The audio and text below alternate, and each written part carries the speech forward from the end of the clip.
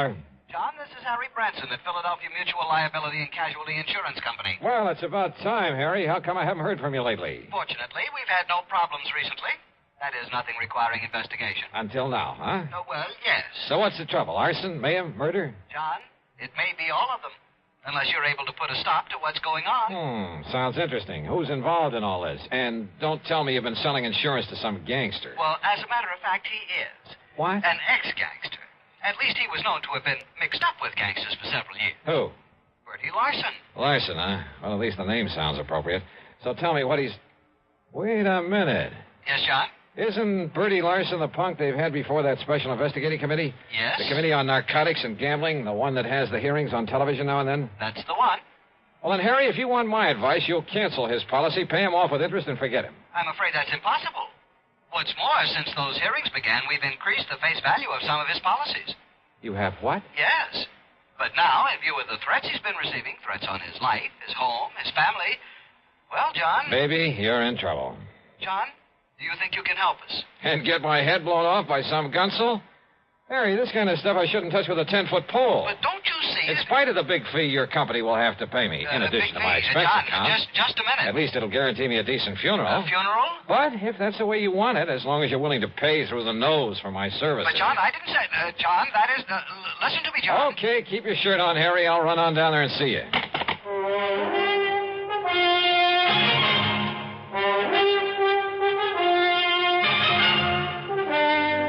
CBS Radio brings you Bob Bailey in the exciting adventures of the man with the action-packed expense account, America's fabulous freelance insurance investigator. Yours truly, Johnny Dollar.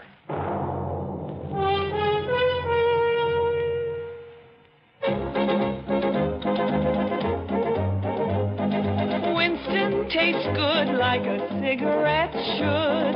Winston tastes good like a cigarette should. Winston gives you real flavor, full, rich tobacco flavor. Winston's easy drawing too. The flavor comes right through to you. Winston tastes good like a cigarette should. A modern filter? Sure, Winston has it. But that's only the beginning of a Winston. Up front, up where it really counts, Winston packs exclusive filter blend. Light, flavorful tobaccos, specially selected and specially processed for filter smoking. Filter blend.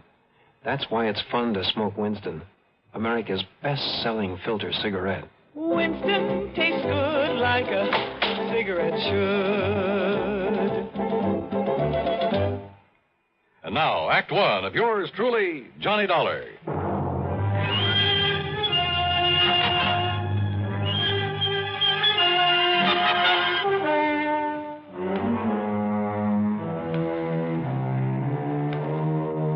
Expense account submitted by Special Investigator Johnny Dollar to the Philadelphia Mutual Liability and Casualty Insurance Company.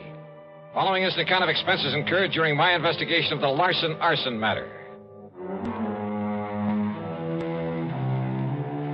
Expense account item 11120 for a train to Philadelphia and a taxi to Philly Mutual's office over on Walnut Street. It was late in the afternoon, but Harry Branson, the perennial worry ward, was still there waiting for me, and he wasted no time in getting down to business. Now, Bertie Larson, or more properly, Herbert James Larson, lives out in Penfield, John. Oh, yeah, that's kind of part of West Philadelphia, isn't it, Harry? Just beyond. He and his wife live in a very nice one-story brick home that we've insured for some $30,000. And he must have done fairly well in the rackets and had sense enough to put some aside. Also, John, we've insured his personal property, furniture, clothes, all the things in the house and so on, for some $20,000. No kidding. And didn't you say you've increased some of his insurance lately? To the figures I just mentioned. In the beginning, he was underinsured, but the policies provided for the increase at his option, provided, Yeah, well, of course, that's all right. You don't need to go into detail. provided, of course, that in no event should stipulated coverage exceed actual appraised valuation. Yeah, well, now, Harry, in if you... accordance with paragraphs A, B, and G of Article 21 of our standard comprehensive policy. Harry... Oh, yes, John. Also, his life is insured with us for $20,000. Making a total of $70,000. $70,000, yes. So if everything goes, including Bertie himself, somebody's liable to collect plenty. Exactly. Okay, who's the beneficiary? His wife, Nora. I see.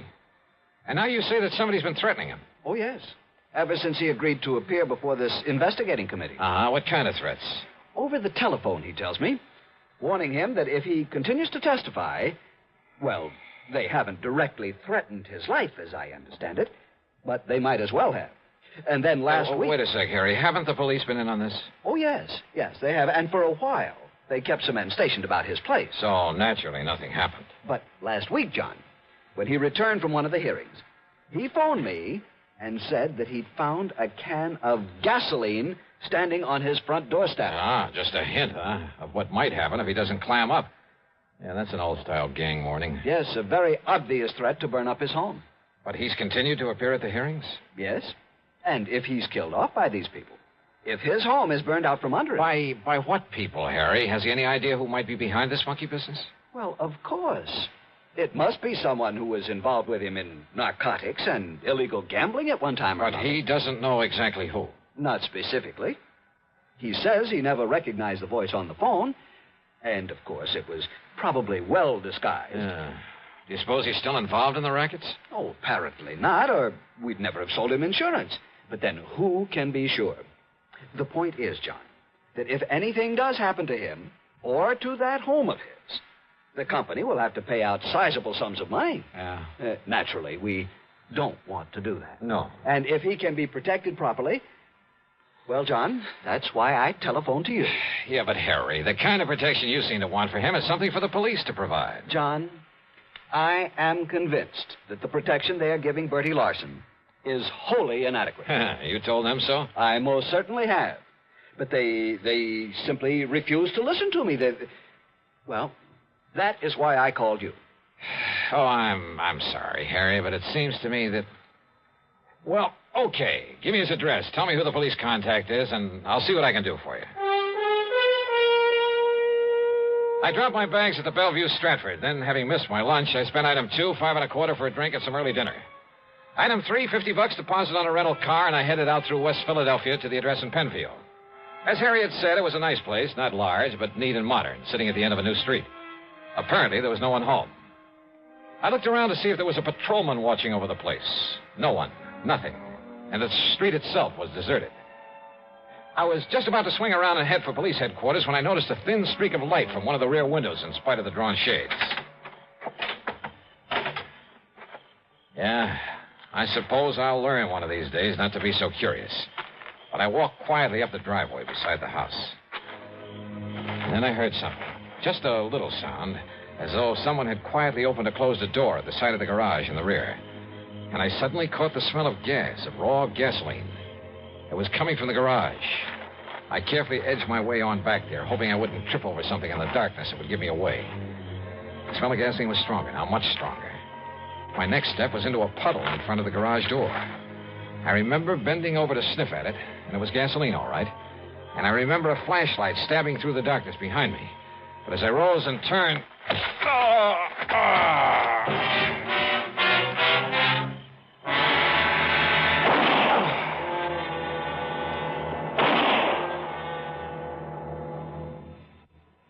Act 2 of yours truly, Johnny Dollar, in a moment. Question: where will you find the leading stars of the entertainment world? Answer: right here on CBS Radio. Gary Moore, Arthur Godfrey, Andy Griffith, Bob and Ray, Art Linkletter, Amos and Andy, and more. The gang's all here. You'll also find the New York Philharmonic and the Metropolitan Opera back on the air. Remember, the star's address, CBS Radio. And now, Act 2 of yours truly, Johnny Dollar, and the Larson Arson Matter.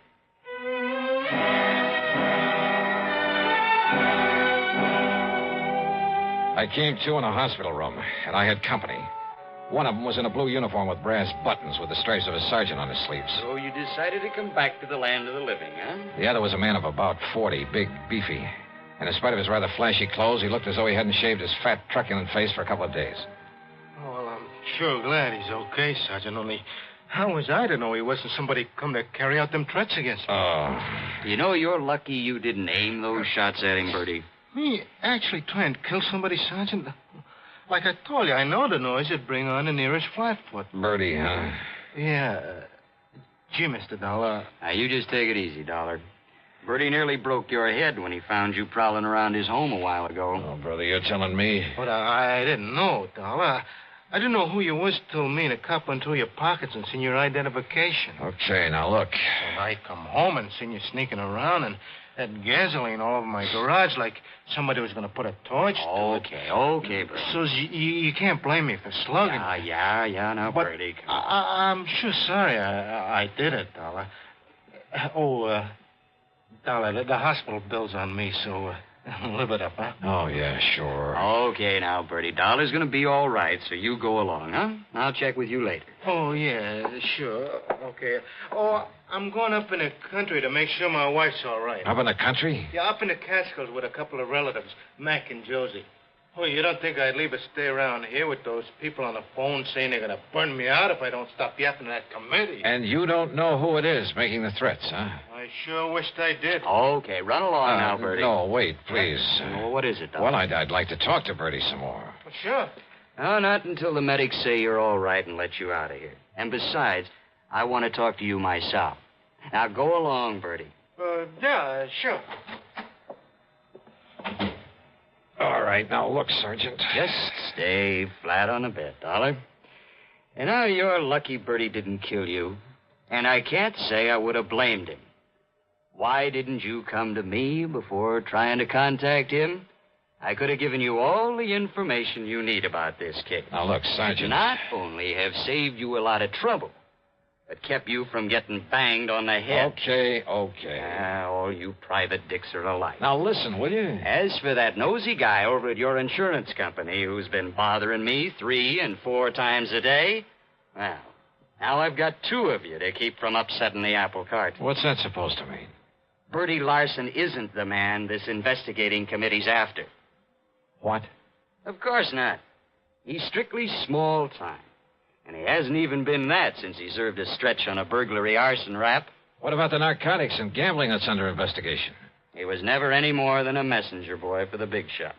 Well, now, what's the importance of these hearings? Now, don't you see, if the committee can hold him up as a guy who talks and doesn't get hurt by him, well, it'll help them flush out some of the others.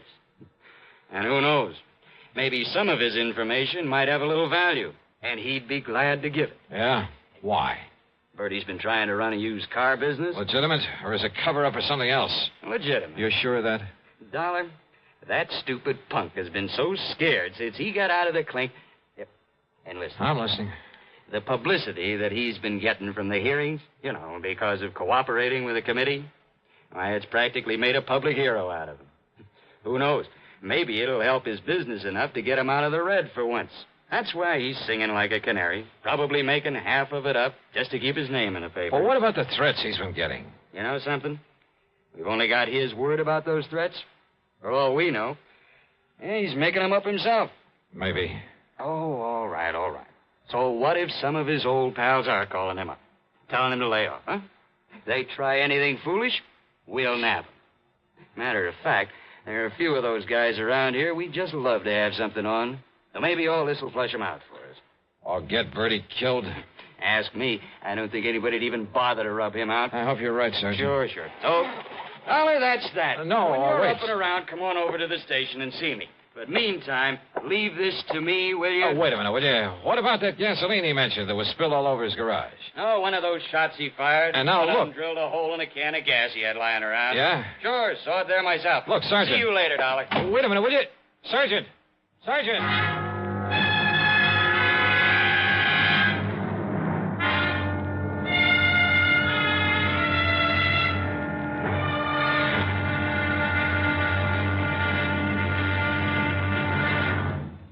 Act 3 of yours truly, Johnny Dollar, in a moment.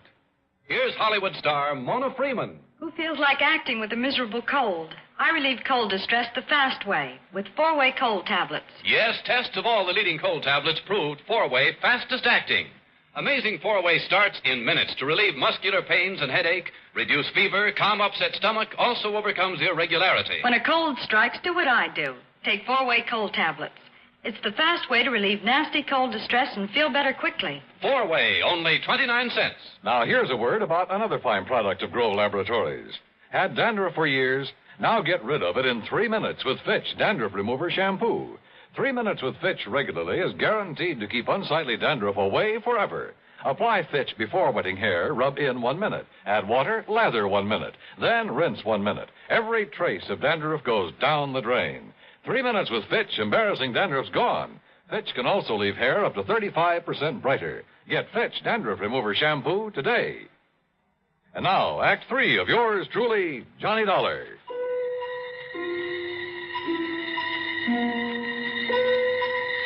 There was something all wrong about the whole setup. I'd smelled the gasoline around that garage before Bertie Larson had slugged me. And what about the can of gasoline he said was left on his doorstep as a warning? Like somebody'd burn him out if he kept on testifying before the Special Investigating Committee. Were the police overlooking that? And then, suddenly, I began to smell a rat, a big one. Don't ask me why. I climbed rather painfully out of the hospital bed, put on my clothes, and pulled the corny trick of going out by way of the fire escape. Luck was with me. The police had left my rental car in the hospital parking lot. I spent on them $4, $1.50, and a bar and a grill for a slug of brandy and some hot black coffee. But I was still feeling pretty rocky, so I took my time driving out to Bertie Larson's place again. As I stepped out of the car, I noticed a light coming from an open window at the rear and a big sedan back in front of the garage, the trunk of it wide open. Bertie's, or the car of someone who'd come to put the torch to his home. I didn't have to wait long for an answer.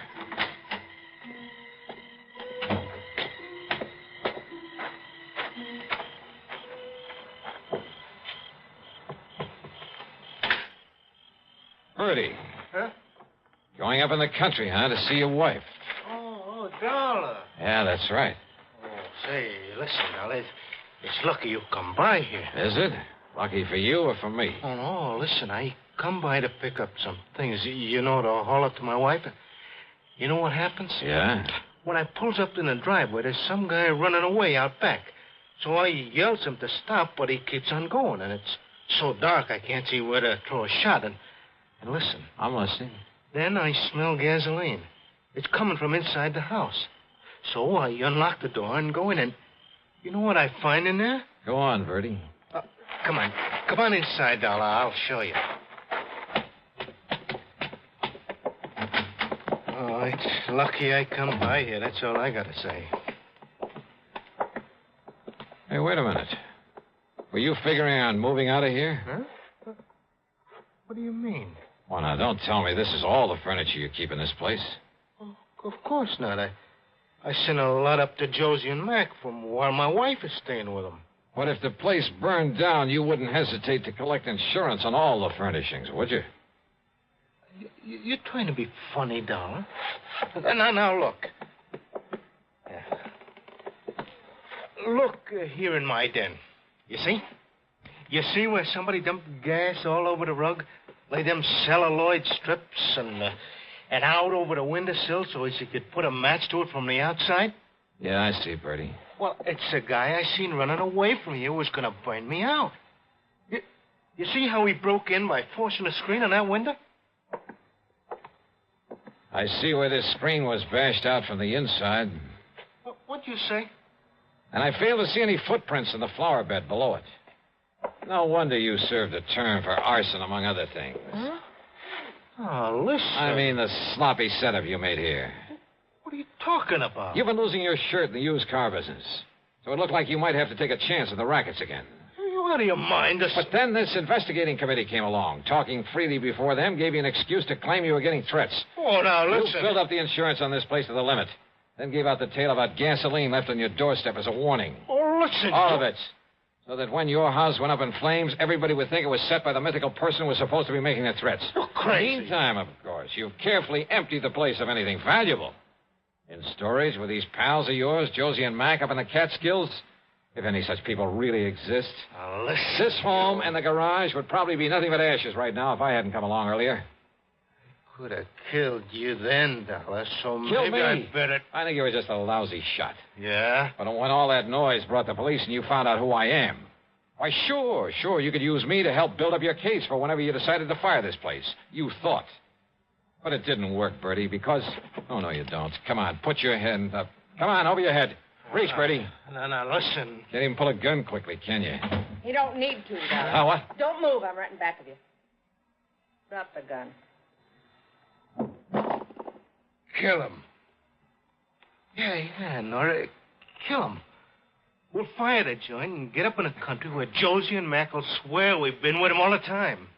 Yeah, Freddie. Yeah, that's what we'll do. And listen, we'll strip this guy after you knock him off. They'll find his bones after the fire, and they'll think it's me. That's another 20 grand of insurance to collect.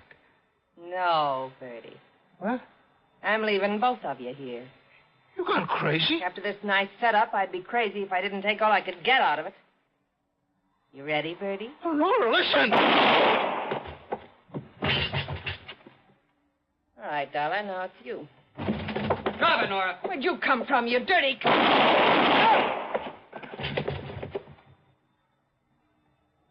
Thanks, Sergeant. Well, that's okay, Dollar.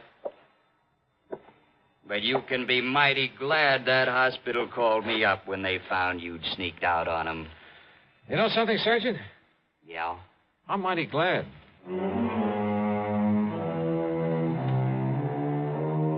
Expense account total, including my hospital bill, my room at the Bellevue, and a couple of meals, plus, of course, the trip back to Hartford, $79.75. Remarks?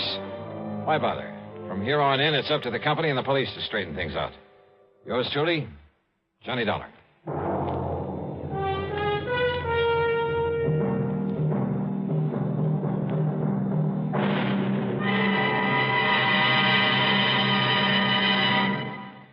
Our star will return in just a moment. Constipation can be a problem for anyone, even doctors. And when constipation occurs, it's interesting to see just what doctors consider important about a laxative they might use or recommend. Well, a majority of the doctors we heard from had this to say. A laxative should be effective, gentle, as close to natural acting as possible, and a medicine that can be used with complete confidence. Now, X-Lax has been popular with many doctors and millions of people over the years because chocolated X-Lax is effective. Overnight, it helps you toward your normal regularity. X-Lax is gentle. Next morning, it gives you the closest thing to natural action. And that's why many doctors and millions of people use X-Lax with complete confidence. X-Lax, the laxative that helps you toward your normal regularity gently, overnight. Is X-Lax in your medicine cabinet? Now, here is our star to tell you about next week's story. Next week, Sarasota, Florida. A body floating in a bayou, and one too many suspects. Join us, won't you? Yours truly, Johnny Dollar.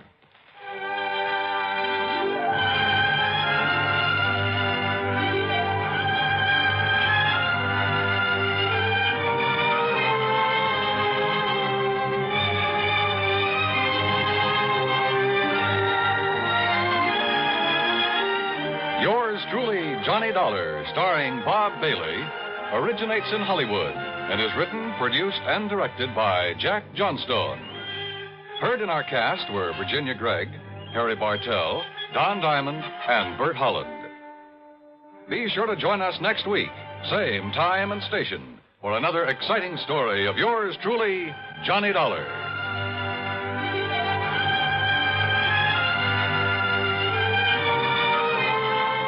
This is Dan Cumberly speaking.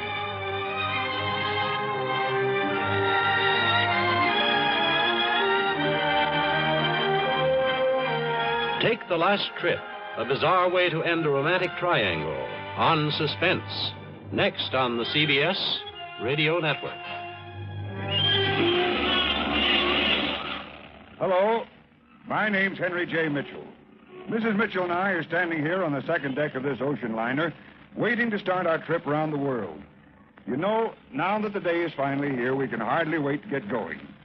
Naturally, we started saving toward this day some time ago by investing regularly in United States savings bonds.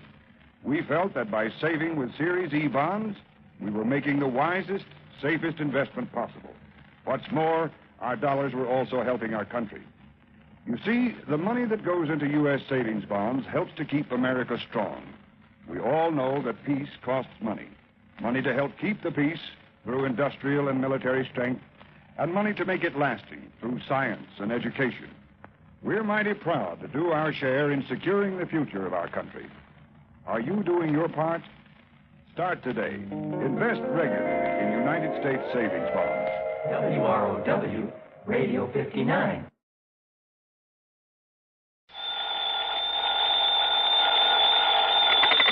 Johnny Dollar. Earl Poorman, Johnny, down here in Sarasota. Earl, you're a dog.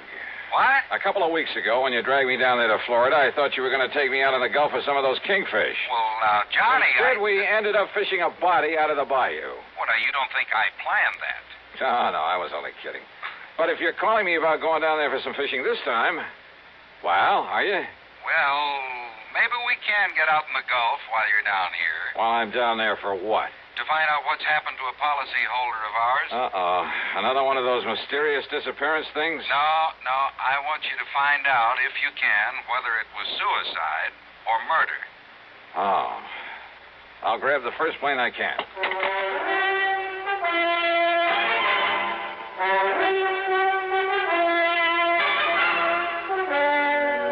CBS Radio brings you Bob Bailey in the exciting adventures of the man with the action-packed expense account, America's fabulous freelance insurance investigator. Yours truly, Johnny Dollar.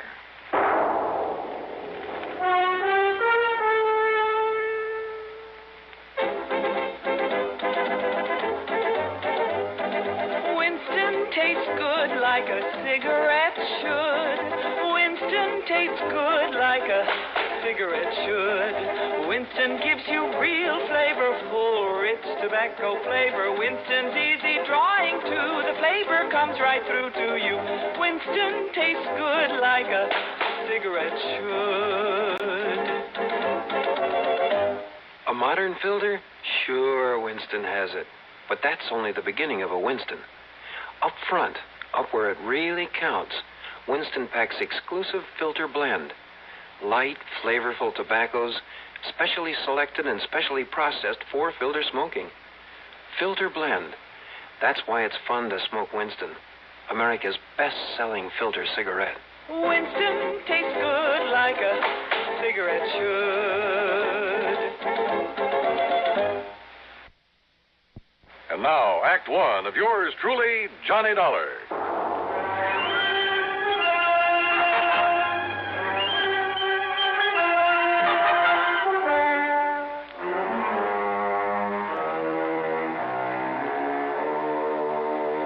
Expense account submitted by Special Investigator Johnny Dollar to the Sarasota, Florida office of Tri-State Life and Casualty Insurance Company. Following is an account of expenses incurred during my investigation of the fancy BRIDGEWORK matter.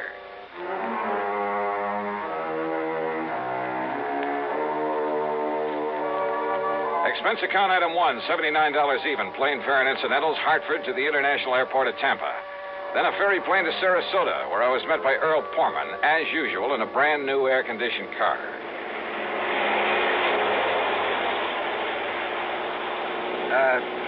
You know something, Johnny? If I'd had any sense, I'd have met you in Tampa. Oh? Why do you say that, Earl?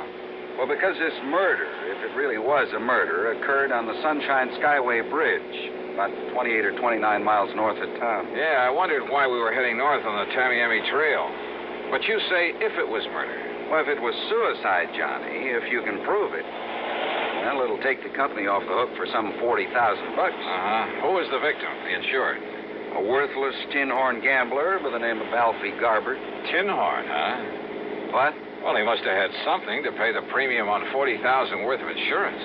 He paid exactly one of those premiums, Johnny. Well, what happened? You remember the dog racing track south of town? Yeah, my pocketbook still carries a couple of scars from it. Well, Alfie's been losing his shirt out there night after night. He's not only borrowed everything he can get his hands on, moved into a third-rate motel, but, well, he sold most of his wife's jewelry. They've been practically living on handouts.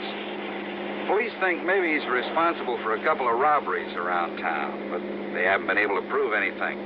In other words, Alfie's been in pretty bad shape, mentally as well as financially. His wife told a doctor she was afraid he might commit suicide. So you got the picture? Yeah, I got it. Go on, Earl.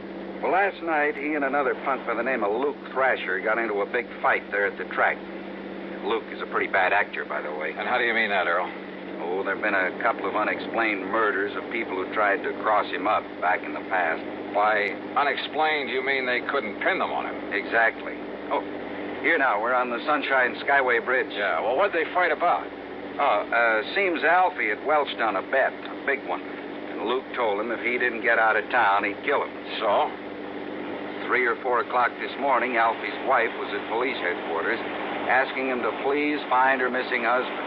He hadn't come home from the track. No message from him, nothing. Is she the beneficiary of this policy? Yeah, she is. And Johhny, she's just about as worthless a character as her husband. Todd Swam down at the Chamber of Commerce has been trying to figure some legitimate way to get them both out of Sarasota. Well, is there any reason to think Alfie didn't take the hint and just leave town? He was pretty scared of Luke Thrasher, made no bones about it. And you asked me, he had reason to be. So when she reported him missing, the police hauled Luke off to the clink. Figured he'd carried out his threat, huh? Until this morning, just before I called you. Oh, what happened? Now here we are, coming to the center span of this bridge. Yeah, I see. Yeah. Well, look, what made the police change their highest span of any bridge in the state, Johhny. So I've heard. But look, you didn't answer my question. Bridge is 15 miles long and over 100 feet high. Yeah, I see that. Several suicides off this thing. Well, Johhny. What has that got to do with Alfie Garber? You see the police car parked just ahead? Wow. Reason they're looking things over is because that car in front of theirs is Alfie Garber's, right where he left it. And they figure he took the jump. A fishing boat down below found his hat and his jacket floating around in the bay. Oh, well, that doesn't prove suicide, Earl. Doesn't prove murder, either. Keep moving there, mister. Keep moving. Hi, Lieutenant. What? Oh, you, Mr. Foreman. I kind of thought you'd be out here for a look at things. Lieutenant Dodge, this is Johnny Dollar. He's a special investigator. Sure, Mr. Dahl. I'm glad to see you again. Yeah, hiya, Lieutenant. Well, looks like now we got something to work on around here. You will work with us, won't you? Why not? Well, wait a minute. What did you mean, Lieutenant? Mr. Foreman, we haven't found the body yet, but the evidence, mostly a torn piece of shirt and some blood we found here on one of the girders. Blood? Yeah, and a lot of scuff marks and things. Oh, there's no question there was a struggle before Garber was tossed off into the bay. A big one. Murder, huh? No question about it, Mr. Dollar. Well, then, Earl, it looks like your company's going to have to pay off the beneficiary. And my expense account, of course. Oh, now, why bring that up? But as long as I'm here, do you mind if I look at that evidence you mentioned, Lieutenant? Help yourself, Dollar.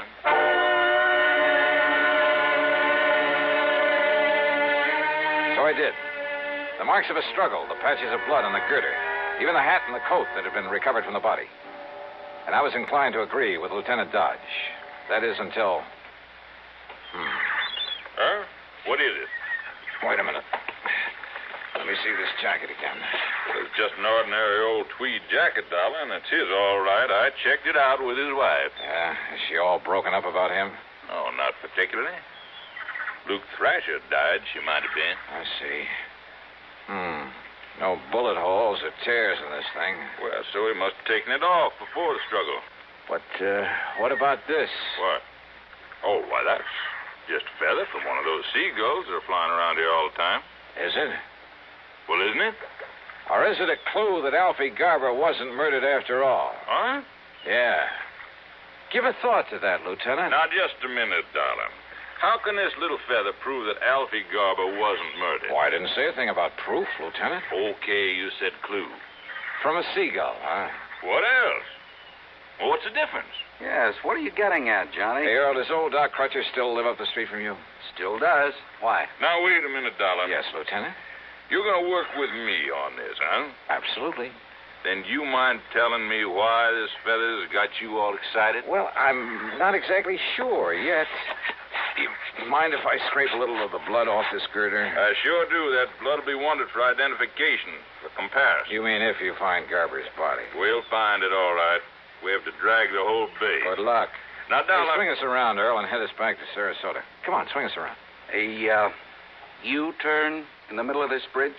Mr. Pullman's right, Dollar. Go right ahead, Earl. I'm sure the lieutenant will be glad to hold back the traffic for us. Whatever you say, John. Okay, make a U-turn. I'll hold things up for you. But, Dollar... Attaboy. But if I didn't like you, I didn't think you could help me. Holy...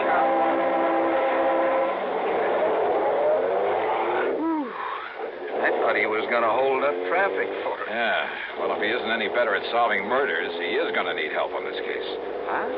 Well, I thought you didn't think it was murder. Of course, it's only a hunch, Earl. Because of that silly little feather you found? But if that came from a seagull, I'll eat my shirt. Look, will you please tell me what you're up to? After Dr. Crutcher looks over this sample of blood the lieutenant so kindly provided. Drive on, Earl.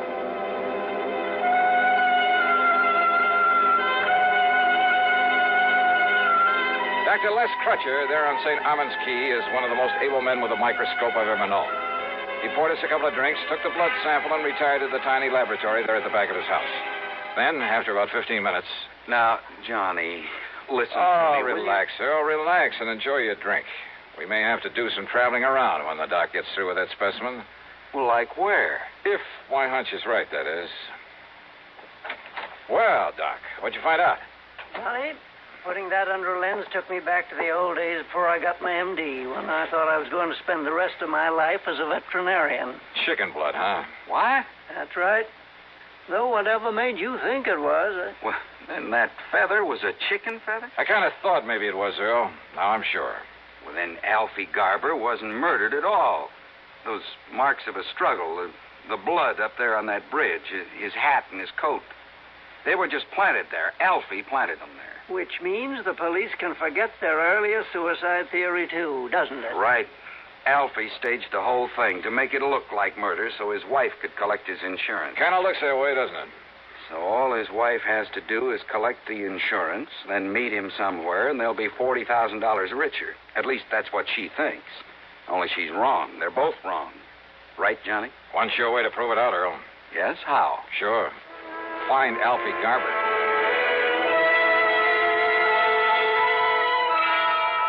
Sure. Easy, Lieutenant. Just find Alfie Garber. So we're right back where we started from. Yep. Only trouble is that by now he could be 1,000 miles away.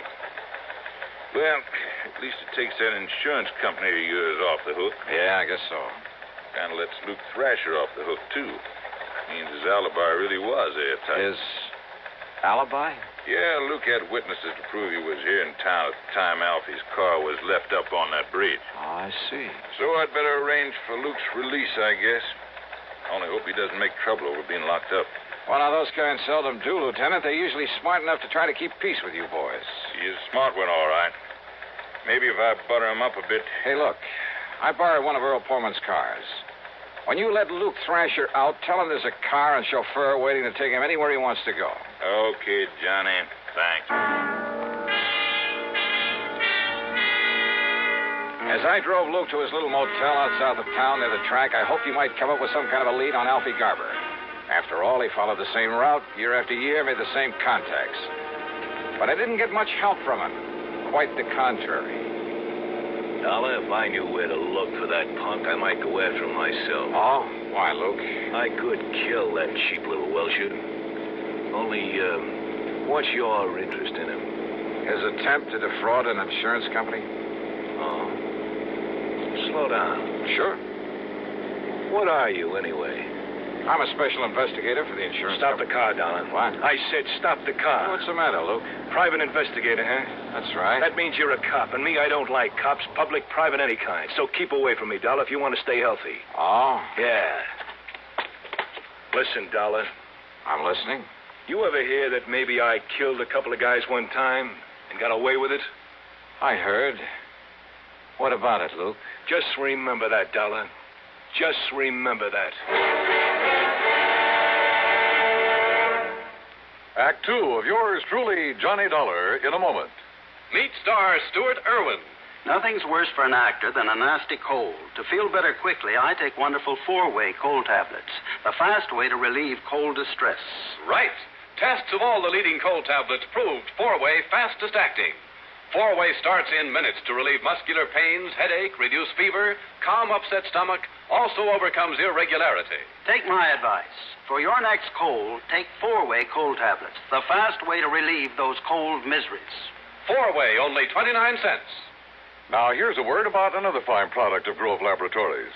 To get rid of embarrassing dandruff in 3 minutes, change to Fitch Dandruff Remover Shampoo. 3 minutes with Fitch regularly is guaranteed to keep unsightly dandruff away forever. Apply Fitch before wetting hair, rub in 1 minute. Add water, lather 1 minute. Then rinse 1 minute. Every trace of dandruff goes down the drain. 3 minutes with Fitch and embarrassing dandruff's gone. At the same time, Fitch can brighten hair up to 35%. Get Fitch Dandruff Remover Shampoo today. And now, Act 2 of yours truly, Johhny Dollar, and the fancy BRIDGEWORK matter.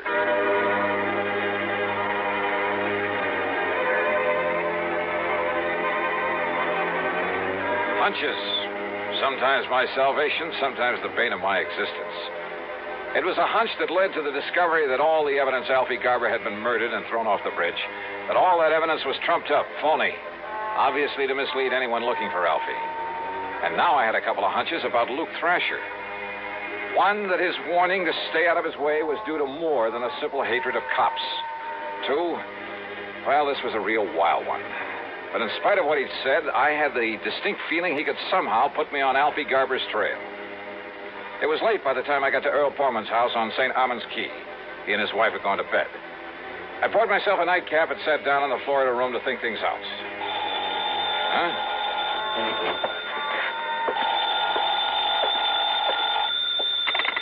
Hello? Earl, is Johnny Dollar there with you? Who's that? Oh, Johnny? Yeah. Well, this is Doc Crutcher. Listen, there was something about that blood specimen you brought me, that chicken blood. Yeah? I wasn't sure at the time, so I put it back under the microscope.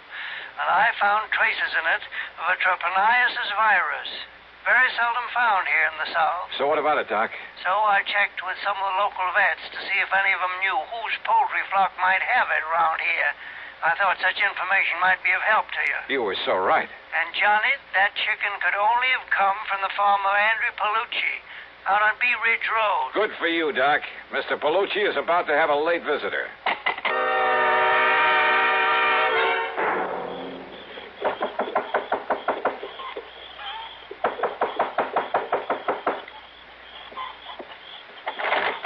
Yeah. What do you want?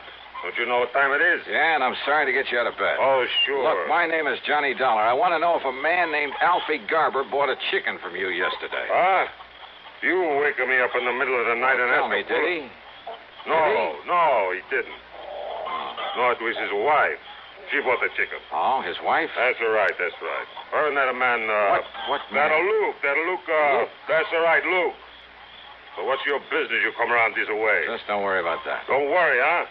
You get me out of bed, you wake my chicken. Hey, look, I said I'm sorry. Oh, sure, wiser guy. Now, wait a minute. What do you I'll get report you to the cops. You come around this way. Well, why don't you do just that? Good night, Mr. Palucci. You think I wouldn't? You wiser guy?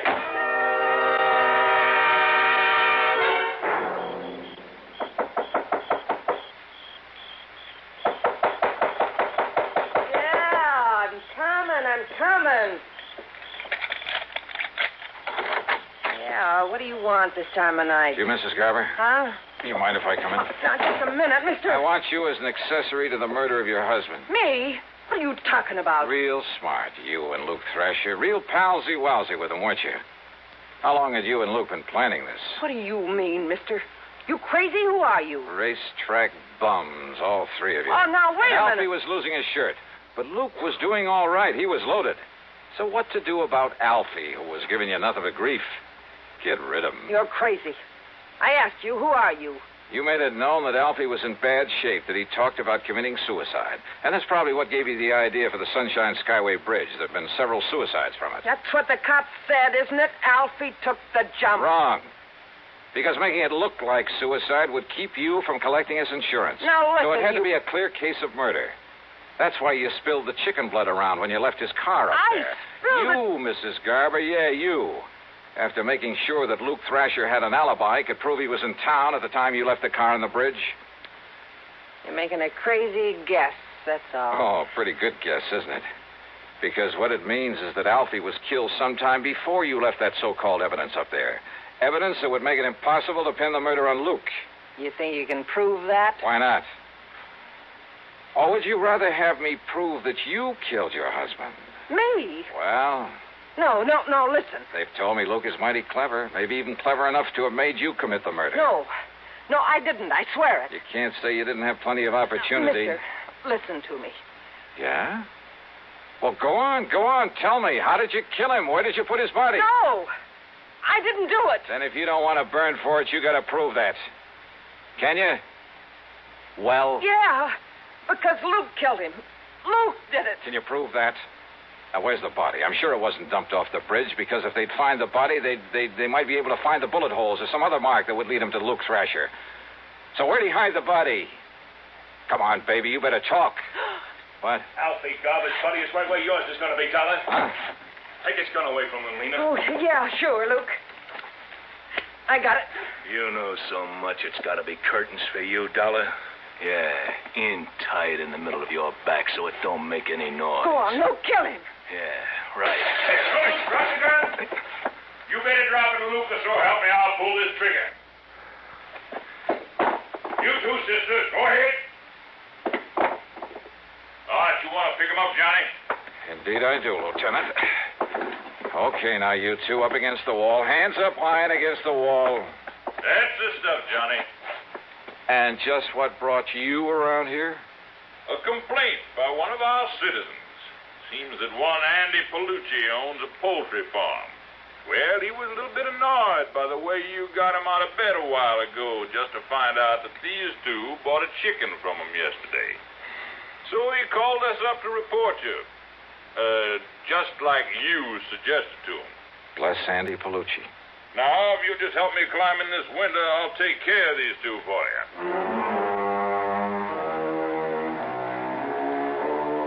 Luke Thrasher, in spite of all the pressure they put on him, still refused to talk. So it was Lena Garber who finally broke down and told the police where they could dig up Alfie's body. And yeah, the bullets in him came from the gun that Luke had held on me. So it's up to the courts. Expense account total, including the trip back to Hartford? Well, call it $200. And you know something? I finally managed to get in some of that real great fishing in the Gulf with Earl Portman. Really great. Yours truly, Johnny Dollar.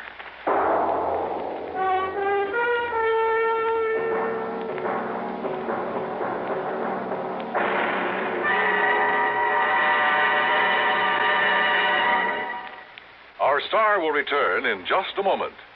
Constipation is something people don't talk about much, but it can be a problem for anyone, even doctors. And when constipation occurs, it's interesting to see just what doctors consider important about a laxative they might use or recommend. Well, a majority of the doctors we heard from had this to say. A laxative should be effective, gentle, as close to natural acting as possible, and a medicine that can be used with complete confidence. Now, X-Lax has been popular with many doctors and millions of people over the years because pleasant-tasting chocolated X-Lax is effective. Overnight, it helps you toward your normal regularity. X-Lax is gentle. Next morning, it gives you the closest thing to natural action. And that's why many doctors and millions of people use X-Lax with complete confidence. X-Lax, the laxative that helps you toward your normal regularity gently, overnight. Is X-Lax in your medicine cabinet? Now, here is our star to tell you about next week's story. Next week, the wrong man matter. A case with a real twist at the end of it. Join us, won't you? Yours truly, Johnny Dollar.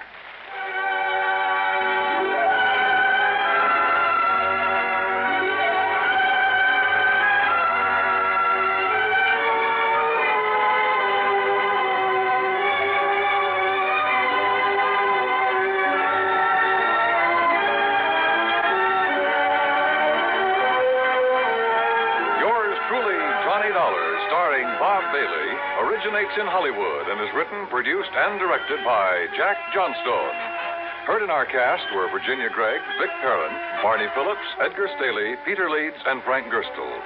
Be sure to join us next week, same time and station, for another exciting story of yours truly, Johnny Dollar.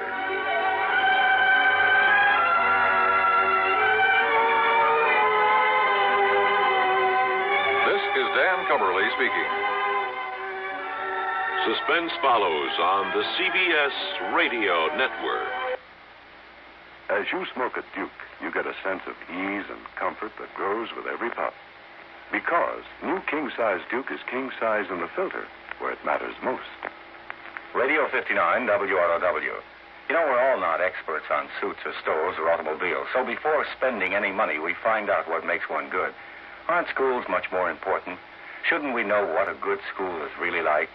A free new booklet helps you to do this important job. It's called Yardsticks for Public Schools, published by the National Citizens Council for Better Schools. It suggests ways of sizing up a school and of ensuring a better education for your children. Send a card today for your free copy. Write Yardsticks and your name and address on a card. Mail it to Better Schools, 9 East 40th Street, New York, 16, New York.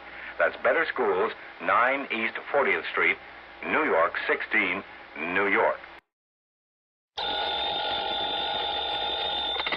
Johnny Dollar. Harry McQueen, Mid-Eastern Indemnity Corporation. Now, I'm glad you called, Harry. What? I've just been waiting for a chance to run down to New York, have some fun, taking a few shows and some nightlife. On expense account, of course.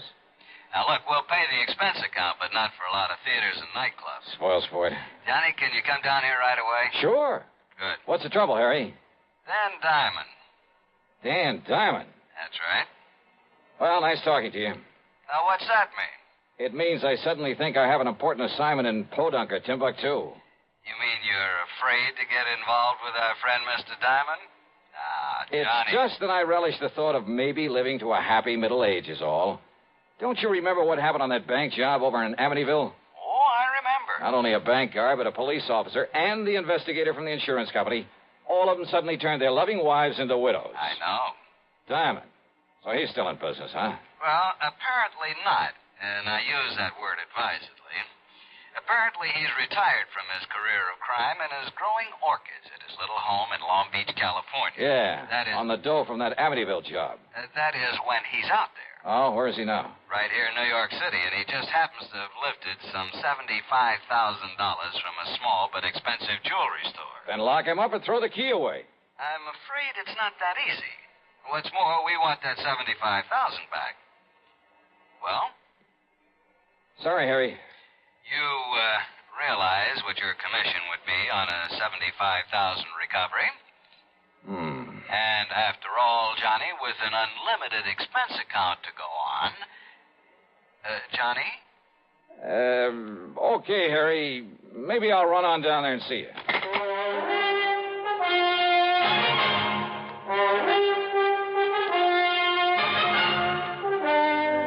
CBS Radio brings you Bob Bailey in the exciting adventures of the man with the action-packed expense account, America's fabulous freelance insurance investigator. Yours truly, Johnny Dollar.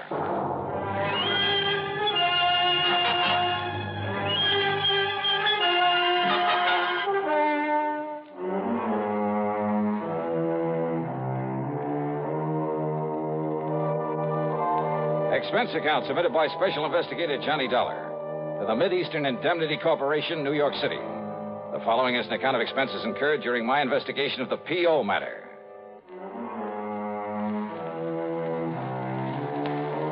So who wants to tangle with a character like Danny Diamond? But that bait Harry McQueen dangled in front of me was too much to refuse. Expense account item 1770 for a train to New York and a cab to his office on Park Avenue. Friday afternoon, Johnny, week before last. They were about to send a pile of money over to the bank. And? Diamond simply walked in, put a gun on the man at the vault, made him crawl under a table, and then scooped up the $75,000 and slipped out into the street before the vault man could hit the alarm button. Easy as that. That's a lot of money to walk around with. He was careful to take it mostly in $50 and $100 bills. The vault man didn't try to put up a fight? Against Danny Diamond? And get killed for sure? Well, how do you know who he was? Danny told him. He what? Just like he identified himself on that Amityville job you mentioned, like he did on every job he ever pulled. We were lucky that no one got killed on this one. You said he's here in New York. Where? I understand the PD is going to release him sometime today. Release him? That's right. Thanks to a smart lawyer, an alibi they can't seem to break, and, well, let's face it, lack of evidence. You mean the money? That's exactly what I mean. And, of course, it's that money that we're primarily interested in. Well, Johnny? Who's handling this for the police department? Man over at the 18th Precinct, Lieutenant Singer. Randy Singer? Yeah, that's the one. But he's in homicide. Well, I don't know about that, but I know he's the top man on this case. Why? There's been no killing. Johnny, why don't you ask him? Yeah, why don't I?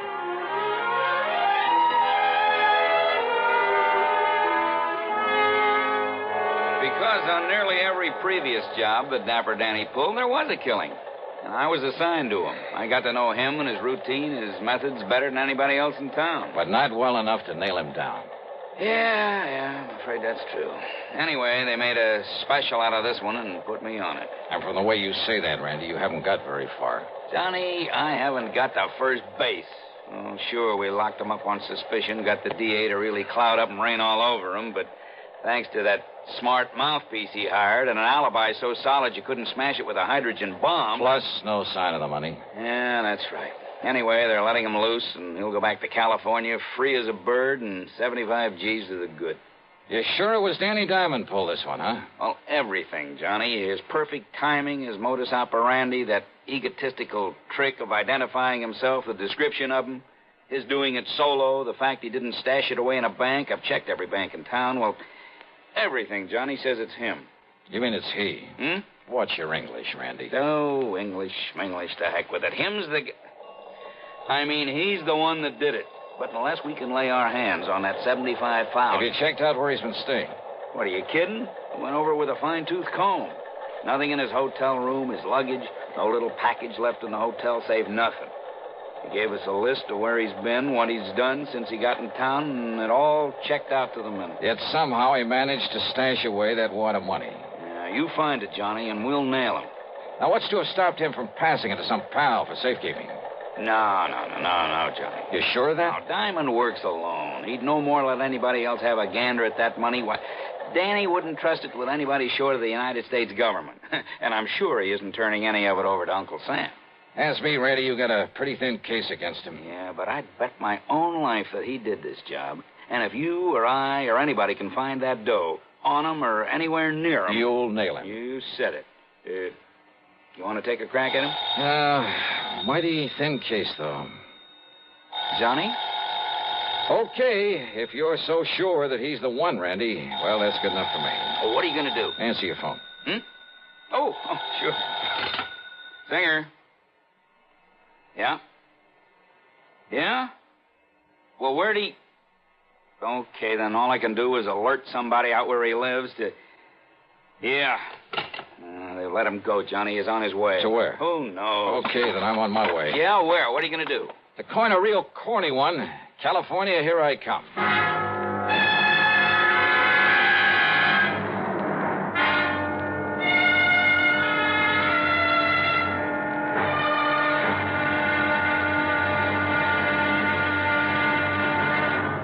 Here's Hollywood star Mona Freeman. Who feels like acting with a miserable cold? I relieve cold distress the fast way, with 4-way cold tablets. Yes, tests of all the leading cold tablets proved 4-way fastest acting. Amazing 4-way starts in minutes to relieve muscular pains and headache, reduce fever, calm upset stomach, also overcomes irregularity. When a cold strikes, do what I do. Take 4-way cold tablets. It's the fast way to relieve nasty cold distress and feel better quickly. 4-way, only 29 cents. Now, here's a word about another fine product of Grove Laboratories. To get rid of embarrassing dandruff in 3 minutes, change to Fitch Dandruff Remover Shampoo. 3 minutes with Fitch regularly is guaranteed to keep unsightly dandruff away forever. Apply Fitch before wetting hair. Rub in 1 minute. Add water, lather 1 minute. Then rinse 1 minute. Every trace of dandruff goes down the drain. 3 minutes with Fitch and embarrassing dandruff's gone. At the same time, Fitch can brighten hair up to 35%. Get Fitch Dandruff Remover Shampoo today. And now, Act 2 of yours truly, Johnny Dollar, and the P.O. Matter. I got a recent picture and a complete description of Danny Diamond from Lieutenant Randy Singer. And I'll find out who you ought to contact there at the PD in Long Beach, Johnny, and send you a telegram. Then I spent item 2, $166.25 for a plane ticket to Los Angeles. When I got aboard, I began to think that maybe I'd fallen into some luck for a change. And not for the usual reason. Though, of course, I'd hoped to find myself next to a gorgeous blonde with ideas and plenty of time on her hands. No, it was because the passenger sitting right next to me, holding a big dispatch case in his lap, and I mean holding onto it, was none other than... Diamond's the name. Danny Diamond. What's yours, mister? It's Reynolds. Jerry Reynolds. Oh. For a minute, I thought there was something familiar. I guess I was wrong. But, haven't I heard about you somewhere? Oh, I don't know why not. Danny Diamond. Dapper Danny, they call me. Oh, yeah. Oh, you probably read about me in the papers. Lousy bunch of New York cops trying to hang that jewelry store heist on me. Yeah, something like $75,000, wasn't it? Yeah. That's going to keep somebody real happy for a long, long time, Mr. What'd you say your name is? Reynolds. Jerry Reynolds. Yeah. Try to pin that on Danny Diamond, huh? I'd like to see him pin anything on me. And not because I haven't been trying. Trying for years, Johnny. It's Jerry. Yeah. Yeah, that's what I meant. But they're wasting their time. Just like they're wasting their time trying to find that 75 G's. Hey, look, don't get me wrong, Mr. Diamond. Call me Danny. But the way you're hanging on to that dispatch case, you'd think it was loaded with, Yeah? Yeah, what about it? Nothing. Just forget I mentioned it. Yeah. And don't you get me wrong. But maybe you'll stay a lot happier, let's say, if you forget that you mentioned it, too. Well, now, look, Danny, Just forget it. Sure. Why not? You live in Los Angeles? No. Long Beach. Why? Oh, I just wondered. Yeah. What are you going to L.A. for? Oh, just to spend some time with an old pal of mine. Huh? Who? Where's he live? Section of L.A. called Westwood Village. It's out beyond Beverly Hills. Yeah, I know. What's his name? Well, now, look, does it make any difference? So maybe I know. Maybe we got mutual friends. What's his name? Johnstone. Johnstone? That's right, Jack Johnstone. What's he do? Oh, he's a writer, among other things. I don't know him. Moving pictures? Radio, television. Radio, huh? That's right. I don't know. I hardly thought you would. Something kind of familiar about that name, though. See, I listen to the radio, you know what I mean? Doesn't everybody?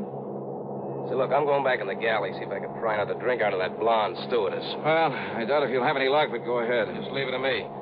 You want me to bring you one? Why not? If you can. Leave it to me. He carefully set the dispatch case on the seat. But as he swung back up the aisle, he kept half looking over his shoulder. If I picked it up and tried to open it, he'd know exactly what I was doing. Even as he stood there talking to the stewardess, trying to force some money on her, he kept his eyes on me. But I had to find out what was in that case. And what I could do was keep looking out the window and with one hand open the clasps on it. That much he couldn't see. And then when he came back to his seat with his hands full, all I'd have to do... How dumb can they be? Those chicks would make a lot of extra dough. Make a lot of friends, too, if they forget the rules now and then with that liquor they got back there. Well, sit down. Don't worry about it. Hey, wait a minute. 2 seats up, that guy sneaking a bottle out of his coat. I'll bet you a 10-spot will get that for you and me. Wait and see. But again, he kept his eyes on me. Even while he passed over the money and parted the other man from his half-pint bottle and the small plastic cup he had. But this time, as he came back to his seat, his hands were full. See? You got brains, a little money, you get anything you want. Sure. Hey, here, I'll move this case out of the way so you can... Say, what do you think? You clumsy, crazy jerk. The little case was loaded, but the papers that fell out that he quickly shoved back into it were not money. No, they were clippings from the New York newspapers. Yeah, news items about the robbery. That was all. Wait, though. Was he using them in the dispatch case for a decoy? Or just to fan that ego of his? You dumb, clumsy fool. Oh, sorry. Sorry, huh? Sure, of course I am. Listen, if I thought maybe you'd done that on purpose... Yeah? Well... Forget it. Sure. Now, about that little drink you promised. Sure. Why not?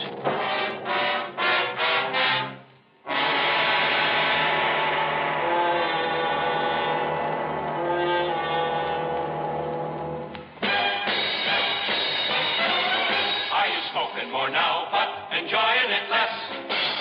Have a real cigarette, have a Camel. The best tobacco makes the very best smoke. Have a real cigarette, have a Camel. Are you looking for flavor and mildness?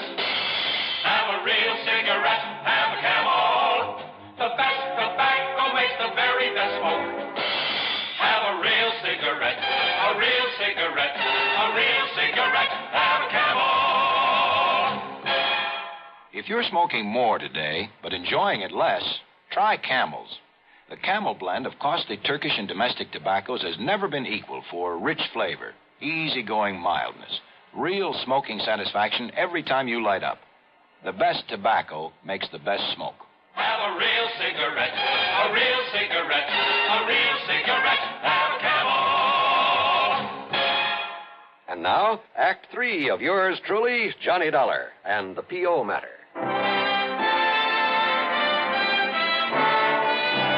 There wasn't much conversation with Danny Diamond during the rest of the flight. At L.A. International Airport, after watching him pick up his luggage, I spent item 3, $50 deposit on a rental car, and drove on down to Long Beach, hoping not to see him along the way. I didn't. I got myself a room at the Villa Riviera, then checked with Western Union.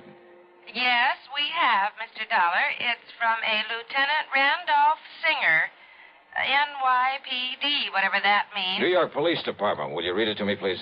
Yes, sir, I'll be glad to. It says make contact with P.O. P.O.? It says make contact with P.O. Your man is Sergeant Wyman. Oh, I get it. That was a typo. Should have been P.D. The sender must have misspelled it. Oh, sure. But go on, please. Your man is Sergeant Wyman. Good luck. Signed, Randy. That's all? That's all. Okay, thanks.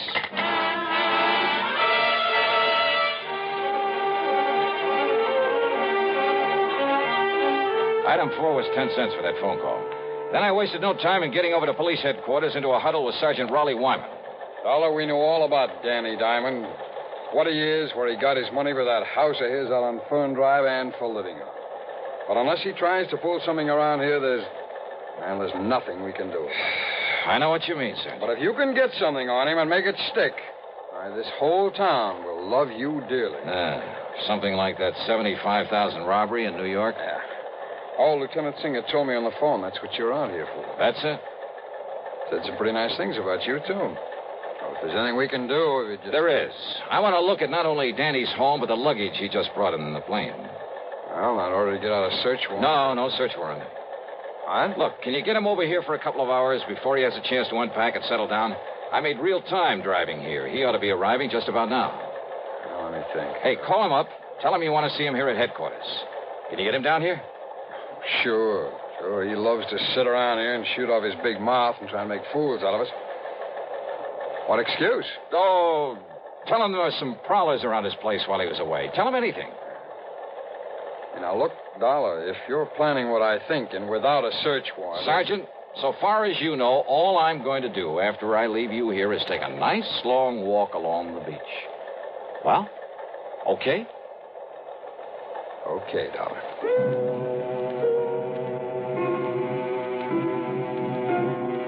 I drove quickly out to Danny Diamond's address on Fern Drive. A rather nice, modern little home, by the way, in a very pleasant residential section.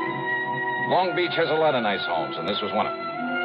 I'd parked a couple of blocks away, and as I sauntered as casually as possible toward his place, a taxi pulled up in front of it. Out came Danny and his luggage. He paid off the driver and went in. And I waited, praying that Sergeant Wyman would call him before he had a chance to... Wyman must have done all right. Within 3 or 4 minutes, Danny came out the back door, went into the garage, then pulled away in a fancy little sports car. I went over to the back door and found, much to my surprise, that it was a real easy job to jimmy it open. Danny's handbags were still sitting by the front door. I not only went through them, but through every inch of that house, slowly, carefully, overlooking nothing.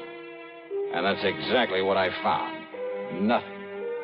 Except that is for a large floor safe under one of the rugs. But I knew he hadn't had time to get to it, and besides, the dust around it showed it hadn't been opened recently. No, Randy Singer was wrong. If Danny did take that money, he must have stashed it away somewhere. Or left it with somebody, probably back in New York. Despite what Randy had said about his operating alone, trusting no one, not even the banks, about trusting no one short of the United States government. The government? Wait a minute. I beat it back to police headquarters and Sergeant Raleigh Wyman. I kept him here just as long as I could. Danny only left a couple of minutes ago. A couple of minutes ago, huh? Dollar, did you find anything? What? I mean, during that, during your walk along the beach. No. Now, listen. Yeah? That telegram Randy sent me. Telegram? Yeah. Make contact with P.O., he said. P.O.? Well, it was a typo. He meant to say P.D. to contact you. Oh. Well, it was a lucky mistake. Because, Sergeant, I may be nuts, completely nuts, but I'm betting that P.O. is the answer to this whole thing. To how he got that money out of New York, out here where he could use it. Wait a minute. Trust nothing short of the U.S. government, huh? Feeling all right? P.O. Of course. Hey, listen, you know this town where everything is. Well, sure. Then there's just one building around here I need to know the location of. And I hope I can get there before he does. The P.O., the post office I drove to, was only a few blocks from Danny's home. Danny's car was parked in front of it. I slipped inside and waited behind a post. At one of the windows, he was second in line, behind a ragged-looking wino who was counting out pennies to buy a stamp. There's 2 cents. There's 3 cents. Got another one here somewhere. Come on, you drunken bum. Don't go. Hey, Clark. Oh, hello, Mr. Diamond. I have a package for you. That's what I come for. I've been wondering when you'd call for it. It's from New York City. Just sign here, please. Yeah, sure. Okay, here you are. Thank you, Mr. Diamond. Here's your package. I want a stamp. I came out from behind the post, bumped into the drunk, and tore at the wrapper of Danny's package. Hey, what's the big idea? Sorry. It's you. And here in the package you mail to yourself the $75,000. No, get away. Get back. Oh, no, Danny. What are you trying to do on there? Okay. Now on your feet. Listen, mister. Oh, drop dead, Danny. Or maybe the state will take care of that. Now, listen, about that money. Forget it. Just take a look at that poor old drunk who was in front of you. That wild shot you pulled off. Huh? Murder, Danny. Now it's murder.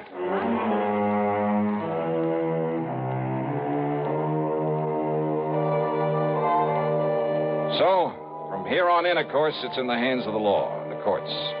As to credit for solving this one, well, actually, it all goes to a simple typographical error. Funny.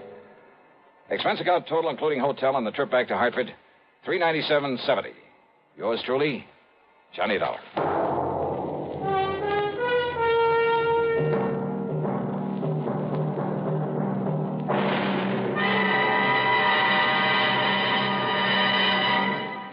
Our star will return in a moment. Constipation is something people don't talk about much, but it can be a problem for anyone, even doctors. And when constipation occurs, it's interesting to see just what doctors consider important about a laxative they might use or recommend. Well, a majority of the doctors we heard from had this to say. A laxative should be effective, gentle, as close to natural acting as possible, and a medicine that can be used with complete confidence. Now, X-Lax has been popular with many doctors and millions of people over the years because pleasant-tasting chocolated X-Lax is effective. Overnight, it helps you toward your normal regularity. X-Lax is gentle. Next morning, it gives you the closest thing to natural action. And that's why many doctors and millions of people use X-Lax with complete confidence.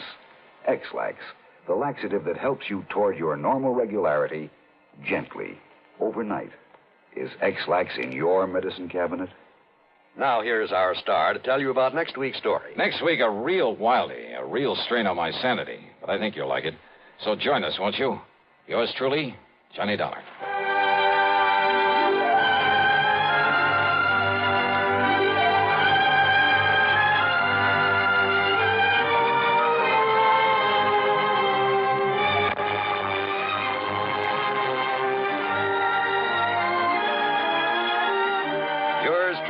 Johnny Dollar, starring Bob Bailey, originates in Hollywood and is written, produced, and directed by Jack Johnstone. Heard in our cast were Virginia Gregg, Harry Bartell, Herb Vigran, James McCallion, Stacey Harris, and Gil Stratton. Be sure to join us next week, same time and station, for another exciting story of yours truly, Johnny Dollar. This is John Wall speaking. Next, a modern mystery classic, Agnes Moorehead's 8th suspense performance of Sorry, Wrong Number on the CBS Radio Network. You are invited to attend Vanity Berth's 5th Annual Sports Night, co-sponsored by Gideon Lodge number 140 and the Albany Olympic Committee. Admission is free, so plan to be there starting at 8 p.m. on Thursday, February 18th at Chancellor's Hall, to greet Mr. Olympics himself, the great Jesse Owens, who will be the featured guest of the evening. Other honored guests will be 12 high school seniors who have been each selected by their respective Albany high schools as exemplifying all-around fitness in the American boy and girl. In recognition of their outstanding achievements, Danny Berth will award each of them an Olympic-style jacket and achievement shield, and an annual sports night would not be complete without the presentation of the Danny Berth Sports Award. This year's recipient will be Phillips Schuyler High School's popular basketball coach, Larry O'Neill, who is being given the award in recognition of his outstanding work with youth in the city of Albany. These are just a few of the reasons that you don't want to miss Danny Berth's 5th annual sports night on February 18th. Radio 59, WROW, first on the dial, serving Albany, Troy, and Schenectady.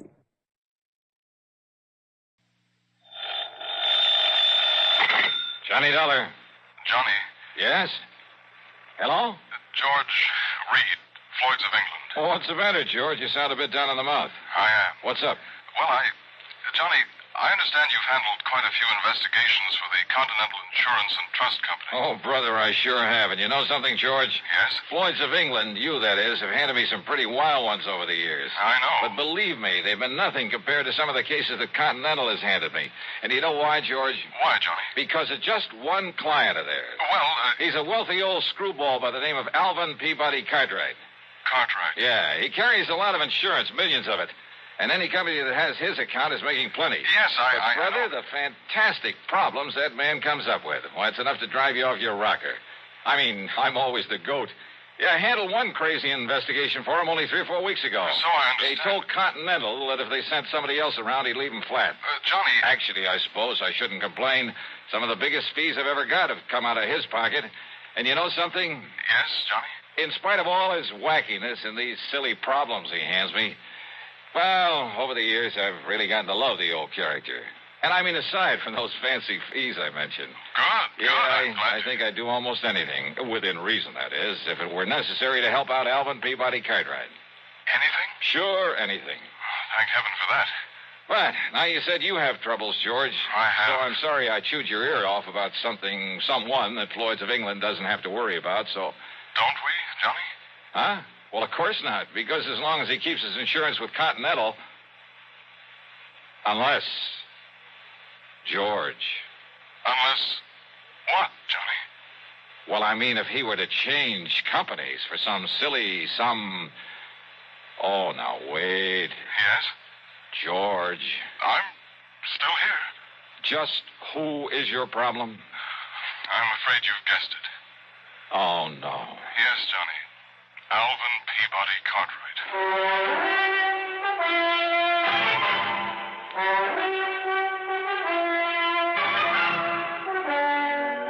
CBS Radio brings you Bob Bailey in the exciting adventures of the man with the action-packed expense account, America's fabulous freelance insurance investigator. Yours truly, Johnny Dollar.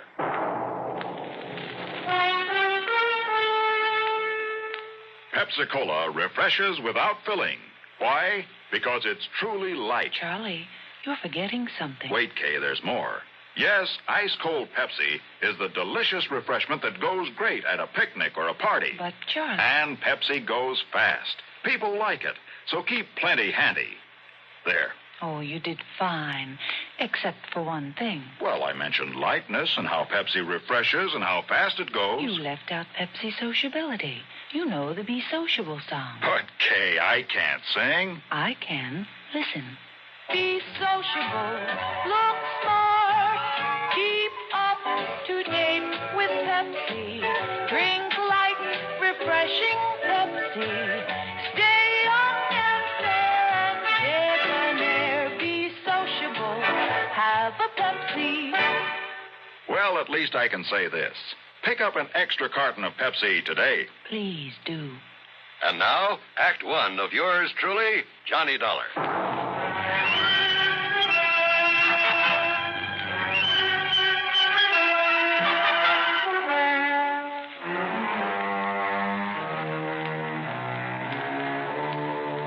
Expense account submitted by Special Investigator Johnny Dollar to Floyd's of England, North American Office, Hartford, Connecticut. Following is an account of expenses incurred during my investigation of the ALVIN'S ALFRED matter.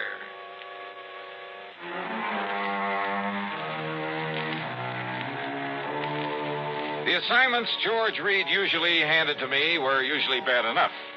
But a combination of both George and Alvin Peabody Cartwright could be just a little too thick. Anyhow, expense account item one, $1 for a cab to his office. Now look, George, don't tell me Cartwright has shifted all his insurance over here to Floyd's of England. Sit down, Johnny, please. Sure.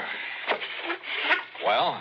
Yes, he has. Then, baby... As a matter of fact, after months of effort and expense, I managed to sell him on our company myself. Oh, brother. But if you have any idea of the amount of his annual premiums, well, Johnny, it's a real feather in my cap. But don't you realize what you've got yourself in for? I'm afraid I'm beginning to. So, Johnny, if you can get him off my neck... Cartwright? Twice in 1 month? Don't bank on it. But tell me all anyhow. Well, it's really my own fault. So anxious to get his business. And if you know how much that man spends on premiums every year... Yeah, you said that. Now get to the point. And I suppose I should have been more thorough, but...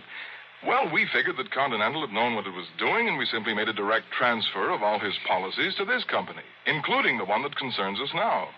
Only it should never have been issued. What kind of a policy? Straight life. On Cartwright? No. With all the riders attached to it. Johnny, it not only covers her life, but accident, injury, mysterious disappearance, just about anything you can think of. Covers whom? Well? The name on the policy. Alfred. Alfred? Alfred Cartwright. A relative? No. No. But if his last name No, is... Johnny, according to this policy, Alfred is a ward of Alvin Peabody Cartwright. That's funny. I never knew that Cartwright had a... Well, what's the difference? What's happened to this Alfred? According to Mr. Cartwright, it was an abduction. Oh, a kidnapping, huh? No, not exactly. Well, what do you mean? If he was abducted, that means he was... Wait a minute. Yes? A minute ago, you started talking about the insurance policy on her. That's right. And then you started talking about Alfred. Alfred is a she. Is a what? Hey, well, what do you mean about an abduction of her, it not being a kidnapping? Oh, I said not exactly. But Alfred was abducted. Yes. Oh, look, would you start making some sense about this? I wish I could. And if this sort of thing is typical of Cartwright... Come on, George. If Alfred was abducted but wasn't kidnapped, well, okay, what happened? Well, you see, Johnny, Alfred... A female. A female. Well? Alfred happens to be a dog. Okay, so what's the difference? If she's been abducted, she's... A dog? Yes. Oh, no.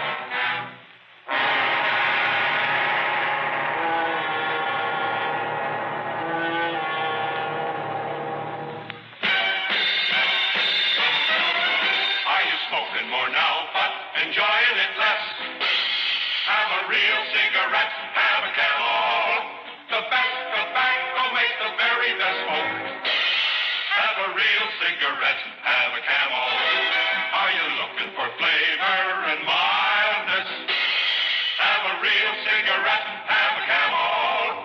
The best tobacco makes the very best smoke. Have a real cigarette, a real cigarette, a real cigarette, have a Camel. Again, for the 11th straight year, Camel outsold every other cigarette, filter, king size, and regular. The best tobacco makes the best smoke. So if you're smoking more now, but enjoying it less, change to Camels. Get more real satisfaction every time. Start to really enjoy smoking again. Have a real cigarette, a real cigarette, a real cigarette, have a Camel.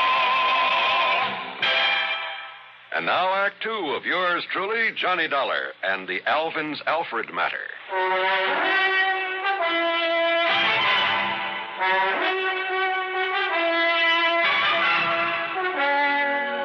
George, life, accident, injury, mysterious disappearance, all that insurance on a dog? Yes, Johnny. A female dog? Yes. By the name of Alfred? Yes. A pet of that lovable old crackpot, Alvin Peabody Cartwright? His ward, Johnny. At least that's the way it reads on the policy, and that's why we thought nothing of it when the policy was transferred to us from Continental Insurance and Trust. Oh, brother. But why Continental ever wrote such a policy in the beginning? Oh, that part's easy, George. But the premium's only a drop in the bucket. I mean, compared to that on the rest of Cartwright's insurance. Now, listen. If they'd refused to write this complicated policy on his dog, they'd have lost all his business. Well, they have now to us. And, Georgie, you can lose it just as fast unless you try to do something about this disappearance of that pooch. Unless you do something about it, Johnny. You've got to find Alfred and return her to him. So will you drive on over to Lakewood and talk to Mr. Cartwright, see what you can do? So help me, George. And, Johnny, I promise we'll not question a single item on your expense account, no matter what it is. Oh? As for a nice big extra fee, well, you name it. Well, will you do it? Okay, George, on one condition. Yes? That you keep this thing under your hat. I mean, after all, if the word ever got out that Johnny Dollar was chasing around the countryside looking for a dog napper... Johnny, I promise. I cross my heart and hope to die. What a business. With no limit on the expense account, I should have hired a Rolls, complete with liveried chauffeur. But instead, item 2 was $4.20 for a tank full of gas for my own car. Within the hour, I was pounding on the front door of the Cartwright home over in Lakewood.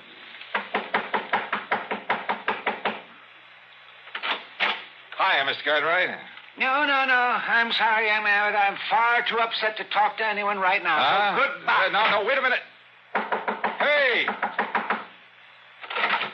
Yes.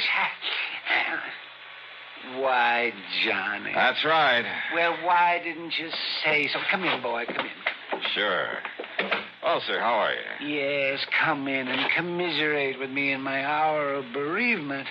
How anybody could be so wicked as to take Alfred, my pride and joy, away from me. But somebody did. And, Johnny, you must find her and must bring the culprit to justice. Spare no effort, spare no expense, but come on, Johnny. Well, have you any idea, Mr. Cartwright, who might have walked off with the pooch? Pooch? Oh, Johnny, how can you use such a term? Alfred was almost like a child to me.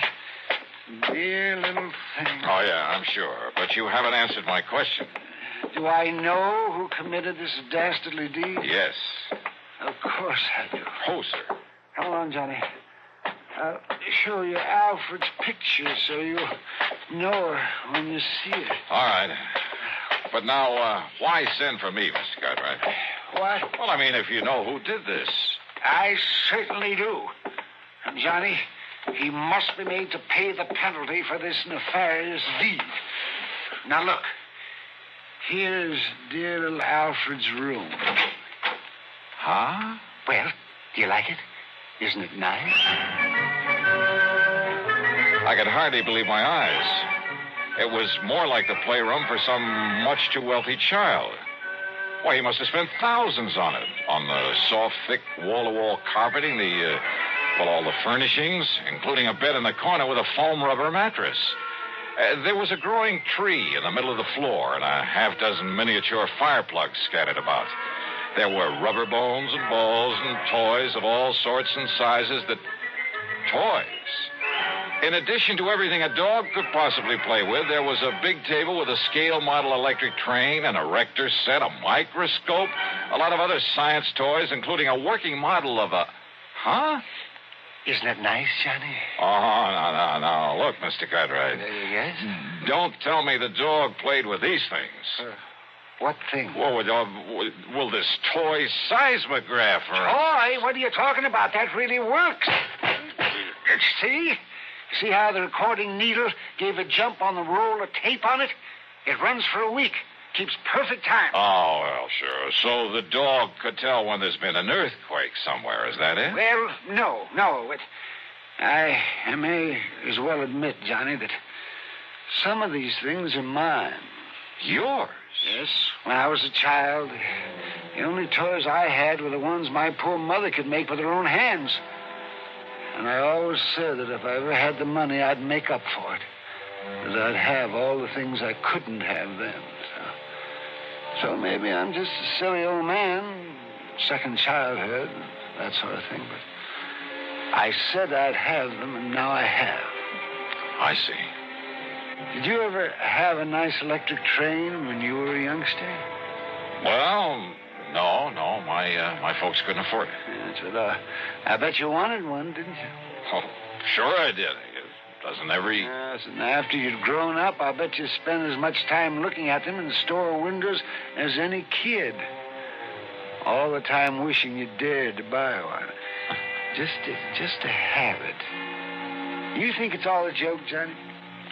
Joke, Mr. Cartwright? About the man who buys his son a train for Christmas and then well, you know, plays with it all Christmas morning. Yeah. Maybe you got a point there. Of course I have. And that's the trouble with growing up. People get so proud or stuffy or something that they won't unbend. They won't let their hair down and enjoy some of the simple little things that they'd really like to do. They're so afraid that somebody might laugh at them. I'm not laughing, Mr. Cartwright. And that's why I like you, Johhny, because you've sense enough to realize that, well, maybe an eccentric old character like me isn't so eccentric after all. That he's just become smart enough to get rid of a lot of nonsensical inhibition.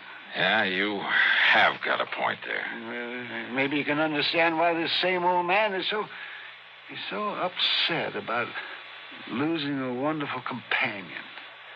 His dog. She was such a dear. I looked all over before I found her and bought her and brought her here. Her, Mr. Cartwright? Yeah, that's right. Then why did you name her Alfred? Well, to be honest about it, Johhny, I'd really hoped for a boy. Yeah. Yes. Now, you say you know who who dog-napped her? Clarence. Clarence? Clarence Brixton. A stupid day servant I fired yesterday.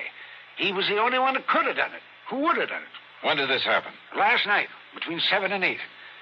I'd gone over to visit the widow Parkins. Oh, a bit of romance in your life, Mr. Cartwright? Oh, Johhny, how can you say anything? Well, she is very nice. I mean, there was nobody here but little Alfred. I'd even locked her in. Oh, what about the house? Was it locked? Of course it was. But Clarence still had his key to it. And if you know this house, Johhny, then nobody could have broken in. Oh, I'm sure of that. Besides, there was no sign of anybody trying to. There was no footprints outside. There was no ladder marks. There was nothing. Even the stupid local police agree that Clarence must have done it. Then why haven't they nabbed him? Because they believe his alibi. From that character, that wife of his. They live the other side of town, and she swears he was at home when it happened. And you're sure that only he had a key to this house? That's right, outside of my own. So he must have done it. Only the dumb police won't do anything because of his so-called alibi. And we got to break that alibi. That's right. But how? How, Johhny?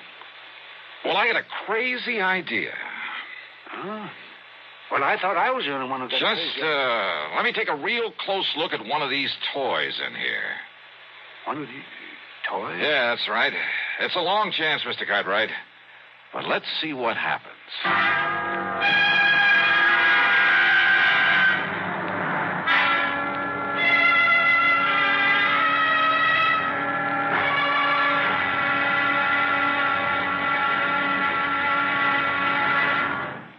Act 3 of yours truly, Johnny Dollar, in a moment. Welcome, recording star Mel Torme. It's terrible trying to sing with a bad cold. So I always take 4-way cold tablets to relieve cold miseries fast. Good idea.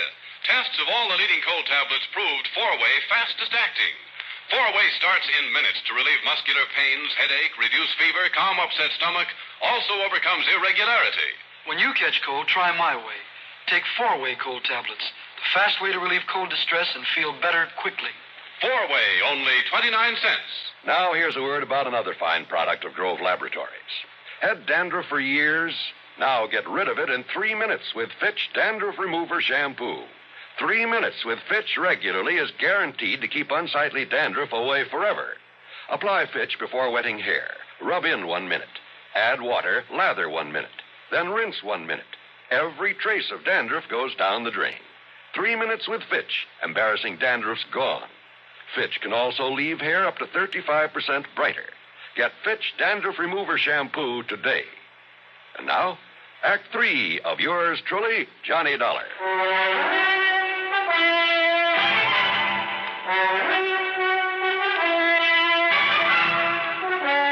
I got back into my car and drove to the address of Clarence Brixton. I hoped he was as stupid as Cartwright seemed to think. Yeah, mister. Mrs. Brixton? That's right. I want to see your husband. No, who are you? Johnny Dollar, special investigator. No, get him out of here, Mabel. Throw him out. What are you so worried about, Brixton? First it was those dumb cops that crazy old geezer sends around here. Now it's you. Well, me, I'm full up to hear all this yakking about me taking that mangy little hound of his and that snapping, yipping little female. That's what you done to my Clarence. Them sharp teeth of hern. You show 'em your hand, Clarence. Yeah, forget it, Mabel, and shut up. You get these marks when you were hauling Alfred out of that playroom against her will? Huh? Now listen. A little dog, you said. Oh, not much bigger than Clarence's hand. Pies in his little Oh, then you've seen it, Mrs. Brixton. Well, no. No, Clarence told me about it. Yeah, sure, I told her. Ah, I see. Well, what do you see? And I hope it means the dog is still alive. After all, if you took the trouble to bring it here. Well, what are you talking about? You trying to say I stole the dog off of him? So maybe nobody did, wise guy. Oh, what do you mean by that? Ask me, that lousy pooch got out of there on her own free will, just to get away from that crazy Cartwright like anybody in her right mind. Out of a locked room in a locked house? Sure. Cartwright always left the window open so she could sleep good. He left so the dog took off somewhere. A little dog jumped out of a third-story window? Why, it would have killed or crippled her. All right, so then he was wrong about when it happened. While he was out, he said. And he was out between 7 and 8 p.m. last night. And that's when somebody chased Alfred around until he caught her, then took her away. Prove it. Yeah, some big, clumsy ox like yourself, Clarence, who had a key, who knew the place, knew he'd better leave the place looking undisturbed before getting away. But he didn't. Yeah? Here. Take a look at this. What's that, huh? From a working model seismograph there in that playroom. What? You see, Clarence? Every clumsy footstep of yours registered in black and white for some 5 or 6 minutes during a period between 7 and 8 o'clock. Oh, don't look like his feet to me. But I didn't touch that thing. You didn't need to. You mean them squiggles on the paper, my footsteps? What do you think? And what do you think of modern scientific investigation, Clarence? Scientifical, huh? Gee. But listen, mister, please, it was only so Clarence could make like he found the dog and then take him back and then maybe get his job back. Yeah, could have worked, too, only... Only what, Clarence? Some local cops. They was a pushover. But then you had to come along. All right, Dollar. Well? Dollar, I give myself up.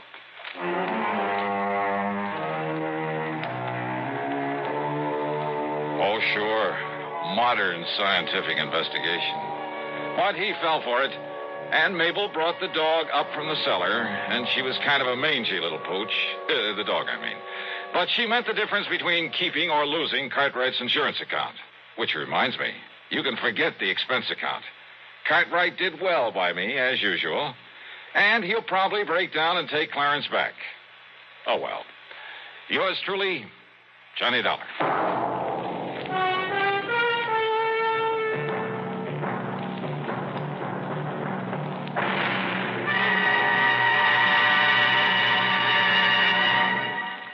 Our star will return in just a moment. Constipation can be a problem for anyone, even doctors. And when constipation occurs, it's interesting to see just what doctors consider important about a laxative they might use or recommend. Well, a majority of the doctors we heard from had this to say. A laxative should be effective, gentle, as close to natural acting as possible, and a medicine that can be used with complete confidence. Now, X-Lax has been popular with many doctors and millions of people over the years because chocolated X-Lax is effective. Overnight, it helps you toward your normal regularity. X-Lax is gentle. Next morning, it gives you the closest thing to natural action. And that's why many doctors and millions of people use X-Lax with complete confidence. X-Lax, the laxative that helps you toward your normal regularity gently, overnight. Is X-Lax in your medicine cabinet? Now, here's our star to tell you about next week's program. Well, first, a real hearty welcome to WATV in Birmingham, Alabama, and to KSOB in Cedar City, Utah. Glad to have you with us on the network. Next week, I run up the biggest, the fattest expense account you ever heard of. Join us, won't you? Yours truly, Johnny Dollar.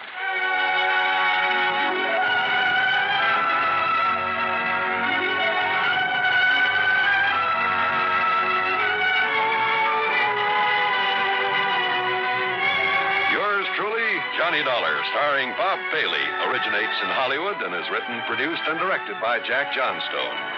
Heard in our cast were Virginia Gregg, G. Stanley Jones, Howard McNear, and Frank Gerstle. Be sure to join us next week, same time and station, for another exciting story of yours truly, Johnny Dollar.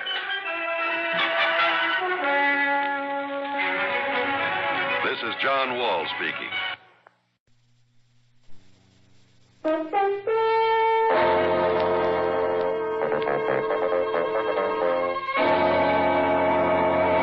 Kreml Hair Tonic and Kreml Shampoo present the new adventures of Sherlock Holmes, starring Nigel Bruce as Dr. Watson and Tom Conway as Sherlock Holmes.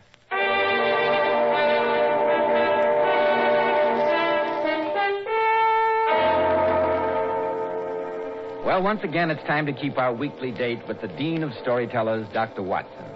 I'm sure he's expecting it. I am indeed, Mr. Bell. Good evening. You're punctual to the minute, as usual. This is one doctor's appointment I'll never be late for. Oh, that's very nice of you to say so, my boy. Draw up your usual chair and settle down. That's it. Fire in the grate, the lights turned low, and a wind howling outside. It's a perfect setting for a Sherlock Holmes adventure. Which one is it going to be? Well, tonight I thought I'd tell you a most weird and macabre story. It concerns werewolves on the wild moors of Scotland and the strange happenings that took place in McKinnon Castle. Dear, dear, werewolves and haunted castles. My hair's beginning to stand on end already. Please get on with the story, Dr. In Watson. due time, Mr. Bell, but first, haven't you a little business with our listeners? Business that also has to do with hair? Business? Oh, no, Dr. Watson. This isn't business. It's a pleasure. But thanks for the reminder. And I know you men will thank me again and again for this hot tip. Try Kreml Hair Tonic. Just notice how Kreml makes stubborn hair so much easier to comb. How your hair falls in place just where you want it and stays that way all day long. Now, be honest, men. Did your hair ever look better? You see, Kreml gives even dull, lifeless-looking hair a rich, attractive luster. It makes hair look so handsome and alive. Yet Kreml never glues hair down. It never leaves it looking or feeling greasy or dirty. Just try Kreml Hair Tonic once, and you'll readily see why it's such a nationwide favorite. Now, Dr. Watson, how about the werewolf? Well, Mr. Bell, the adventure began innocently enough on a slate-gray November afternoon in Baker Street, just before the turn of the century. Holmes and I were seated comfortably on either side of a crackling fire when, shortly before tea time, there was a jangle on our doorbell, and a few minutes later, a young girl, who Mrs. Hudson announced as Miss Victor, was standing before us. A young girl dressed in a wedding gown. She was in a great state of excitement, in fact, almost hysterical. Mr. Holmes, you must help me. There's no one else to whom I can turn. I don't know what to do. There, my dear. Compose yourself. If you will just tell us the facts, Miss Victor. Well, at 3 o'clock this afternoon, I was to have been married to David McKinnon, Any relation to the Ayrshire McKinnons? the son and heir to the estate, Mr. Holmes. Oh, really? I think I met one of the family in a shooting party a few years ago. I remember distinctly. Some other that time, one- Watson, please. Miss Victor's problem is immediate. Oh, sorry. Hold on. You say you were to have been married, Miss Victor. What occurred to prevent the ceremony? David just didn't appear. Oh, it was dreadful, Mr. Holmes. I waited and waited, and finally I knew he wasn't coming. You've had no word from him since? No, none. I went to his hotel as soon as I left the church. And what did you discover? That he'd received a visit from an elderly Scotsman this morning. And the porter said that immediately afterward they left together in a cab for St. Pancras Station. St. Pancras? Undoubtedly their destination was Scotland, Holmes. Quite. Oh, Mr. Holmes, you must find David for me. I know he's been kidnapped. Miss Victor, a man who is being kidnapped does not walk out of a hotel in broad daylight and order a cab. But something's happened to him. He wouldn't do a thing like this of his own volition. Are you quite sure that you didn't have some lover's quarrel, some little tiff in the last few days that might have made your fiancé change his mind? Of course I'm sure, Dr. Watson. We've never had any misunderstanding. Only something dreadful could have made him leave. I shall do everything in my power to find out what it was, Miss Victor. Oh, thank you, Mr. Holmes. Oh, Watson, get me the railway guide. Oh, there you are. It's on the table beside you. I knew you'd help me. I only hope we'll be successful. Ah. Now, Watson, if you'll pack a couple of bags and meet me at the station at 9:15 in time for the Scottish Express, I have a few simple inquiries to make.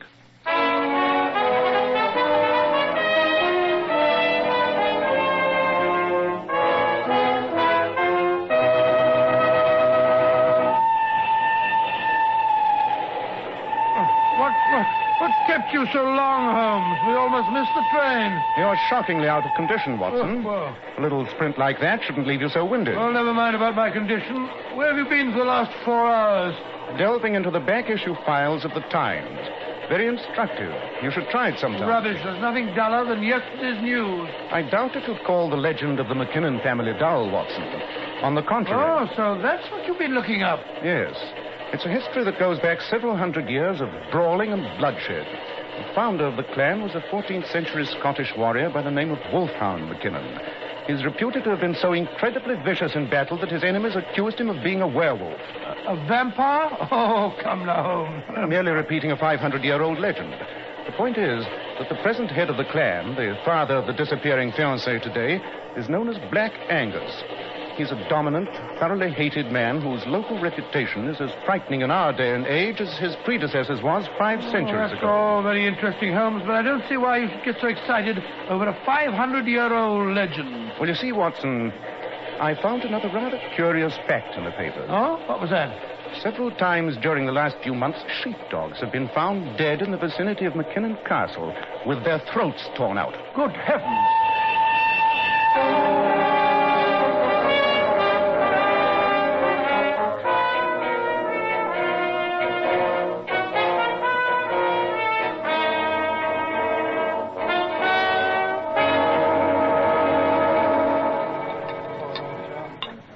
Thomas, you've lived in this village a good many years, I expect. All my life, sir. And this inn was my father's before me. We're interested in some of the local beauty spots, particularly McKinnon Castle. McKinnon Castle is no beauty spot, sir. Oh, really? Devil's Castle, we call it. There isn't one of us in the village that wouldn't be glad to see the ground open up and swallow the place. Aye, and every McKinnon who lives there. Gracious me. Why are the McKinnons so hated, Thomas? They're no men. They're monsters. A McKinnon thinks that because he owns the land, he owns the air a man breathes, too. And Black Angus is the biggest, blackest devil of them all. Black Angus? You mean the present laird? Aye. And if he keeps up with his devil's work, he'll be the dead laird before long. Dear me, how bloodthirsty. What's been going on, Thomas? It's the sheepdogs, sir. Hereabouts, a man's sheepdog is his living. And yet 6 more have been killed in the past 2 weeks. And all of the poor wee beasties lying there on the moors with their throats torn out. How can you blame McKinnon for that? Surely some animal... Aye, sir, aye. An animal that stands on 2 feet. What are you suggesting, Thomas? I'm suggesting nothing, sir. Except those dead dogs all had human teeth marks on their throats. You insinuating that Black Angus is a vampire? Oh, now. Really, my dear fellow. We've seen him at night, when the moon was high, galloping across the moors on his big black horse. And the next morning, there's always been a dead sheepdog. You've seen him yourself? Well, no, sir. But there are those that have. There's no mistaking him with his big coat flapping and his hat pulled down over his eyes. What an extraordinary business. Interesting, very interesting. Do you see that gentleman that just came in, sitting by himself in the corner there, sir? The man in the grey overcoat? Aye. His name's Humphreys. He can tell you more about the McKinnons than I can. He's a cousin of the family.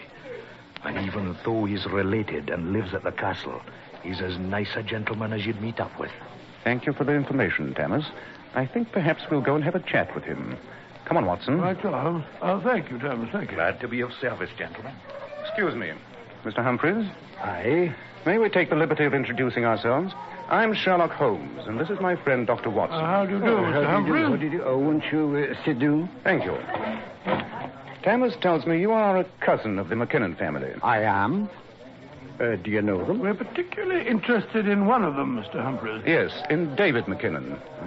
David's a very fine boy. You knew he was to have been married in London yesterday? Aye, I knew that. Did you also know that just before his wedding he suddenly disappeared, Mr. Humphreys? Gentlemen, may I ask the reason for your interest in young David? That's a very fair question, sir. I have been asked by Miss Victor, David's fiancée, to try and find the young man. Oh, I see. It's a very unfortunate business. Mr. Humphreys, shortly before the wedding yesterday, David McKinnon had a visitor in his hotel. They left together, presumably to catch the express for Scotland. And poor Miss Victor was left stranded at the church. The little thing was heartbroken. She would be. Mr. Holmes, I wish I could help you in some way, but... You can, Mr. Humphreys. Well, how? By telling us what message you delivered to David at his hotel yesterday. But I... Oh, come now, Mr. Humphreys. The man seen to be leaving the hotel with David was wearing a gray raglan coat, such as you are wearing. In addition, I observed as we sat down that you're reading yesterday's edition of the London Times. Even if you subscribed to it, it couldn't have reached you here in Scotland through the post this speedily. Amazing, Holmes. Elementary, isn't it, Mr. Humphreys? Well, I don't know about that, but your deduction is correct. Yes, Mr. Holmes, I did return with David from London yesterday. What was the message you were sent to give him, may I ask? The message that decided him not to go through with his marriage? I'm afraid I can't answer that question, Mr. Holmes. Though I may tell you it's a family secret of the gravest importance. Well, in that case, our only recourse is to go to McKinnon Castle and pursue our inquiries there. Well, I imagine that would be best, gentlemen, but frankly, I doubt if you'll gain admittance. Angus is a willful man with a terrible temper, and when he knows you want to see David... We've handled terrible men before, haven't we, Watson? Yes, indeed. I remember that afternoon in Baker Street when Dr. Grimsby Royal picked up the poker and was about... Yes, Watson. You can regale Mr. Humphreys with that some other time. But now I think we'd best be starting for the castle. Mr. Holmes, if by any chance you do see Angus, I must ask you not to mention that you've talked to me. If he finds out, there might be trouble. All right, Mr. Humphreys. Come along, Watson.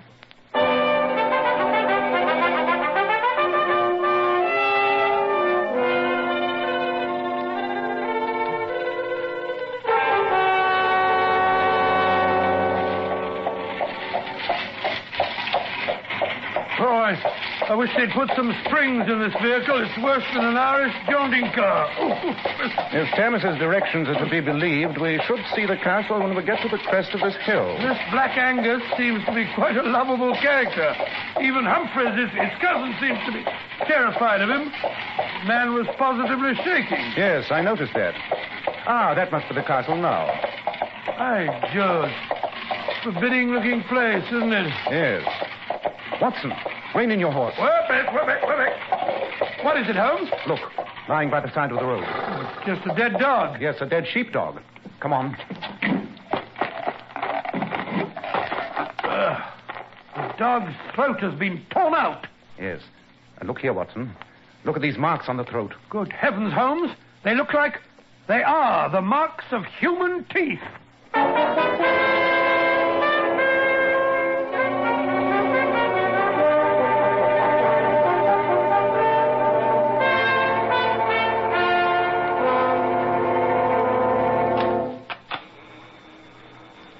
Aye, gentlemen. Is the lad at home? I'm sorry, sir. But the laird will not see people without an appointment. Then will you please give him a message? But the tool... Tell him that Mr. Sherlock Holmes and Dr. Watson have come here from London to see him. Yes, my good man, and tell him it's on a very important and confidential business. If you'll wait here in the hall, I'll give him the message, gentlemen. But he'll no see you. He'll no see you. Stupid old lad. Anyone think he owned the castle? Watson, have a look at these two portraits. A couple of grim-looking characters. Give you the creeps. I think we may reasonably assume they're McKinnon ancestors. Do you notice something odd about them? Well, both of the men are smiling, if you can call that smiling. Looks more like leering to me. Whatever it is, it shows their teeth. Notice the abnormal length of the eye teeth? Sure, yes. The teeth marks On the dead sheepdog? Quiet. Who he is. Tell that Reverend Sherlock Holmes that I won't see him. If he and his friend won't leave peaceably, throw them out. Black Angus seems to be living up to his name. I'm sorry, gentlemen, but the laird will not see you.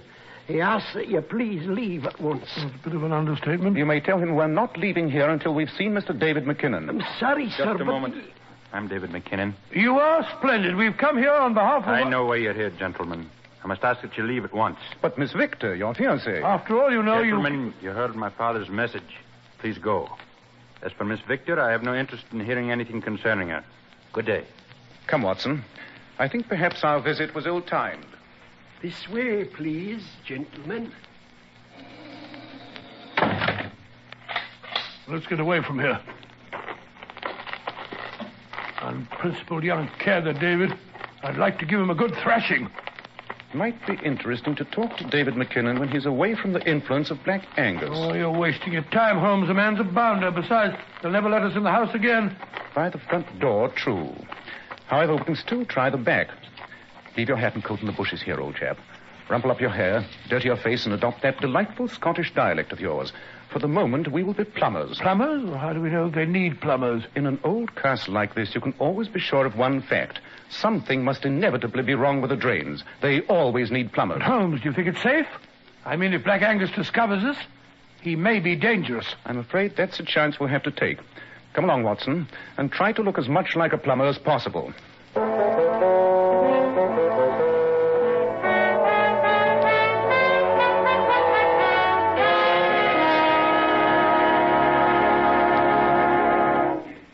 In just a moment, Dr. Watson will continue the story of Black Angus.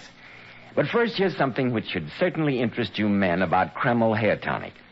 Kreml is one of the greatest improvements ever made in the history of hair tonics. It's been especially developed to keep dry, unruly hair in perfect order all day long, always looking its best with a nice, rich luster. Yet Kreml never gives hair that objectionable, greasy, patent leather look. That kind of hair went out of style with handlebar mustaches. No, Kreml goes in for modern, handsome hair grooming. And it does lots more than just keep hair looking handsome. Kreml removes dandruff flakes. It also promptly relieves itching of dry scalp and leaves the scalp feeling so clean and alive. May I suggest that tomorrow, when you're out for your Sunday walk or drive, you stop and buy a bottle of Kreml at any drug counter. It's spelled Kreml, Kreml Hair Tonic.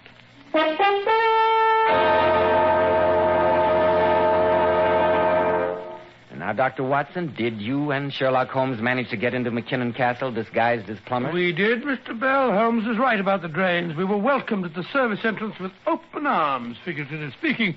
Of course, we were shown down to the basement and left to our own devices. As soon as the coast was clear, I found myself following Sherlock Holmes as he stealthily mounted an old stone stairway. I must confess that my heart was in my mouth. This stairway should lead us up to the east wing, I'd say. By the way, Watson, you make a most convincing plumber. Oh, well, I always was rather good at charades, you know. Quiet, Watson. There's a light under that door. The door's slightly ajar. Come here, Watson. We can see through the crack. There's a man seated in front of the dressing table, staring into the mirror. Candlelight's flickering, but I'll give you odds that's Black Angus. It's like this, Holmes. I don't like it. Holmes, he's got a revolver. He's raising it. Angus McKinnon, put down that revolver. Who the devil are you? My name is Sherlock Holmes. I told Bruce to throw you out. This time I'll do it myself, you prying... Mr. McKinnon, I know what you were thinking when you raised that revolver to your temple just now. And believe me, you're wrong. You can't possibly know. I think I do. You are convinced that you have been killing these sheepdogs. You have been so preoccupied with the legends of your great ancestor, Wolfhound McKinnon, that you think that your brain has snapped and that you've turned into a vampire. You're right, Mr. Holmes. But how you found out is beyond me. You know about the dogs?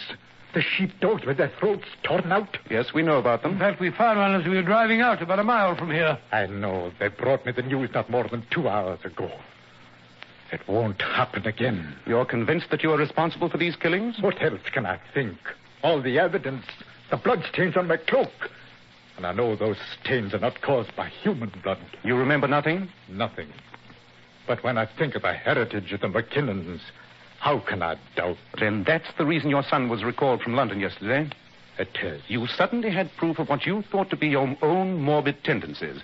And so you sent a message to your only son, warning him that he must not allow the woman he loved to marry into a family stained with madness.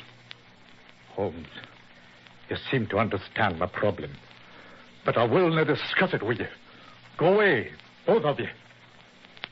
A McKinnon cannot go to his maker before strangers. Mr. McKinnon, give me your help and a few hours' grace, and I'm convinced I can prove to you that you're the victim of a devilish plot. A plot? I don't understand. Oh, come now, Mr. McKinnon. In this year of grace, it's a little hard to believe in vampires. But how can you disprove the evidence I've seen with my own eyes? The human teeth marks. It wouldn't be hard to conceive of an instrument that could simulate those marks, Mr. McKinnon. But who could think up such a fiendish plan? And what would be the motive? I have a suspicion. But what's more important at the immediate moment is to find the evidence. An instrument such as I've suggested would be damning proof. Therefore, it would be hidden in the most obscure hiding place in the castle. Now, what would be the most secret place? The cellars? Aye, we have extensive cellars. We'll search them. But another possibility occurs to me. In castles as old as this, there's often a secret room, or as they were sometimes called, a priest's hole. You're quite right, Mr. Holmes. We have such a hiding place here, though I haven't been in it for years. A narrow stairway leads down between the walls from an entrance behind that big cabinet. Splendid, Mr. McKinnon. You have a lantern? There, on the dressing table. I'll like it, Holmes. Thank you, Watson. I have a strong suspicion that the solution of the postponed wedding ceremony, as well as that of the mangled dogs, lies at the foot of that secret stairway.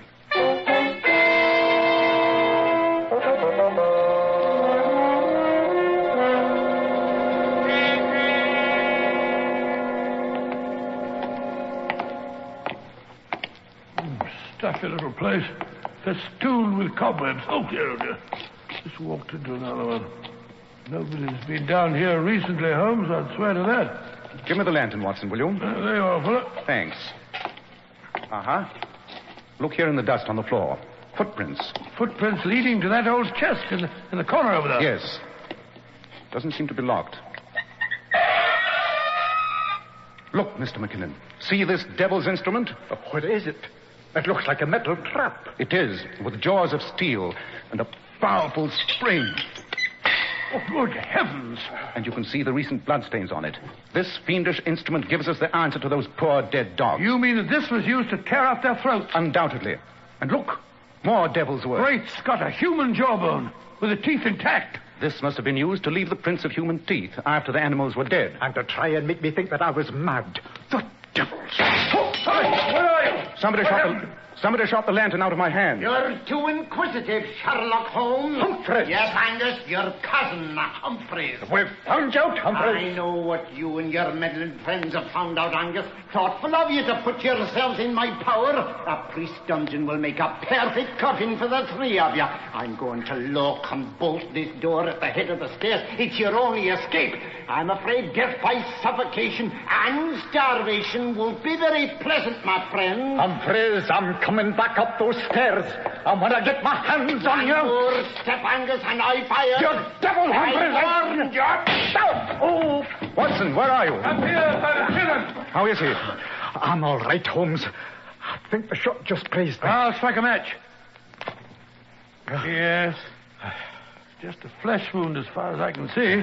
Good. McKinnon, is there another exit from this room? There is, Mr. Holmes.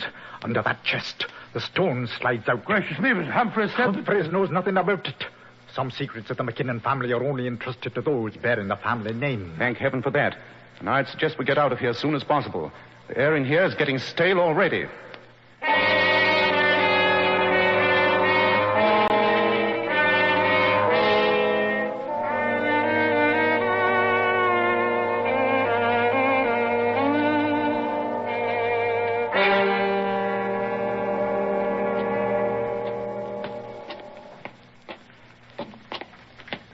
Lean on me, Mr. McKinnon.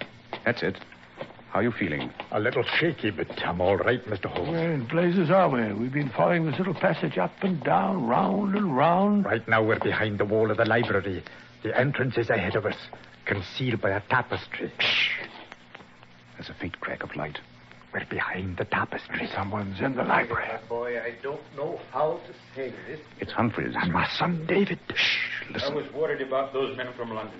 If Sherlock Holmes should learn of the shame of the David, McKinneys... I'm afraid I've got shocking news for you. Your father has confessed that he has been killing the sheepdogs. Father? He knows that he's mad. He left the castle just now with a pistol. He plans to kill himself. Kill himself? We must stop him. No, my boy. Let him go. It's the best way. Oh, poor father.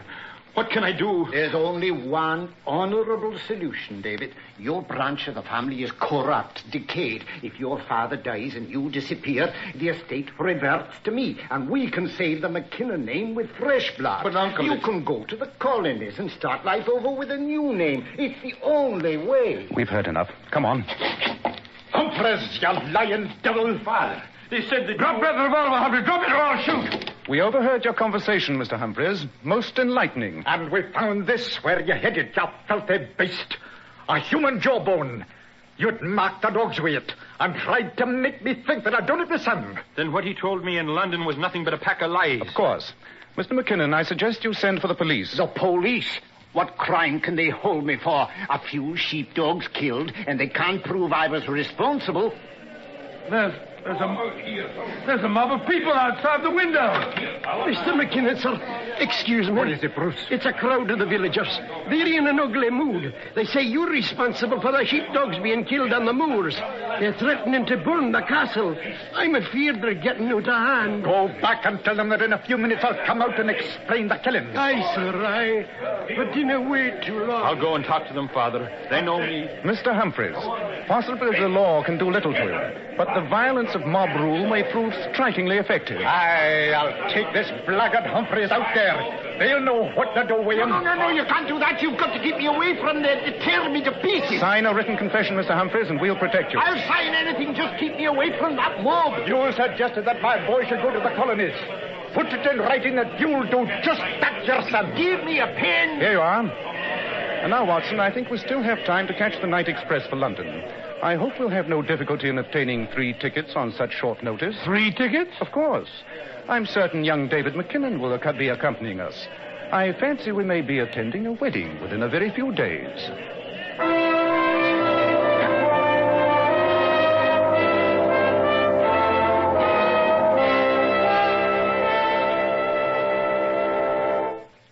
And did you, Dr. Watson? Did I what? Attend the wedding. Indeed we did, Mr. Bell. As a matter of fact, Holmes acted as best man. It was a very charming affair. I'm sure it was. And now, Dr. Watson, what about next week? Well, now, let me see. What shall I tell you? Next week, I think I'll tell you a story called The Adventure of the Hungry Cat, in which Sherlock Holmes saves an innocent man from the gallows and brings to justice a particularly vicious and cold-blooded murderer.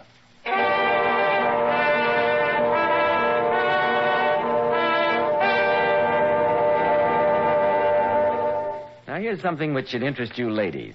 My wife has beautiful natural highlights in her hair. And, girls, I'll let you in on the secret of how she does it. I always wash my hair with Kreml shampoo. It leaves my hair with a natural glossy luster that lasts for days and days. Kreml shampoo actually brings out all the natural glossy highlights that lie concealed in the hair. In addition, it has a beneficial oil base that helps keep hair from becoming dry or brittle. This famous hard water shampoo works like magic in every type of water. And, girls, you'll love the way its rich, luxurious foam penetrates right to the scalp and removes all loose dandruff flakes as well as the dirt. Don't forget, Kreml shampoo is the same beautifying shampoo which those famous $1 million Powers models use. So why not glamour bathe your hair with beautifying Kreml shampoo?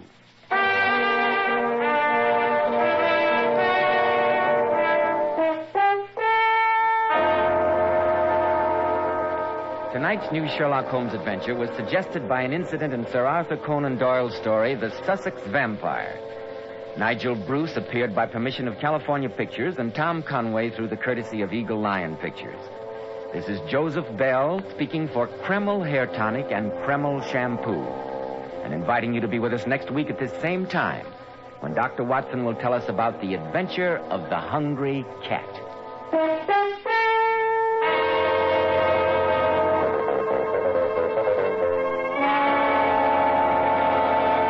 This is ABC, the American Broadcasting Company. Now, Roma Wines present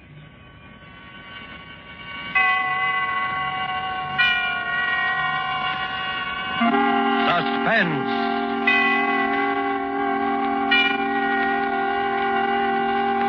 Tonight, The Brighton Strangler, starring John Loder with June Dupre.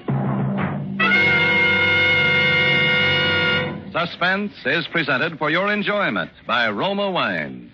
That's R-O-M-A, Roma Wines. Those excellent California wines that can add so much pleasantness to the way you live, to your happiness in entertaining guests, to your enjoyment of everyday meals. Yes, right now, a glassful would be very pleasant as Roma Wines bring you Suspense.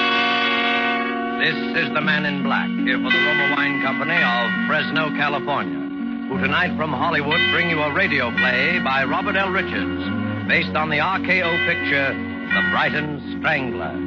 The stars of the production are appearing with us this evening in this drama of an actor who specialized in murder and of a girl who became the unwilling heroine in a real-life play. And so with The Brighton Strangler and with the performances of John Loder and June Dupre, we again hope to keep you in suspense.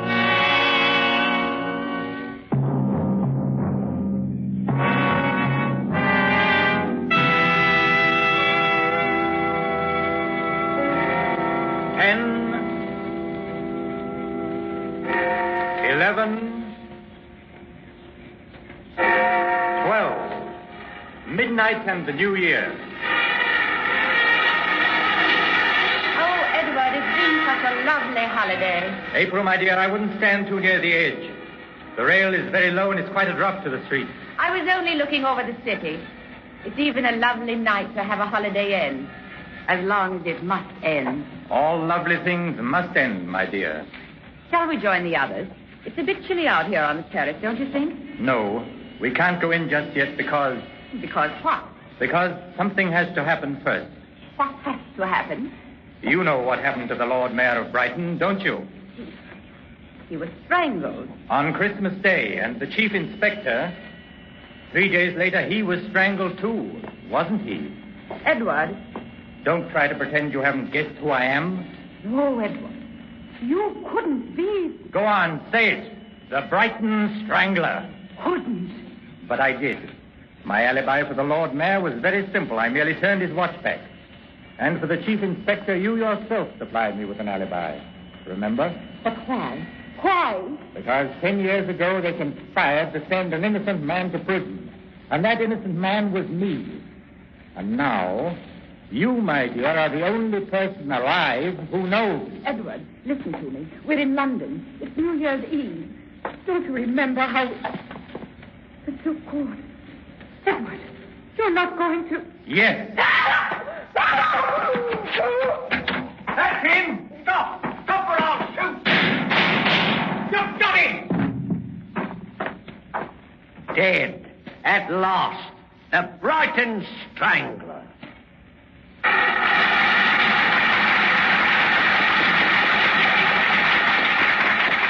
Thank you very much. Thank you, all of you. Thank you. Good night.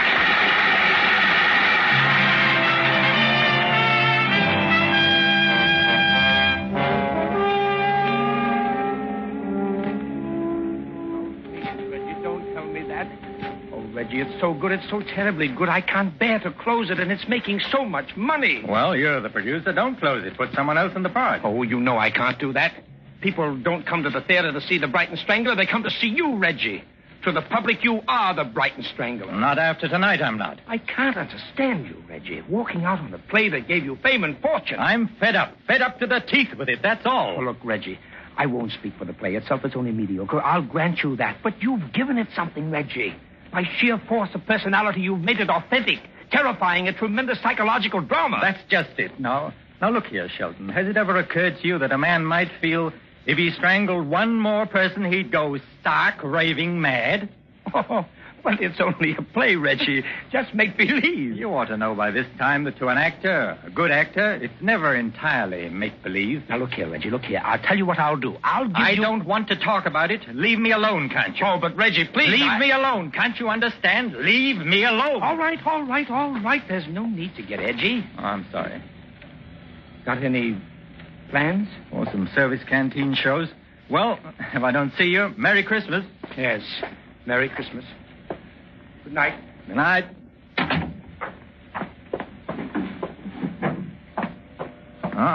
Air raid. Shelton! Gone. Everyone's gone. No time to make the shelter now. Best stay here, I suppose.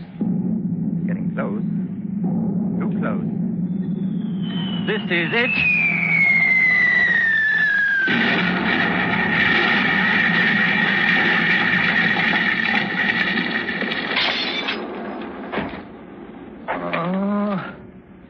My head hurts. It hurts. Got to get out of here somehow. But where? Where? What is the chance now? You all right, sir? Oh, you got a nasty gash on the head, haven't you? All right, why, yes. Yes, I'm all right. Oh, here. Don't forget your suitcase, sir. Suitcase? Sure. Where you going? Victoria Station? Huh? Yes. Victoria Station.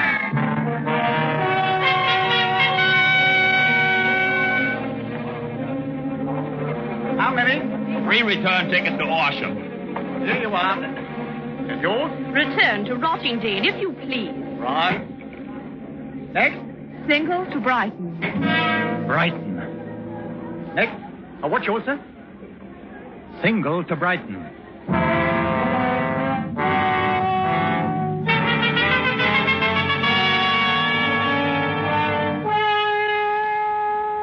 Tonight for Suspense, Roma Wines are bringing you as stars Mr. John Loder and Miss June Dupre in The Brighton Strangler, tonight's tale of suspense.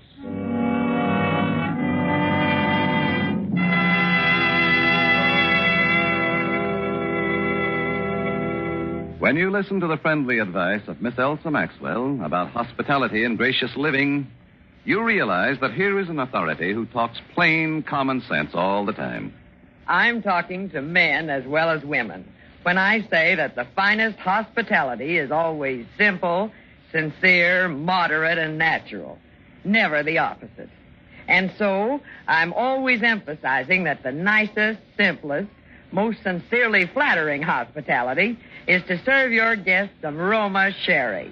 With its golden amber color, its deliciously tangy nut-like flavor. It's not only supremely enjoyable before dinner or in the afternoon, it's smartly correct, a genuine compliment to your friends and to yourself. And please don't worry about special glasses.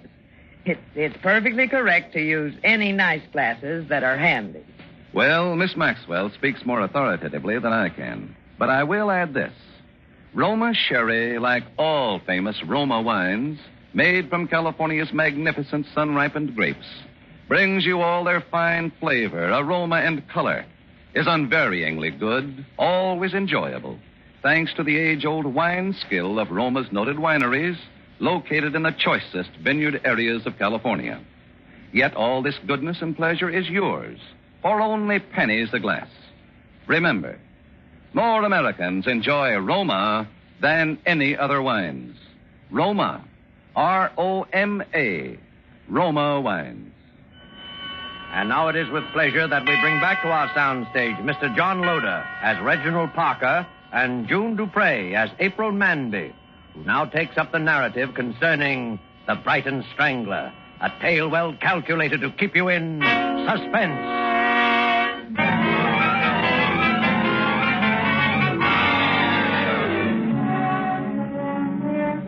Somehow, from that very first moment, I was drawn to him. He was handsome and attractive, yes, but it wasn't that. He seemed so lonely, so much in need of help. And then on the train, when I thought that he'd really been hurt, I just threw a convention to the winds and took charge of him. You've been very kind. Well, someone had to put a bit of sticking plaster on that head of yours. Are you sure you're all right now? Quite, thank you. It must have been terrible. I heard about the theater. The theater? Yes, of course I recognized you the minute you stepped into the compartment. What? Well, you are Reginald Parker, the actor, aren't you? I've seen your picture on the billboards dozens of times. Reginald Parker. And I've been dying to tell you. My name is April. April? Mm-hmm, that's the name of the girl in your play, isn't it? And I'm from Brighton. April from Brighton? Only, of course, my last name is Mandy. Well, that's where I'm going, Brighton. Well, isn't that nice? We do have a lot in common, don't we? Yes, a great deal, I think. Oh, we're going to have such wonderful times in Brighton over the holidays. You know, I was wondering if you wouldn't think it forward of me. What? Well, my family's having a party at our house on Christmas Day. The Lord Mayor and a lot of people are going to be there, and I... The Lord Mayor? Yes, and if you'd like to come... I mean, I'm really not a celebrity hound, you know. But if you'd really like to come... Why, I'd be delighted. Oh, Mr. Parker, that'll be wonderful. April, why don't you call me Edward? Edward? Oh, you mean Reginald Parker's only your stage name? Yes, a stage name. Isn't that odd? I always knew actors had stage names, but I always thought yours was real. But I think I'd rather call you Reginald. Or at least introduce you to my family that way. It's a sort of confusing two names. Well, what's in the name? Yes, after all, what is? Reginald, what's that little silk cord you keep twisting in your hand? Oh, this? Yes. I use this to strangle people. What? Oh, you mean in the play? Yes, in the play. Would you always carry it about with you? Always. Why? Oh, I don't know. Oh, for luck, I suppose. I've heard of actors having superstitions like that. Do you still have many friends in Brighton? Friends? Acquaintances. I haven't been back for 10 years. They'll scarcely remember you, will they? The ones who are important will remember me. They will remember me very well.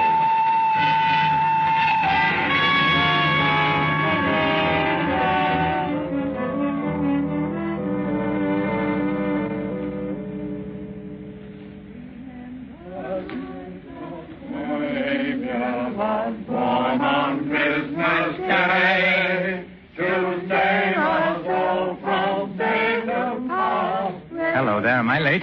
Oh, no, right on the dot. Just 5:30 now. Here, let me take your coat. Thanks. Now come along and meet everyone. I'm so anxious for you to meet my parents. Told them so much about you. I didn't realize you knew so much about me. Oh, silly, you know what I mean. Mother, I want you to meet Mr. Reginald Parker. How do you do, Mr. How do you do? And Mrs. Shackleton. How do you do? And Mr. Shackleton. How are you? My father, Dr. Manby. How do you do, And sir? Chief Inspector Allison. Well, everyone's here now but the Lord Mayor. I wonder what can be keeping here. Oh, it's barely 5:30 now. It's a bit of a walk from his place. I expect he'll be along directly. Well, Mr. Parker, it's a pleasure to meet you in the flesh, so to speak, sir. Now, I have an impression that we have met in the flesh before, Inspector. Not that I recall, sir, and I'm sure that I would. I would have thought so too, Inspector, if only because of our mutual adventures in villainy. Eh? Oh, I see what you mean. Well, sir, I'm a practical criminologist, or supposed to be. And I must confess that I find most of these plays and films and so on about crime rather preposterous. Why? Oh, why, in this day and age, a man can't go about killing people without being caught. Once in a while, perhaps.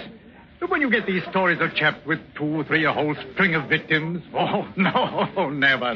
But, Inspector, they always are caught in the end, if only to prove to the kiddies that crime doesn't pay. But supposing it were the perfect crime. Bosh. There's no such thing. Really? If you're interested in criminology, Mr. Parker, we ought to get together some evening while you're here. Perhaps I could give you a few experiences of my own that would amuse you. I should be delighted, Inspector. In fact, I shall make a point of it. Excuse me a moment. Hello? Yes? Yes, I'll call him. It's for you, Daddy. For me? Oh, thank you, my dear. Yes? This is Dr. Manby speaking. What? Good Lord. Yes? Yes, very well, I'll tell him. And I'll come over at once. What is it? What's wrong? terrible thing has just happened. We'll need you on this, I'm afraid, Inspector. Why, what happened? The Lord Mayor has been murdered. Murdered? Can't understand it. He didn't have an enemy in the world. Well, when did it happen? Left his house at 5:15 to come over here. He was apparently attacked by someone who'd been lurking in the shrubbery of his own grounds. He was killed at 5:30. His watch had been smashed during the struggle, and that's when it stopped. And how was he killed, Doctor? He was strangled.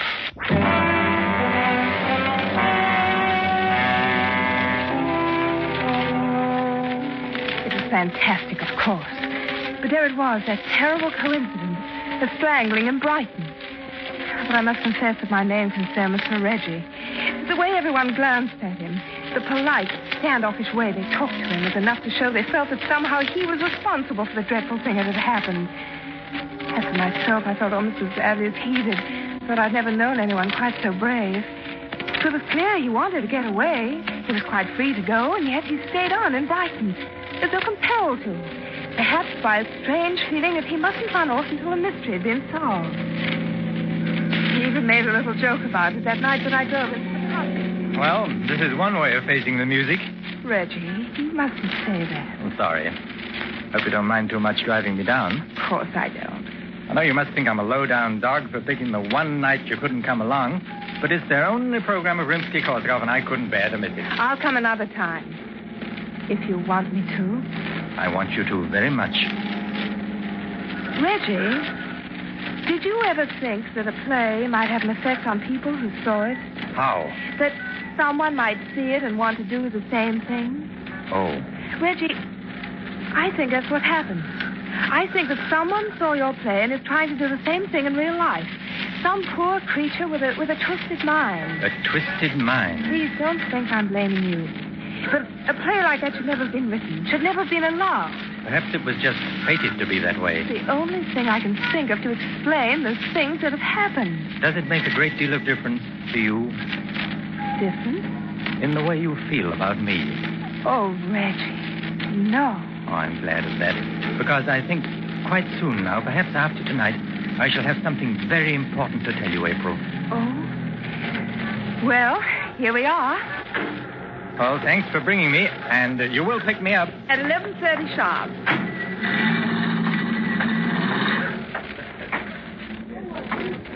Tickets, please, sir. Here you are. First on your right, sir. First seat in the last row. Am I late? No, sir, it's just about to begin, sir.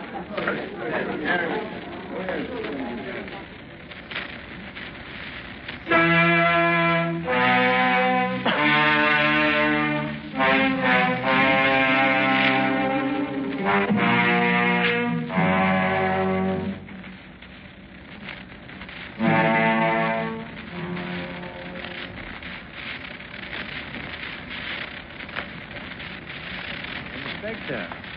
Hello there, Parker. Come in. Thank you. I was just listening to a little music on my gramophone. Do you know it? Scheherazade, yes. It's just 42 minutes long. Oh? Is it? I never timed it. Here, make yourself comfortable by the fire. I was rather hoping you'd pick this evening to drop in. I'm all alone. I remember you said you'd be. Oh, you have quite a music library, Inspector. Yes. And I see you collect other things as well. Eh? Oh, my private chamber of horrors. Interested? Very much. Of course, you did want to talk about crime, didn't you? Well, each of these things, rather gruesome, most of them to you, I expect, is like a trophy to me. Oh, take this butcher's knife. You can imagine what that was used for, I suppose. His wife? That's it. Carved her up, put her in her trunk, and checked her at Brighton Station. We didn't find her for 3 months. Never did find her head. We got the chap, though.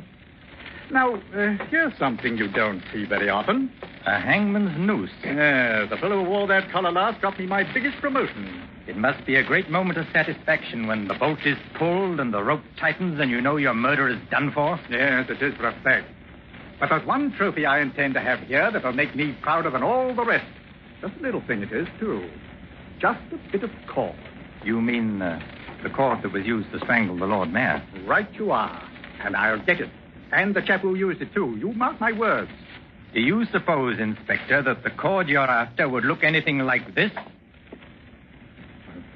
Where did you find that? Oh, I just carry it about with me for luck. You see, I have a theory about the death of our distinguished Lord Mayor, Inspector. Oh, have you? Well, what is it? Let us suppose that many years ago, 10 years to be exact, before the Lord Mayor was the Lord Mayor, he was a barrister defending a client in a court of law. And let us suppose that instead of defending his client, he betrayed him to the prosecution, and the man went to prison. And let us suppose that the man returned one day after all those years in prison to take revenge, and he took it. Oh, very imaginative theory, Mr. Parker. Why don't you drop into my office tomorrow? We'll discuss it further.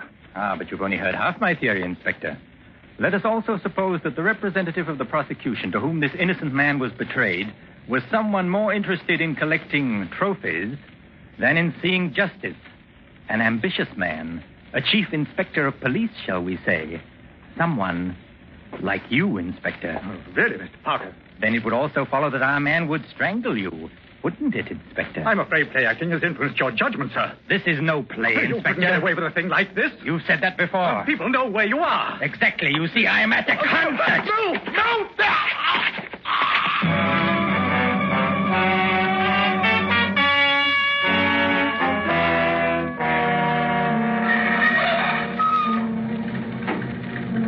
There you are. Been waiting long? No, it's just over. Did you enjoy it? I don't think I've ever enjoyed a concert quite so much in all my life. Really? Oh, do you have a wireless in the car? Yes, there it is. Right in front of you. Oh, yes, of course. I thought we might hear a bit of news. The raiders were driven off, however, with only a minimum of damage to non-military objectives. I have just been handed a dispatch from Brighton. The Brighton Strangler has struck again. At approximately 11 o'clock tonight, Chief Inspector Allison of the Brighton Police Force was found dead in his flat. Yes. He had apparently been murdered in the same manner as the Lord Mayor of Brighton, only 3 days before, by strangling. Again, there were no clues to the killer. Reggie. It's fortunate, my dear, that you and others know I was at the concert this evening. Fortunate? Because otherwise it might seem almost one coincidence too many.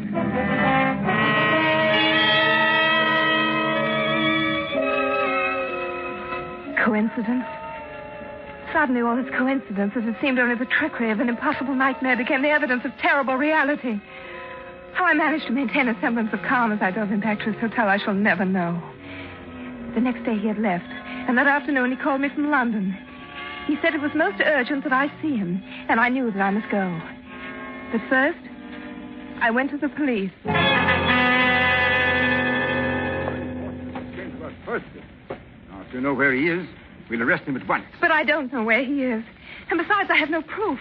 Neither of you, neither has anyone. There's all the proof we need, miss. But don't you see the pattern? I'm to meet him at the Plaza Hotel. And the Plaza Hotel has a terrace. And tonight is New Year's Eve. And my name is April. You're taking your life in your hands, miss. Oh, maybe I'm wrong. I pray that I am. Maybe you won't have to do anything and he'll come to of his own accord when I tell him you want him. But if I'm not wrong, this is the only way to save him. And I'm the only person in the world who can do it. Well, what did you say the line in the play was? He says, and now you, my dear, the only person alive who knows. The only person alive who knows. You do have a script of the play, don't you? Oh, yes, yes. Because you'll have to come right in on cue. Do you have a copy of the play for yourself? I don't need one. I know it now by heart.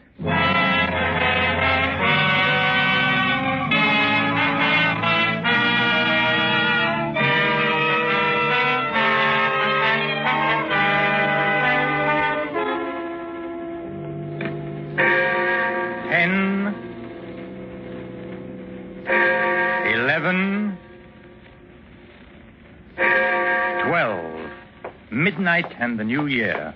Shall we go in?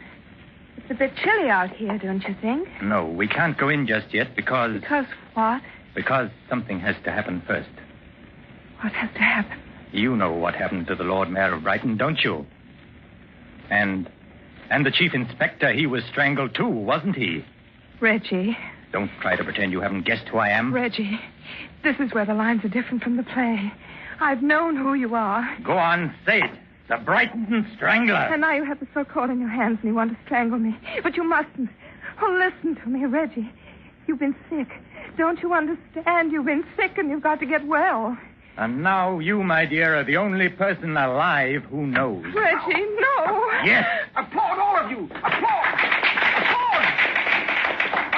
Bravo! Bravo! Oh, he's let go of her all right. But keep him covered all the same. Thank you very much. Thank you. He's backing up to the railing. He'll fall. Wait! Thank you very much. Good night.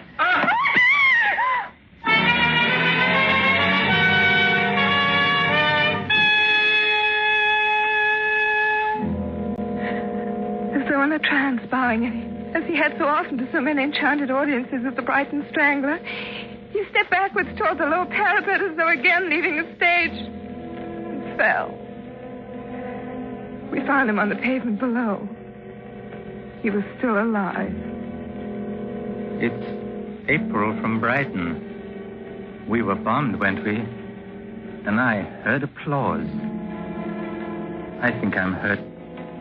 But you'll help me, won't you? I want to take just one last curtain call.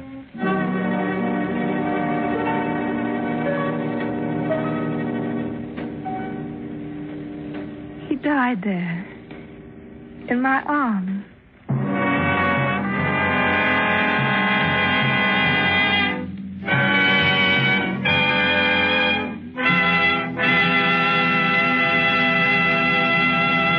And so closes The Brighton Strangler, based on the RKO picture and starring John Loder with June Dupre. Tonight's study in Suspense.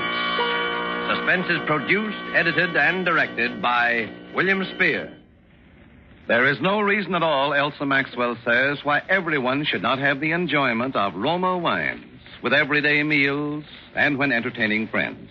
These superb wines of California are so delightful to the taste, so very delicious with food, so smartly complimentary to friends who are your guests. It seems a shame to me that some people still miss out on such wholesomely simple, moderate, and inexpensive pleasures. But of course, Miss Maxwell, millions already do know and enjoy Roma wines. In fact, more Americans enjoy Roma than any other wines. And that can only mean Roma wines are California's finest. Always extra good, unvaryingly fine in flavor and quality. Yet, only pennies a glass. Roma. R-O-M-A. Roma wines. Before we bring you news about next week's program, I should like for our sponsors, the Roma Wine Company, and for all of us who collaborate to bring you Suspense, Mr. Spear, our producer-director, Lud Gluskin, our conductor, Lucian Malowick, composer of our scores, Vern Surrey and Ralph Cummings, our sound crew, Milt Stark, production assistant, Bob Anderson, engineer, and Truman Bradley, our announcer, to wish you a very Merry Christmas. Next Thursday, same time, you will hear Miss Ida Lupino as star of Suspense. Presented by Roma Wines, R-O-M-A, made in California for enjoyment throughout the world. An open telegram from Washington concerning the merchant marine, which should be listened to with vital interest by eligible members of our audience. United States shipbuilding program is being increased at enormous rate. Contracts have been awarded for hundreds of additional new ships. Every one of these ships must be manned by 40 to 50 men, most of them with previous sea experience. Long Pacific distances and expanding supply problems call for continuous employment of large numbers of men and ships until Japan is totally defeated. Universal demand for strong post-war merchant marine makes post-war opportunities in these jobs fully as great as in any American industry today.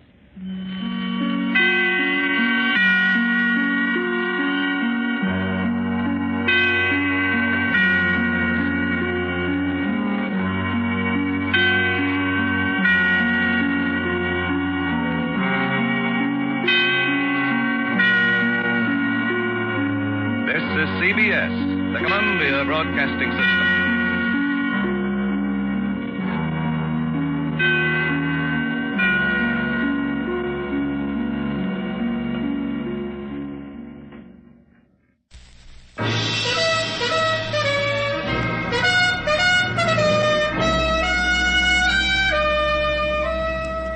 Bold Venture.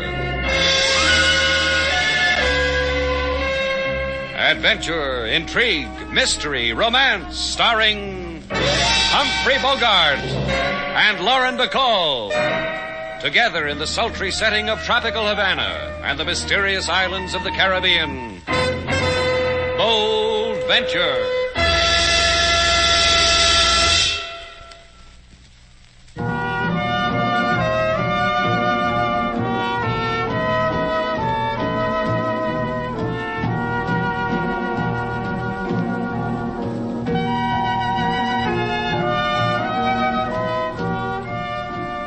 Once again, the magic names of Humphrey Bogart and Lauren Bacall bring you Bold Venture and a tale of mystery and intrigue.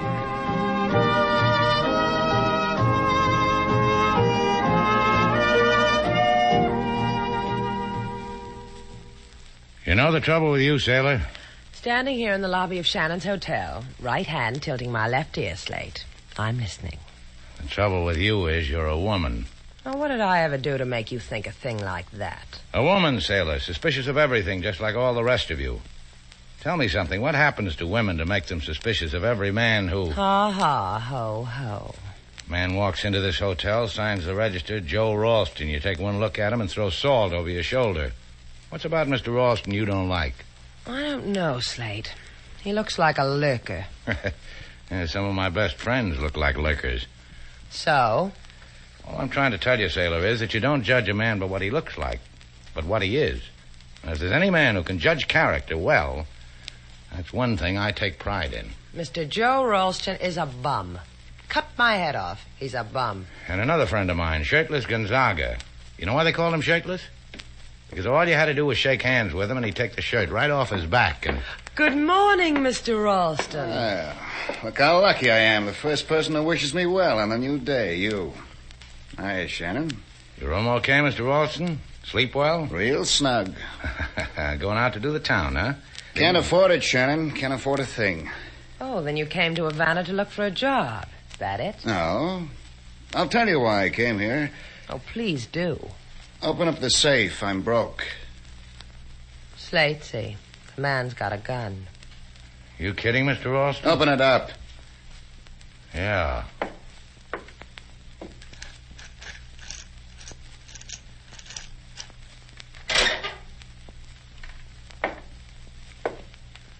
Well, here's all that's in it. That tin box, too.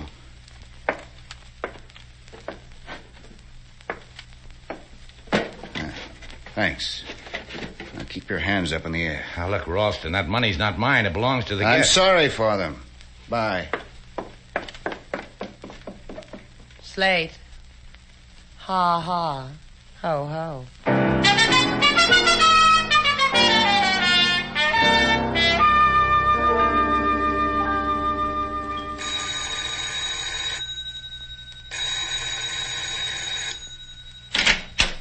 Surprise. It's me.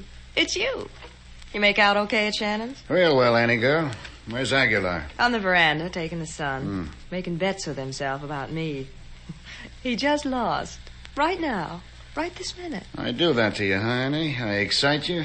Touch me, Joe boy, and I'll light up the streets of Havana. Reminds me, you want Aguilar. Yeah, I'll bet he wants me more. Come on, I'll give you to him.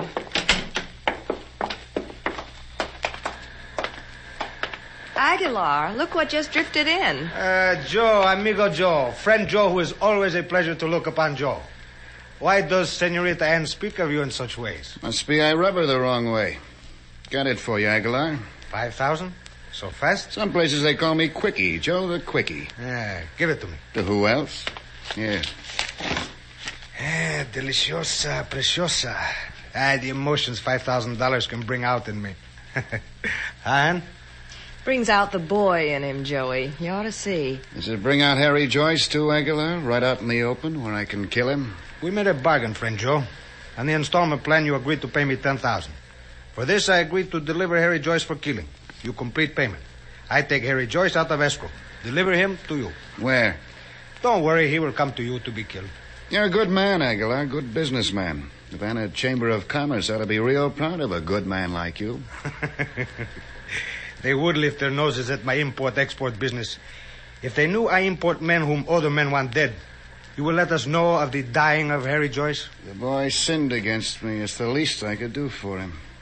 I recommend you around, Aguilar. You too, Annie girl.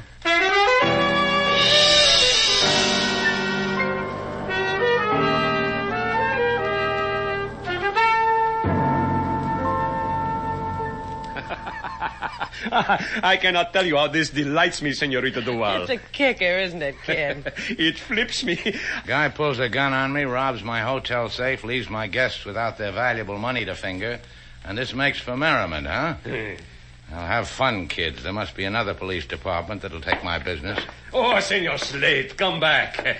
And I will explain to you why is funny this funny thing. Oh, you had your chance, LaSalle. You blew it. First is funny because from information I have gleaned from the Senorita Duval, you, Senor Shannon, so misjudged this Joe Ralston as to say in her face this Ralston was not a lurker. A two-bit punk with a gun, maybe, but never a lurker.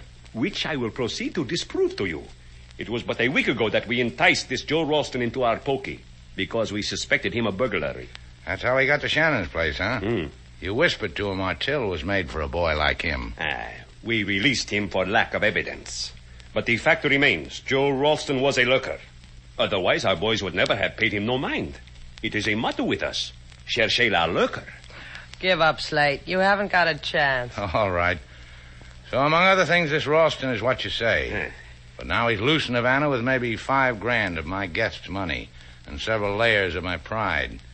Which makes him an undesirable, no? Now, let's not point fingers and call names, LaSalle. Or thieves won't rob us anymore. This is the other thing that's funny. When you first told me of this, I surreptitiously sent Patrolman Gonzalez to pick up this Ralston at 39 Paseo Lumina, his former address before he moved to your hotel. Ralston wasn't there. 39 Paseo Lumina? Maybe Gonzalez didn't look in the nooks and crannies. Oh, Slate, leave it alone. Let the police handle it. You stay here and laugh it up, huh, baby? I got a yen to go nook and cranny hunting.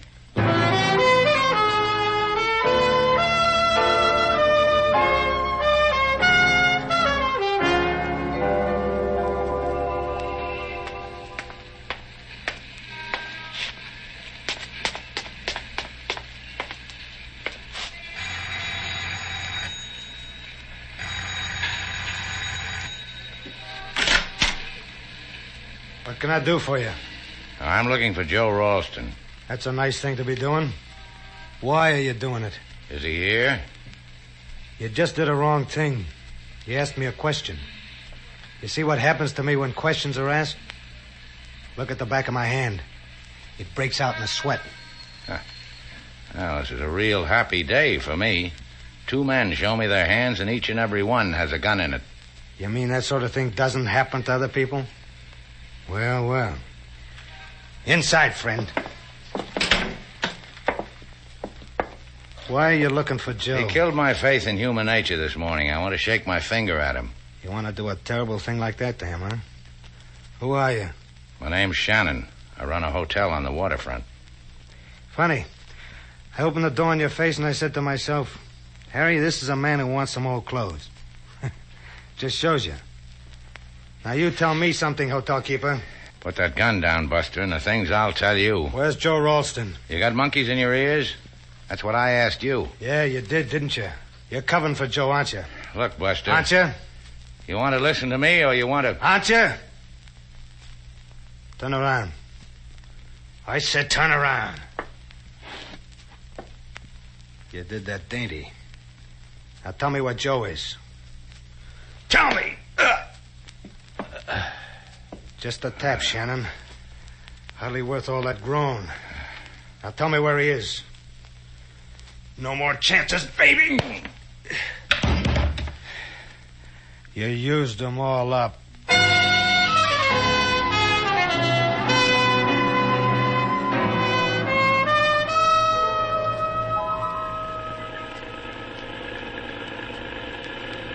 There he is. Slate! Slate! Over here. Lady, you seen my ship around here anywhere? I lost my ship. Slate, you're hurt. Look, lady, they only gave me 5 hours shore leave in San Pedro. 5 hours just slips right through your fingers. San Pedro used it all up. I got to get to my ship. Let me help you into the Jeep, Slade. That won't do you any good, lady. My time's used up. Come on. Put your arm around my shoulder. Yeah, thanks, lady. Yeah, I can use a resting place. Slade, your head. Someone's banged on it again. I told you to leave it alone. I told you. You crying for me, lady?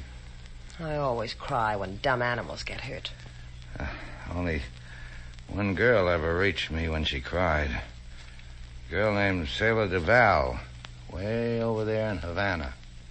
You're in Havana, Slade. I'm Sailor Duval. Come on. I'll get you into the Jeep.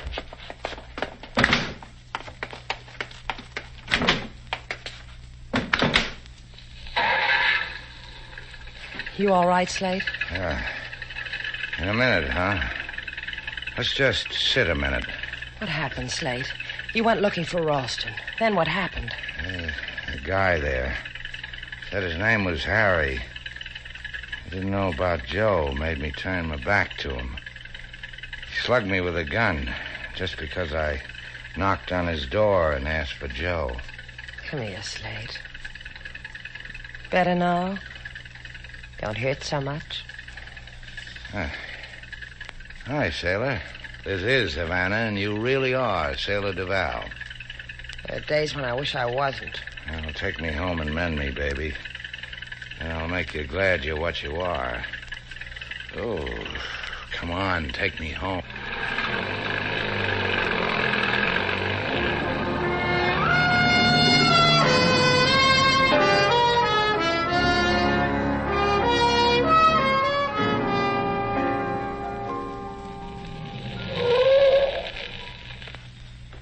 You feel all right, Slade? Yeah, I'm okay. Can you make it over to the door all right?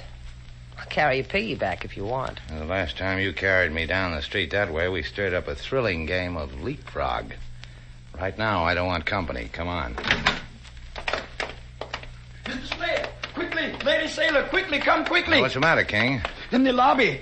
But rapidly, Mr. Slade. What happened? What are you so upset about? I was in the kitchen. I heard the desk bell ring for service, then I heard shots. This is what happened, Mr. Slade, on the floor. Harry. The man who hit me over the head with a gun. Is he hurt bad? He doesn't hurt at all, King. He's dead.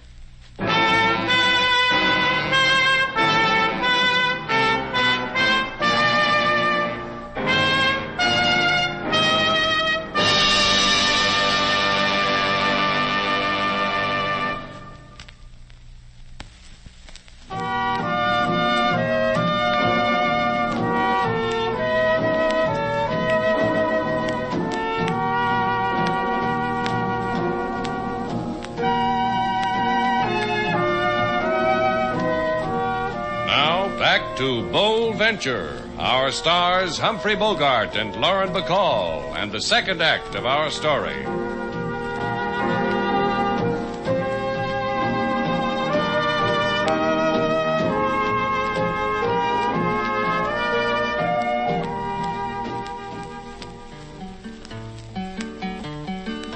In Havana town is a spot to go, with no silk sheets, with no floor show.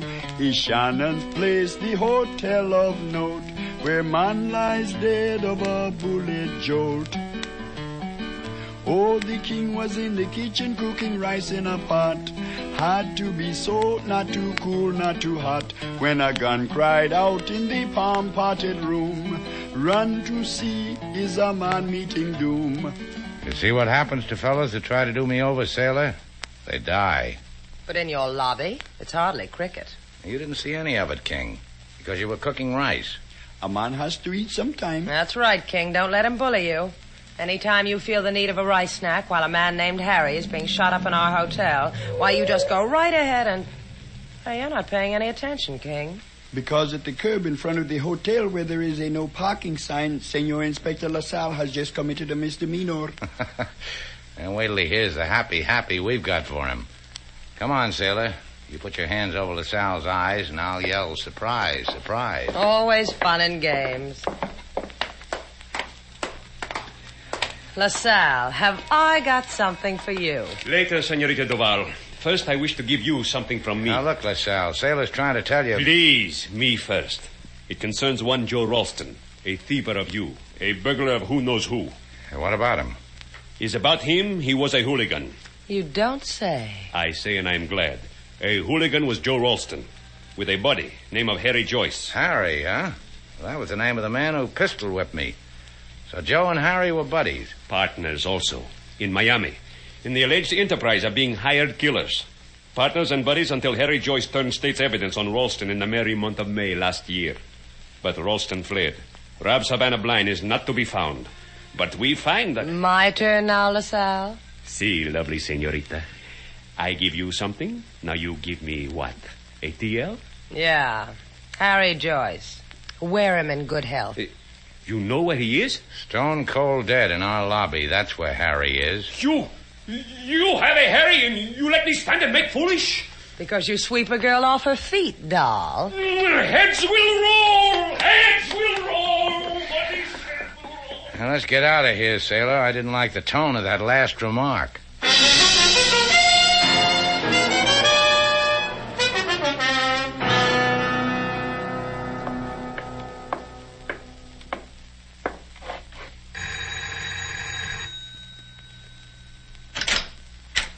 Two surprises in one day. I enjoy it, Joe. It could get habitual, Annie. Raise a finger and you'd see how fast it could. Who is it, Annie? Joe Ralston. Bueno, tell him to come in.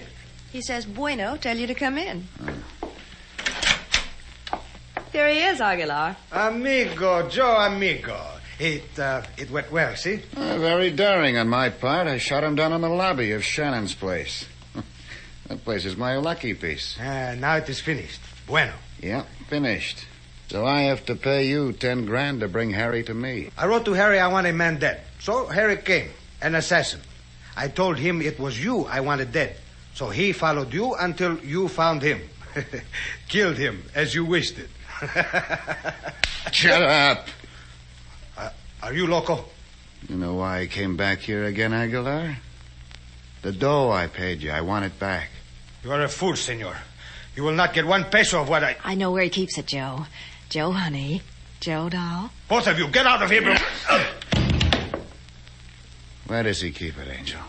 Take me by the hand and follow on tippy-toe. Isn't Havana nice, Joe?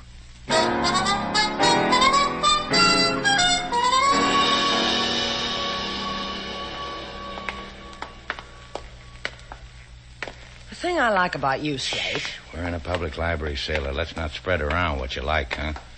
There aren't enough editions of me to meet the demand as it is. Well, the thing I like is how when people drop dead, you run to the files for last year's Miami papers. I bet not many girls can say that about their fellas. Eat you, huh? Eat you because I burn when a man robs me and another man slugs me. And the man is shot to death in my hotel. It eats you because things like that annoy me, huh? What are you going to do? Wrap up your hurt in year-old newspapers? Just sit down here, Sailor, wet your first finger and flip the pages till you hit the merry month of May. The joys you give a girl. The sunny afternoons you lay at her feet. Say when, Buster. I need a refuel job on my flipping finger. Keep going. Hold it. I said hold it. You've got a girl like me thumbing old newspaper slate. There's just no holding her. See what you're looking for? Yeah. Here, Sailor. 4th column, just like LaSalle said. Harry Joyce turns state's evidence on Joe Ralston. Ralston, fugitive. What do you know? Well, get your nose out of it so I can see, too. I can read for both of us, baby. Ralston and Joyce were partners in an import-export business on Lincoln Boulevard, Miami Beach. When questioned, Joyce stated that the enterprise was a branch office of the Aguilar and Company Import-Export Concern of Havana, Cuba. I'll give the file back to the librarian, Sailor. Curtsy and then say thank you. Because you got your kicks from news a year old? Because Aguilar of Aguilar and Company is a man I just have to talk to. Don't forget to curtsy, baby.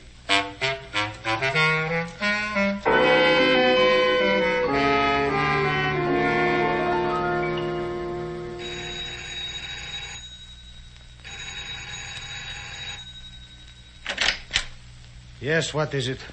Your name Aguilar? Who is asking the question? Him. I talk like this. What about it, Buster?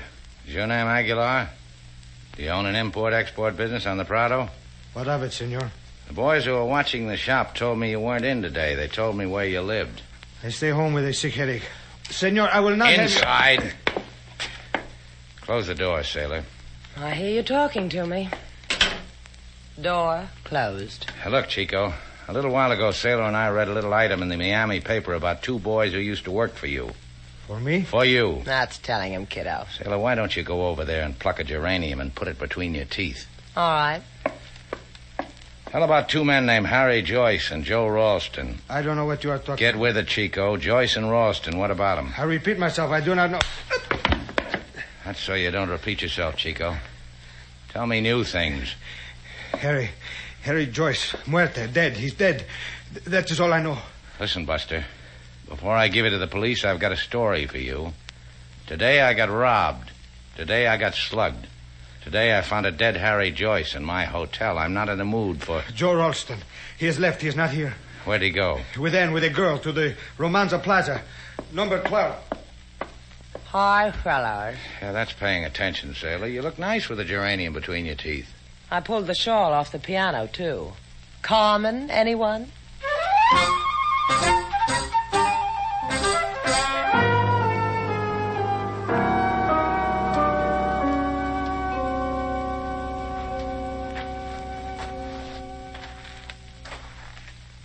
Quite a layout this girl Anne's got.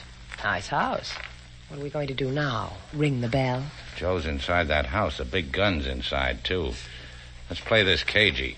I'm going to have to peek through windows again, huh? That's right. That one over there. It's just about your size. Well, what do you see? There's our long-lost customer, Joe. He's sitting in an armchair, Slate. Uh-oh. What's the uh-oh? Shoulder holster with a gun. What a girl. Is she in there? I don't see her. Wait a minute. Yeah, there she is. She's in the other room. Looks like she's packing. Yeah, you did good. Now what? I'll go around and ring the front doorbell. And yell trick or treat? Ring the front doorbell and run. When Joe's answering the door, I'm going in through the back.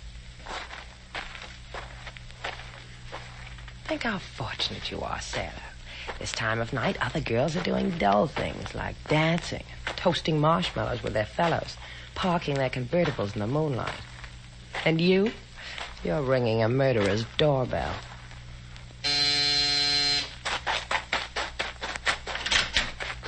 Hey, who rang this doorbell?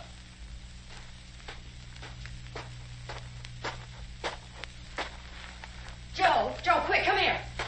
Something strange, Annie. I answered the door. Nobody was...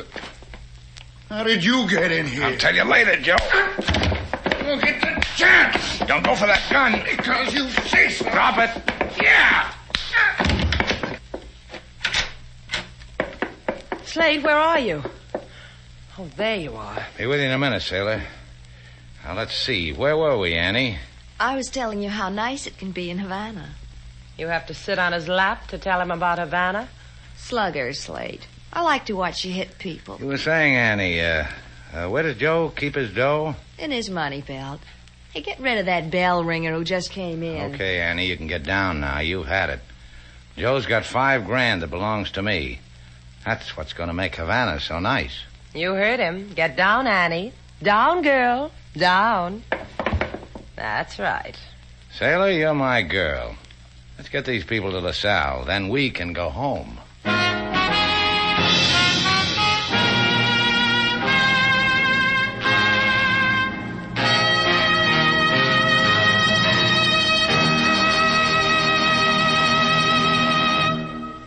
Our stars, Humphrey Bogart and Lauren Bacall, will return in just a moment.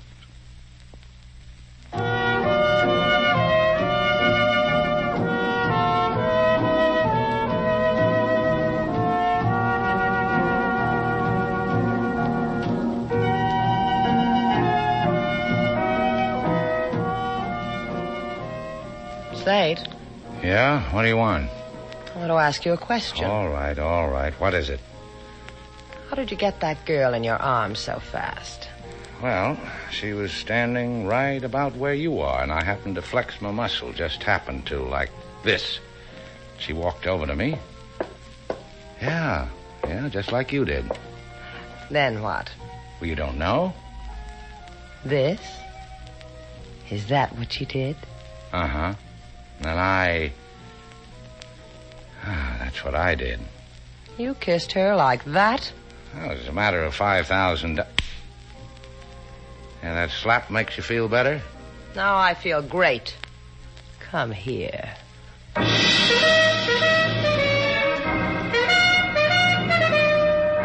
And so, our two stars, Humphrey Bogart and Lauren Bacall, have brought to a close our latest bold venture story.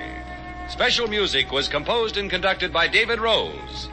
May we invite you to listen again next week at this time for another exciting adventure starring Humphrey Bogart and Lauren Bacall together in Bold Venture.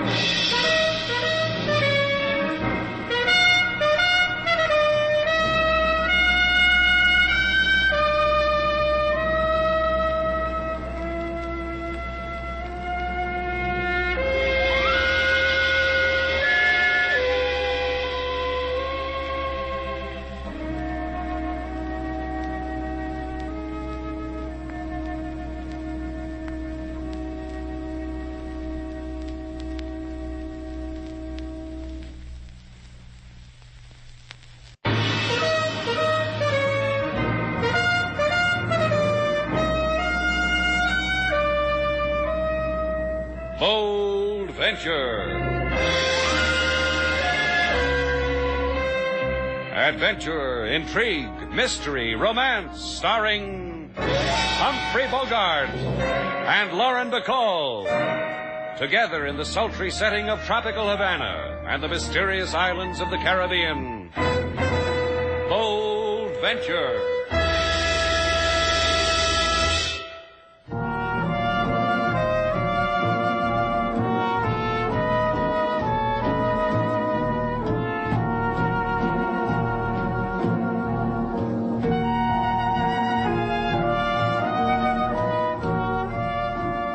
Once again, the magic names of Humphrey Bogart and Lauren Bacall bring you Bold Venture and a tale of mystery and intrigue.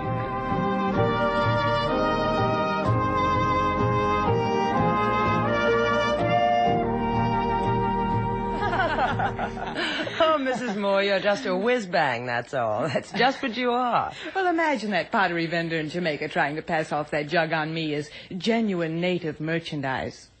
Mr. Haven warned me to be careful, didn't you, Tommy? Sure I did. I've been to the Caribbees before. I know how these natives work. Well, we're glad you two waited till you came to Havana before you purchased any pottery. I've got a little item here you might be interested in. Slate, these people want to go to their rooms. It's pretty late. I only show it to you because you're guests at the hotel. Got it right here under the desk. How do you like it? Oh, it's very pretty. It's got a real interesting design on it, all right. Uh-huh. Shape of the flying fingers of the Crawwins. Crawwins? A little-known tribe of artisans, direct descendants of Lafitte the pirate, marooned on a small atoll some 60 leagues from here. Instead of dyeing, they made pots. See? Stamped right here, Crawwin. Crawwins, huh? With a pocket mirror in front of it, it would come out Newark, wouldn't it? Yes, I guess it would. Well, if you'd like it that way. We also have here a little memento of your visit, a leather-backed pocket mirror with a scene of colorful old Havana tooled into... Mr. Haven, Mrs. Moore, wouldn't you like to see your rooms now? They're right across the hall from each other. I'd like to make a phone call first, if you don't mind. You'll be all right, Claudia? Oh, of course I will. I want to tell you again how kind you've been. Meeting me on the boat and taking me under your wing on this cruise. Well, you've been wonderful. Don't mention it.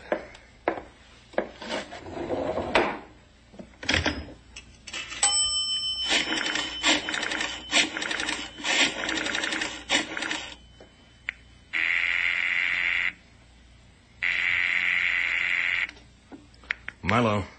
Hiya, Milo. Yeah, we're here. Mm-hmm. Both of us. No, not as far as I know. I think we lost him in Jamaica. Sure, I know you'll find us. So I thought of something. Why run anymore? What? That's going to be up to you, Milo. Kill him? Didn't you hear what I said? That's up to you.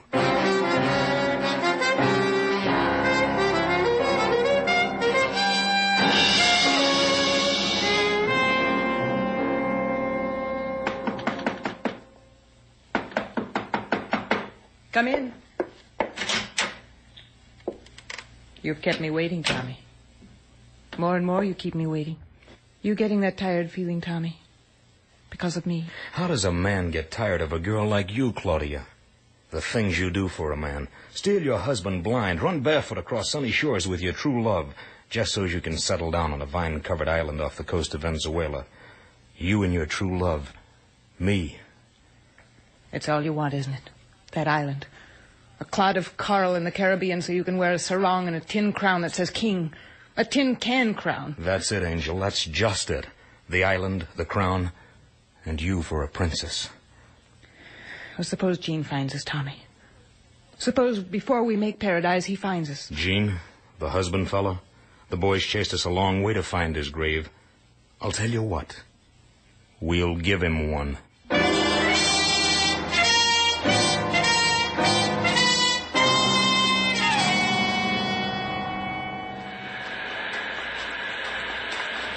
Mr. Shannon. Hey, Mr. Shannon. Am I intruding, Mr. Shannon?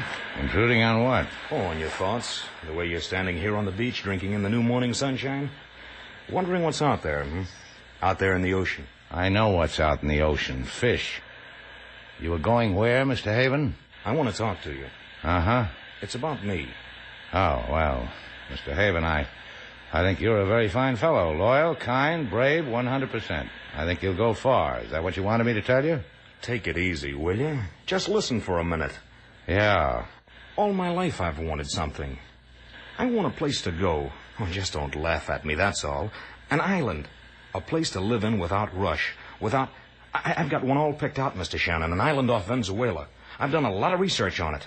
You can buy these hunks of land for a song from the Venezuelan government. You want me to sing for you? Now, you've got a boat. I want you to take me. When? Oh, I've got some things to take care of first. I'll let you know. But it'll be soon. It's a dream I've always had, Mr. Shannon. I need a little time to put the Bold Venture in shape. Well, $300 for the trip, Haven, per person. I'm going alone. Oh. Well, just let me know. You bought yourself a boat ride.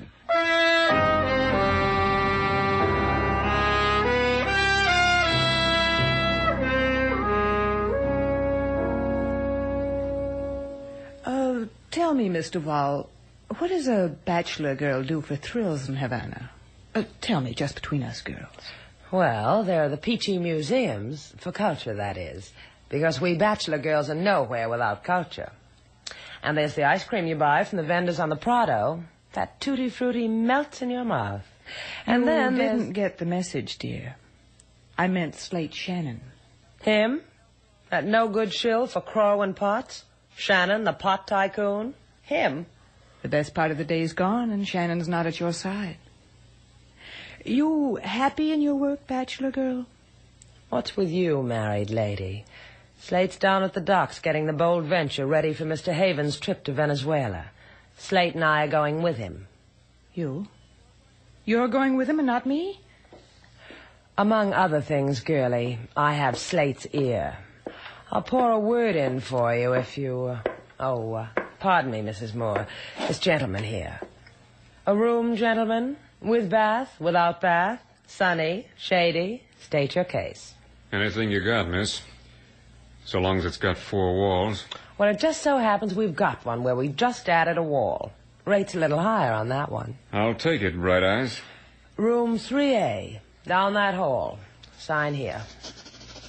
So you got a man registered here named of Haven. Tommy Haven. He around? No. Went out a little while ago. You want him? I want him. Know where he is, Bright Eyes? Try the docks, gentlemen. Mr. Haven's probably running his fingers over our boat, the Bold Venture, testing her for the trip to Venezuela. You, bright-lipped doll, you. I'm going to go to my room. Get my baggage in there. Maybe I'll want to change into something cool for a walk later on. Gene, aren't you even going to speak to me? Slap me even? How long can you look right through me, pretend you don't know? If this stuff comes with a hotel, Bright Eyes, spread the word I'm not in the market. You stand there and take that, Mrs. Moore, when all you asked for was a slap? I've had all of it before. That was my husband. Stunning relationship you two have. Mm-hmm. But not for long, Miss Duval. I've got this feeling not long at all.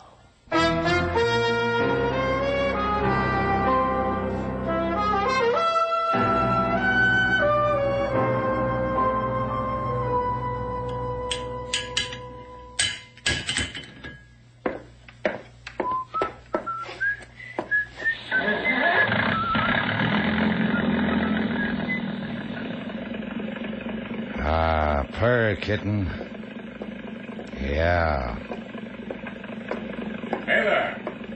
Hey, you on the boat. Are you talking to me? That's right. You mind if I come aboard? Not at all. You know a man named Haven? Who are you? Haven's not around, is he? Maybe I'll just look around. Out of that cabin, Buster. In fact, off the boat. Where is he? Where's Haven? Just because it's a fine sunny afternoon and I don't want to louse it up, I'm going to tell you a thing. I saw Haven about 6 hours ago up the beach. That way, up the beach. I saw him there, I talked to him for a little while, and I left him. Now you can take off. Your name's Shannon? So? Yeah. So? Seeing you on your back, I suddenly feel real good. Bye, Shannon. Hey, you. Yeah? Wait. I'm sorry I didn't give you the information you asked me for as soon as you asked me. And what? Well, I hope you don't mind my asking you, sir, but who are you? Yeah, you ought to know. My name's Moore. Jean Moore. I've got a wife staying at your hotel. Her name's Claudia Moore. Yes, sir. My wife, whose name is Claudia Moore, cashed in everything I owned and ran away with a man named Haven. They were going looking for an island with my dough, and you were helping them. So you slugged me, isn't that right, sir? That's right, Shannon. I see. Now we can be friends, Moore. I'll wait till you wake up, then we can be happy about it.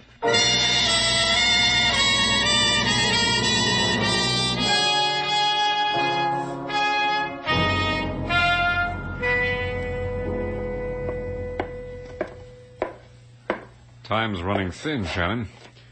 Night all around us, and you still haven't come up with Tommy Haven. Now, look, Buster, I'm as anxious to find him as you are. Nothing I enjoy more than playing audience to a show between a husband and a cat who ran off with a man's dough and his wife. I promise you I'll hiss. We're even up on bruises, Shannon.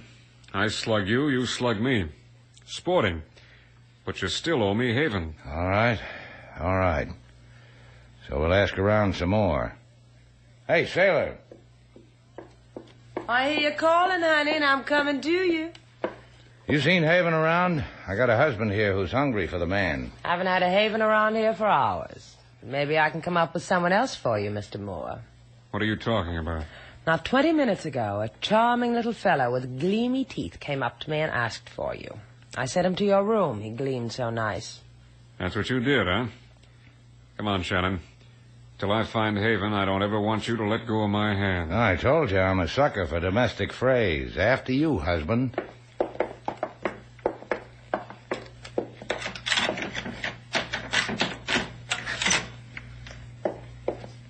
You know where the light switches are, Shannon. Come up with one. Yes, sir. Yes, indeed, sir. Light and something else, husband. Hey, Claudia. Hey, she's been stabbed. Well, help her. I wish I could. I really wish I could. Your wife's dead, Mr. Moore. Yeah? Well, does it surprise you, Shannon? Does it really surprise you?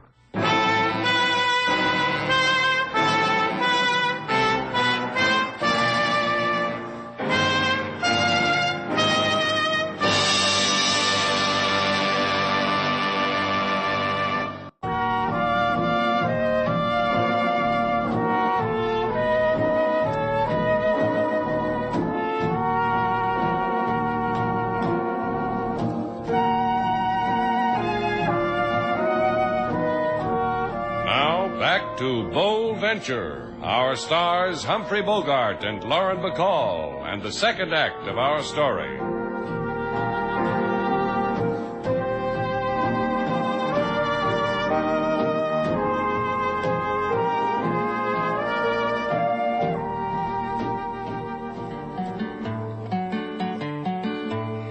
Shannon's place on Havana shore, his trial and tribulation in quantity galore. A husband bereaved and policeman with book to scribble note on lady whom life forsook.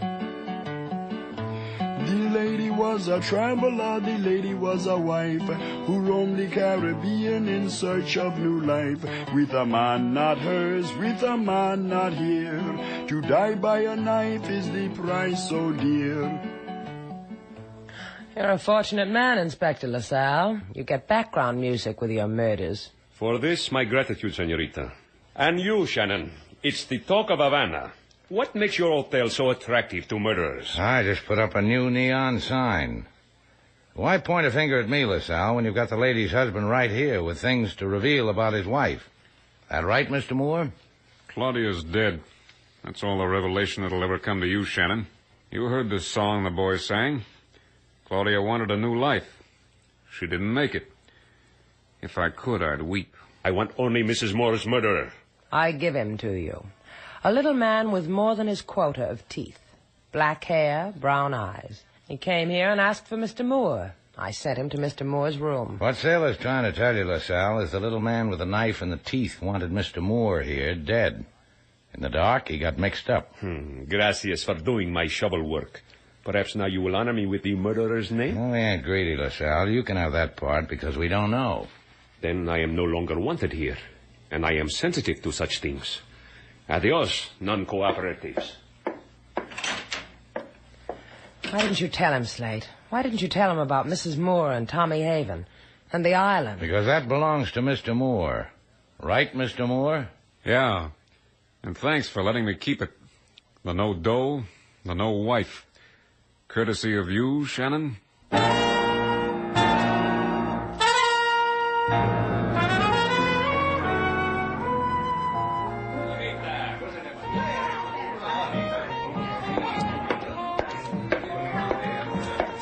Well? Por favor, may I sit down, Senor Haven? Sure, sit down. Who do you think I'm waiting for? Gracias. You did what you were supposed to, Milo? I did, Senor. I went to this Shannon's place. I asked for Senor Moore's room. I was directed to it.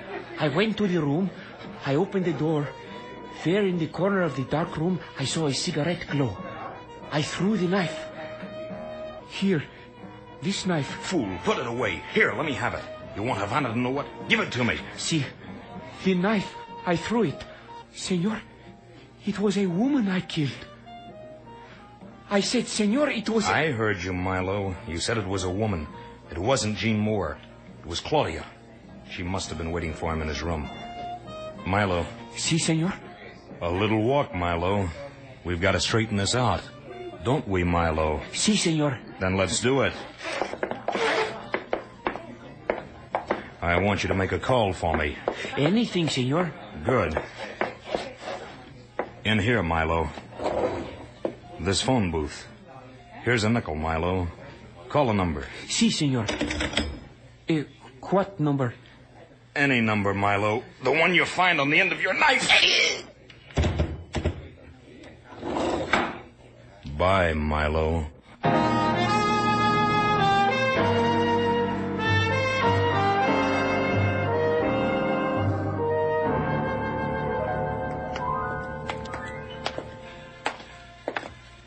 What's with LaSalle, Slate? The boy's got a murder on his hands. So he calls us up and invites us to a joint in the barrio.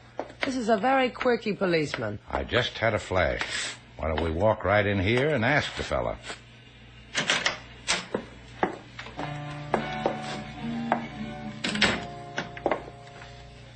Shrimp boats must be out again, Daddy, because there's no dancers here.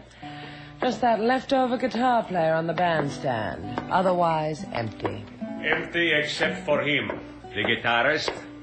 For me, the overworked official. And for you, the owners of murder hotels. And You are not going to interrupt me? Interrupt? You crazy? We've been living for this moment. And I will do my utmost to make it thrilling for you both. A double file behind me, please, to the third phone booth from the left. This little man, folded inside, with the knife in his back. A little dead man familiar to you, Senorita Duval, huh? That's him. That's the man who came to... What man, sailor? The one who came to Shannon's place asking for Mr. Moore. The one with the gleamy teeth. He is a barrio by the name of Milo. You called him a murderer, Senorita Duval. Yeah, she did. But now we'll never know, will we? Unless you and the Senorita and Senor Moore wish to cooperate. Unless you cease to withhold from me evidence. You'll have us up to your pokey, huh? For years and years, maybe more. For being with tight mouths concerning the murder of a woman. Concerning the murder of this man Milo. Concerning the... You're a real convincer, LaSalle. Let's go find Moore, huh, sailor? I can't stand it when policemen call me tight-mouthed.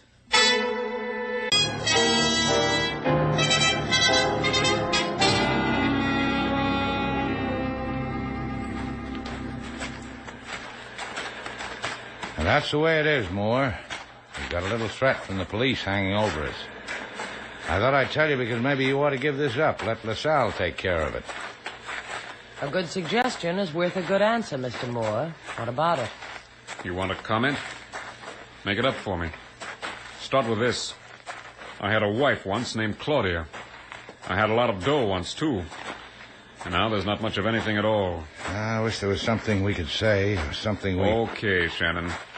Okay, what? We've been playing long enough. What's your part in it? Are you kidding? You think so? I asked a question. Your part in it, kid. What's Haven paying you? How much of my money did he brush against you for these tears you're shedding for me? For the lies? You really aren't kidding, are you? We had each other off balance once, Shannon.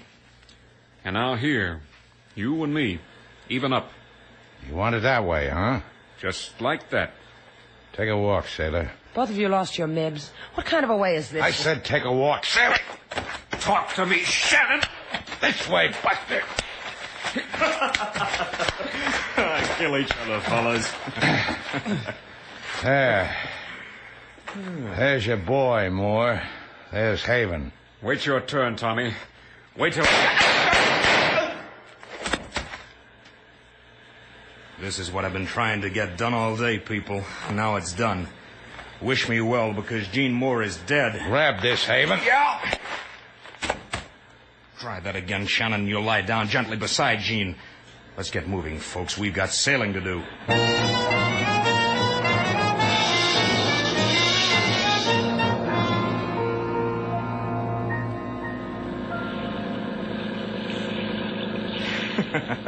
You look natty and salty up there at the wheel, Shannon.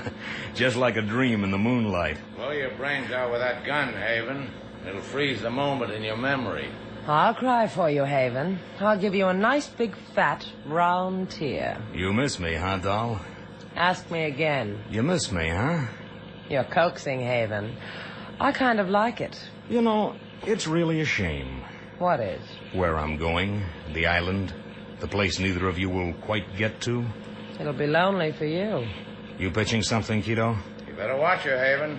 She's been known to sell people out. Is it happening to you, Shannon? Let's hear the girl out, shall we? What's on your mind, sailor? Nobody's selling you out, Haven. You take me to an island, how am I going to cross you? True. Don't say I didn't warn you, Haven. Thanks, Shannon, only shut up. We've got a nice conversation going. Sailor and me. Hi, Haven. Oh, tilt the face a little to the moonlight. I want to look again. Like this? On your feet, sailor. I'm still tilting. You'd better help me. Sure. Take my hand, baby, and mind the other one. It's still got a gun in it. Thanks. Now what? My good idea. Take the wheel away from Shannon. Go ahead.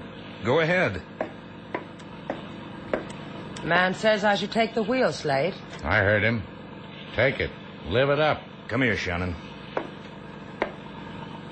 You take orders good. Jump off the boat, Shannon. Try that. Are you crazy? It's 30 miles to any place. I don't know where that is, even if I could swim 30 miles. Right off this side, Shannon. Jump.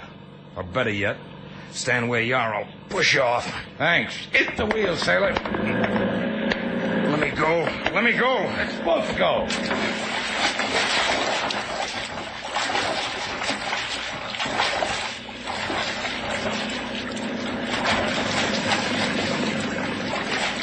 Is that you, Slade? Nice going, sailor. You all right? I'll get better. Now, give me a hand. Haven? I've got a handful of hair. I think he's attached to it. Yeah, he is. Well, let's go back to Havana, sailor.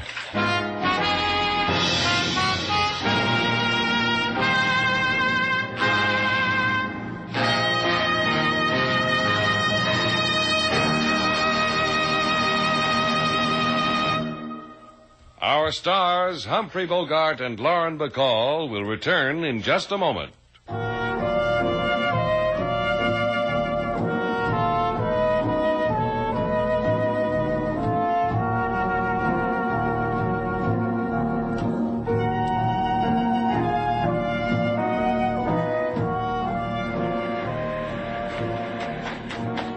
Is that you, Slade? Sharp, huh? Spiffy. That's a beach outfit? Bathing trunks, a straw hat, and a blazer. Yeah, well, I bought a ukulele, sailor. The instruction sheet said best results are obtained while wearing a collegiate outfit.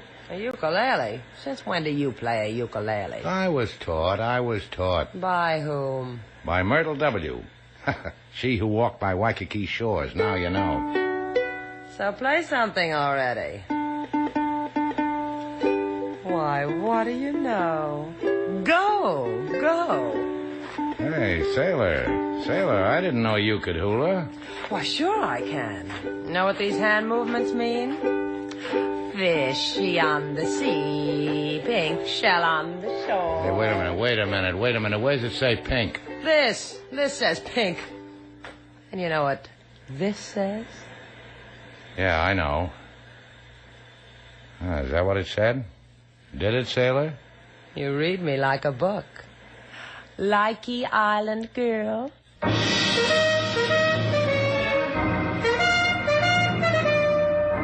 And so, our two stars, Humphrey Bogart and Lauren Bacall, have brought to a close our latest Bold Venture story. Special music was composed and conducted by David Rose. May we invite you to listen again next week at this time for another exciting adventure starring Humphrey Bogart and Lauren Bacall together in Bold Venture.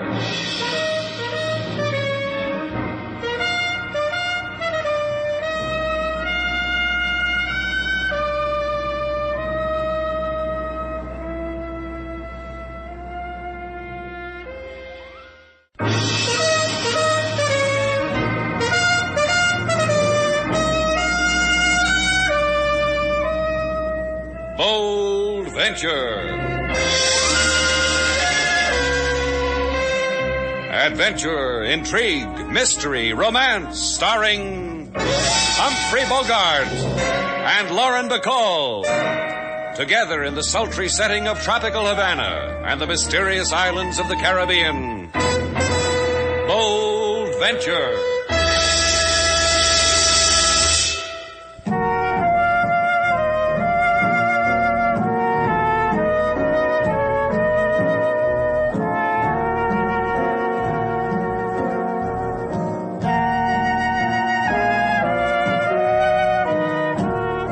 Once again, the magic names of Humphrey Bogart and Lauren Bacall bring you Bold Venture and a tale of mystery and intrigue.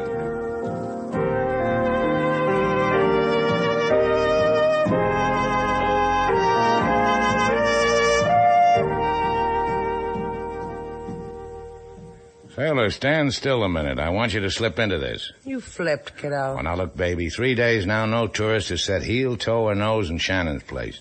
Least you can do is cooperate in drumming up a little trade. Come on, try it on. It'll make you a walking dream. You can get down on your hands and knees and touch your pointed head to my open-toed sneakers. I'm not getting into that thing. Oh, come on. At least let me hold it up to you for size. Sure, a creation. Adjust the shoulder straps, saw off a little here, plane this area down a bit, chop off a little here. Shannon, just put your tired little skull between these What's the matter, sailor? You got a thing against sandwich signs? What kind of a neurotic are you? It's just that I ain't tasty between two slabs of plywood. Baby, you slip into this. Grab a fistful of our handbills, work the plaza for an hour, you'll have 'em standing in line. Oh, that's cute. Keep 'em behind a wooden barrier, son. That way the fillies never get away from you. Ain't that right, cutie pie? Look, mister, you want a room? Just ask for a room. Let's not feed no sugar to no fillies, huh? You got yourself a ball of fire, mister.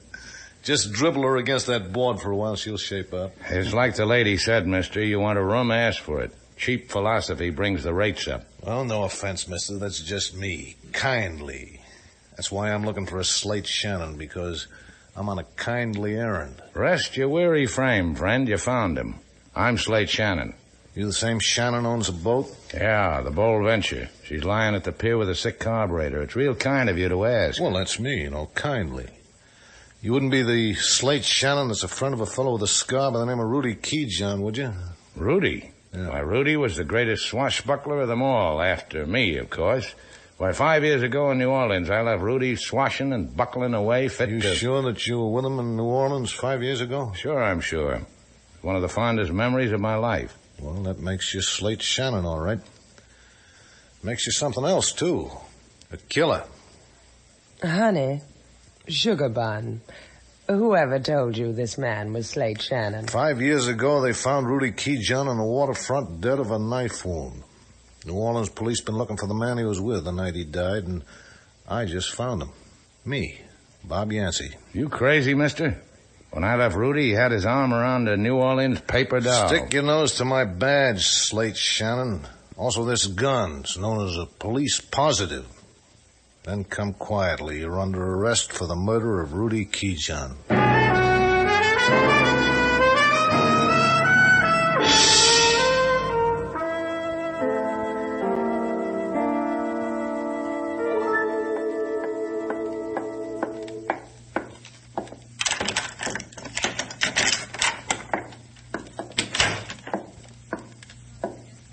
Yancey's not back yet, huh? Hungry, Rudy? Well, answer me, honey. I'm a girl, and attention should be paid. I brought food. I asked you if you were...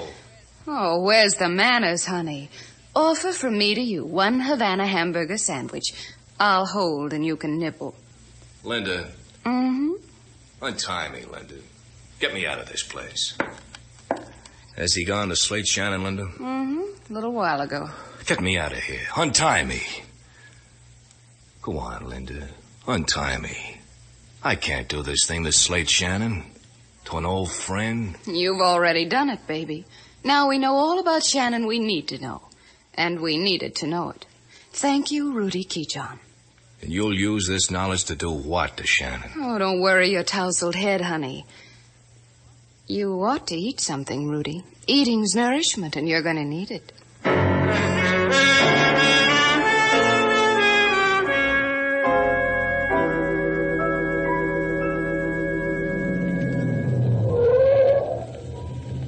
Get out, Shannon. What for? This is nowhere, Yancey. It's Havana waterfront at eventide, fabled in story and song. Out. Over here. I'm good to you. Look how nice you can see Havana's waterfront. Now, I do this because I've got a feeling that you're going to miss it. Hey, you got something on your mind, Yancey? Yeah, I have, Shannon. I'm noted for things I have on my mind. What's today's burden, Yancey? Well, once I read the encyclopedia, it made me fluttery, that section under jade. That part about Pitsui jade from Burma. It goes like this. New paragraph. Quote, Pitsui jade is the rarest and most valuable jade known, unquote. Now, isn't that nicely worded? You a cop, Yancey? Pay attention, Shannon. I could forget there's a murder rap crawling all over you. Look over there. That boat, that's a beauty, huh?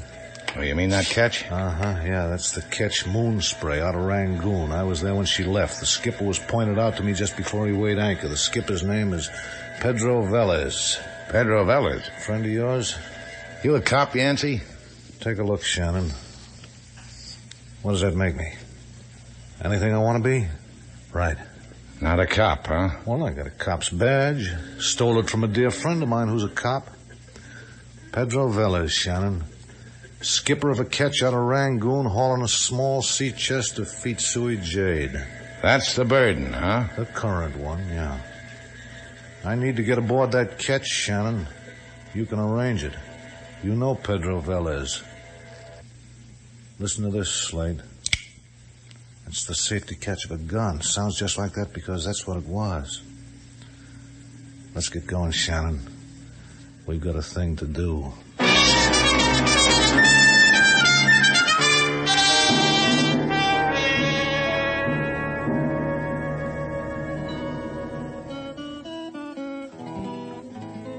Sighing over the scrapbooks of Mr. Slate isn't going to free him of a murder charge, Lady Sailor. I just can't believe it, King. Slate's no killer. The kind of man Mr. Slate is, Lady Sailor, the kind of life he's led, who knows what might have happened to him back in the shadows of his years. You think he could have killed a man? Do you want an answer, Lady Sailor, to make you feel better, or do you want an answer? Just an answer, King. Yes, I think Mr. Slate could have killed a man. I have been at his side for many years. He's a good man. He is also a man of violence. I don't care what you say. I know Slate, too. He couldn't murder. Believe what you want, Lady Sailor. You love him very much, don't you? Go get me a drum to beat on, King. I've just got me a cause. I've got to be shown how Slate is a killer.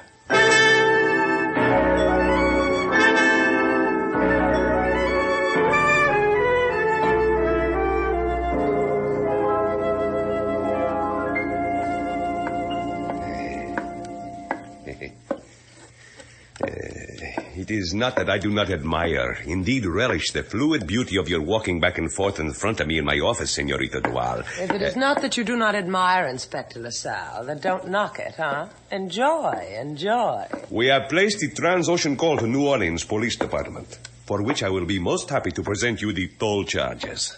Just give me a number, how many more laps I've got to go before they call back. A girl has to pace herself in these things. So you and I have waited half a day together. I will enjoy waiting till nightfall with you, till the end of time. This is not too long to wait for the information whether Slate Shannon is indeed a murderer, whether he did indeed kill a man, Rudy John, in New Orleans, whether... you are not pacing anymore, Senorita Duval. At least make it interesting for me, huh? It bores you, huh? That a man arrests Slate for murder, takes him away. Knowing Slate Shannon as I do, Senorita Duval, it was only a matter of time until... Perdone. Inspector LaSalle, Havana Police. New Orleans, Senorita. You timed it well. Eh? Si, I accept. No?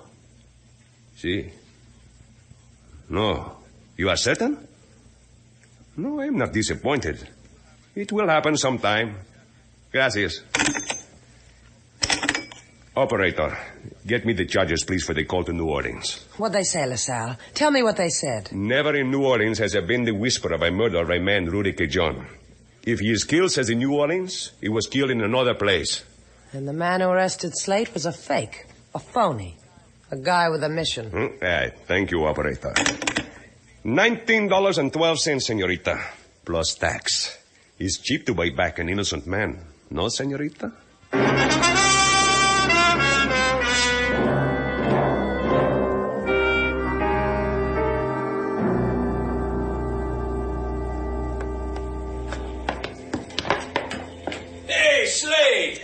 Slate Shannon. Oh, how happy I am to see you, amigo. I am sorry the crew is ashore. We would make music. And how happy I am to see your friend. I wouldn't rush it, Pedro, my friend. When I shake his hand. Friend of Slate Shannon, I offer you my hand. My hand-shaking apparatus is occupied at the moment, Pedro. It's in my pocket. It's holding a gun. You say gun? Yeah, that's right. Stolen from the Army. Yeah, that's what I meant, Pedro. My friend steals police buzzers, Army guns, jade. This is a joke, see? I should tilt my mouth like so to make a grin like so, see? I should do it. It's this way, Pedro. Yancey here's had that gun in my back for the last hour, but now... See? Let's get him. You want a shot in the shoulder too, Shannon? You want to just say so. Let the air in the shoulder a little. You know I could do that. Okay, you shot him. Now what? He'll live. That door over there goes below, Shannon. Walk ahead of me. Open it. You're a real large guy, Buster, with a gun in your hand. What happens to you when you get forgetful, when suddenly you wake up in the morning and nothing's in your fist? I get cowardly. Open that closet. Everything out on the floor, Shannon. No, nothing. Come on, that chest of drawers. Come on, open them. Spill it. The other one. Come on. Spill it. Oh, now that tin box looks possible, doesn't it? Now, doesn't it, Shannon? Come on, open it. All right. Put it on the table, Shannon.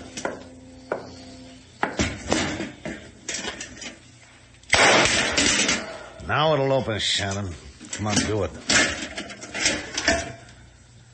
Oh, you scoundrel, you, Shannon. Look what you just did for me. Jade.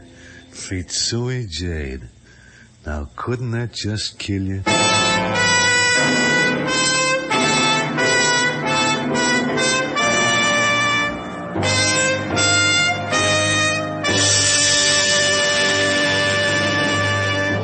You're listening to The Big Broadcast.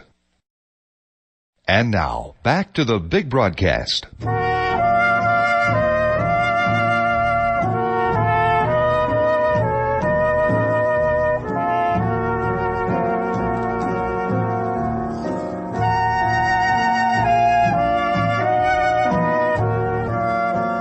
Now, back to Bold Venture. Our stars, Humphrey Bogart and Lauren Bacall, and the second act of our story.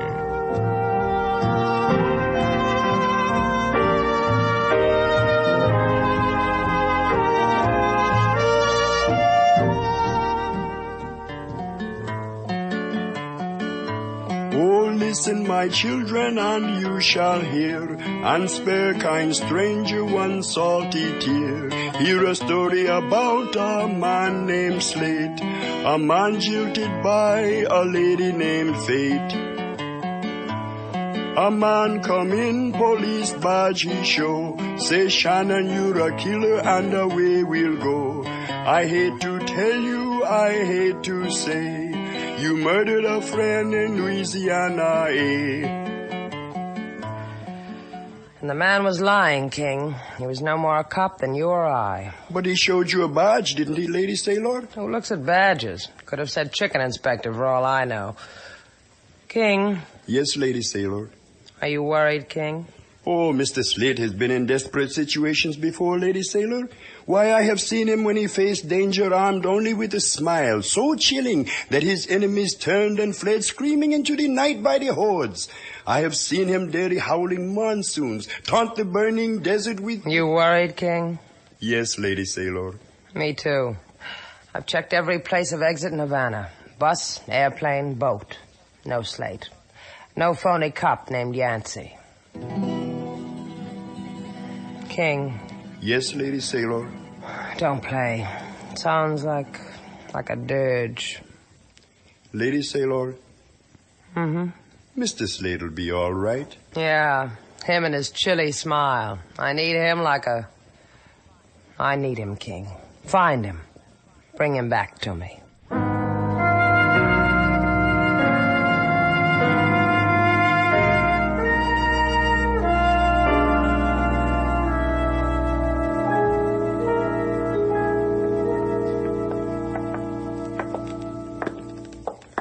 You got your feet sui jade, Yancey. Your gun poked a hole in my good friend Pedro Velez.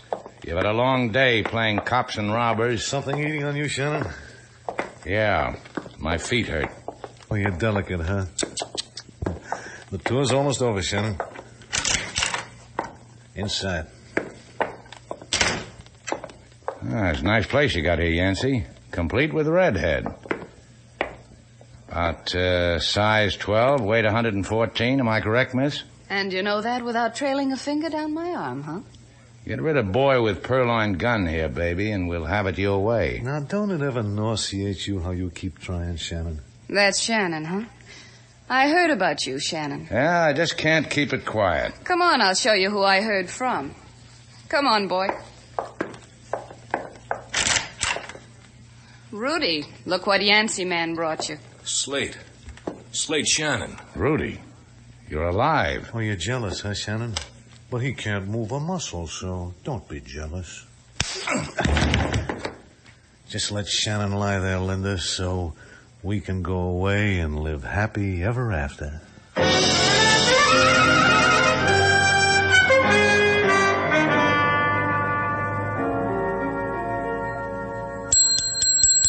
Service! Hey, service! Just sign the register, Say, what did you do with Slate?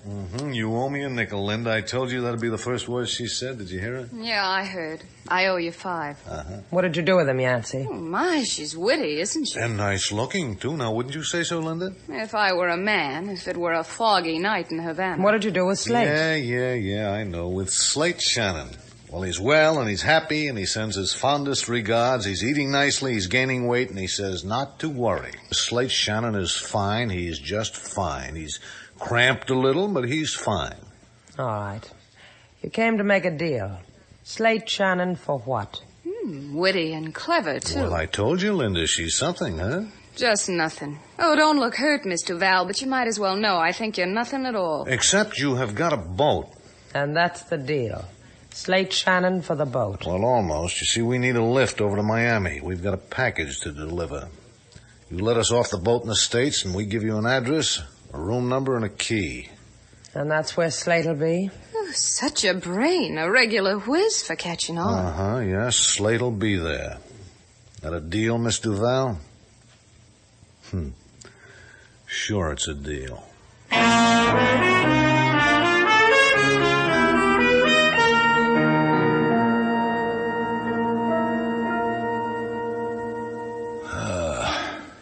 You hurt bad, Slate? Come on, Slate. Come on. Rudy? Yeah, I've been talking to you for the last hour, trying to get through to you, Slate. You've got to get up. You got to get up and get out of here. I got this nice soft floor to enjoy, and a guy like you has to louse it up. Slate, I told you I apologize. I apologized. Yeah, I forgive you for being alive, Rudy. There was a happy rumor afloat that you were dead. Yancey told you this. Is that correct? Yeah, he added a flourish. He said I killed you. When this floor starts getting hard again, I might get around to it. This is madness. Everybody knows you wouldn't kill me. Me, Rudy Key John, your old shipmate. Yeah, that was the one time I took the wrong boat. Come on, Shannon. Real strong man. Be brave. Get up. Oh, that's good, Shannon. It's good. That's very good. Now untie me and I'll be your crutch. Before this wonderful thing happens to me, Buster, brief me what you're doing here. It's because I talk too much. Because I unzipped my mouth in Trinidad. So you unzipped. What came out? The brave, crazy days I had with Slate Shannon. I told them the Yancey and that beautiful Linda. And I told them also of another intimate friend. Pedro Velez? Of course, Pedro Velez. How rich and fat he was becoming on the Burma run.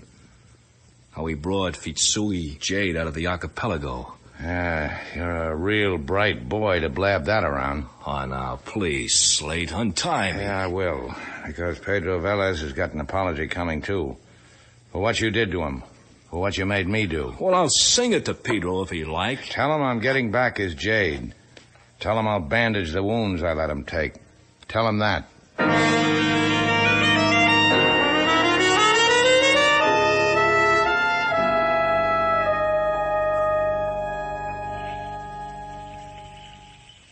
Come on.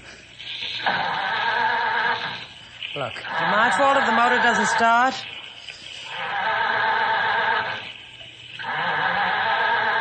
You got the look of a grease monkey. How come you can't start this tub? Run that gun up and down her spine, Yancey. Then maybe she'll remember. Now, wait a minute. I just thought of something. Shannon says something about a sick carburetor. Real sick, huh? See?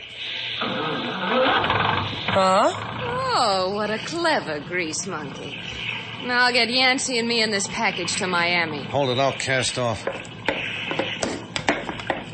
Okay, Skipper, honey, you're okay now. Yeah, she is. Shannon, you... Take off, sailor. I've got this guy. Slade, aye. Welcome ashore, Yancey. You like to mess things up, don't you, boy? Yeah. Messy, huh? Yeah. You grabbed me in my cowardly phase, Shannon. I didn't have my gun. But I got it now. You and this gun met before, didn't you? Yeah. You and your gun. Without a tin box full of jade. You'll get it back for me, boy. Go on, run up a distress flag or whatever it is you salts do to bring home a boat. It's a black night, Yancey. Sailor won't see it. Well, I got a better idea, Shannon. I'll let this gun talk to you a little bit. Then you'll scream. And that girl of yours will come back. You ever catch my bob and weave, Yancey? On a black night, it's terrific. And I've got a duck that'll surprise you. You want to try? You want to start screaming? You got one shot, Yancey. Make it good.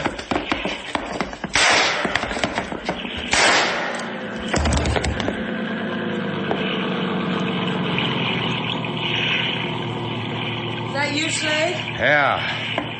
Yeah, it's me. I lied to him, sailor. What are you talking about? Yancey got 2 shots. The first one missed me. The second one I rerouted. Yancey stopped it. Where's Linda? What do you want to know for? And the bucket of jade she had with her that belongs to a friend of mine. Where is it? Are you worried about the jade, or are you worried about Linda? Come on. The jade's over by the wheel, Slate. And Linda... Come over here, Slate. There she is. That's Linda? Raw hamburger on those eyes, Slate. They'll go down. Ice cube on the lips.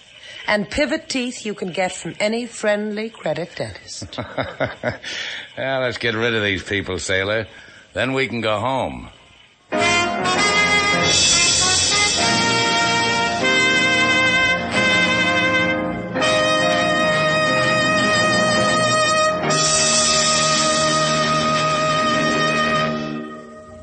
Our stars, Humphrey Bogart and Lauren Bacall, will return in just a moment.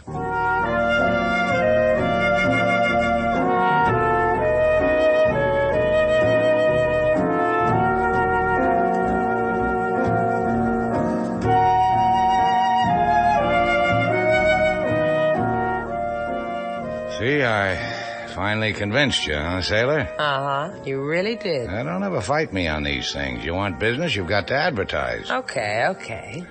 I'm convinced this sandwich board is just the thing. Looks nice, doesn't it? I like the sign you printed on it, too. Fetching. Yeah, I dreamed it up all by myself. Shannon's place, where nature has a rendezvous. Turn it around, sailor. Voo with you. It's tweaking, Slate. It really is. Only how about the people who see the backside first? All they're going to see is Voo with you. Well, in the advertising game, we call that a tease. You ready, sailor? All right, if you say so. Up. Now over. That's it. Fit all right? Pretty heavy, isn't it? Beefing already. I tell you, it's okay. When you walk, Slate, do it on tippy-toe. You shouldn't drag it on the pavement. You look fine. Come here. Yummy. A Slate burger. Get out of here, Slate, before I gnaw right through the wood.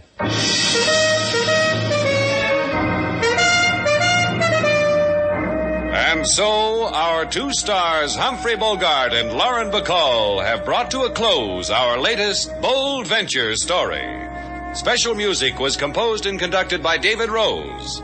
May we invite you to listen again next week at this time for another exciting adventure starring Humphrey Bogart and Lauren Bacall together in Bold Venture.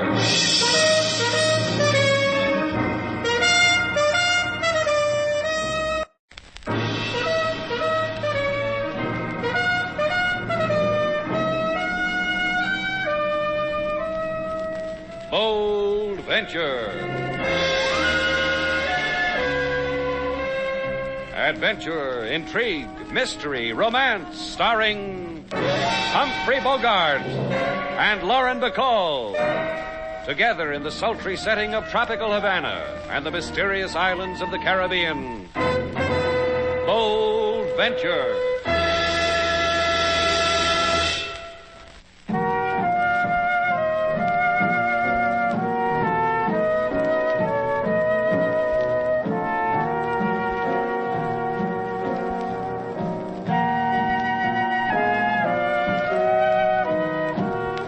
Once again, the magic names of Humphrey Bogart and Lauren Bacall bring you Bold Venture and a tale of mystery and intrigue.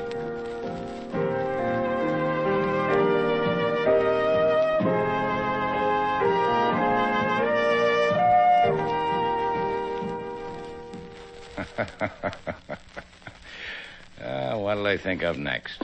Slate, what do you think you're doing? Don't bother me, sailor. With innkeeper comes certain inalienable rights.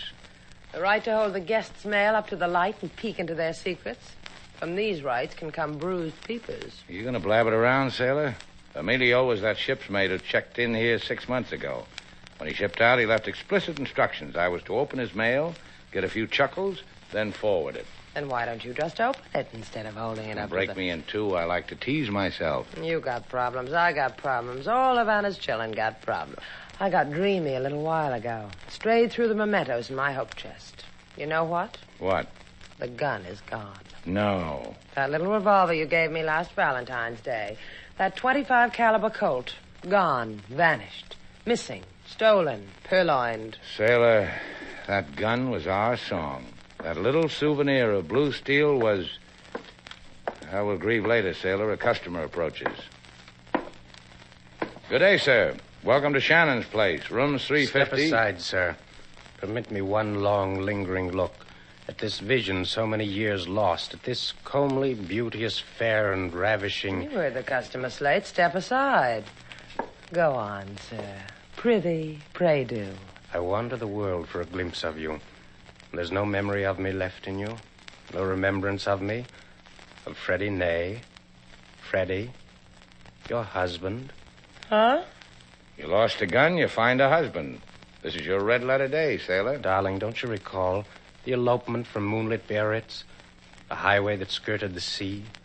The marriage at Juan-les-Pins? The little French charwoman who was your bridesmaid? You don't recall, beloved? No, Freddie, I don't. But it's sure thrilling. Next chapter, please, so I can curl up with it. And then your sudden farewell at the Bois in Paris. The autumn leaves, the search. Now you're healthy, well, comfortable. All I needed to know. It will sustain me through desolate years. Au revoir, chérie. Au revoir. Gee, always a bride, never a bridesmaid. Slate, why are you looking at me like that? You don't believe it. A man says he's your husband. A man ought to know about things like that. You gone berserk, Slate. You think I'd misplace a husband? Did you? No. Don't look at me like that, Slate. I said no. All right, if that's what you want me to believe, I believe you. Forget it. All we have to do is call Inspector LaSalle. Tell him this phony is... Be a nice girl and allow me my mood, sailor. Get your hands off me. Get 'em off.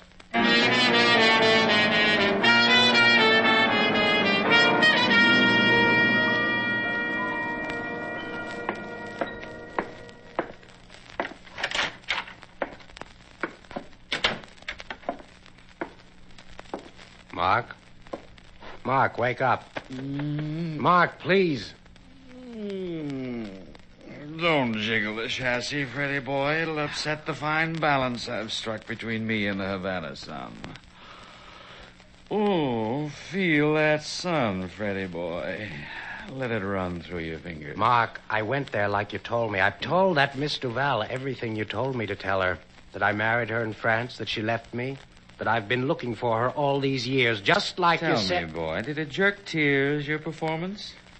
You're a sad thing. The tears must have been jerked. I don't know what it did or why you wanted it. All I know is I want the bonus you promised me. You doubt I'll give it to you, Freddie boy? You doubt a tender soul like me when I fed you, clothed you, filled your pockets with nickels for extras? So you could live this moment with that tangy Miss Duval? You promised me, Mark. You promised. And if I am nothing, I am a keeper of promises, Freddie boy.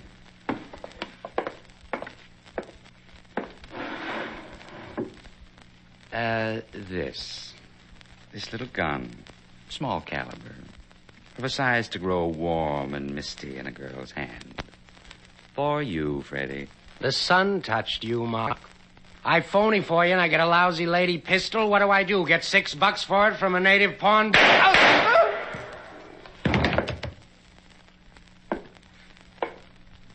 That's what to do with it, Freddie boy. Die from it.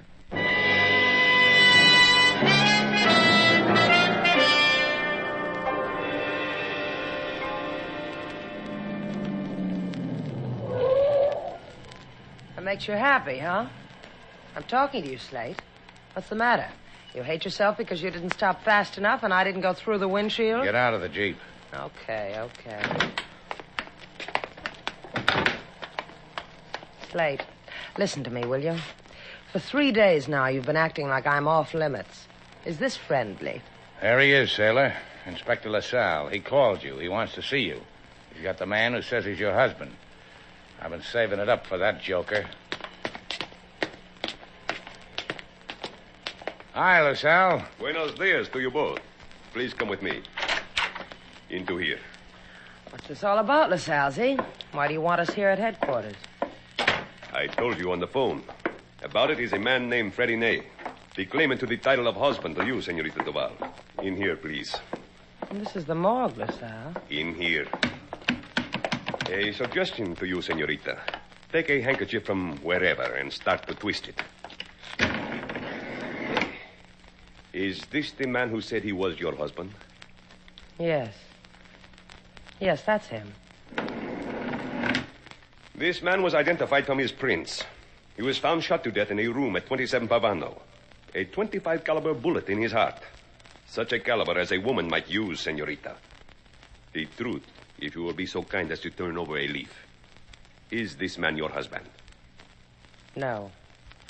Adios to the two of you. Corpses and murders I make my living with. And always in my bushy hair is you and you. Get out.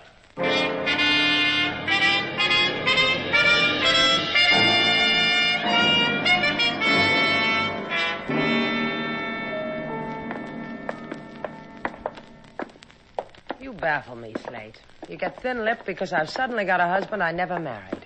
Then you take me walking in dirty hallways. A regular baffler, you. Your boy was killed in this house. Any man who says he's a husband of yours deserves a better fate than that, sailor. Take the long view, kid, and the whole thing is very piquing. You've broken down, my boy. You still think that I he's... never think, sailor. I just ask the management. Go away, please. No vacancy. You're wrong, manager.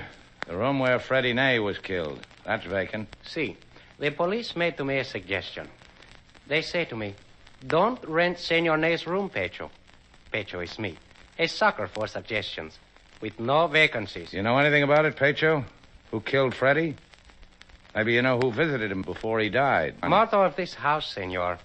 No snooping from the management. The secret of Pecho's success. No vacancies. Goodbye. No vacancies, huh? Only in his head. Look who's pointing a finger. Come on, let's find out what makes you so married.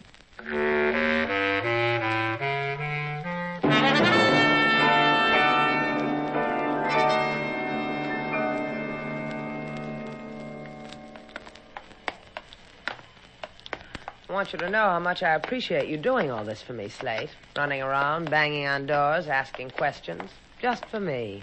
Makes a girl glow. Look at me, Slate. Like me when I'm glowing? Why don't you go home? It worries you, doesn't it? About Freddie Ney. About the murder.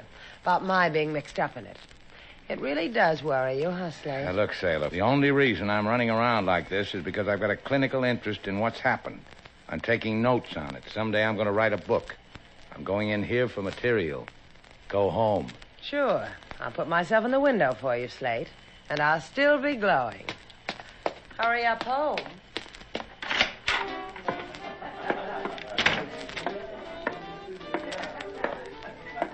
Hiya, Maria. What do you want here, Slade Shannon? What's the matter with you? I ask a question of you, Slade Shannon. What do you want? I ask you one, too. What's the matter with you? Where's the big hello? Maria and her palace of jollies have for you only the smallest hello that can be had. You see, I put my one finger over my thumb like so. The space between the hello from me to you. Look, all I want to do is ask you a question, Maria. I'm trying to get some information about a man named Freddie. About a murdered man named Freddie Ney, see? That's right. I will tell you. The whispers in the barrio says that Senor Ney is such a man as to be beloved by your Sailor Duval, to be married to her. And this you could not stand, huh? So you kill him. Friends of man who kill for such a reason are not friends of mine. Now, just take it easy for a minute, Maria. I want... And you will get from Maria this, the big goodbye. Goodbye, Slade Shannon.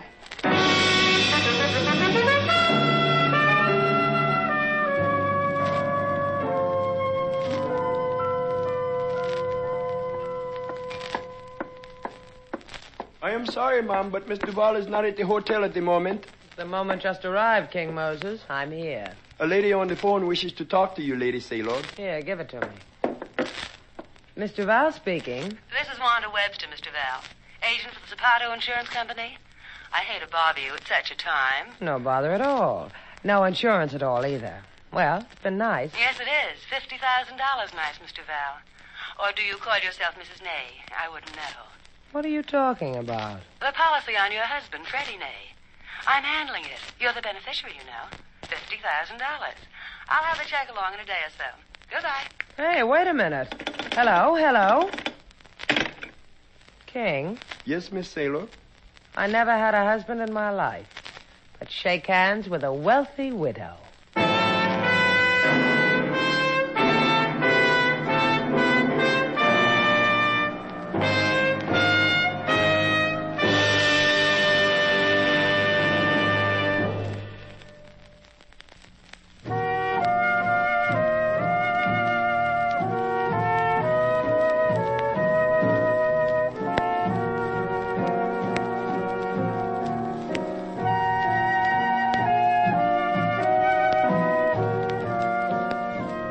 Back to Bold Venture. Our stars, Humphrey Bogart and Lauren Bacall, and the second act of our story.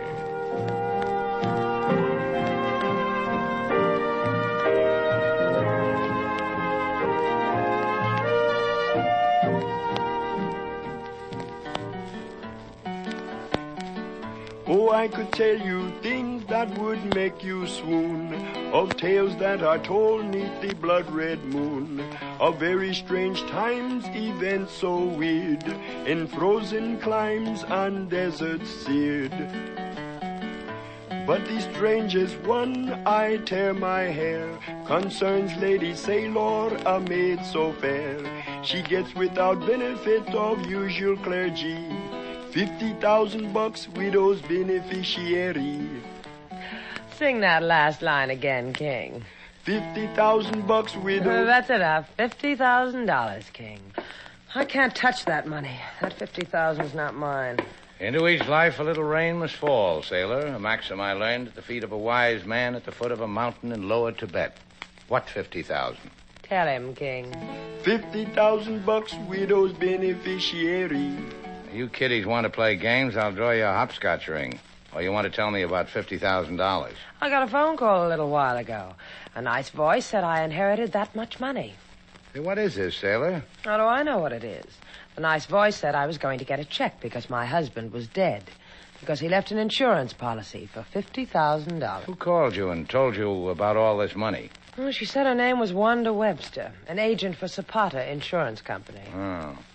Well, stay here, sailor. I'm going to find out why you stand still and somebody drops $50,000 on your head.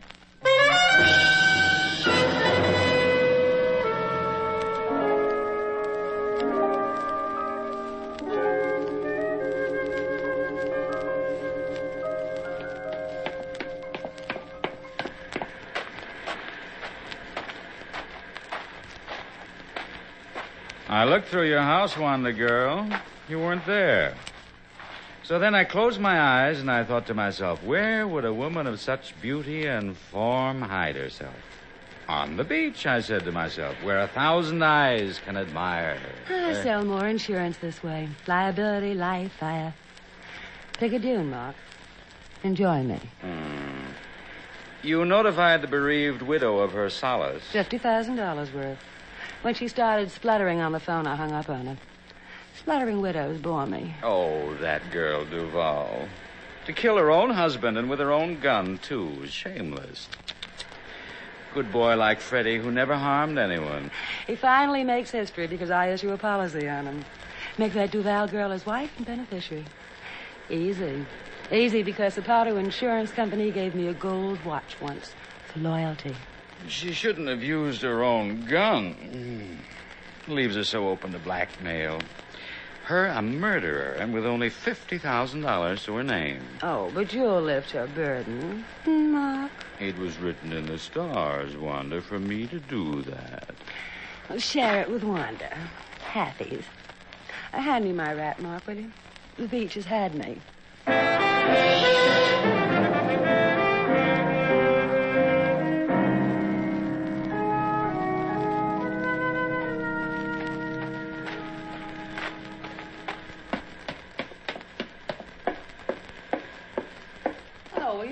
Bell, mister? Well, part of the time I was doing that, miss. The other part, in between buzzes, that is, I was watching you walk up the beach. You'll forgive me if I ran down your battery. The thing got out of hand. If you're looking for a quick charge, there's a service station up the road. Me, I just sell insurance. It's a dream I keep having. An insurance broker in a swimsuit. You work on small commissions, huh, lady? The stuff's $20 a yard. I have these suits custom made. Now, if you step inside my office, I could diagram a little annuity plan. Sorry, but I got an insurance agent that's been recommended to me, Wanda Webster. Big operator, handles stuff like $50,000 death benefits. Well, don't look any more, mister. Wanda's all around you. Come on in. I'll just tag along behind. Go ahead, Miss Webster. Over there, that big leather chair. It's made for boys who get uneasy about $50,000 payments. Zapata's a big company, Mr. Slate Shannon. Zapata's a big company, Mr. Shannon. The largest in Mexico City. All my years of representing them, I find it's not unusual that they make death payments in that amount. To a widow who never saw her husband? Didn't even marry him? You and Zapata are really big, Miss Webster. Generous, too. Oh, you're referring, of course, to Miss Duval. Or rather, the widow Ney. Well, this is a photostat copy of the policy, Mr. Shannon. Bought by Freddie Ney from me. Beneficiary, Mrs. Freddie Ney, also known as Sailor Duval. Death benefit, $50,000. Look for yourself. Yeah, look, Miss Webster, I don't know what's... What's to know? Mr. Ney is dead. Your Miss Duval gets $50,000 for it. The check's on the way from Mexico. That way out, Mr. Shannon.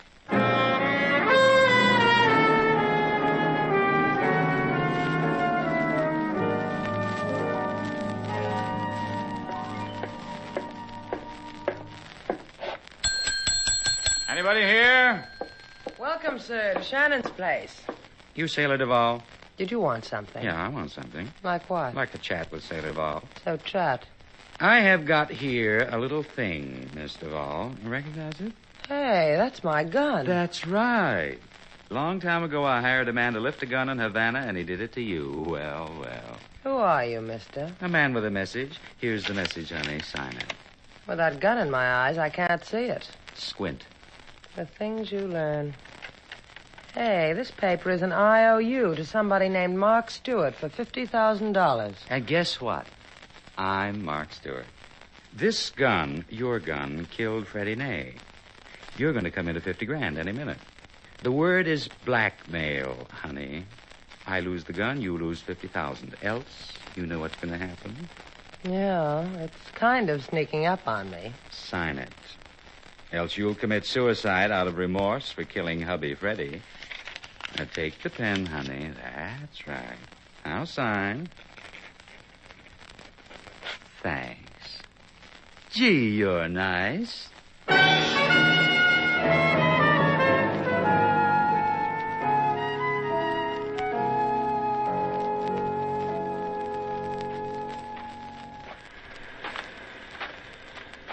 On the beach, Slate. That's where you have to be to tell me what frolics went on between you and that Wanda Webster. Yeah. Maybe the tropic breezes will blow a memory back into your head. She showed me the policy sailor, the one Freddie Ney took out making you beneficiary. Look, Buster, why all the bitter? You keep telling me I'm a rich girl now. So talk nice to me, and some of it might rub off on you. Talk nice. That's what you've been doing, sailor, while I was out, making a list of charities? Yeah, just that. A poor fellow walks in, says, "Look, lady, I ain't killed anybody and I don't know how long, so would you please help out with 50 grand? What are you talking about? That Wanda stuff your ears with olives. I'm talking about Mark Stewart, the guy who held a gun on a line with my eyes. This eye, this one here. Then made me sign an IOU for $50,000. And you did it, huh? Sure, I'm not cheap. You did something else, too, sailor. Yeah. After he left, I started my breathing exercises again. Practice good, sailor. You just signed a confession of murder.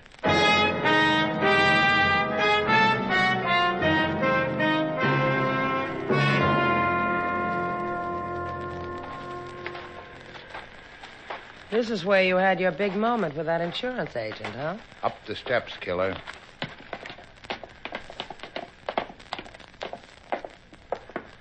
Push the buzzer. Watch me. Just watch me.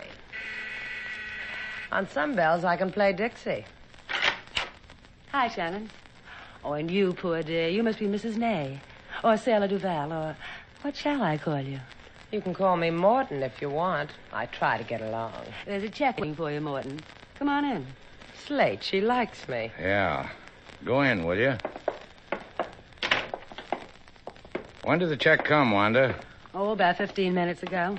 Special delivery, airmail. In here, my office. I want you to meet somebody. Him, Mark Stewart. He and I have already met, haven't we, Mr. Stewart? Oh? When did this happen, Mark? Some time back, I stopped in the lobby of their hotel to buy a newspaper. Fibber. This the boy you were telling me about, sailor? The very one. Well, any friend of yours is my friend, too. Now, let's all us friendly people get on with it, huh? I hate to be crass at a moment like this, but I think we'll just take our 50 grand and blow. Except there's something you people might not realize. I can't let you have the check, because you've got this to consider. This gun. Her gun. The one that killed Freddie Ney. This a blackmail bit, Wanda? How much of this check do you people get? All of it. Endorse it, honey. Should I, Slate? Endorse it, sailor. Thanks. I'll take that. Joker. Oh, I forgot to tell you something, Wanda. It was just a little while ago that I paid a call on Miss Duval. I got her IOU for $50,000. I guess I've got prior rights on the check. Oh, I don't care about that, honey. All I want is half. I doubt whether you'll get it, Wanda. You've also got a fine legal mind, Shannon. You... Poor Mark. Poor, greedy Mark. You have to understand why I shot him. It makes the world a better place to live in. Now, give me that check, Mr. Val. How do you want it? All at once or a little at a time? Fool, give it to me. Don't tear it. Give that check. Hold on to me, Wanda. It's nicer. Let go of me. Let go. Get that gun, sailor. Drop it, honey. It's my gun, and I want it back. Thank you. $50,000. All that money Slate, I've got the gun. You can let her go. Slate, I've got the gun. You can let her go. Slate! Don't flip, baby. I'm just giving her a memory to take to the pokey. Go call the cops, sailor.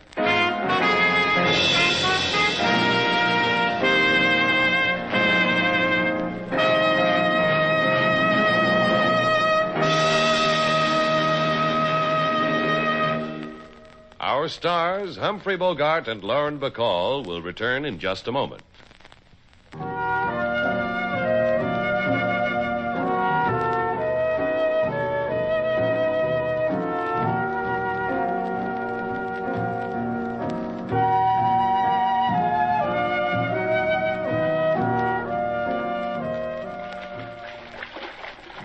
Hey, Slate. Slate. Oh, hello, sailor. What are you doing? Oh, what does it look like I'm doing? I'm swimming in the ocean. Swimming? In 2 feet of water? Oh, so it's 2 feet of water. What do you want me to do? Get out over my head and get the bends? Silly of me. Well, how do you like it, Slate? I went to Wanda's tailor and had it custom made. Nice bathing suit, huh? Oh, that tailor did a nice job, all right. Nice material. Fine workmanship. Just fine. So you like the suit? You like me in it? Let the air out of my water wings, sailor. I'm floating on my own tonight.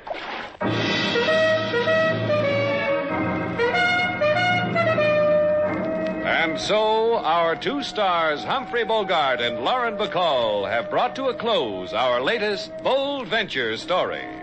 Special music was composed and conducted by David Rose.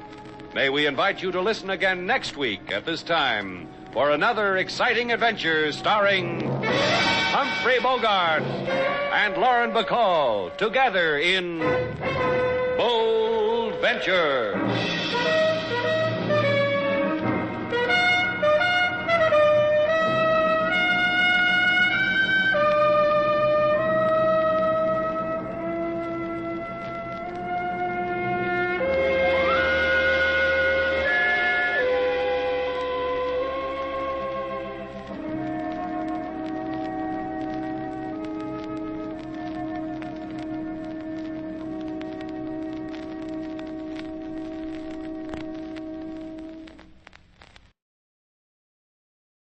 The hair-raising adventures of Sam Spade, Detective. Brought to you by the makers of Wild Root Cream Oil for the hair.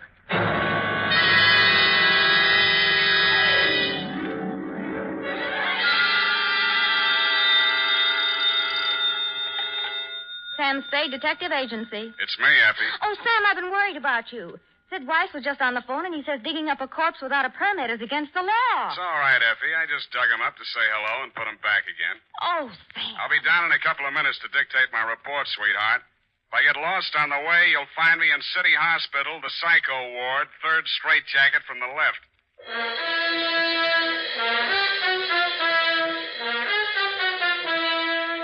Dashiell Hammett, America's leading detective fiction writer and creator of Sam Spade, the hard-boiled private eye, and William Spear, radio's outstanding producer-director of mystery and crime drama, join their talents to make your hair stand on end with the adventures of Sam Spade. Presented each week by Wild Root Cream Oil, the non-alcoholic hair tonic that will put your hair back in place again, grooming it neatly, naturally, the way you want it. Fellows, if a girl can spend half an hour under a hot dryer in a beauty parlor to look her best for you, certainly you can spend half a minute sprucing up with Wild Root Cream Oil hair tonic to look your best for her. Now, that's all it takes, and Wild Root Cream Oil grooms your hair neatly and naturally, the way girls like to see it. Besides, it relieves dryness and removes loose dandruff. There's not a drop of alcohol in Wild Root Cream Oil. It contains lanolin. So get the big economy-size bottle at your drug or toilet goods counter. And now, Wild Root brings to the air the greatest private detective of them all in The Adventures of Sam Spade.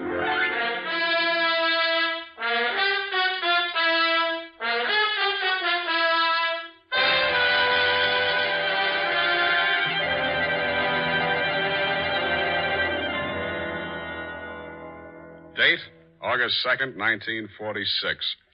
To Mrs. Gregory Denov. Subject, death of Dr. Denov.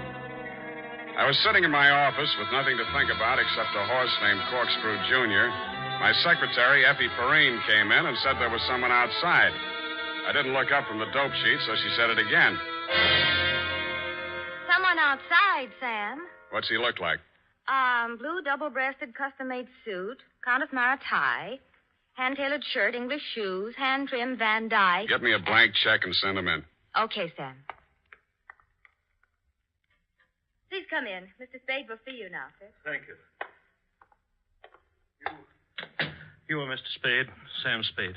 What can I do for you? I'm Dr. Gregory Denov, a psychoanalyst. I need your help. Lie down, Doctor, and tell me all about it. I see you might also be noted for your sense of humor as well as your discretion. Who told you I was discreet? A man named Nicolaitis. Well, you tell Nicolaitis I think he's cute, too. What else does he say about me? That I can trust you with $10,000. Oh. Is this Mr. Nicolaitis one of your patients? No, he isn't. As a matter of fact, he's gotten possession of some private records of mine. Well, it's rather involved. Nicolaitis is shaking you down, and he picked me as the middleman. Is that it? This is not an ordinary case of blackmail. Blackmail is blackmail, even if you do it in Technicolor. Well, as you may know, a psychoanalyst keeps a faithful transcript, a detailed record of everything a patient says during consultation, no matter how intimate or shocking. Yeah? This man, Nicolaitis, has managed to gain possession of a copy of one of these case histories. The patient is a very celebrated person, and should this material be divulged, it may have very serious consequences for both my patient and for me. Doctor, your best bet's the San Francisco Police Department. No, that's out of the question. Then I'm afraid I can't help you. Why not? Nicolaitis said I'm a private detective.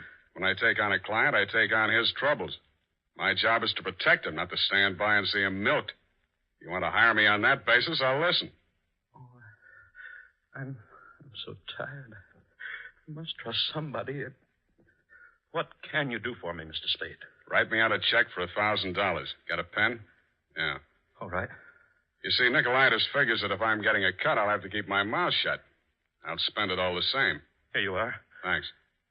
Now, what was the last thing Nicolaitis told you? That he would pick up the $10,000 here and deliver to you this file in question. Can you reach him? Yes. Call him. Tell him you've seen me. Tell him I won't do that kind of business in my office. Tell him to come to your house. I'll be there. What if he refuses? He won't. Tell him I have the whole $10,000. What time? How about in an hour? No, I'm sorry. We'll have to make it around 3 or... Oh, goodness, I'm late now. I really... That's a beautiful watch, Mr. Denov. Yes. Foreign? Yes. May I see it? My watch? Why, really, Mr. Spade, I'm very late. I have so many things to do, and I have to be at the Majestic Theater well before the matinee starts at 2:30. How are you going to see me at 3 o'clock if you're going to the theater? Oh, I'm not going to stay for the performance. Well, Mr. Spade, till 3 o'clock then. Oh, my office is in my apartment. The address is here on my card. It's the penthouse. Penthouse, huh? Okay, Doctor, I'll come formal. I'll wear the top to my bathing suit.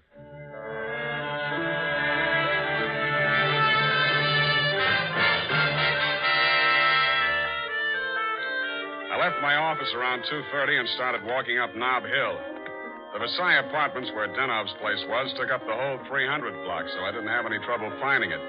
I stopped across the street for a minute to get my breath after the uphill climb, mopped my face, and started across. Just as I got to the middle of the street...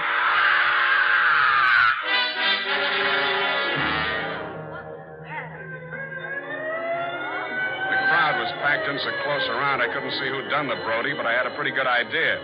The cops had the sidewalk roped off and guards posted at the building entrance. It took me maybe 20 minutes to elbow my way through and show my credentials. Sergeant Levine had the front door, so they let me in. Lieutenant Dundee of Homicide met me at the door of the penthouse. Hiya, Sam. What do you want? I want to see Dr. Denov. The doctor's dead. Dead? Yeah. He's my client. They can't do this to me. How? Hit a Brody out the window. What are you here for? To see his wife. Okay with you? Why not? She's inside. Thanks. Mrs. Denov, please.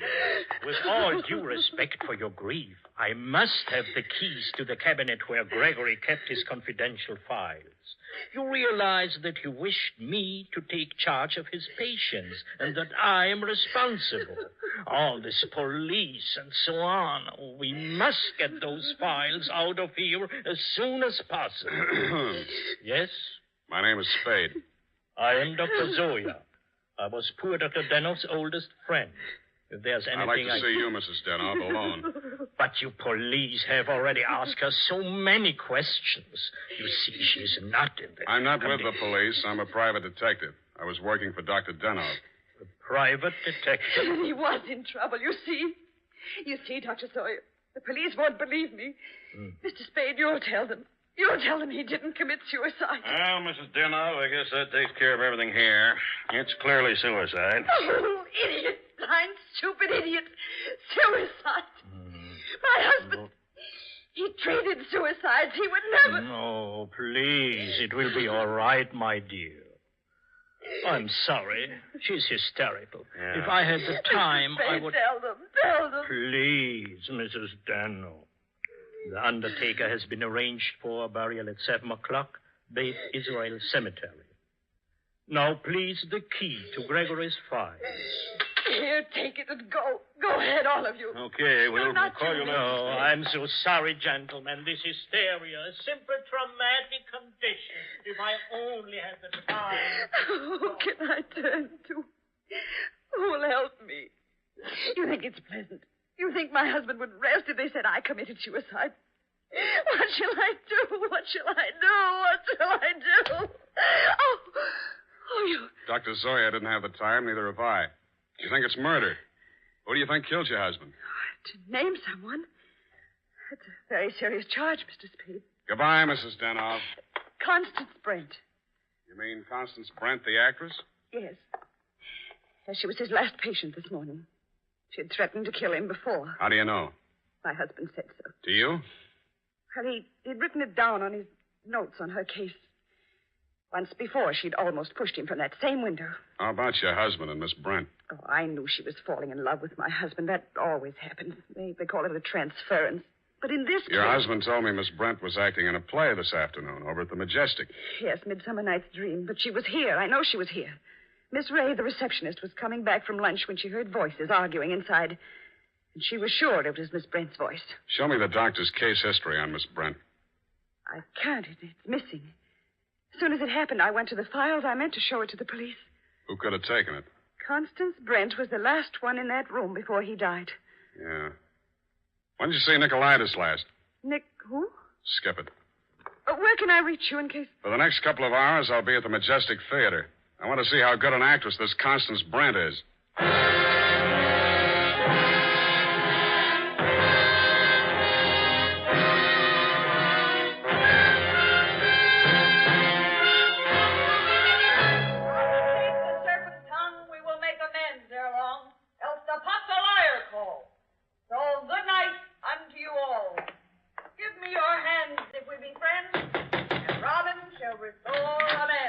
Yes? This Constance Brent's dressing room? What do you want? I want to talk to Miss Brent. Well, you can talk to me. I'm her husband. So you're Mr. Brent. I'm Jonathan Wallace. She's Mrs. Wallace. Now, what do you want with my wife? I've come to tell her that Dr. Denov is dead. Are you sure? You try falling from a 12th floor window sometime. Well, that's the best news I've heard this year. But I'm afraid it will be a shock for Constance. Maybe, maybe not. She was the last person to see him alive, as far as anybody can make out. Are you from the police? No, I'm from the insurance company. Claims investigator. What do you want to see Constance for? The policy wasn't made out to her, was it? No, made out to his widow. But she can't collect. Police say it was suicide. That settles it. This is the last time I play Titania. Stand around while Puck talks his head off. Who is this person? Darling, I'm afraid this is going to be a shock. This man is from an insurance company. Dr. Denov is dead. Oh, what a pity. What happened? The police say he jumped. His wife says he was pushed. She also says that you, Miss Brent, might have been the pusher. Oh, now, really, it's too absurd. How like a wife. What time did your play start this afternoon, Miss Brent? Matinee at 2:30, always. Always. And the late lamented Dr. Denov jumped at 3 o'clock. I didn't say he did. Doesn't this news, shock you? But of course. Do you think good psychoanalysts are easy to find? Looks like your next doctor will have to start from scratch. Your case history seems to be missing from Dr. Denov's files. Missing? No. What is it? Has a man named Nicolaitis been in touch with you? I've never heard of him. Chances are you will. Does he have Dr. Denov's notes on my case? Could be. This is frightful. Hot reading, huh? You seem to know this person, Nicolaitis. Get that file for me, and I'll pay you well for it. Just a minute, my lovely Titania. We don't know who this man really is. He might even be Nicolaitis himself. Let me see your company credentials. Now, what do you know? Somebody picked my pocket. My wallet's gone. I thought so. All right, you tell me who you are. I'll call the police. Oh, no, Jonathan. No police. Let's get off the merry-go-round. My name is Spade. You'll find me in the phone book under S. My office is open until 6 o'clock. And if a man answers, don't hang up. It'll be me.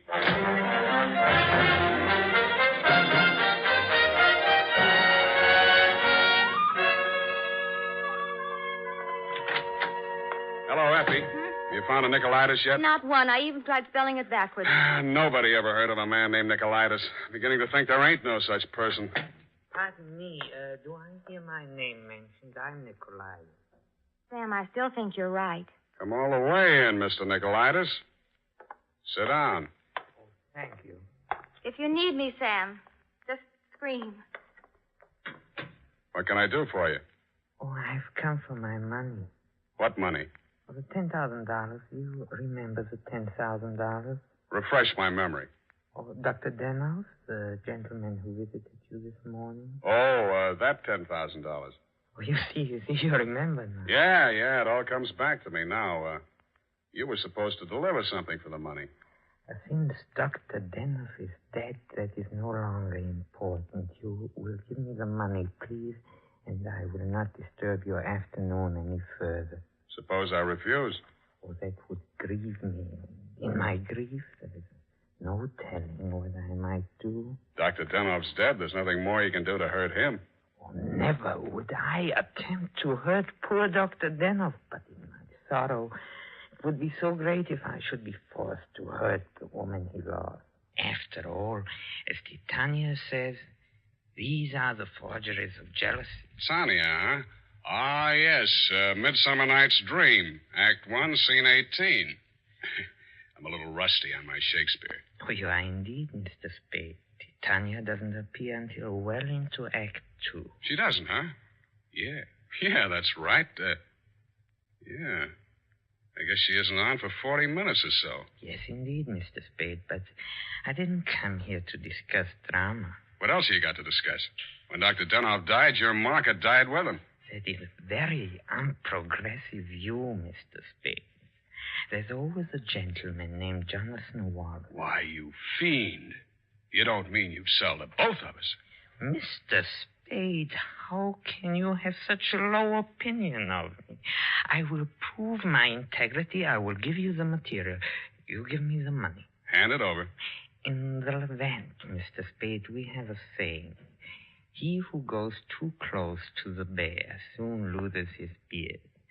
I have left my beard at home. Okay, I'll meet you anywhere you say, anytime you say. Excellent. At 7 in your apartment? Won't that be walking into the bear's cave? In the Levant, Mr. Spade, we have a saying. Private dicks do not kill people in their own apartments.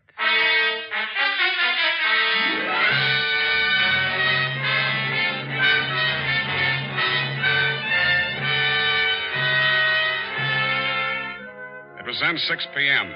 I called Effie for messages. She told me that you had been phoning frantically, Mrs. Denhoff.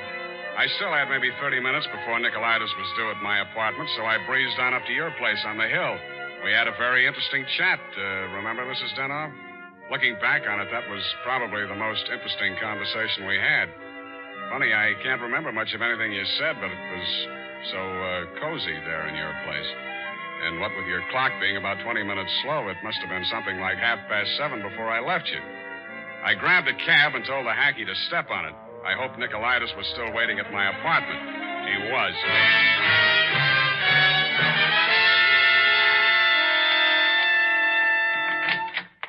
Mr. Nicolaitis, I'm sorry to be late.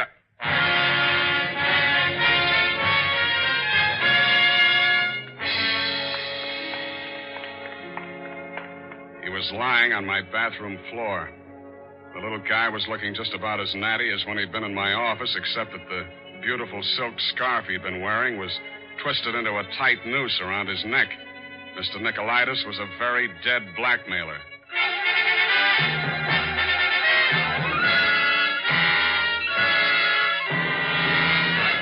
The makers of Wild Root Cream Oil are presenting the fourth in a new series of programs bringing to the air for the first time the adventures of Dashiell Hammett's famous private detective, Sam Spade.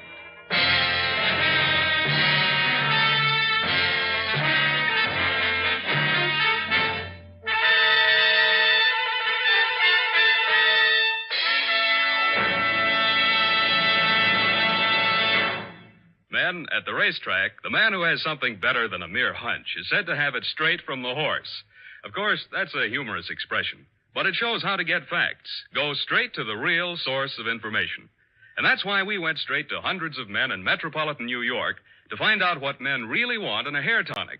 And their answers show that Wild Root Cream Oil has all 5 advantages chosen by this impartial consumer jury of men.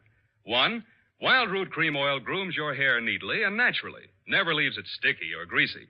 2, Wild Root Cream Oil relieves annoying dryness. 3, it removes loose dandruff. 4, it's non-alcoholic. And 5, it contains soothing lanolin. Remember, no other leading hair tonic gives you all 5 of these important advantages. Is it any wonder that 4 out of 5 users in a nationwide test preferred Wild Root Cream Oil to all other hair tonics they'd tried?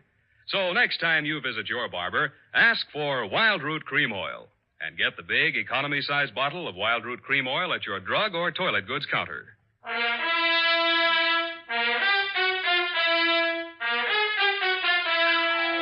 And now back to Sam and Psyche. Tonight's adventure with Sam Spade.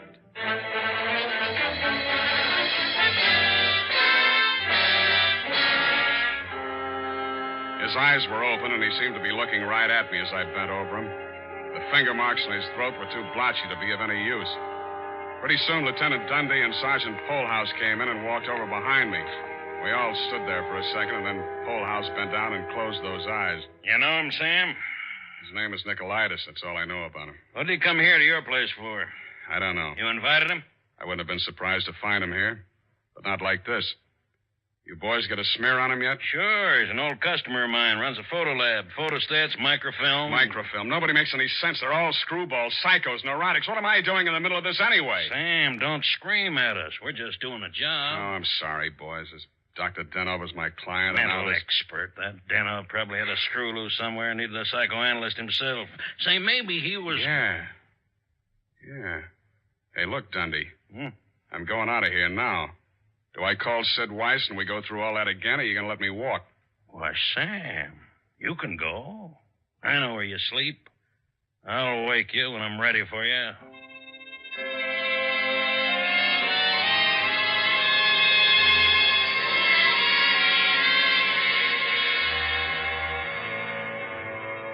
Well, Mr. Spade? I want some answers, Dr. Zoya, and you're the guy who can give them to me. I'm listening. Just let the questions flow into your mind and do not try to repress any of them. Speak instantly, whatever... Okay, question number 1, without thinking. Do you think Dr. Denov was a suicide? Well, I had not seen Dr. Denov for many years. He had been my student in Vienna. I was his analyst, in fact. That's all very interesting, Doctor, but my question... Yes. Did poor Dr. Denov commit suicide? I have reviewed all the material, manifest and hypothetical, and I came to the conclusion, no, it was quite impossible. You see, these paranoid and Okay, traumatic... question number 2. Was Dr. Denov in love with Constance Brent? I suppose I can now answer that question. When I arrived in San Francisco, I found him in great distress. He told me he feared he was losing his objectivity towards this patient. In other words, he was in love with her. Yes. You think she might have murdered him? All psychoanalytical subjects develop aggressive feelings toward the doctor. Nearly all of my patients have threatened me at one time or another. You don't say.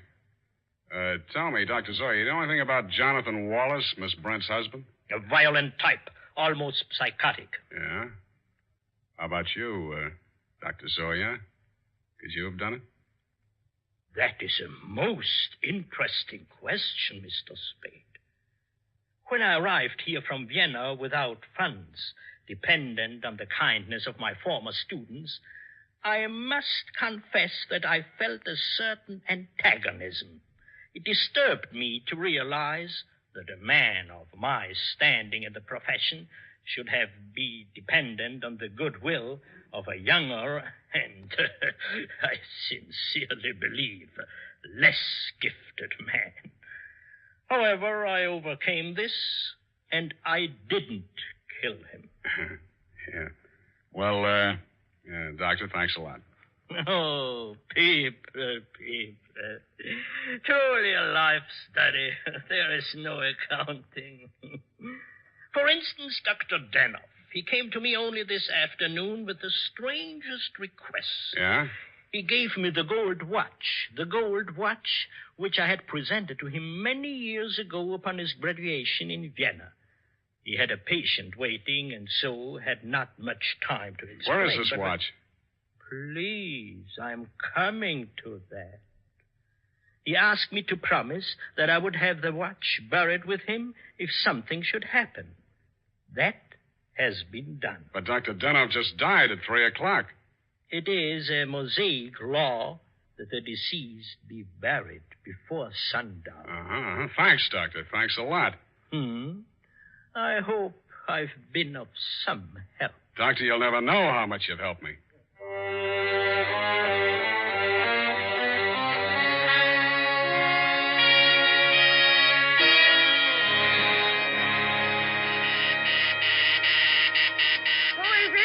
Spade. Oh, what's happened? I think I got the answers, Mrs. Danoff. That file on Constance Brent.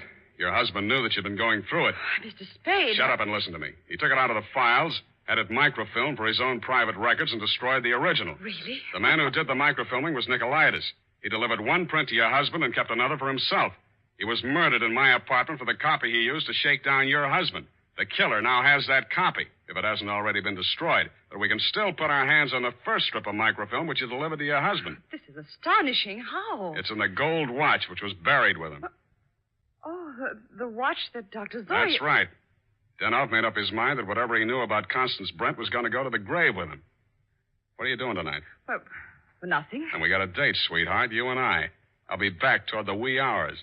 All paths lead to the grave. Ophelia, Act 6. Gregory's grave? But shouldn't we get a court order and have it done properly? The courts don't open until 10 in the morning, sweetheart, and Lieutenant Dundee's going to start asking me some questions about that stiff in my apartment before then. You see, baby, I can't wait.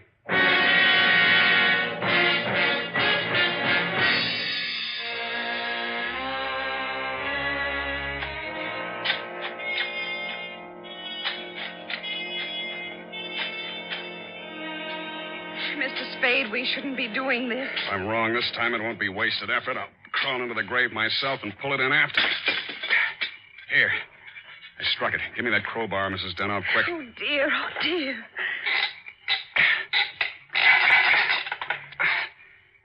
Put that flashlight in, sweetheart. You look the other way. Yeah, here it is. Look. What, Mr. Spade? What have you got? The watch. Here, put the flash on it while I open it. Here's my nail file. Pry off the back. Thanks. That does it. Here's the film. All right, Mr. Spade. Give me that film. Wasn't the second gravedigger from Hamlet, Mr. Constance Brent? Stop clowning and hand it up to me. You better do as he says, Mr. Spade. We've both got guns. I was expecting that. Took you a long time to get here, Mr. Wallace. How did dear Constance make out as Lady Macbeth? Just give me that film. Stop being an idiot, Wallace. The cemetery is crawling with cops. Put that gun away before you drop it and break your foot. Come up out of that grave, Spade, or you'll stay there forever. Okay, Dundee. All right. Get those hands up, everybody. Go ahead, Dundee. Make the pinch. Okay. Sam Spade, I arrest you for body snatching, violation of graves under the Civil Code number... No, you fool. You're supposed to arrest Mrs. Gregory Danoff and Jonathan Wallace for the murder of Gregory Danoff and Pericles Nicolaitis. But I... Oh, yeah. No, you don't.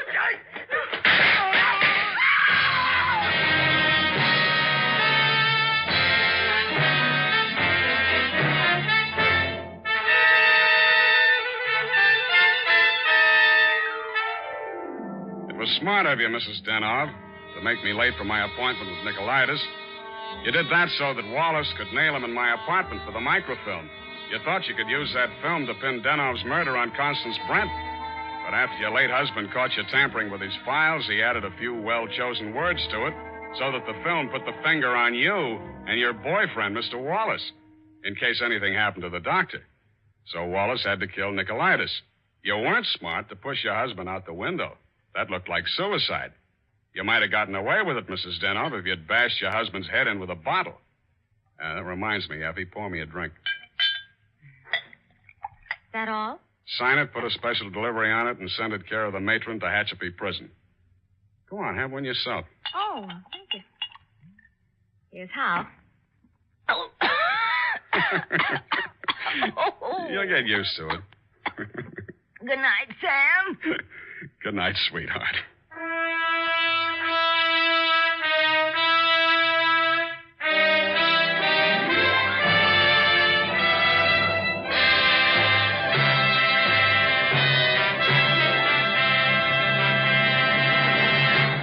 Wild Root Cream Oil presents The Adventures of Sam Spade, Dashiell Hammett's famous private detective, produced and directed by William Spear. Then, on these warm August days, the sun beats down on your hair, may leave it looking dry and brittle. That's why, now especially, you need Wild Root Cream Oil. This grand non-alcoholic hair tonic has just what it takes for summer grooming. It contains lanolin, the soothing oil that's so much like the oil of your skin. Wild Root Cream Oil keeps your hair neatly in place, gives it the handsome, successful look that helps you get ahead on the job. And Wild Root Cream Oil removes loose, ugly dandruff and actually relieves annoying dryness. So tonight, take the famous FN test. Check your scalp. Signs of dryness or loose dandruff tell you need Wild Root Cream Oil right away. Sam Spade is played by Howard Duff. Fred Essler was Dr. Zoya. Lorene Tuttle is Effie. Don't forget, next Friday, the three masters of the art of hair-raising, Dashiell Hammett, William Spear, and Wild Root Cream Oil, join forces to bring you another hair-raising adventure with Sam Spade. Smart girls use Wild Root Cream Oil, too, for quick, good grooming and to relieve dryness between permanents. Mothers say it's grand for training children's hair. Dick Joy speaking. This is ABC, the American Broadcasting Company.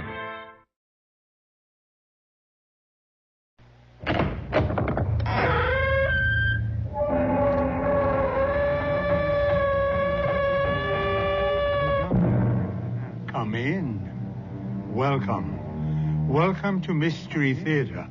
I am Hyman Brown. If it works, it's obsolete. So says Marshall McLuhan. Alas, he must be speaking of other endeavors than crime.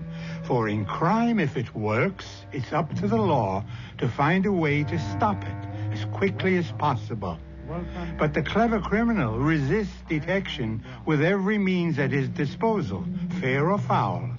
And that puts the law at a distinct disadvantage. One must rely on clues. But what if the criminal has invented a new method of crime? One in which what is obsolete is the evidence. Sheriff, what brings you out here again? There's been another murder, Professor. Another? Like the first one? Yep. But that's 2 murders in 2 days. Isn't there anything you can do? No. We've got the bodies.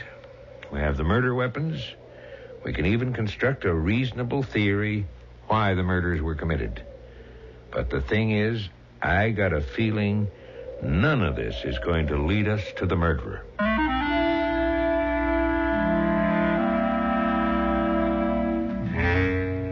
Our mystery drama, The Dominant Personality, was written especially for the Mystery Theater by Percy Granger and stars Roberta Maxwell.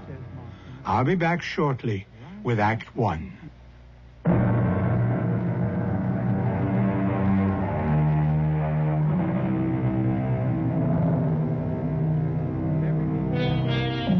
Imagine a rural area in the northern United States, an area so remote the only roads are old logging trails, an area of glacial lakes, dark forests, where the population is so sparse every house is an isolated outpost.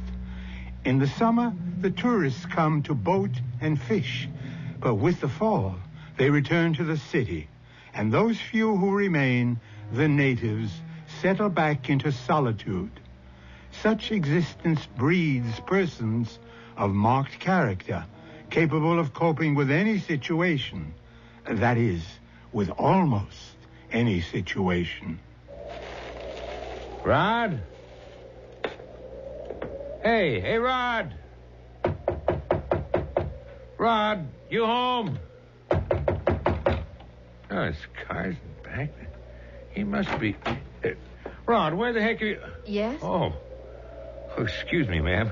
I was looking for Rod Talbert. My name's Olivia. I'm Murdoch Ross. I'm the county sheriff in these parts. I just dropped by to check on Rod's cabin since he's been gone. Would you like to come in? Well, is Rod here? He went for a walk. He'll be back soon. Oh, thank you. I was just trying to get a fire going in the fireplace. I'm not very good at it. Well, you don't have enough kindling. And those logs, that's hardwood. You ought to use something like birch or popple. Thank you. I guess it'll take me a while to learn everything. I'm going to have to know. Say, excuse me for asking, but are you a friend of Rod's? I'm his wife. His wife? I never knew Rod was married. He wasn't. We were married yesterday. Where? Down in the city. Well, that's something. All these years, Rod's had a girlfriend and never said a word. Of course, he's not the kind to share confidence. No, we only met 2 weeks ago. But 2 weeks?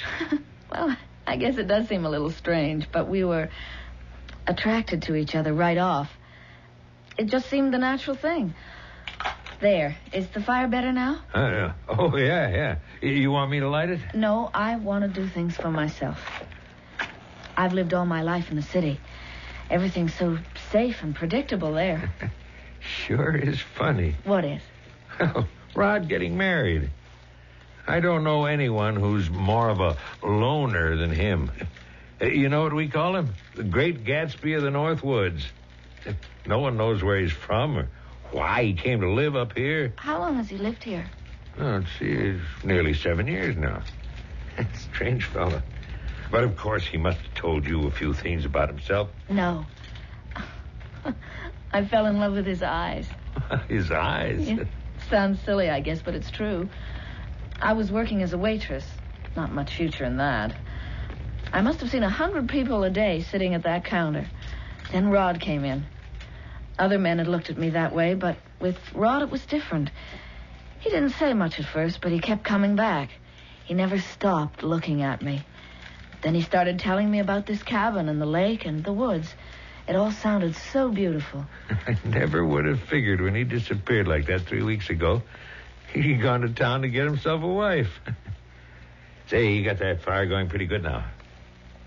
Listen, I don't want to stick around here on your honeymoon. You tell Rod I'll be by to see him tomorrow. Is something the matter? Well... What is it? I'm afraid Rod's got a problem with some of the folks around here. Really? But we're so isolated here. There's not another house within a mile. Yeah, well, like I say, Rod's a real loner. He just don't seem to like other people. He's got a habit of running trespassers off his land at gunpoint. Rod does that? Yeah. One neighbor in particular, a fellow named Shep Taylor, kept a dog. Rod claimed he could hear the barking through the woods. He was always making threats. And then about a month ago, just before Rod disappeared, someone poisoned the dog. And it died? Yep. Anyhow, now Taylor's gone out and bought himself a new dog, and, well, I don't want any more trouble. Maybe now that we're married, all that will change. Yeah, maybe. Let me pay visits to the neighbors. When there's so few people around, it's silly not to get along. Well, there's Shep Taylor and a widow named Mrs. Booker. She's kind of a hermit herself. And then down the road in the other direction is Leo Hertel. He's from the city, too. He was a professor of psychology at the university until he decided to drop out of society and come up here. He sounds interesting. Yeah, he's got a whole cabin full of books. Well, it's going to be a cool evening. You ought to sleep good up here. I'll walk you to your car. It's nearly dark. I wonder where Rod is. Well, he didn't say where he was going? He said he needed to go into the woods for a while. Hey, you're not afraid of being left alone, are you? Oh, no. This is an adventure. Oh! What's that? Oh, that's a loon. You'll hear them a lot up here. What a lonely sound. Good night, Mrs. Talbot. Good night, Sheriff.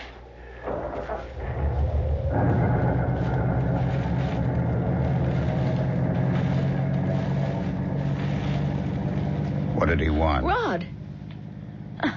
What was Murdoch doing here? He came by to check on the cabin. You should have seen his face when I answered the door. Why was he checking the cabin? To make sure everything was all right, I guess. He seems like a very nice man. He's okay. I'm glad you're back. Where did you go? Just walking. Through the woods down by the lake. You love it out here, don't you? Yeah. I think it's even more beautiful than you described. Look at the autumn colors. And not another house in sight. Oh, what's that?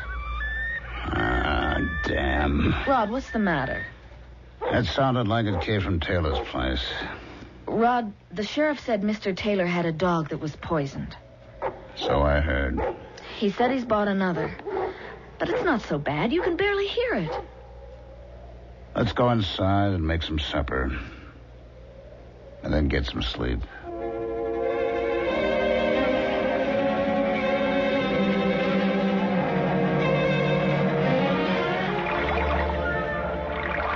Oh, Rod? Good morning. Good morning. How'd you sleep? Oh, I don't know. I feel tired. Here, spice some water in your face. Oh, it's cold. Oh, I don't know why I don't feel more rested.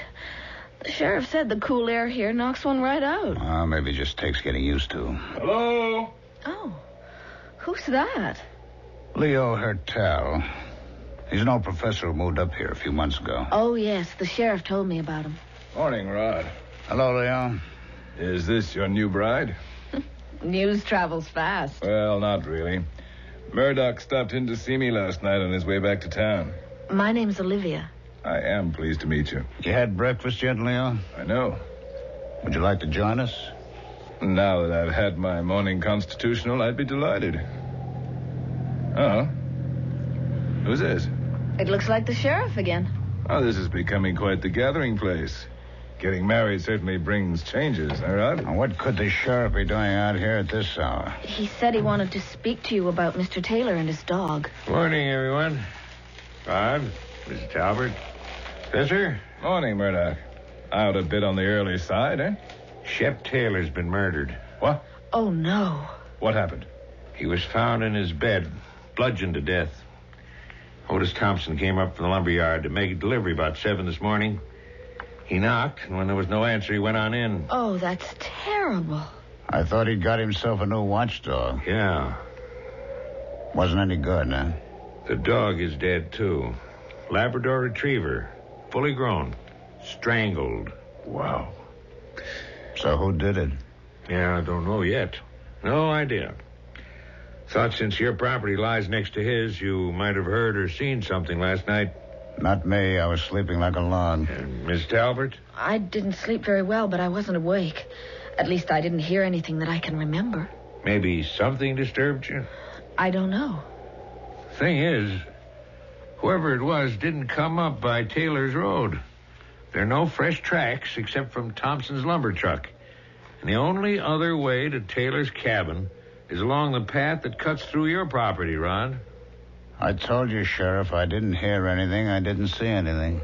You think perhaps it was a hunter? Yeah, deer season doesn't open officially until tomorrow. It could have been a poacher. Yeah, poachers don't generally leave trails. That's the problem. I'm going back into town to file a report. You want to lift back to your place, Professor? Yes, Talbot's asked me to stay for breakfast, but I think maybe I should just take a rain check. Suit yourself, Leo. Of course. Mrs. Talbot, I'm sorry about this. It's not a very pleasant introduction to our community. Oh, Rod, this is awful. It's happened before. What do you mean? Seems like every 5 years or so, someone goes berserk around here. Why? Not enough to do. Cabin fever. Doesn't it bother you that that poor man is dead? Why should it? I couldn't stand the guy.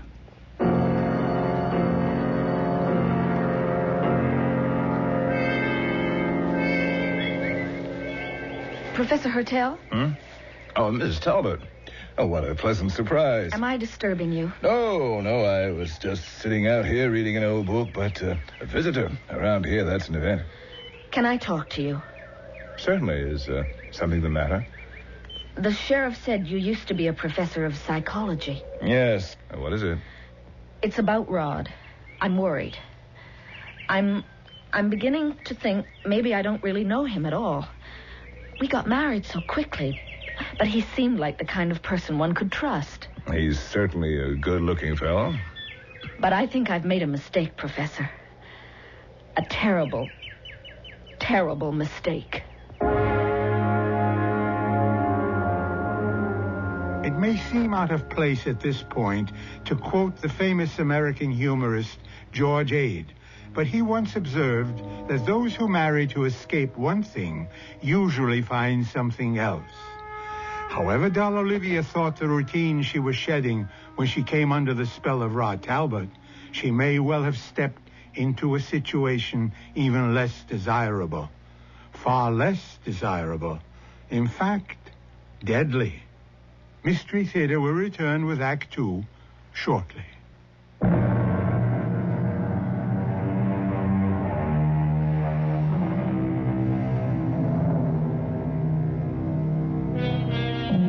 If you were ever arrested, to whom would you make your one phone call? If you were in trouble, to whom would you turn for help? What if you were far away from friends and family, far away from anyone you knew and could trust?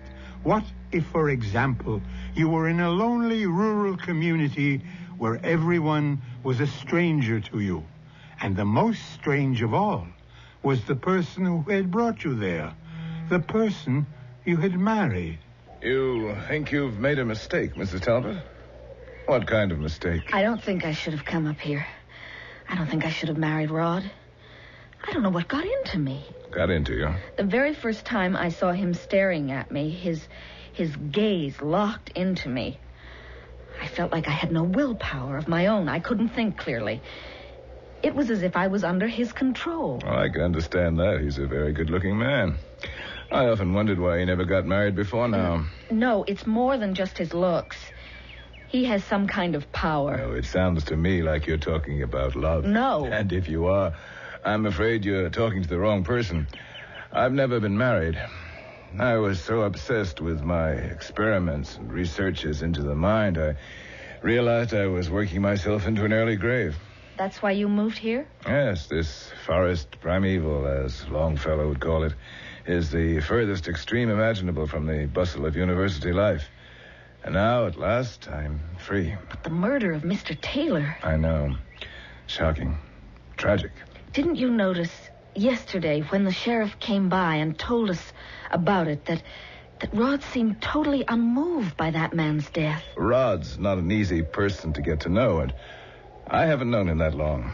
I've only lived here a few months. But you don't think he killed Taylor, do you? I don't know what to think. All of a sudden, he seems so cold. Oh, that sound. The cry of the loon. It's so lonely. The Indians used to say the cry of the loon was like the cry of a woman lost in the woods. I'm beginning to know that feeling. Are you frightened? Yes. And tired. I slept so restlessly again last night. Doesn't that mean something? My subconscious telling me what a terrible mistake I've made? Mrs. Talbot, I have been observing your husband. Frankly, he fascinates me. And I think I can tell you something about him. Please. He is what we psychologists call a dominant personality. What does that mean? A law of nature demands that human beings, just like any other animal species, have a pecking order, an order of dominance. It's been clinically proven that there is a small percentage of people who have the ability to lead others, to control them. These are people to whom the rest of us just naturally defer. Why? Oh, it could be due to any number of causes. Superior will, a stronger sense of purpose, but the point is, I don't think you need to worry that Rod has cast any mysterious sort of spell over you. But do you think he killed Mr. Taylor? I mean, if they were enemies, if Taylor was getting on his nerves, if Rod is one of those dominant people, he wouldn't like it very much if his will was thwarted, would he? No. Has he ever told you anything at all about his past? No, he never discusses it. Why does he want such complete isolation from other people? And if he does, why did he marry me? You're not thinking of leaving, are you? What if he plans to kill me, too? I think we're jumping to conclusions. You say you're frightened. Under the circumstances, I can't blame you, but I think there's someone who's even more frightened than you. Rod? Yes.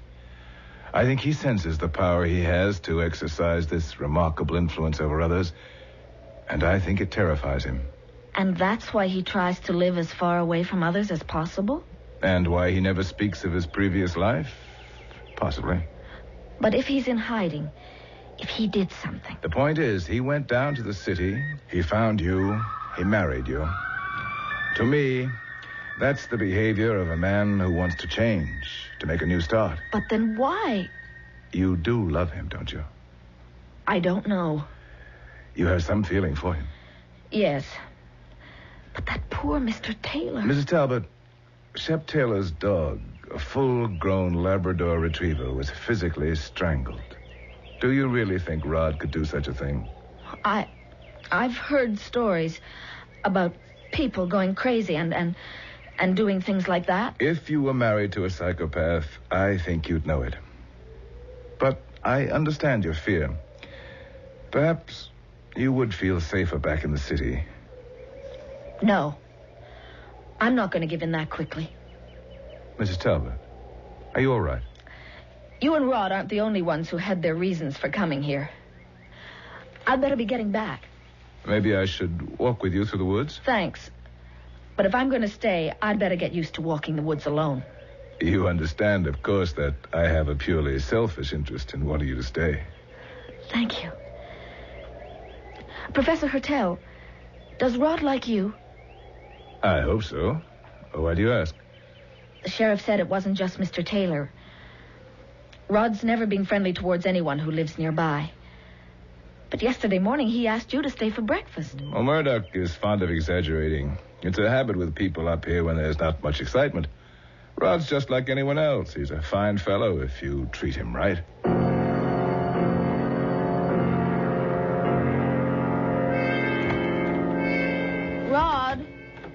Rod, I'm back. Are you here? Morning, Mrs. Talbot. Sheriff. Pardon my coming on in. It's getting a bit chilly this time of year to wait around outside. I didn't expect you. I didn't see your car. Oh, it's parked down by the main road. I came up through the woods. Is Rod here? No. I was just waiting for him myself. Certainly doesn't like spending much time indoors, does he? No. You got any idea where he might be? When I awakened this morning, he was already up and gone.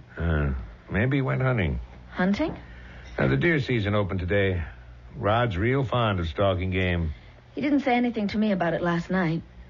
He just up and disappeared, huh? I guess he's still used to living alone. Yeah, I guess so. Why are you here? Because, Mrs. Talbot, there's been another murder. What? Yeah, found the body this morning. Was it someone who lived nearby? No, this one was a hunter from the city. Oh. Made camp down by the river on the other side of the road. Oh, but that land, that's the land that Rod owns. Yep. Was this man shot? No, he died the same way Taylor did. Bludgeoned. Obviously by a person of great strength. Now, some other hunters going upriver by boat spotted him at dawn this morning. I'm sorry. Well, I'm a mite more than that. Where is Rod, Mrs. Talbot? I don't know. I told you he wasn't here when I woke up. Where were you just now? I went to see Professor Hertel. Oh, social call? He's a very nice man. Is there anything you care to tell me, Mrs. Talbot? About what? 2 murders in 2 nights. Don't have to tell you how it looks, do I? No. No. Now, I know Rod doesn't like trespassers, Mrs. Talbot. Well, neither do I.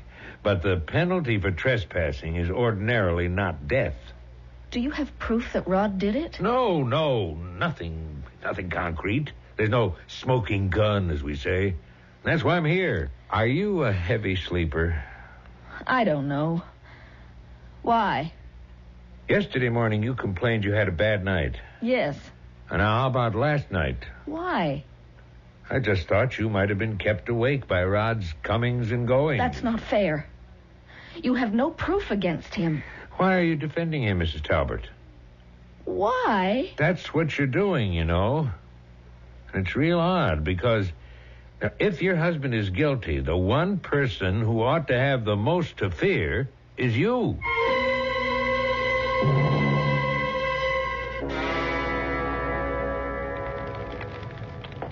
Hello. Rod. Where have you been all day? Out. Where? I was doing a little fishing over on the river. The river? Got us nice bass for supper. Oh, but I don't know how to cook it. I'll show you. Get some scallions and basil from the garden while I clean it. Rod, could we sit for a moment and have a talk? What about it? About us? I mean, about why we got married? Sure. We really don't know very much about each other. We know what we see. What else is important? But what about your past? Where are you from? That doesn't matter. What made you decide to come and live up here? I don't like crowds. I don't like being dependent on others. Were you ever married before? Why? A woman likes to know things like that. Why? What difference does it make? Were you? Olivia, we'll get along fine if certain doors just remain shut. Why did you use that image? What image? About doors staying shut. What's the matter with it? It's like the story of Bluebeard and his castle with the door he tells his wife never to open. The door to the room where the bodies of all the other women he's married and murdered are. What's the matter with you? You crazy or something? If you don't like people, why did you marry me? I don't talk about feelings. Okay? How come you're so nervous anyway? If I'd known you were going to be so nervous, I never would have picked you. Rod, there was another murder last night. What? Down by the river, on your land. The sheriff was here. He wants to see you. He thinks I did it. Does he? Yes. Huh. I don't know anything about it. But I can tell you this much. I didn't do it. Now, come on. I'll show you how to cook this fish. And then we can go to sleep.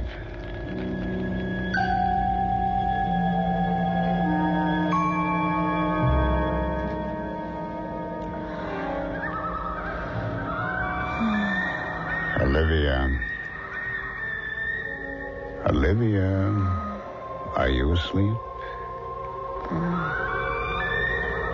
Listen to me. You've done very well.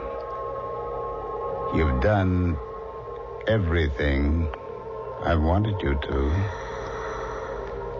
Olivia, can you hear me? Yes. Olivia, I want you to go out again tonight. I want you to go to the professor's cabin this time, Olivia. And I want you to kill him just the way you killed the others. And then you will come back here to bed. Do you understand? Do you understand? Farewell contentment, farewell the quiet life. So said Desdemona when she realized she was hopelessly in love with the charismatic Othello. Olivia Talbot might well echo her words, for she too seems to have come under the spell of a powerful man. But if Rod has indeed mesmerized her in order to use her to create for himself a perfect solitude, then her plight is even more desperate than the fair Venetians.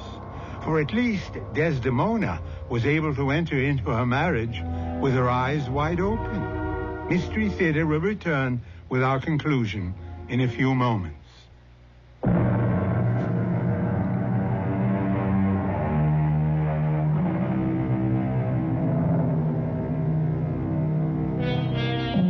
It is said that there is nothing new under the sun. But under the moon, that's a different matter. The moon, Luna, was once believed to be the cause of insanity. It was said to control the dark, irrational side of man's nature. Today we know that isn't true. The only connection the moon has to the irrational forces in our story is that it is shining fitfully down on Olivia Talbot as she walks along a desolate country road. Hey! Hey! Hold it up there! Who is that? Mrs. Talbot. Mrs. Talbot. Yes? What the heck are you doing out here? I'm going to see the professor. Leo? Leo Hertel, yes. Do you know what time it is? It's past midnight. I was just making a final patrol before heading back to town. That's nice. Say, you aren't in trouble, are you? Excuse me. I must keep going. No, wait. What are you doing out here in your nightgown? Aren't you cold? Thank you. No. Mrs. Talbot, are you all right? Mrs. Talbot, wake up! Wake. What? Oh, Sheriff. Where am I? You're out in the middle of the road, and it's 1 o'clock in the morning. Oh, it's cold. Here. Take my jacket. Oh, how did I get here? You look like you were walking in your sleep. Here, get into the car. No, I don't think I should. Why not? I shouldn't. Come on. It'll warm you up. There. Slide on over. That's it. There. Feel better? I feel nervous. Tell me, has this ever happened to you before? Walking in your sleep? I don't think so. What's that thing you've got in your hand? What? What is it? It's a whetstone with a wooden handle. The kind you'd use on a large blade. Let me see. Oh, it's so heavy. What was I doing with it? The question is, where did you get it? I don't know.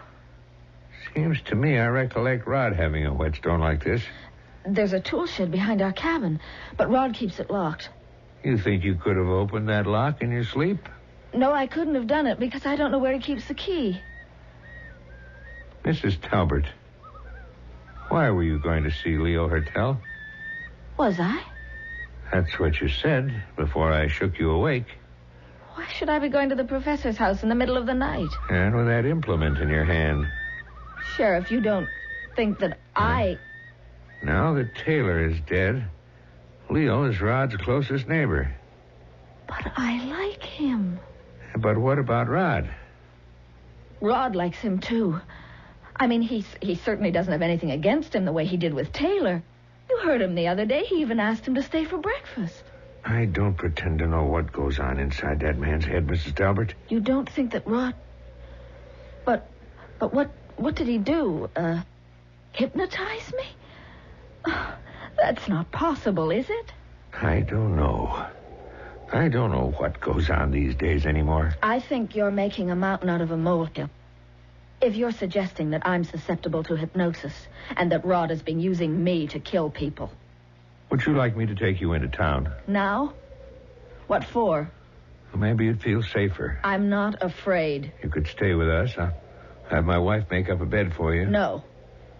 I want to go back to Rod. Why? I want to be with him. Look, Mrs. Talbot... I'm not afraid of him. Please take me home, Sheriff. That's where I belong. That's where I want to be.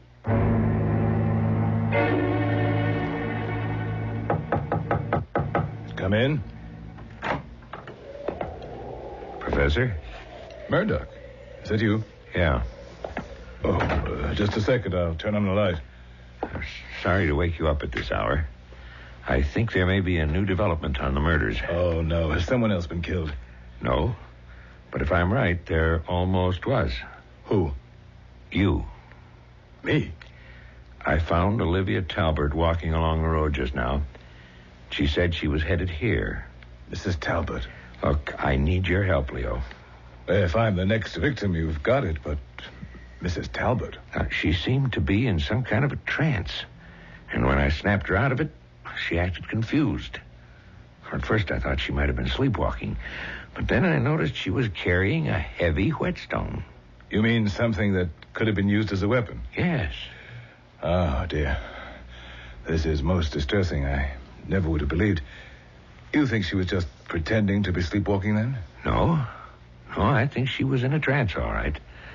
She wasn't properly dressed against the cold, but didn't bother her until I woke her up.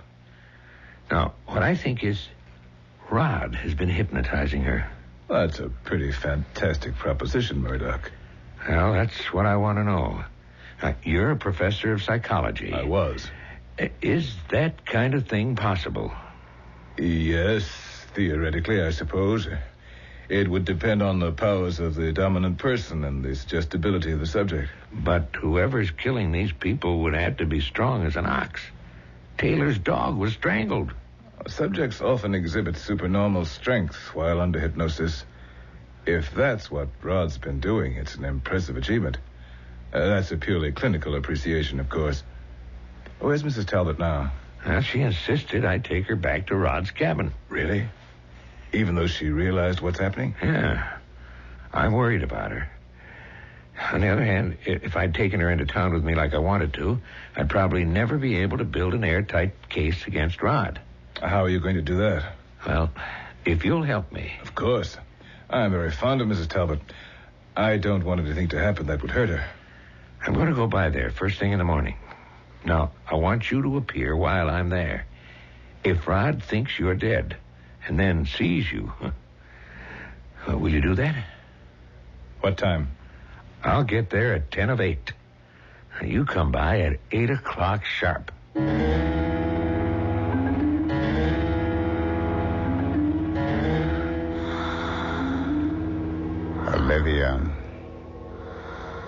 Olivia, you returned much too quickly. I know. Did you do what I asked you to? I tried. Is the professor dead? No. Why not? I didn't go all the way to his cabin. You didn't listen to me. I don't want people around me. I want to be rid of all of them. Do you hear me? Yes. I want you to go out again, Olivia.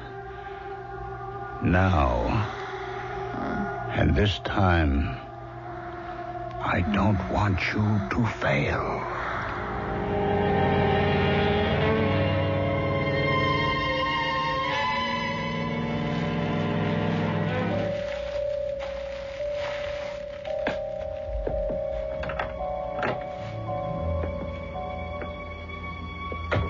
Come in, Olivia. I've been expecting you. I'm here. I'm glad. I had no way of knowing how many nights it would be before Rod would send you to me. Do you know why you're here? To kill you. Very good. I can't tell you how excited I am. This is my ultimate triumph. For years, I have studied and experimented for this moment. And now, at last, it has come. Do you want me to kill you now? Oh, no, you're not going to kill me, Olivia. And do you know why? Because I am the one who really controls you. Rod is only a middleman. Do you understand? Do you realize what I have achieved? What? A month ago, I brought Rod under my power and ordered him to find someone like you. I have accomplished the ultimate feat of mind control, the absolute mastery of another human being. That makes me very happy. Anybody can hypnotize a suggestible person face to face, but to be able to invest that person with hypnotic powers of his own, to order him to find his own subject and order that subject to commit murder, I have achieved something that anyone in my profession will tell you is impossible. But I have done it. I'm the dominant personality behind all this. Do you want me to kill you? Of course not. How obedient you are. What do you want me to do? It is time to bring my experiment to a safe conclusion. I am going to give you a gun. Yes. What do you want me to do with it? You and Rod are murderers, Olivia. You are evil people. Do you understand me? I want you to return to Rod's cabin. I want you to shoot Rod and then yourself. Once this is done, you will be forgiven. Thank you. I understand. I know you do. And now, Olivia, goodbye. You may go now. Hold it, Leo. What? Don't move, either of you. Murdoch. I had second thoughts about leaving Mrs. Talbert alone with Rod. So I went back, just in time to see her leaving the cabin again. And you followed her? That's right, Leo. And I heard it all. Mrs. Talbert, you can put that gun on the table now. Mrs. Talbert? Leo, tell her to put that gun down before she hurts herself. Olivia, point your gun at the sheriff. Leo. Do as I say. Yes? Leo, tell her to lower that gun. Squeeze the trigger, Olivia. Squeeze it. Yes. No. At him, not... That nice man. Mrs. Talbert, will you give me that gun now? Are you all right? Oh, what have I done? He's dead. Do you know what happened? Yes. He told me I had to earn my forgiveness. Do you remember killing the others now? Yes. Oh, Sheriff, it's all so frightening. It's over now. It's all over. Oh, but the frightening thing isn't. The frightening thing will never be over. Huh? What's that? That I have such strength inside me. That I have such strength.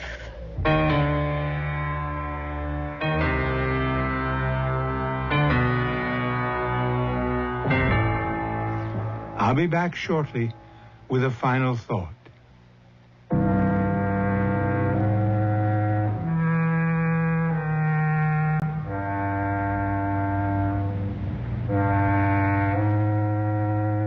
At the final moment, Olivia Talbert turned her gun on the very man who seemed to have her under his total control. For there was one fact of human nature that Leo Hertel forgot. One fact that all his work discipline and evil power could not change. No person can will another to act indefinitely in contradiction to his nature. Our cast included Roberta Maxwell, Ralph Bell, Gordon Heath, and Charles Irving. Associate Director, Marlon Swing. This is Hyman Brown, Producer-Director, inviting you to return to our Mystery Theater for another adventure in the macabre. Until next time, then, pleasant dreams.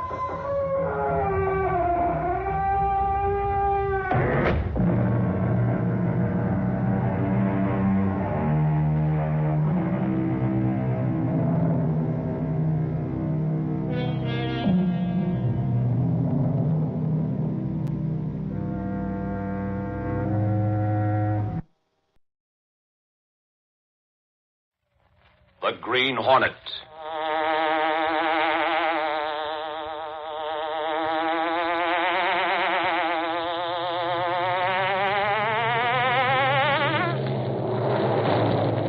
He hunts the biggest of all game, public enemies who try to destroy our America.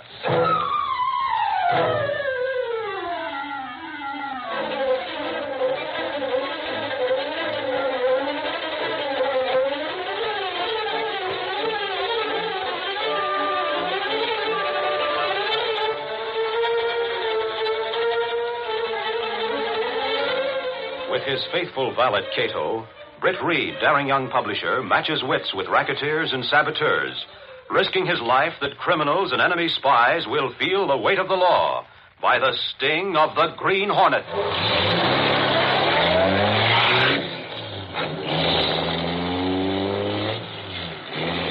Ride with Britt Reed in the thrilling adventure, A Case of Honor. The Green Hornet strikes again.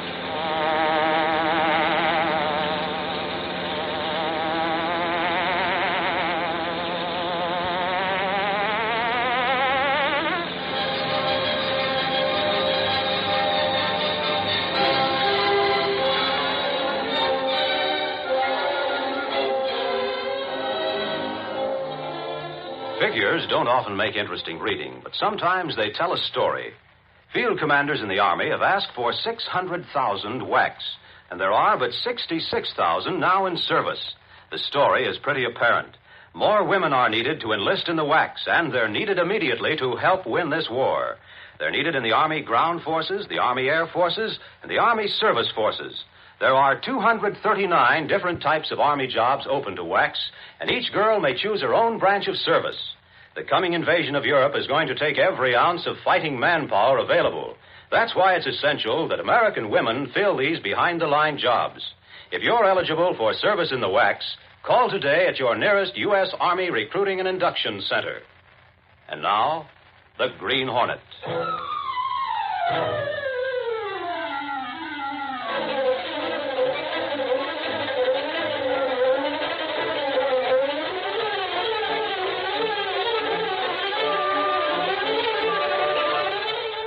Two men sat in a black sedan, which had been parked on a byroad just off the main highway leading to the milling factory out at the edge of the city.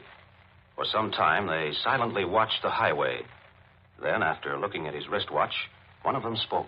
That guy ought to be along any minute now, Spike. Yeah, but listen, Slick, how do you know he brings out the payroll? I've been tailing him for a couple of weeks. Every Friday afternoon, he goes into the bank and brings out the payroll. And always at the same time. Sure, but maybe he's got a guard with him. No, I don't. I made sure of that.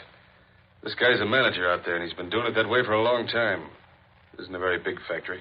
Well, I hope there ain't any slip-up. All looks too easy to me. Well, it will be easy. And I have a scheme to lay the blame on someone else right from the start. Yeah, put this on. Oh, a mask, huh? Sure, I made it. I'm going to wear this mask. Hey, now I get it. Slick, you sure got what it takes. Hey, look, that's the car we're waiting for. Ready to start after him as soon as he passes. All right, get going, Spike. Okay.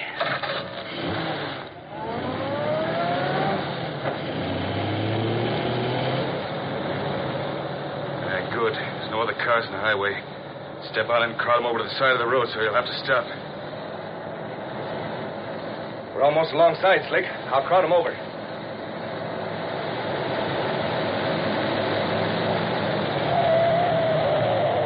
Pull over and stop.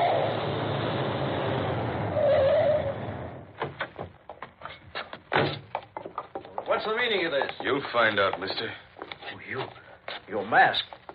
The Green Hornet. Good guessing. Go on, get out and be quick about it. That gun. Be careful. I'll get out. Keep your gun in this mug while I grab the bag out of the back of his car. I'll watch him. Go and get it. Oh, no, you can't take that. I won't let you. Oh, you... Had to knock him out, Slick. Serves him right.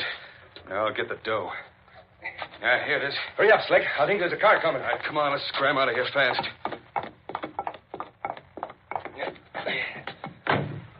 Hey, what about that jerk laying there in the road? Never mind him. Get this crate going and fast. That guy will spread the alarm that the Green Hornet took his dough. Spike, I think we can pull a lot of stunts with these masks. And the cops will get red hot on the trail of the Green Hornet. Let's go.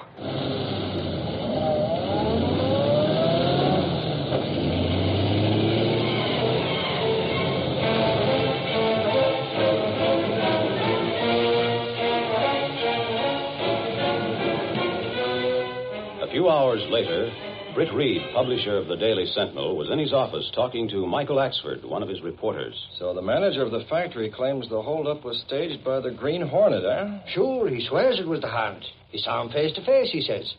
Reed, imagine the nerve of that spalpeen pulling a stunt like that right in broad daylight. It was nervy, all right. No doubt about that. That it was. And that factory guy was lucky he wasn't shot down in cold blood, too. From all previous reports on the Hornet, he usually gasses his victims with a special kind of gas gun. Well, he didn't use it on this guy. There was another masked guy with the Hornet, they say.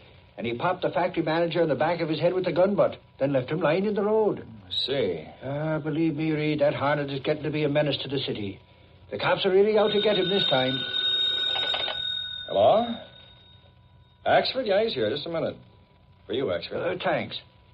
Hello, Axford speaking. Oh, it's you, Sergeant Burke. What's up? He did? Glory be. I'm coming down to headquarters right away. Goodbye. Oh, what's happened? That was Burke. He says a gas station was held up a little while ago down on East Highway. Is that so?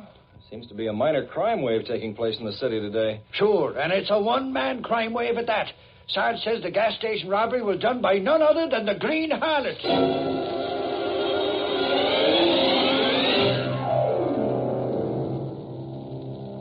After scouting around the city in a squad car for some time, in a vain search for clues to the whereabouts of the Green Hornet, Sergeant Burke and Axford returned to police headquarters where they were talking. Well, Sarge, looks like you cops are stumped. That Hornet always was too slick for you. That's enough of your ribbon, Axford.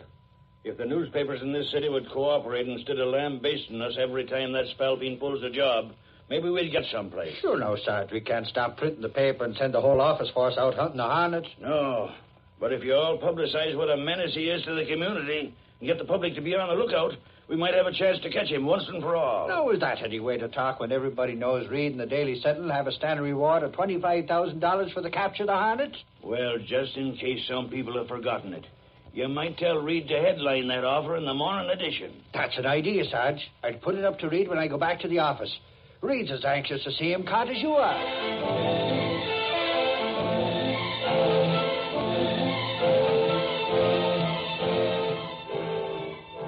The next afternoon, in their hideout down in the waterfront section of the city, Slick and Spike were making plans for committing another crime in the disguise of the Green Hornet. This will be the biggest job of them all, Spike. What is it this time, Slick? We're going to bust into the City National Bank. I've been casing it for some time. Hey, what about the guard there? I got that all figured out. He makes the same rounds every night. I know just where he'll be at a certain time, 10 o'clock. He opens a side door to take in a night deposit from the drug company. We'll be there to follow him in. Oh, why not just grab the drug company deposit and beat it? We'll get that and whatever we can get from inside the bank, too. Say, Slick, how about divvying up what we already got on those other two jobs? Okay, if you want it that way. I hid the dough under some loose boards over in the corner. I'll get it.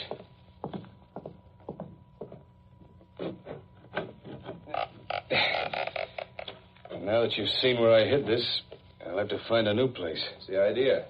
Don't you trust me? Sure, I trust you, Spike. But not with my dough. Well, half of it's mine, you know. Half? Well, sure, we split 50-50, don't we? Where'd you get that idea?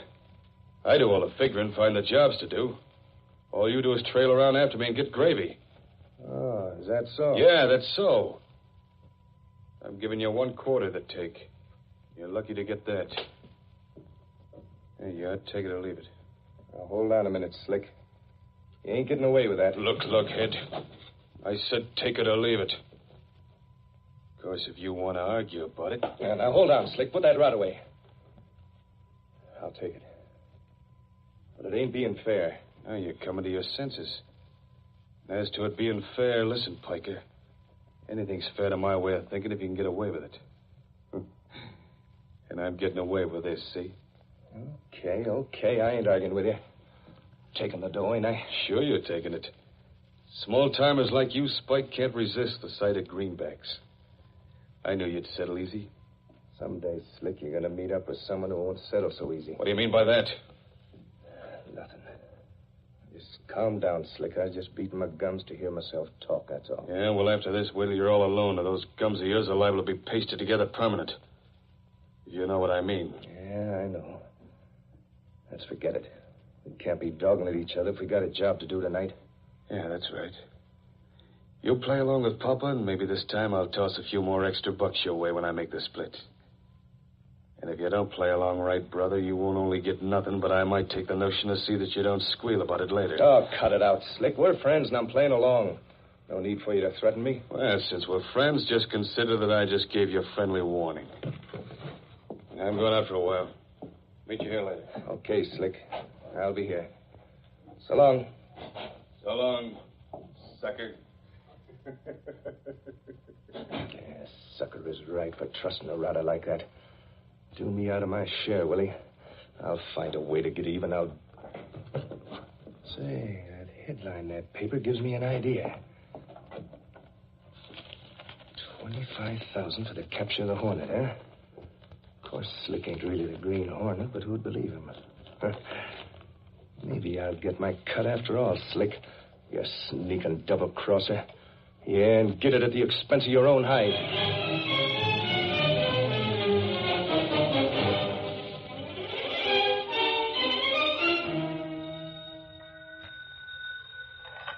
Hello? Mr. Reed, there's a man calling.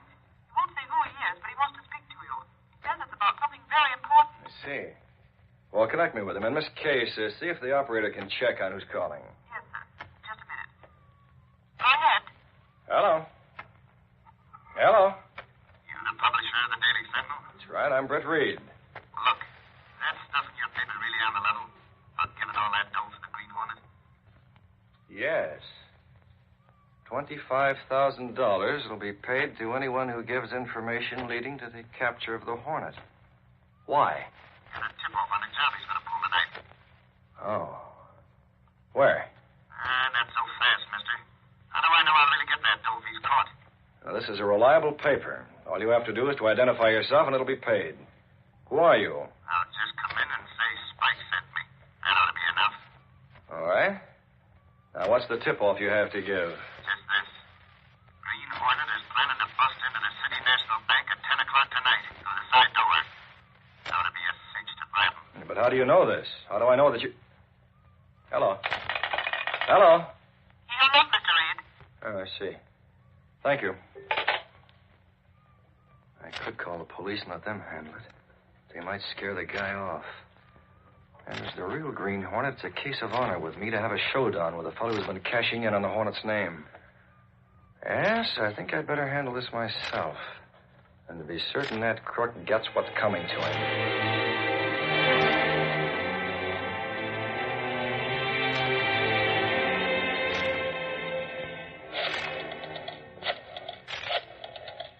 Now that I made sure the reward's on the level, I better call the coppers and tip them off.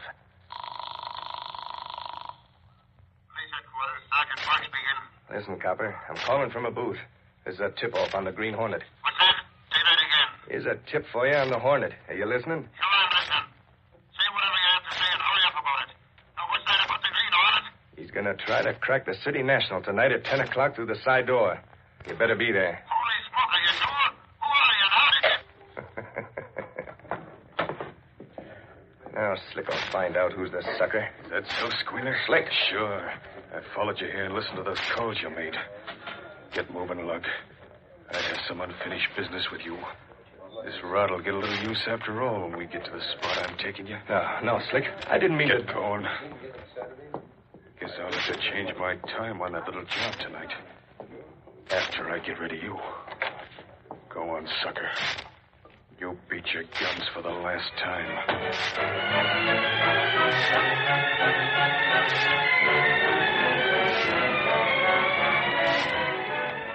We'll continue our adventure in just a minute. Suppose you were an American prisoner of war. Can you imagine just how happy and grateful you'd be to receive a package of food or clothing from home? Well, getting these things together and delivering them to all our boys who are being held as prisoners is one of the many tasks being undertaken by the Red Cross. In Europe, American prisoners are sent a standard Red Cross food package every week. The story in Japan, of course, is another matter, but the Red Cross has never ceased trying to establish regular contacts with American prisoners in Japanese hands. Now, the Red Cross, as most of us know, is supported entirely from the voluntary contributions of the American people. This month, we're asked to contribute a minimum of $200 million to the 1944 Red Cross War Fund. When the Red Cross workers come to your home, give as generously as you can. And now, back to our story.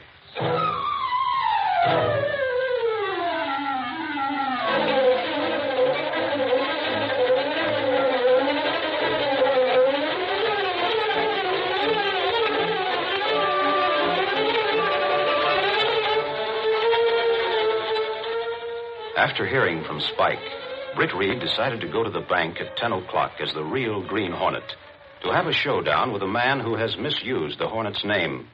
But he doesn't realize he'll be going into a police trap. Meantime, he arrived at his apartment, where Cato, his faithful valet and the only person knowing his identity as the Green Hornet, was waiting. You come home late tonight, Mr. Britt. Yes, Cato, I was busy at the office. My night's work isn't finished yet. Oh, you go back to Central Office tonight? No, Cato, there's a certain party in the city whom I'd like to meet. And the sooner the better. Oh, when you talk like that, I know you're worried about Crook who used Hornet's name. Exactly. The honor of the real Hornet is at stake. That man must be stopped before he goes any further. And I hope to have a showdown with him tonight. You have clue to his identity, Mr. Britt? No, but I have a tip-off that he'll commit another crime, a bank robbery, at 10 o'clock tonight. We're going to be there, Cato. Black Beauty's ready. Good. It's 20 minutes to 10 now, so there's no time to lose. Come on, we'll get the gas gun and masks and be on our way to meet the fake Green Hornet. Stepping through a secret panel in the rear of a closet in his bedroom, Britt Reed and Cato went along a narrow passageway built within the walls of the apartment house itself. This passage led to an adjoining building which fronted on a dark side street. Though supposedly abandoned, this building served as the secret hiding place for the sleek, superpowered Black Beauty, streamlined car of the Green Hornet. Britt Reed pressed a button. The great car roared into life. A section of the wall in front raised automatically, then closed as the gleaming Black Beauty sped into the darkness.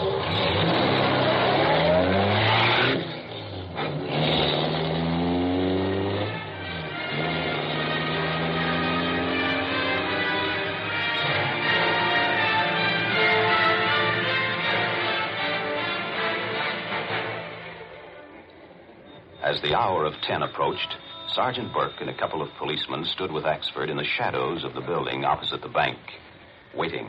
Say, Sarge, suppose he goes up the back way while we're standing here watching the front? Do you think I'm stupid, Axford? Well, no, if that's a direct question, I'll... For your information, Cassidy's round back watching with one of the men. Others are planted on the side in the alley. We're going to let the Hornet actually get inside. Then we'll close in and get him when he won't have that speedy car of his handy. Oh. Hey, look. There's a man with the handbag going toward the bank. That must be the guy from the drug company. He makes a late deposit every night. He's pushing the night bell on that side door now. If anything's going to happen, it ought to be now. Say, ain't somebody supposed to open the door for him? Sure. There's a guard inside. He's taking long enough to open up. Look, he's coming to the front. Yeah. Now he's trying to look in the front window. Come on, I want to speak to him. Maybe something's wrong with that guard.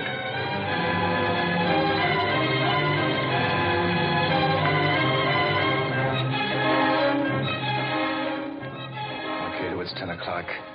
I'm going to try to get in here at the back so as to be inside when that imposter gets there. Back door over there, Mr. Britt. But must be very strong. Yes. Well, I'll find some way.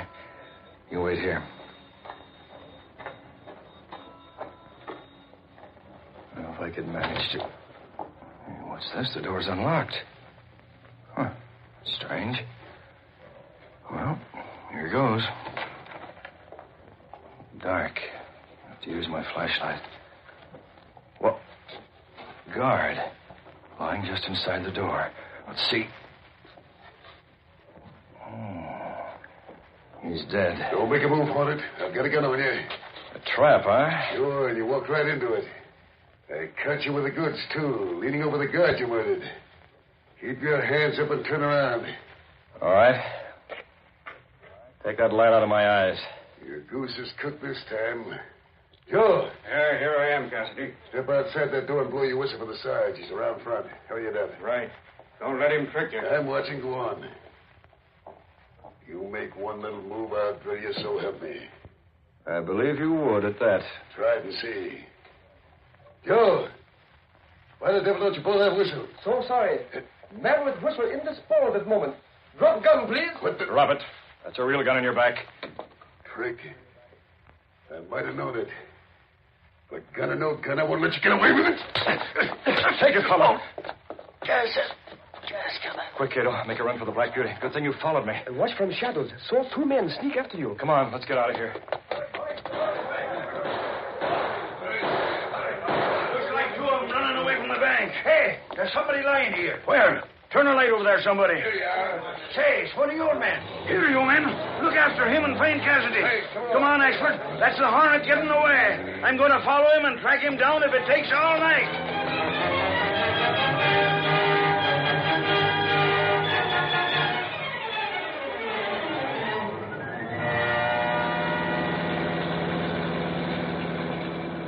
That was a narrow escape, kiddo. Evidently that man who's posing as the Hornet heard about the tip-off and came earlier. The fellow who called me must have tipped off the police. Men now add murder to crimes. Yes, he's a very clever chap and a dangerous one. There must be some way to find him. They've got to find him and get him into the hands of the police. That is, if police not get us first. They're very hard to lose. Well, we've lost him for the moment at any rate. Turn on the shortwave radio for the police calls. Yes, Mr. Britt? Attention all cars. City National Bank robbed by Green Hornet. Guard killed. Hornet last seen in neighborhood of 1st and Wood Streets. Keep lookout for Hornet car. Keep lookout for Hornet car. We're well away from there now. Attention car 46. Attention car 46. Body of murdered man found earlier tonight in alley near River Street, off West Avenue. Identified as that of an underworld character known as Spike. Pick up all suspicious characters in waterfront neighborhood for questioning. That is all. Kiddo, now I begin to see. The man who tipped me off today was named Spike. That's why he was murdered. And the one who killed him is the man we're looking for. It's a big risk for us, but we're going to River Avenue and West Avenue right now. Step on it.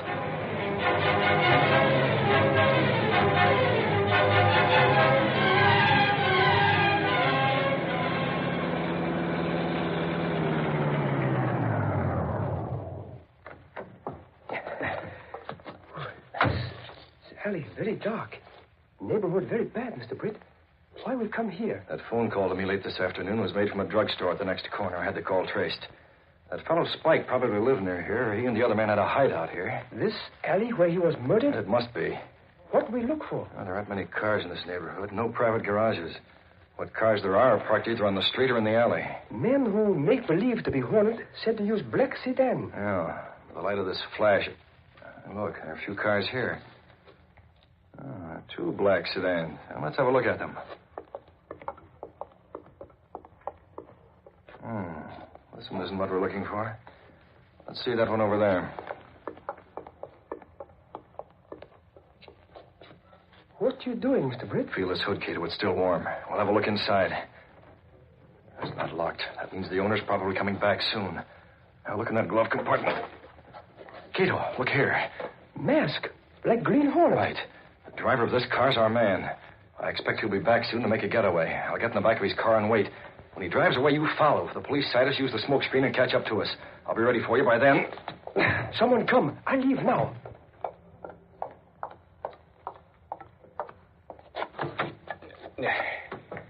I'll sure be glad to shake the dust of this burg off my feet.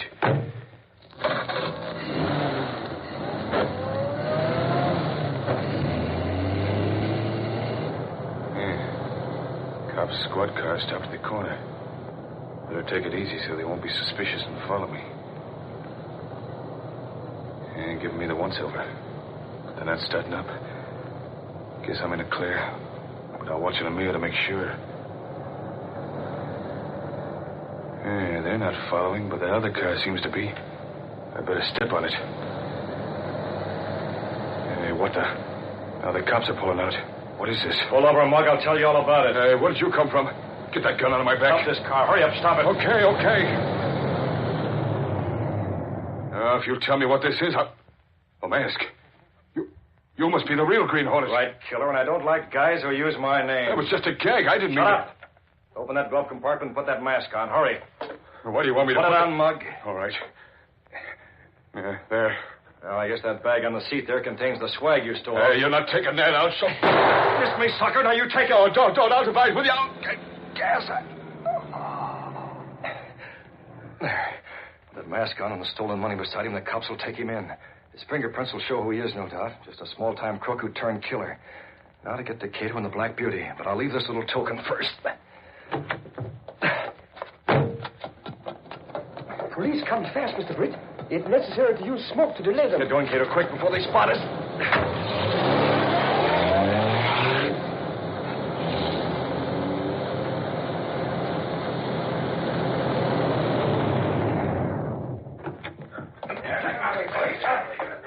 That looks like a car, all right. Yeah. Glory be, look on the front seat. By the saints in heaven, it's the Green Hornet himself. It doesn't seem possible, Ashford. Say, there's a bag. We'll have a look. Packed with dough. Just look at that. Ashford, we've struck a whole parcel of scoops for you and promotions for me. Hey, Sarge, what's that on the guy's forehead? Holy crow, the seal of the Green Hornet. Now, why should he go putting his own seal on his own head? Get that mask off him. I have a hunch. Do I dare know? Well, there. Just as I suspected. That's a crook who was paroled a couple of weeks ago. He couldn't be the Hornet. I bet he was using the Hornet's name and the real one caught up with him. That's the answer. You mean we haven't got the Green Hornet, then? No. But as soon as we can make this mug talk, I'll bet we find we have the killer and robber we were after. Though he may have been working with the Hornet. Oh, Sarge. Then there goes my biggest scoop. Sure. And there goes all them promotions for me. And there goes the real Green Hornet.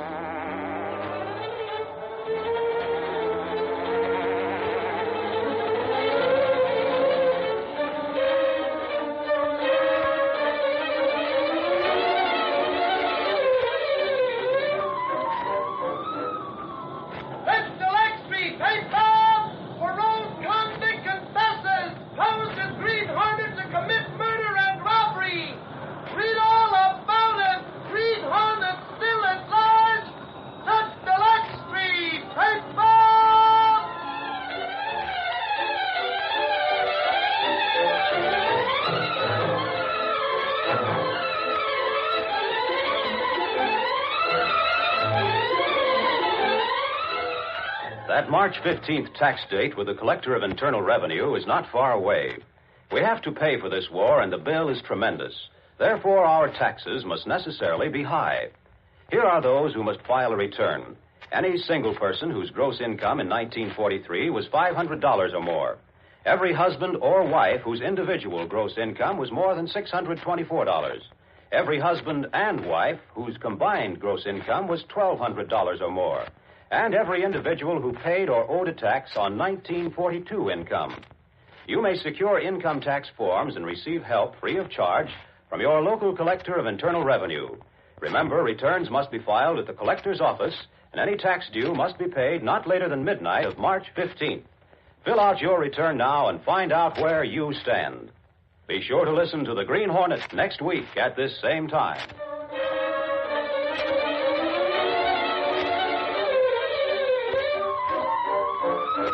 These copyrighted dramas originate in the studios of WXYZ Detroit. All characters, names, places, and incidents used are fictitious. Bob Height speaking. This is the Blue Network.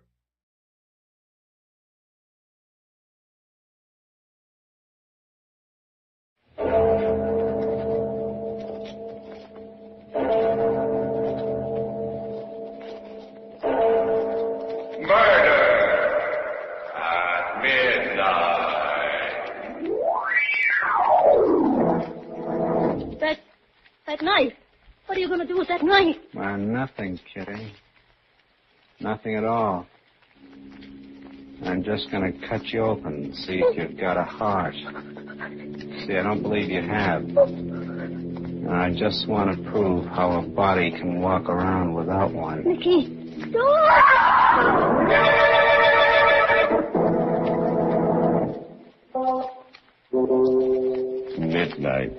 The witching hour when the night is darkest, our fears the strongest, and our strength at its lowest ebb. Midnight, when the graves gape open and death strikes. How? You'll learn the answer in just a minute in The 13th Floor.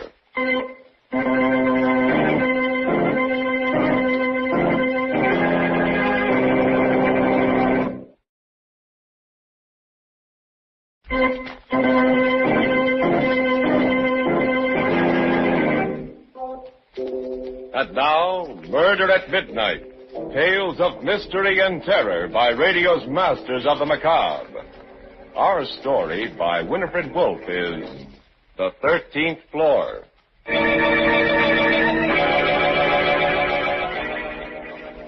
Hotel corridors scare me late at night. They're too long and too creepy. I'm always afraid the walls, like big, flat, plaster hands, are going to close in on me. I wish somebody was around. No, not anybody. Anybody might be Nicky. And his hands aren't made out of plastic. They're bone and they're blood. And they want to choke the breath out of me. I just better get down this corridor and close the door behind me. I'll lock it and hide under the covers till I turn on the radio and I hear that switch. It was pulled in a little room. And Nicky's dead, full of hot sparks and his big hands hanging like putty. Then I won't have to be afraid anymore. It's what happened tonight, just now. It's making the inside of me all curdled and sour and sick. Even if I live a million more days, I won't forget how I came into that lobby. Just like always. I walked over to the desk. Hi, Joe. What's a good word? Here. Got a rent statement from the hotel. No letters. Oh. Certainly it's hot out, isn't it? Sort of muggy and sticky. Think it's gonna rain? Maybe. You don't like me very much, do you? No, not very much. You'll excuse me, I'm quite busy, Miss Owen. Hey, you're a fresh little punk. I ought to tell the manager. It's a fine way to treat guests who pay their bills. Don't I always pay my rent on time? Sure. Why not? $5,000 lasts a while if you take care of it. Ah, you. Hey, wait a second. Hold that elevator. Sweet dreams, Miss Owen. I said hold the elevator a second. What's the idea of almost slamming it in my face? Sorry, Miss Owen. Yeah, I bet you are. Oh, Mr. Talbot. Evening. Good evening. Sure is hot out, wouldn't you say? I was saying to Joe, muggy and sticky. Yes. I was, just at an awful good movie at the Franklin. Tomorrow night they're having Lana Turner. You like Lana Turner? Very much. Yeah, me too. A lot of women don't because they're jealous of the way she looks. Me, though, I got blonde hair myself. I was planning to see her tomorrow night. Do you plan to... Sorry, Miss Owen. I have an appointment tomorrow evening. Oh. You run the elevator, you fresh punk. That's what you're hired for. Oh, by the way. Me? No, Tommy. Oh, yes, sir. Will you let me in with your pass key? I forgot mine. Yeah, sure thing, Mr. Talbot.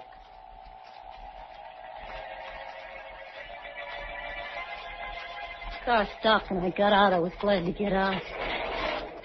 Your floor. Yeah, thanks for nothing.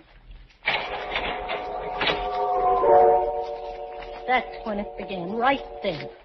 The light from the elevator looked like a lot of lemonade, only being poured the wrong way, up instead of down. Hey, I remember thinking that. I'm trying to remember it now. I looked at my watch with 2 minutes to midnight. I started down the hall. I'm feeling something's wrong. Don't be to get the jitters for nothing. Everything looked the same. Nothing was any different. My room was at the end of the hall. I took my key out and I shoved it in the lock. Nothing. I kept twisting it and pushing it. Getting sick with my knee. Then, all of a sudden, I looked up and realized what was wrong. The number on the door was 1307, not 1407. I was on the wrong floor. That was it. That rotten little kid. I'll fix him. I was ready to bet he'd done it on purpose. Then, Give Nicky a kiss, baby. Aren't you glad to see me? Nicky. Come on in. I've been waiting for you a long time. I said come in. I'm getting a draft. Nicky, let go of my arm. You're hurting me. Sorry, baby. Maybe I don't know my own strength, huh? What do you want? How'd you get in here? One thing at a time. Don't rush me. What'd you lock the door for? I don't like interruptions. You never used to either when you were alone with me. Remember, Kitty? I don't remember nothing. Yeah, I know. You got a memory like a faucet. You turn it off and on, off and on. Wonderful. Take me, for instance. I have the kind of a memory you can't turn off. Keeps running all the time. The longer it runs, the hotter it gets. It's so hot now, Kitty, it'll scald you. Look, Nicky. I am looking. You're still a nice-looking number, you know. I always did like the way your waist curves and how white your neck is. You didn't come here to tell me how I look. You toss your hair over your shoulder like it gets in your way. Go ahead, Kitty. Toss your hair back for Nicky. What are you trying to do, dangle me on a string? You're still a good-looking number. I don't look so hot, though, do I? You think maybe I lost a little weight? Look, Nicky, please. My face looks kind of pasty. That's because you don't get much chance for fresh air sweating what's left of time away in a death cell. If I scream, the police will come and get you. If you come near me, I'll You scream. won't scream. No, come one step closer now. You won't scream because there's not that much sound left in you. It's all frozen and sticking in your throat like an ice cube. Because you're afraid. You're afraid of me. Try screaming, Kitty. You see? What'd I tell you?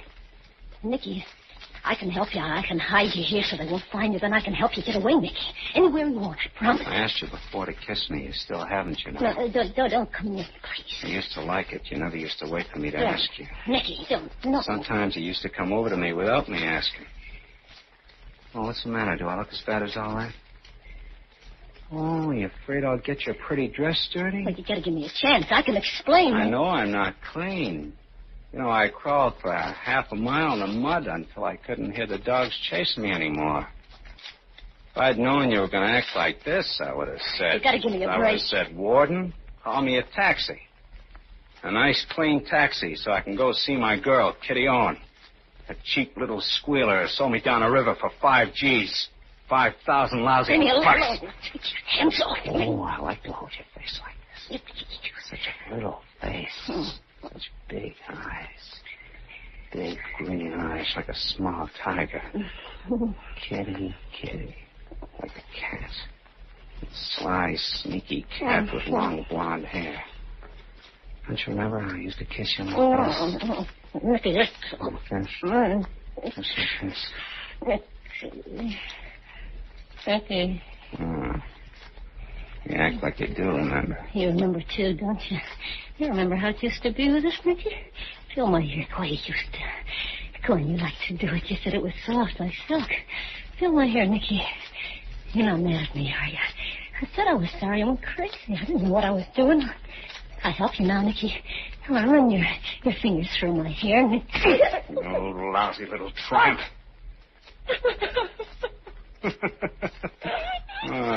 Don't make me laugh.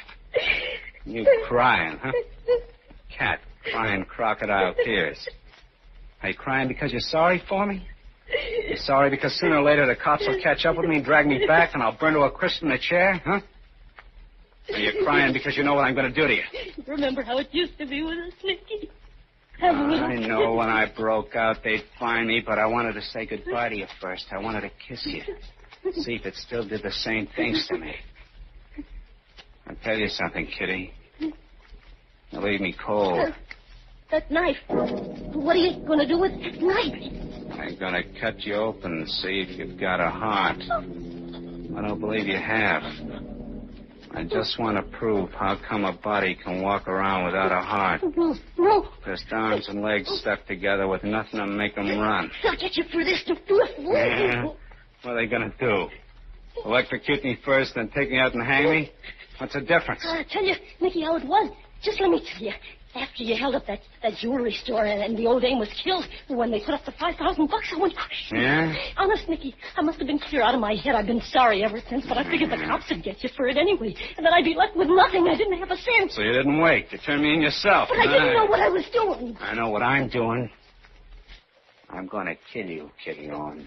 It won't help any. It'll help me. Stay away from me. The only prayer is Sam. It should be good for a laugh. No, please. Kitty, kitty, kitty, like a cat. No. Yes, Kitty, yes. I'm going to kill you. I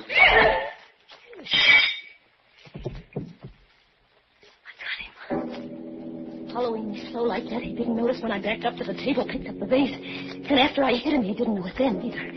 Just went down looking surprised. I knew he wouldn't be out long, so I bent over and took the key out of his pocket. He moved and made a funny little noise through his lips. And I stopped breathing altogether. I had the key. I was free. The hall was empty, no one around. I started to run down the narrow little corridor of the 13th floor. I pressed the elevator button, and I waited. Help, that was the only way I could get it. It seemed like hours instead of seconds. Finally, I heard it coming. I felt like I was standing on hot coals. My insides wouldn't stand still.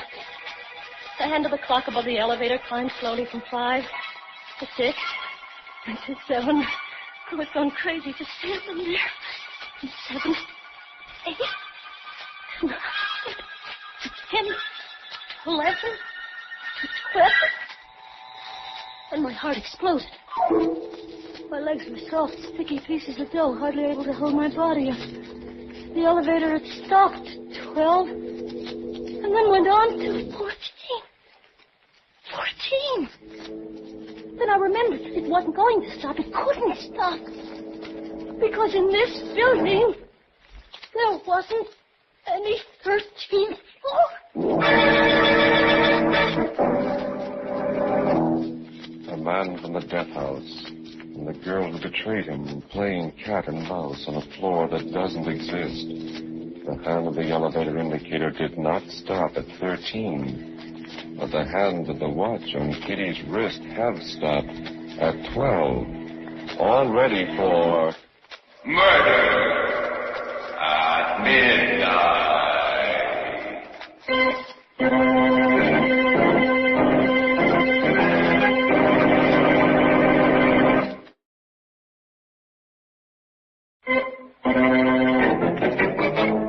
And now, back to Murder at Midnight and the 13th floor. 13th floor. Yeah, that's where I was, a floor that didn't exist, so how could I get out? How could I get away? What was I going to do? I didn't understand. I didn't understand anything. Pretty good little slugger, baby. Nick. You took so much trouble to unlock the door, you should have taken a little time to lock it again after you. Don't come after me with that knife. Please, don't. I don't want to die. You think I did?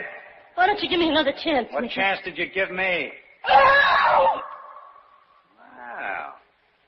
I didn't think you had that in you.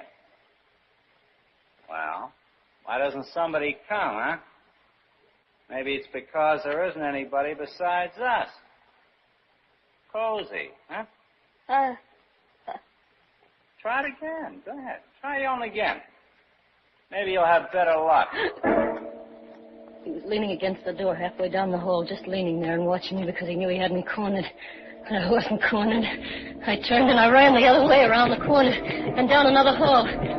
I didn't know if I'd really heard him running after me or if it was just the pounding in my head making a noise. I got to the end of the hall, then I stopped out of breath and looked behind. He wasn't there.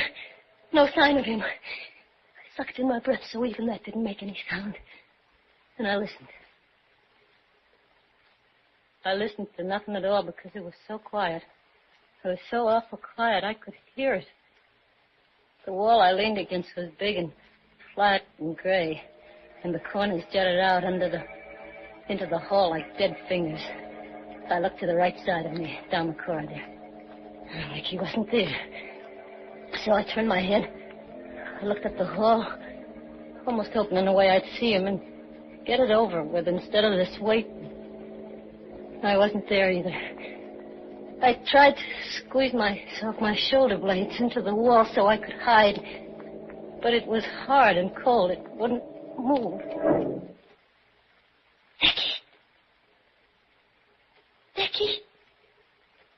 Nicky, where are you? For the love of heaven, say something so I'll know where you are. Don't just keep standing here. I can't take it. Nicky, I'm sick. My stomach's sick. So am I. Just make some noise. Nicky, where are you?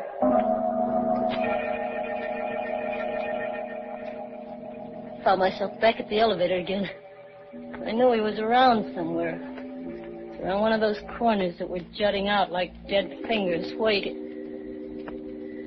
The elevator was coming up again. The hand was up to 11. Had to stop. I pressed the button, threw all my weight against it. And it did. It did. The big door was sliding open, and I was safe. Going up or down, Kitty Owen? I'll take you wherever you want to go. Oh, not again. I can't stand. I'll take you for a ride. No, I won't go. Well, didn't you ring me? I heard you ring. Come on. Get in. Just the two of us. We'll go for a ride. Only just one of us will come back. I said get in. All the time he was talking, I was backing away. And then all of a sudden, I saw at a door with a bright red sign that said stairway down. My last chance, I almost leaped to it. I opened the door and I flew down the stairs. It wasn't easy with high heels, but even so, the sound of them was like music. Sweet, hot music from a clarinet, because I knew they were taking me down. Faster. I fell a couple of times. I caught myself by clinging to the bandage. It was still there. So I kept running. Suddenly, there I was. I was out on the street again. Now I was really safe. There were always a lot of people on the streets. I didn't see any people, just a big policeman with a red face. Boy, he sure looked good to me. Hey, wait a minute. Now, take it easy, miss. Don't get excited. Hey, look, Nicky Carstairs, he's in that hotel. He's after me. Carstairs? Yeah. Sure, and who you wanting the kids? It can't be. Look, he's out, I tell you. I saw him. He wants to kill me. But Nicky Carstairs is in the death cell. Don't you read the papers?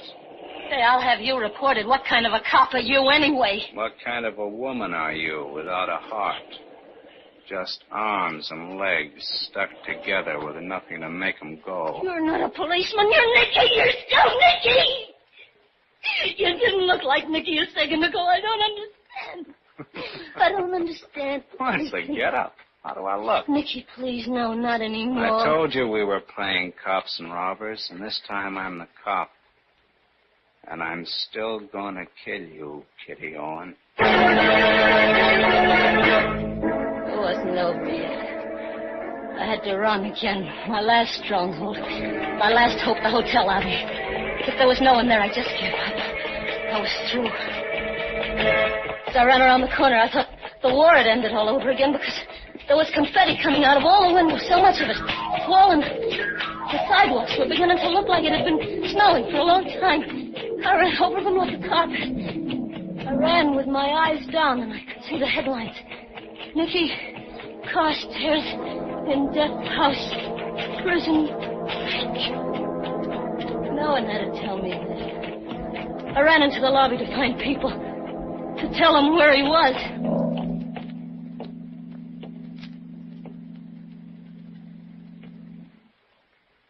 There was no one there either. Only Joe at the desk. Joe? Oh, early the night, Miss Owen. Not quite midnight. Look, Joe, I know you don't like me, but you gotta help me. Reading the papers about Nicky Carstairs breaking out? Yeah, that's what I'm trying to do. $5,000 should last you a little while if you take care of Hey, it. Joe, he's here. He's in the hotel. He's chasing me. That's a lot of money. $5,000. What's to kill me? You gotta help me. Sweet dreams, Miss Owen. He's here, can't you understand? He's on the 13th floor. There's no 13th floor in this He's there. I tell you. Sweet dreams, Miss Owen. I know there wasn't any use arguing, and he wouldn't believe me. Even if he did, he wouldn't help me because he didn't like me. Going up. No one would believe me. There was only one thing left for me to do. Lock myself in my room on the 14th floor.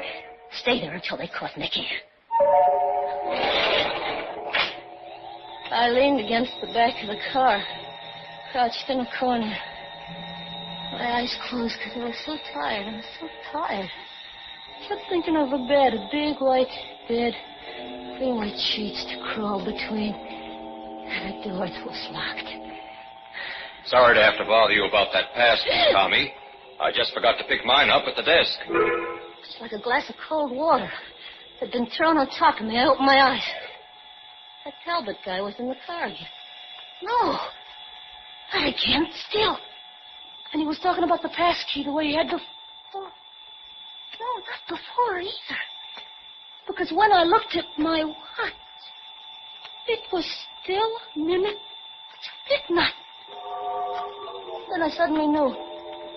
I was so weak with relief I wanted to cry. Yeah. I heard him say it. Sometimes you can see your whole life pass by in just a second. That lifetime I lived in the elevator, all in my head, was sandwiched in between a couple of floors. It never really happened. It was just that I had been dreading it for months, coming back some night, finding Nicky there waiting for me. My mind had invented a 13th floor, when it never was there at all. And the cop and the newspapers that said Nicky was out. All a part of it. That crazy half-dream. Of course he wasn't out. I told myself it was all part of it. I never got out of the elevator. I was there all the time. All the time. Your floor, Miss Owen. 14? Sure, 14. Ain't that your floor? You sure this time, aren't you? What are you talking about this time? I mean, never mind. 1401. That was on the first door. I was on the right floor this time. I'm feeling better already. What a fool I'd been. Started to walk down the hall. Then I was feeling Talbot, and the boy in the elevator was watching me. Wish they shut the door and go on. Say, Mr. Talbot. Yes? Did you read about Nicky Carstairs? No, what? He escaped. Got out of the death house. Is that so? He's on the loose. Good night, Miss Owen.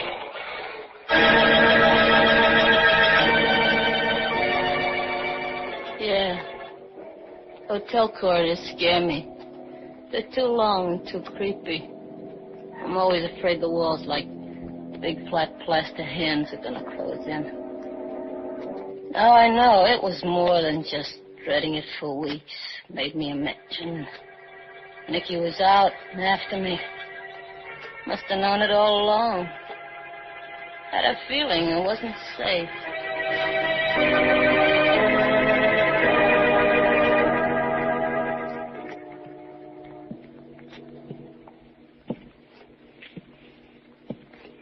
I'm gonna go to my own room. I'll lock the door and hide under the covers till I hear they found him. Took him back. Till I hear he's dead, I won't have to be afraid anymore. Not anymore.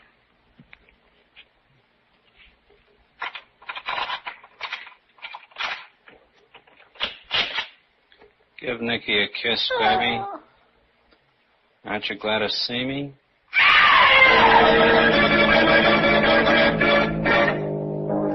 The 14th floor this time. A floor that does exist. But the hands of the watch on Kitty's wrist still stand at 12 for... Murder at midnight.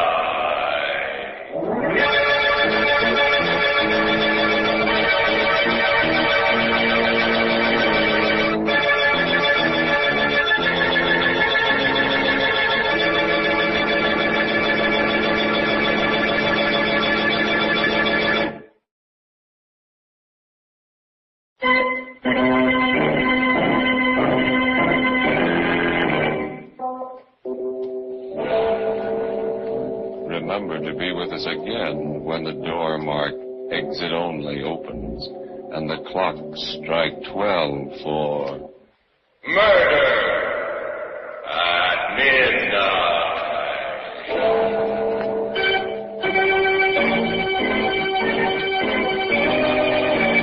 The part of Kitty was played by Ann Shepard, and Paul Mann was Nicky. With music by Charles Paul, Murder at Midnight was directed by Anton M. Leader.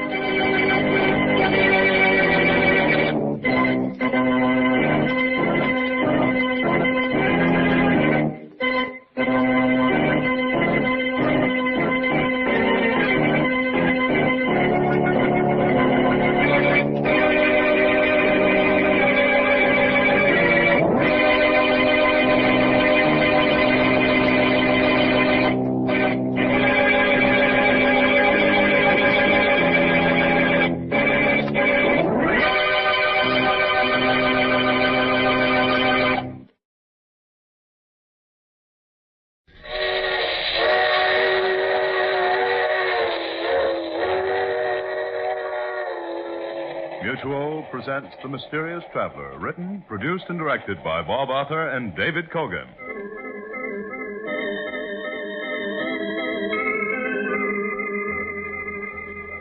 This is The Mysterious Traveler, inviting you to join me on another journey into the realm of the strange and the terrifying. I hope you will enjoy the trip, that it will thrill you a little and chill you a little.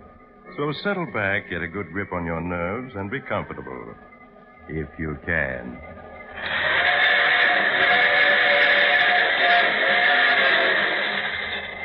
By the way, did you have a good vacation this summer? A nice, quiet time, no unusual excitement, no unpleasant events that shook your nerves so that you jump when a strange hand knocks on your window at midnight, or slow, heavy footsteps come up to your door? That's good. Then you're in shape to go on another vacation with me tonight. It's the story I call Vacation from Life. The spot I have in mind for your vacation is a tiny harbor along the northern Maine coast, an isolated beach reached only by boat from the nearest town 2 miles away. And so lonely, there's only a single cottage. But it's going to be vacant soon. The present owner won't be needing it after tonight. My name is Matthew Clark. I am 40 years old, and I teach Greek in New York City. I suppose you could say I'm a typical professor, since I wear glasses, stoop a little, am absent-minded at times, and as my wife has said so many times in the 10 years we've been married, I hardly know a screwdriver from a monkey wrench or how to replace a burned-out electric light bulb. A fumbler. That's her favorite word to describe me. Well, she's going to find out it's not true. But I mustn't get excited. I won't be able to finish this if I don't keep calm. I'm writing this in our cottage on Desolation Beach in Maine. It's almost dark, and the waves are pounding on the sand. The wind is rising. There's a real northeaster coming. But 4 days ago, when I came up here to open the cottage, the sun shone, the water sparkled, and except for the driftwood and seaweed along the beach, there wasn't a hint of the fierce storms that can lash this shore. I made sure that the cottage was in good shape, aired the rooms, and put away the stock of provisions that Seth Thompson had brought from me from the village in his boat. And then while I waited for Seth to call for me, I walked along the beach, poking into the piles of driftwood like a boy searching for treasure. And I found it. I found something that set my heart to pounding and brought a flush of excitement to my face, something that roused my imagination to a feverish pitch. It was a mine. A naval mine torn loose from its moorings someplace in the Atlantic during the war and tossed ashore at last here at my feet. It was hidden under seaweed, a 3-foot steel ball with 500 pounds of TNT inside it, waiting for an incautious touch to set it off. When I saw it, I started back in alarm. And then in a flash, I knew. Knew what a treasure I'd found and what it was going to mean to me. I was gloating over it so that I didn't even hear Seth's boat arrive at my dock until he called to me. Professor, you about ready to be heading for town? I turned to see Seth stepping down off my dock. I hurried toward him. Yes, Seth, I'm ready. I was just stretching my legs while I waited. Seen you poking around that driftwood. I figured maybe you'd found something worthwhile. Seth, what I found was a very dead codfish, an extremely odorous one. Well, here's the boat. I'll get in. Professor, for Pete's sake, don't never step right on the gunnel of a boat when it's rocking. You'll either fall into the boat and break a leg or over the side, maybe drown. Oh, yes, of course. You've told me that before, haven't you? Not more than 11 times. Yeah, I'll hop in first. Now, give me a hand. That's it. Now, jump down here beside me. Professor, look out. Ouch! Oh, Professor, when you lose your balance in the boat, don't ever grab the engine. It's usually hot. Let me see how bad you burned your hand. Well, it's not too bad. It was clumsy of me, though, wasn't it? Yeah, it was. The burn ain't bad. Just a little engine grease and fix it up. There. Now, you sit down back there. Very well, Seth. Stay set down. Truth is, Professor, I don't trust you around machinery no more than I would a baby.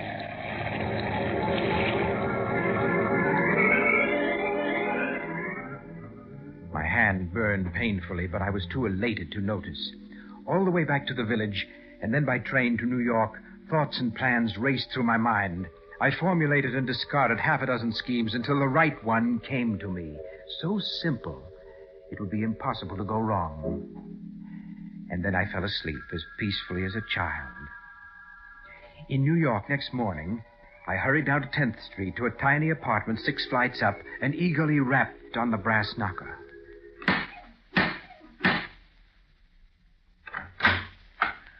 Why, Matthew. Matthew, it's you. Yes, Ruth, I know you didn't expect me so early, but here I am. Oh, I didn't expect you so early, but I am glad to see you. Won't you come in? Thank you. I'll make you some coffee. Sit down and be comfortable. I'll only be a moment. As Ruth bustled around making coffee, I sat down and relaxed. The tiny apartment was soothing. There was an atmosphere of peace and quiet about it that delighted me, and Ruth herself delighted me even more. She was small, charmingly feminine. She was a teacher, too, of ancient history. We'd met during one of my summer lectures at the university and quickly found much in common. One of our favorite pastimes was to discuss the life of the ancient world.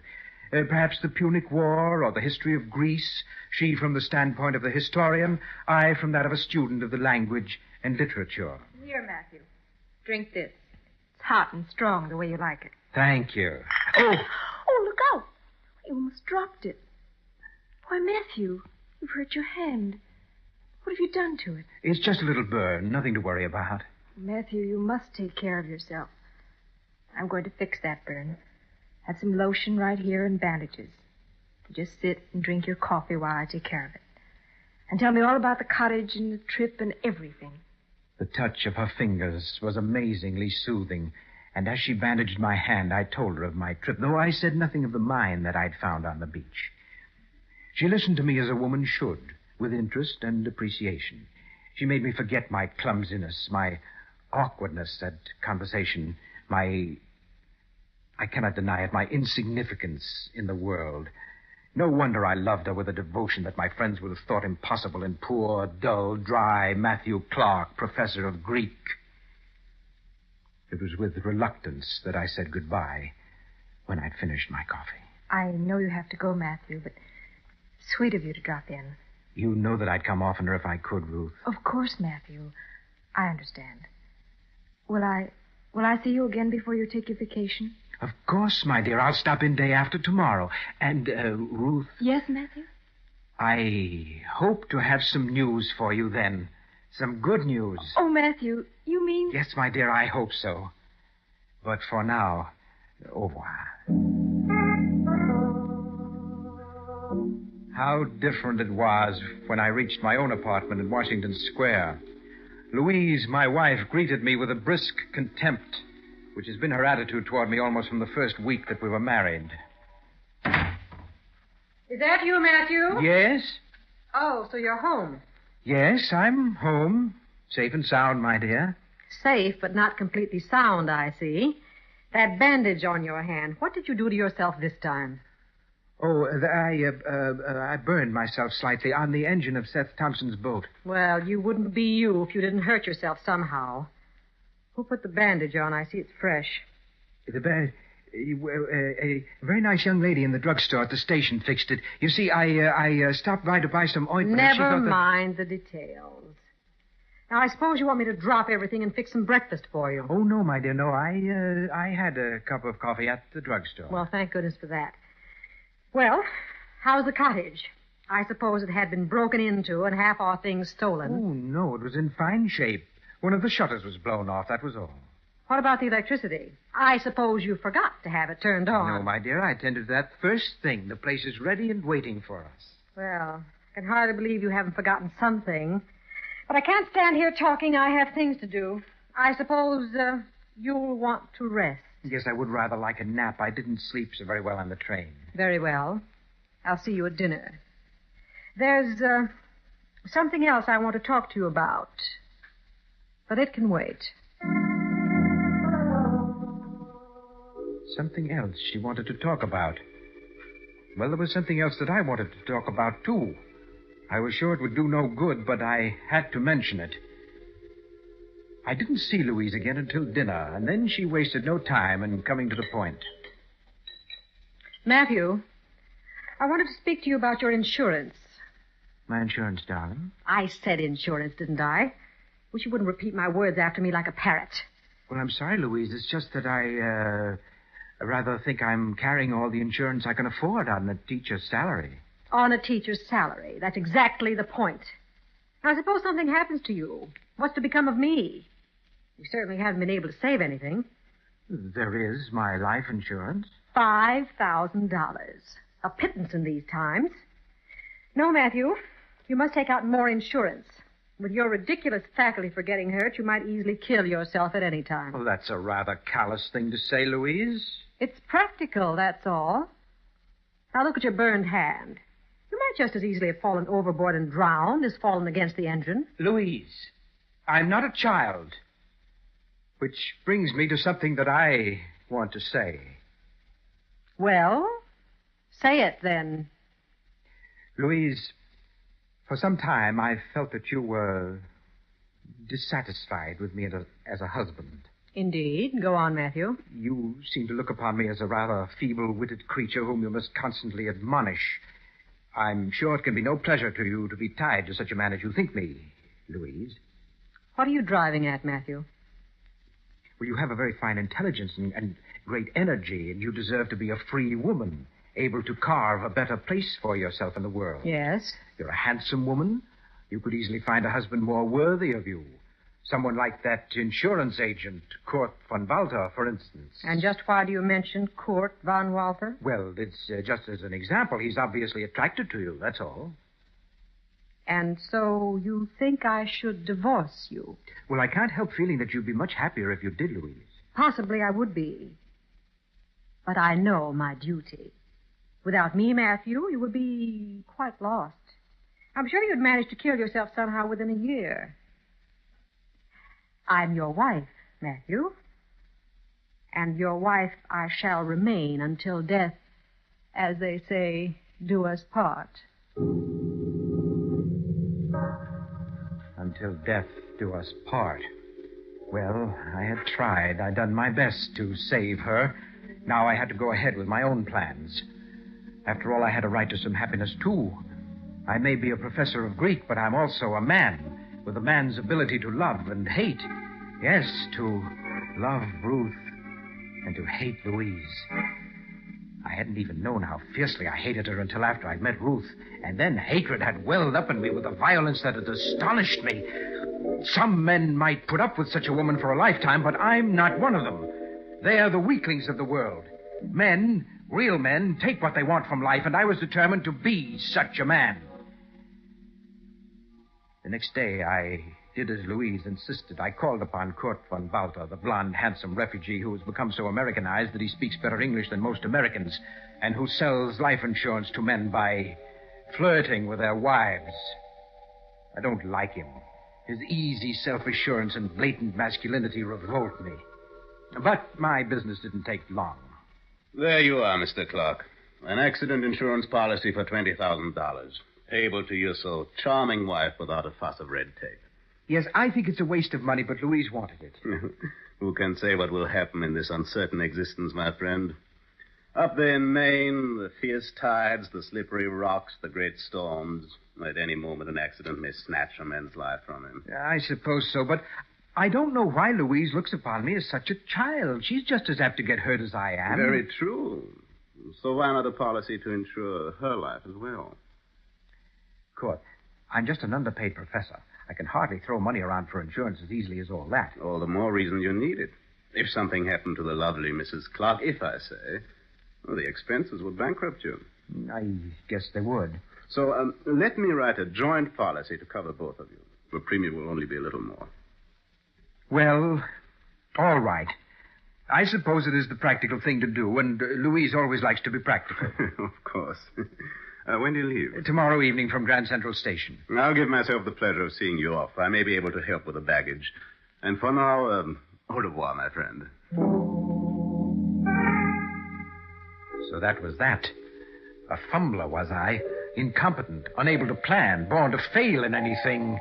Louise would see her life was insured in my favor for $20,000, and Kurt von Walter would have to testify that he talked me into it. $20,000. What freedom that would give Ruth and me.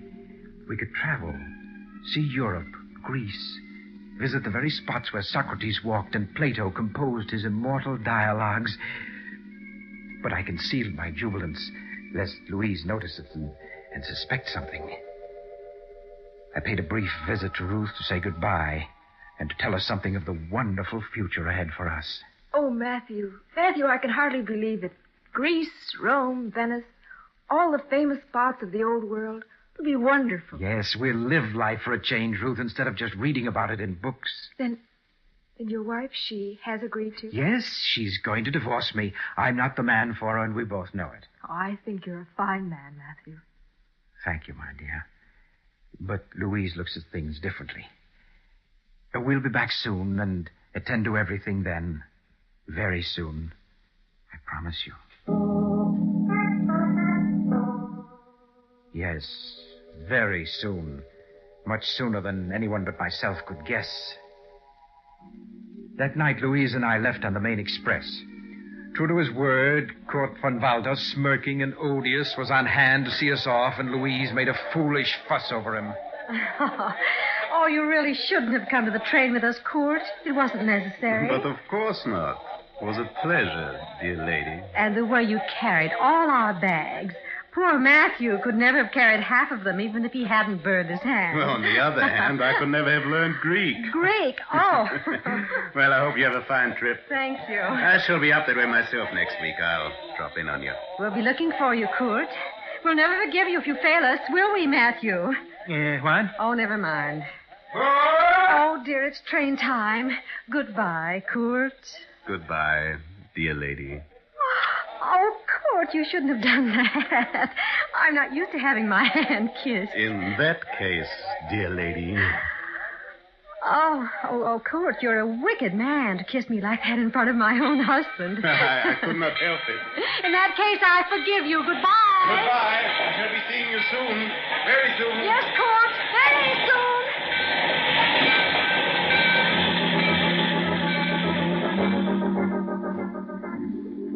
I pretended not to notice Louise's ridiculous flirting with Kurt von Walter, and we went to our drawing room. The trip passed quickly, and exactly on schedule, late in the afternoon of the next day, we were in Seth Thompson's boat, approaching our cottage on Desolation Bay. There she be, Miss Clark. Cottage come through the winter right well. Yes, better than I expected, considering that Matthew closed it up last fall. Oh, the beach is filthy, though. Well, storms last winter piled up plenty of weeds and stuff. Oh, really? I expect you can burn it, though. Oh, speaking of burning, how's your hand, Professor? It's getting well, Seth. I'm still clumsy with it, but it's healing. Yeah, them burns can be bad business. I knowed a fella 3 years ago burned his hand and died of it. Yes, sir. Lockjaw. Well, here we are. At last. I'll tie her up and help you unload. Then you folks are all set for your vacation. Only you're going to have kind of nasty weather the next 3 days. Why, is a storm coming up? Oh, goodness, the sky has gotten gray since we left the village. And the wind's kicking up. Look at them whitecaps out there. Yeah, we're in for a real nor'easter. I hope you folks ain't forgot nothing, because I won't be able to make it here till the storm goes down. A nor'easter? Well, that's most provoking. I'll be sure and lay in plenty of firewood. Yes. She'll be cold and damp till it's over. Well, I better be getting this stuff ashore. That there storm's blowing up faster than I figured.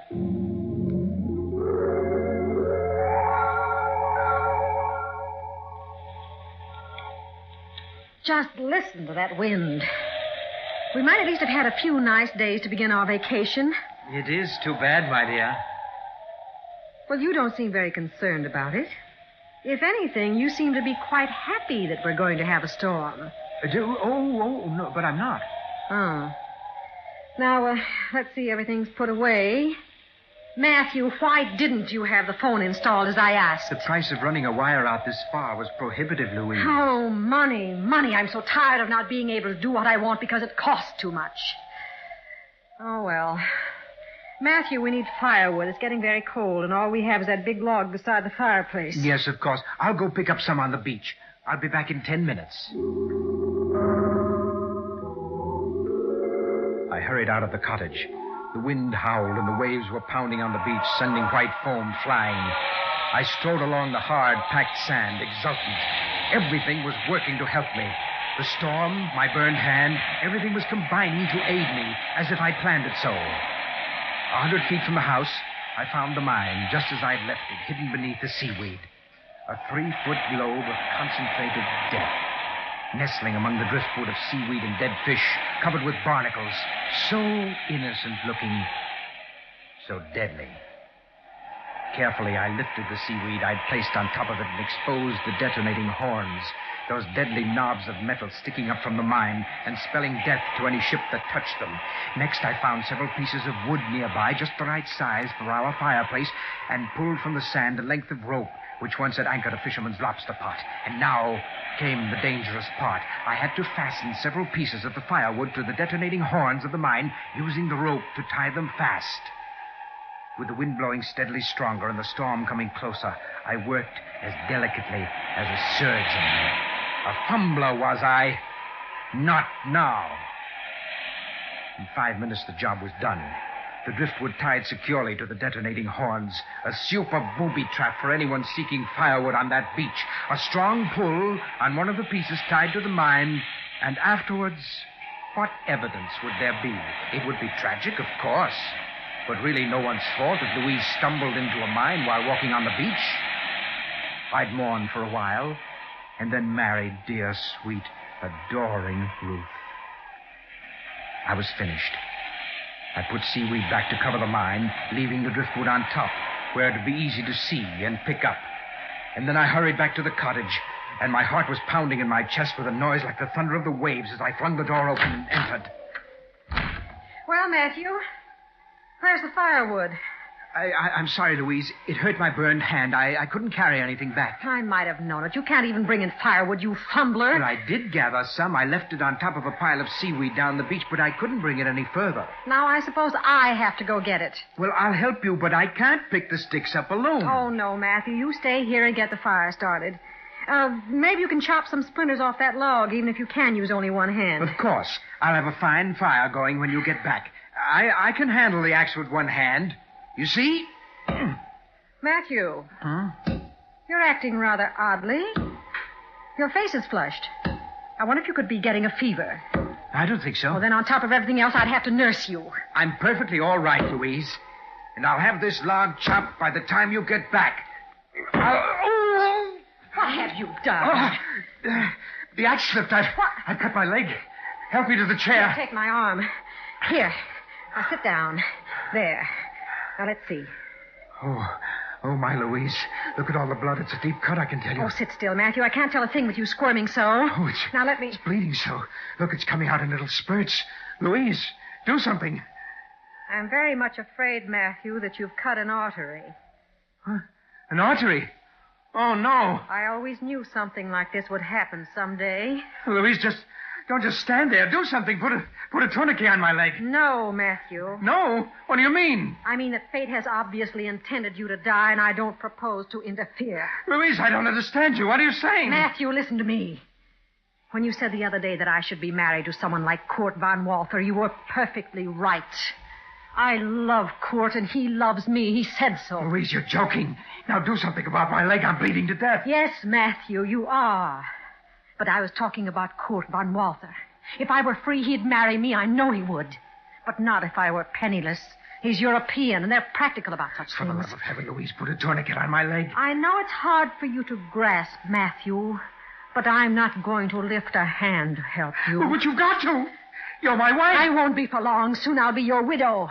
And I'll have a dowry of $25,000 to bring to court. You're mad. He's not really interested in you. You don't know what you're doing. I do. I'm being completely practical. When I urged you to take out that insurance, Matthew, I think I was hoping something like this would happen. Maybe I was even planning to make it happen. I'm not sure. But now it has happened with no help from me. I have a right to love and happiness with a real man, and I'm taking it. Louise, please help me. Matthew, I'm going outside now. I'm going to watch the storm come up. I'll be gone at least half an hour. Then I'll bring back some firewood.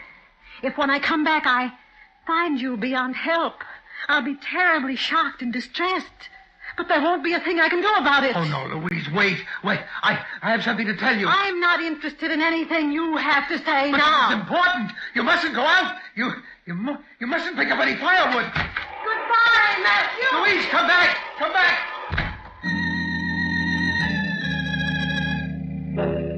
That was just a half an hour ago. Louise is out there on the beach now, watching the waves pound on the sand and waiting. And I'm sitting here getting weaker. I tried to put a tourniquet on my leg, but it only slowed the bleeding. It didn't stop it. I never was good at first aid. I never was good at anything. Just a fumbler all my life. It's too late now to help me. In a few moments, Louise will start back. She'll pick up some firewood on the beach. Probably the firewood that I left so cunningly placed because it'll be convenient. She'll pull hard. The jar will set off the detonating mechanism of the mine.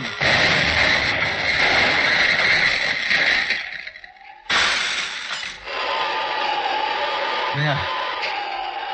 That is the explosion then. Broke the window of the cottage.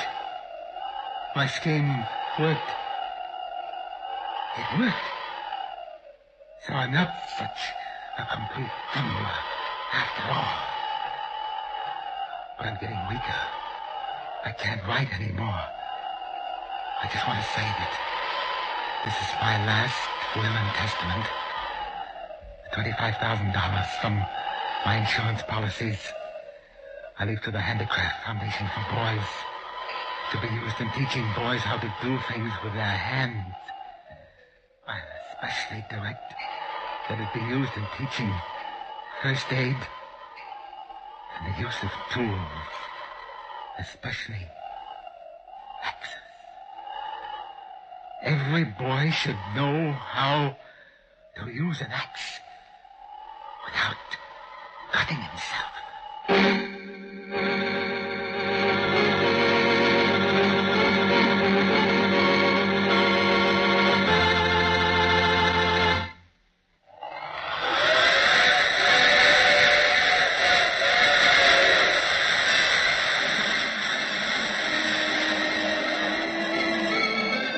This is the mysterious traveler again. So that cottage is empty now. There's really nothing wrong with it. Just a broken window and a few shingles torn loose by the explosion of that drifting mine that washed ashore down the beach. You could fix it easily. If you'd like to know where it is, I could... Oh, you have to get off here. I'm sorry. But I'm sure we'll meet again. I take this same train every week at this time.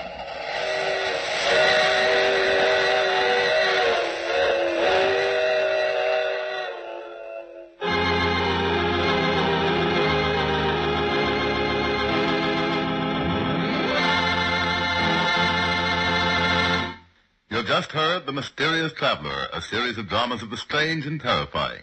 All the characters in today's story were entirely fictitious, and any resemblance to actual persons, living or dead, was purely coincidental. In the cast today were Maurice Toplin, Eric Dressler, Vicky Vola, Helen Titus, and Stefan Schnabel. Original music was played by Paul Taubman. The Mysterious Traveler is written, produced, and directed by Bob Arthur and David Kogan. Listen next week to a tale titled The Big Payoff, another strange and shivery tale of the Mysterious Traveler. The Mysterious Traveler has come to you from our New York studios. This is Carl Caruso speaking. This is the Mutual Broadcasting System.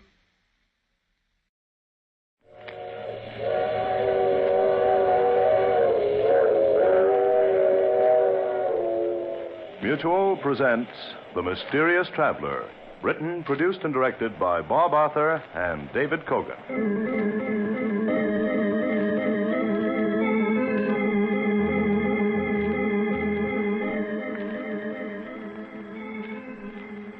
This is the Mysterious Traveler, inviting you to join me on another journey into the realm of the strange and terrifying. I hope you will enjoy the trip, that it will thrill you a little and chill you a little. So settle back, get a good grip on your nerves, and be comfortable, if you can.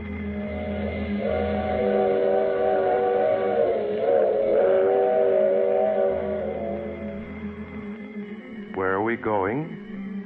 Tonight we're going to drop in on Henry Norton, a man who saw death in every corner. I call the story Death is My Caller.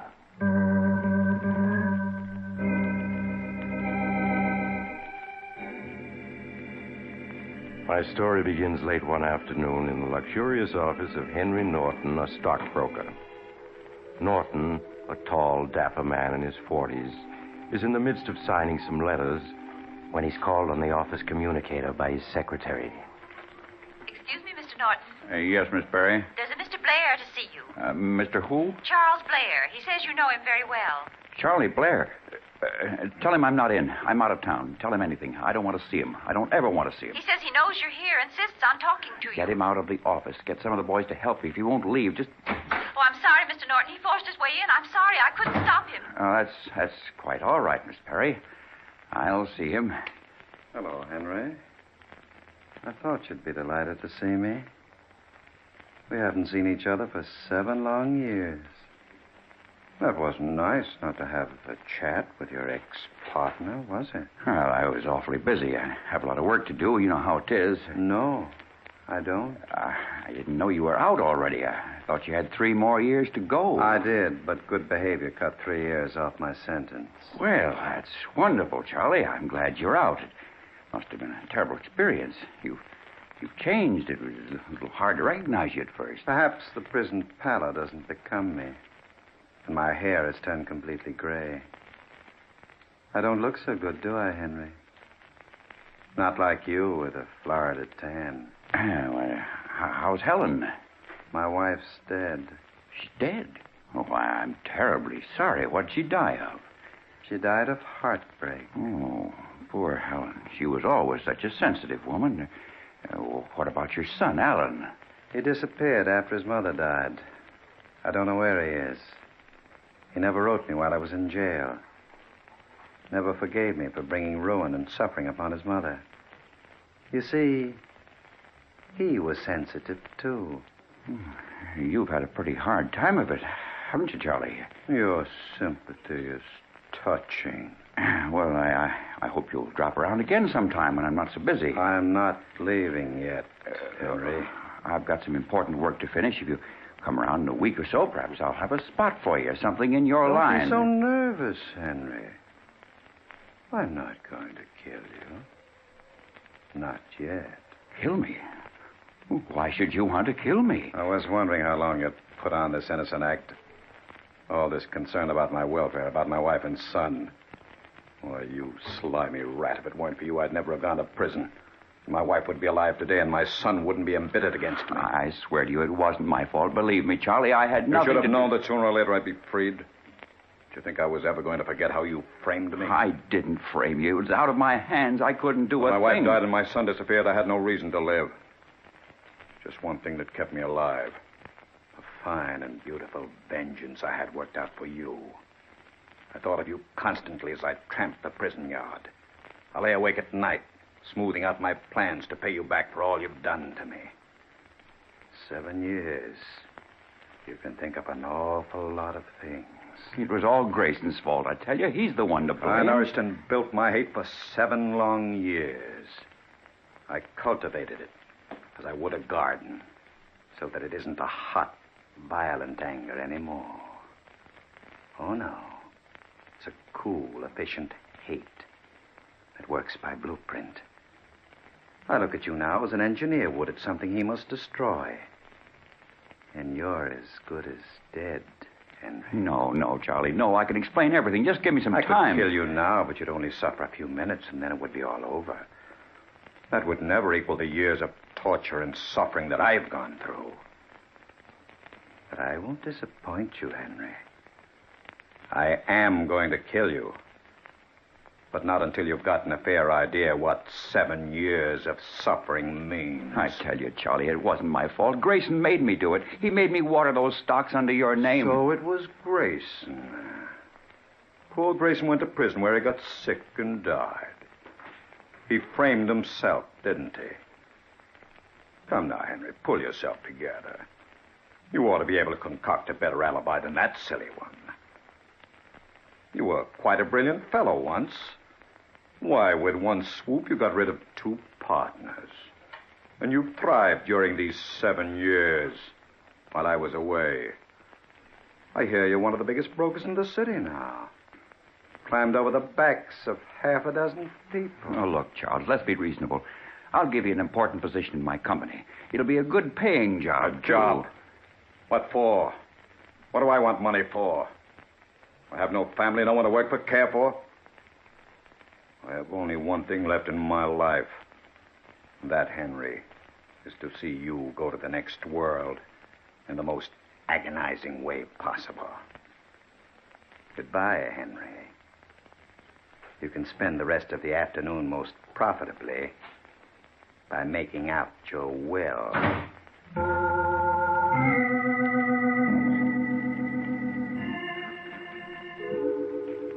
Henry Norton's cold and clammy hands were trembling as Charles Blair left his office. The impact of seeing this ghost from his past left Henry's mind in a whirl of confusion. His mind turned to flight, but that was impossible. His money, his very life was wrapped up in his business. He couldn't flee. His brain in a turmoil, unable to do any work, Henry got his hat and coat and left his office.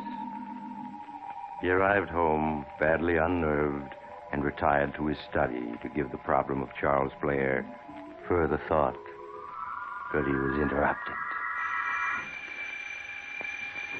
See who that is, Miss Dean. If it's Mr. Blair, don't let him in. I'm never into him, understand? Yes, Mr. Norton, I understand. How do you do, madam? Is this the Norton home? Yes, what can I do for you? I'm Mr. Madden. I'd like to see the head of the household. Just a moment, please. Who is it? He says his name is Madden. Madden? I don't know anybody by that name. Has he got gray hair? No, Mr. Norton, his hair is black. All right.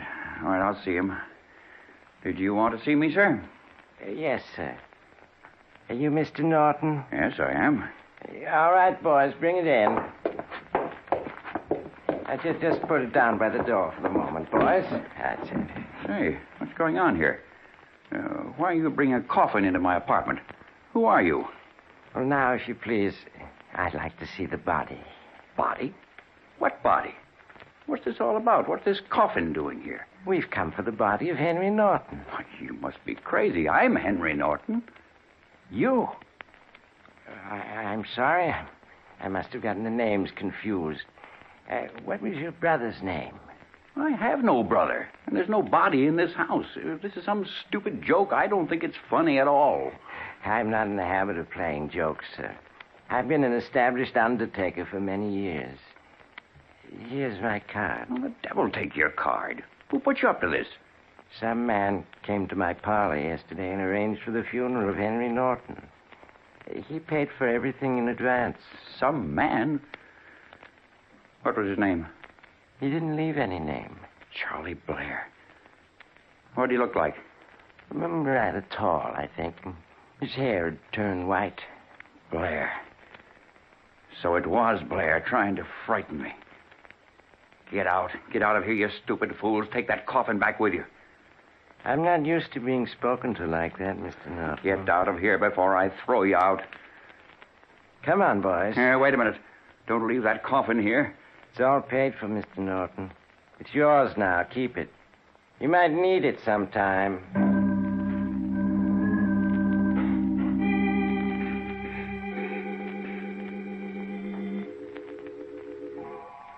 Before Henry could call Madden the undertaker back, he was gone. Henry turned from the door and stared at the new coffin on the floor. It even had a plate on it with his name engraved. Unable to stand the sight of the coffin, Henry fled to his study and locked himself in. Unable to sleep, he spent the night trying to think of a way to escape Charles Blair's vengeance. The following morning found Henry haggard and distraught, and no closer to a solution of his problem. As he ate a tasteless breakfast, the doorbell rang. Miss Dean, the housekeeper, went to the door. A minute later, she returned. Who was that, Miss Dean? It was the postman, Mr. Norton. His special delivery package came for you. Oh, it must be the new field glasses I ordered. Here, let me have it. Nice of them to wrap it in a gift box. Kind of a small box, though. Guess it isn't the binoculars after all. Someone sent you a gift. Probably one of my clients. Wait a minute. You hear anything? Hear what? It's ticking. I'll put it to your ear. Listen. Yes, I hear it now. It's throbbing. It's a time bomb. Oh. Somebody's trying to kill me. Time bomb. Oh. It'll go off any minute. Well, what are we going to do? Here, take it. Throw it away. Where? Out of the window, anyplace. No. There's people outside. Don't stand there like an idiot. Throw it out. I'll throw it in the bathtub. Hurry before we get blown to bits. Dear, I hope it doesn't explode in my hand.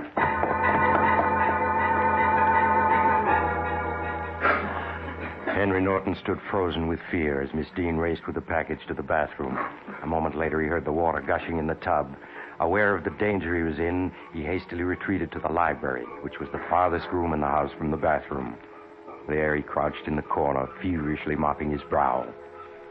10 minutes later, a police car raced up to the house, and the doorbell rang.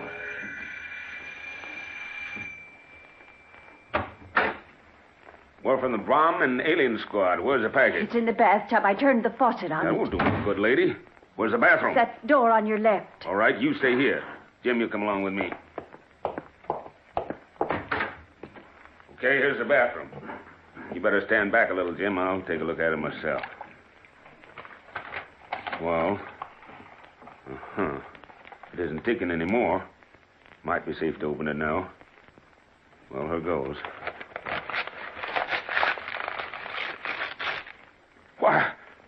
Why, it's only an alarm clock. Someone must have wound it up before he sent it out. Now, who'd want to do a fool thing like that?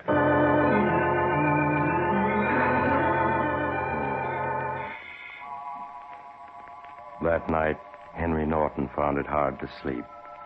He tossed and turned for hours, and it seemed he had hardly closed his eyes before he awoke with a start, certain there was someone in the room. Who's there? There's somebody in this room. I know it. I'll turn the light on. Never mind the light. It's you, Charlie. What do you mean by breaking into my room in the middle of the night? Get dressed, Henry. Get dressed? What for? You and I are going somewhere. You're crazy. I'm staying right here. If you don't leave immediately, I'll call the police. If you call the police, they'll find only you here. Dead. Get dressed, Henry. All right. I'm getting dressed, but you won't get away with it. Make it fast. Don't make any unnecessary noises. Remember, it's with great control I keep myself from pressing the trigger. Well, I'm coming. I've got to get my clothes on, don't I? You're not going to a dance. Just put your shoes on and get into your coat. Where are we going at this hour? Don't be impatient. You'll find out soon enough. You're not going to kill me? You'd better stop stalling. I'll get my coat. It's in the closet. Go ahead and get it. You make one suspicious move and you're a dead crook. Are you ready? Yes? Walk in front of me. We're going out through the back door.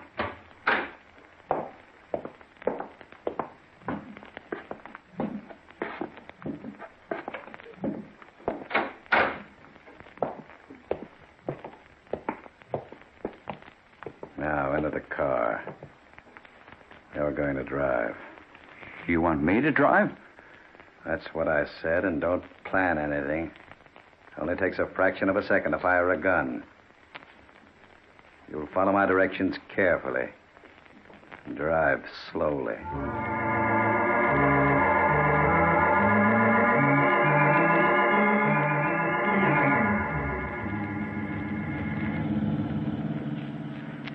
How much further are we going? Not much further, Henry. Stop a little ahead of that tombstone sign. Oh, we're near the cemetery. Look, Charlie. Charlie, I know I did you a great wrong. Maybe we can work out something. I've got lots of money. Stop here. We're getting out. Oh, be reasonable, Charlie. Let's talk the tombstone cutting establishment. Keep walking between the two rows of tombstones. Because this is our destination. Please, Charlie, don't. I'll do anything. I'll turn over half my money to you. Why not all? All right, I'll give you everything I have. I don't want any of your money. And I'm not going to kill you yet. You see the tombstone in front of you? You see it? I'll turn the flashlight on it so that you can read it. There. Well, go ahead, read it. Henry Norton, born March 15, 1899. Died October 24th, 1947. October 21st. Why, that's Tuesday, the day after tomorrow. That's right. The day after tomorrow. You have 2 whole beautiful days to live. But since you're the worrying type, you'll probably die 1,000 deaths in those 2 days. 8 o'clock Tuesday night. Your infamous career will come to a sudden and violent end. You'll never get away with it. Nobody can get away with murder. You're right. That's why you're going to die in 2 days. I suggest that about 5 minutes to 8 you crawl into the coffin I sent you. It'll save time. Funerals are so disagreeable. The sooner you get it over with, the better. You're inhuman, Charlie. Am I? Then you don't accept my generous offer? You prefer to be put out of your misery right now? No, not now. Why, you're shivering, Henry. Better button up your coat. You're liable to catch cold. Imagine dying in the midst of a sneeze. Well, shall we go? Or would you rather look around at some of the other tombstones? Being so rich, you might prefer marble instead of granite. No, I want to go back Perhaps home. you'd like to look over the nice cemetery I picked for you. It's just the other side of this yard. I'm sure you'd like to see where you're going to be buried. No, I wouldn't. I wouldn't like to see anything. Not even curious. Well, it doesn't really matter. Doesn't make any difference where you're buried after you're dead. Please, let me go home. I can't stand any more. Please, let me go. Come now, Henry. You mustn't go to pieces. Why, you're trembling all over. Well, you're due for a nervous breakdown. You must be very tired. You've had such a hard day. Oh, you're driving me mad. Please, let me go. No pride at all. You ought to meet your fate with defiance instead of oozing out like a blob of melted jelly. All right. Come on. We'll go back to the car. You can return home and go back to bed now. If you think you can sleep.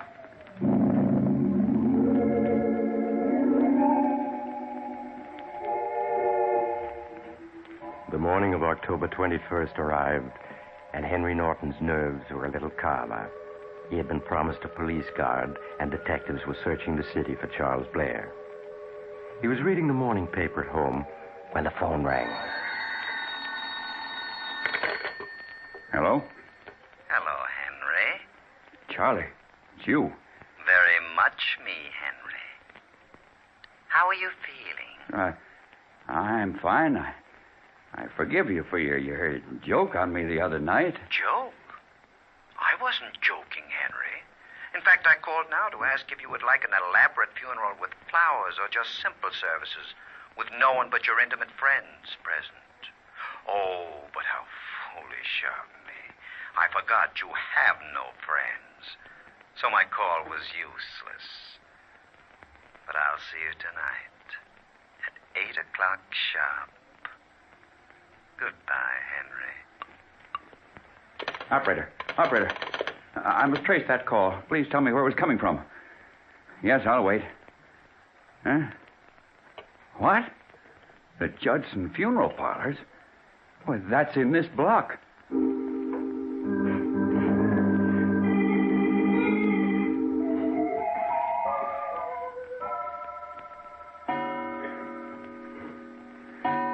O'clock. My head's splitting. Are there any aspirins in the house, Miss Dean? Yes, they're in the medicine cabinet. Shall I get them for you? No, never mind. I'll get them myself. Tonight I'm supposed to die at 8 o'clock. That's fantastic. Blair can't carry out his plan. Not if I had police protection. I have nothing to be afraid of. Nothing. Here are the aspirins. I'll take a couple of them. Oh, my head's splitting. No, maybe they're poison. That's right. They do look too large for aspirins. They are poison. Got to be on my guard.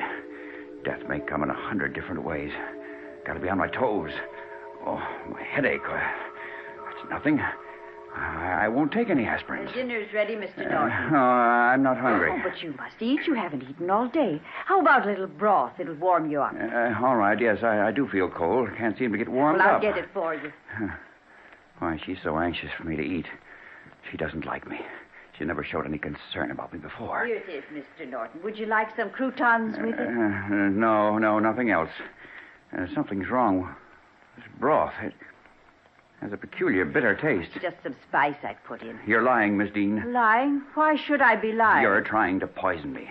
Blair's put you up to this, but I'm too smart for the both of you. He'll never get me that way. You're crazy, Mr. Norton. I've put up with plenty from you, but I've had enough. I'm leaving.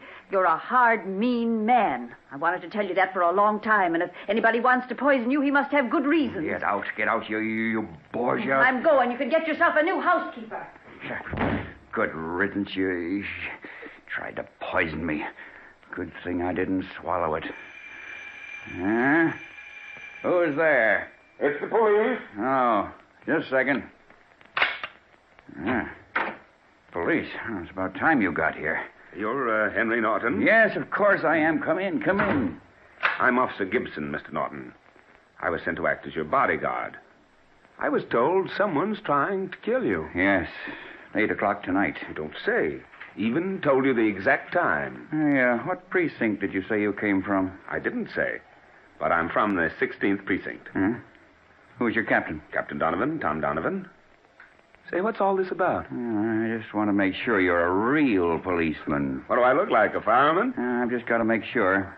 You got any credentials? Why, of course I have. Here's my identification card, and here's my badge. I guess you're okay. I've got to be careful. Blair's promised to kill me at exactly 8 o'clock tonight. He's capable of any trick. Well, you don't have to worry, Mr. Norton. The chances are that he's just trying to frighten you. But if he's serious, he won't get very far. You don't know him. He's an inhuman fiend. Well, I'll take care of him if he comes. Say, you don't speak like a policeman. Your English is too good. You were sent here by Charlie Blair. You're a fake. I happen to be a college man who became a policeman. Nothing strange about that, is there? Why don't you call the precinct and make sure? I will. I'll call him right away. Hello, operator. Give me the 16th Police Precinct Station. Hello, 16th Precinct? This is Henry Norton. Did you send an officer named Gibson to my house? Oh, you did? I just wanted to make sure. Thank you. Sorry, you can't be too careful. Well, that's okay. I understand how you feel.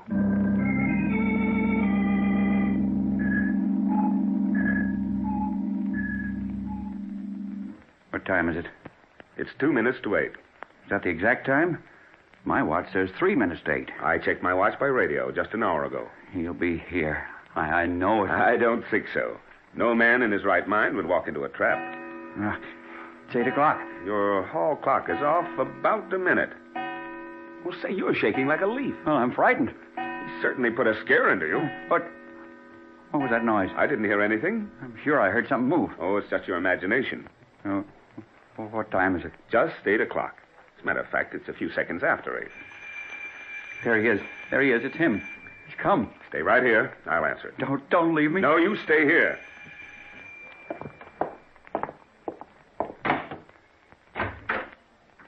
That's funny. No one's at the door. I'll take a look outside. Hello, Henry. Charlie, how'd you get here? You see, Henry? I keep my appointments. I got a boy to ring the bell at exactly 8 o'clock.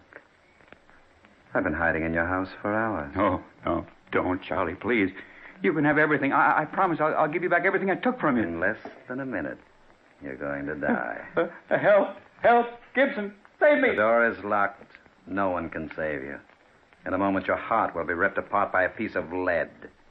Just one terrific moment of agonizing pain. Then you'll be dead. Open our door, Norton. Help! Help, he's going to shoot! Open the door! You see? No one can help you now. This torture is only a minute for you, but it was 7 years for me. It's a pity you want so much to live. Mr. Norton! Mr. Norton! I'm going around to the side door! Please, Charlie, I'll do anything. No use crawling, getting on your knees. I'm going to shoot you when I count 3. No. 1. No. Help! 2. Gibson, save me!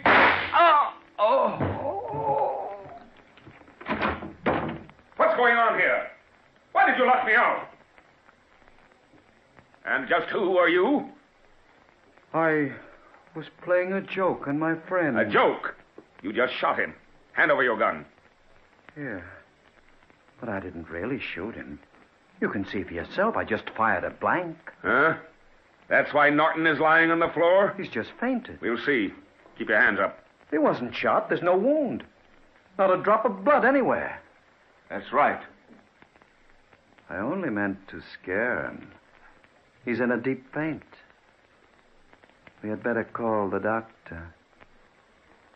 So, you only meant to scare him. Well, Norton's dead. You frightened him to death.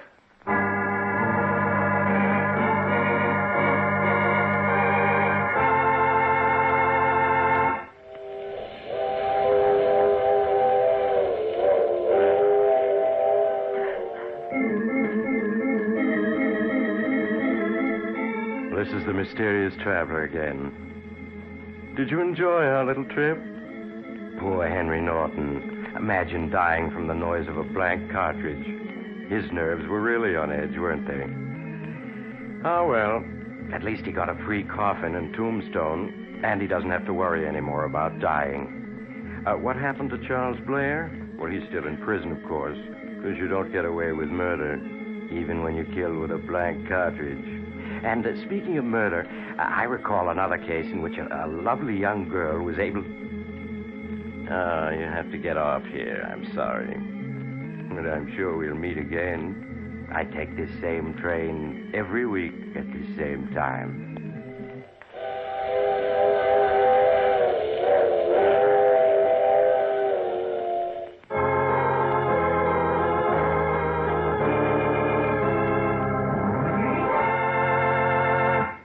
You have heard The Mysterious Traveler, a series of dramas of the strange and terrifying. In tonight's cast were Maurice Tarplin, Santos Ortega, Agnes Young, Ted Jewett, and Neil O'Malley. Original music was played by Paul Taubman. The Mysterious Traveler is written, produced, and directed by Bob Arthur and David Cogan. Listen next week to a tale titled Invitation to Death. Another strange and terrifying tale of the Mysterious Traveler. This program came from New York. Another program of tense and dramatic action follows in just a minute. Stay tuned to the station for Official Detective. Carl Caruso speaking. This is the Mutual Broadcasting System.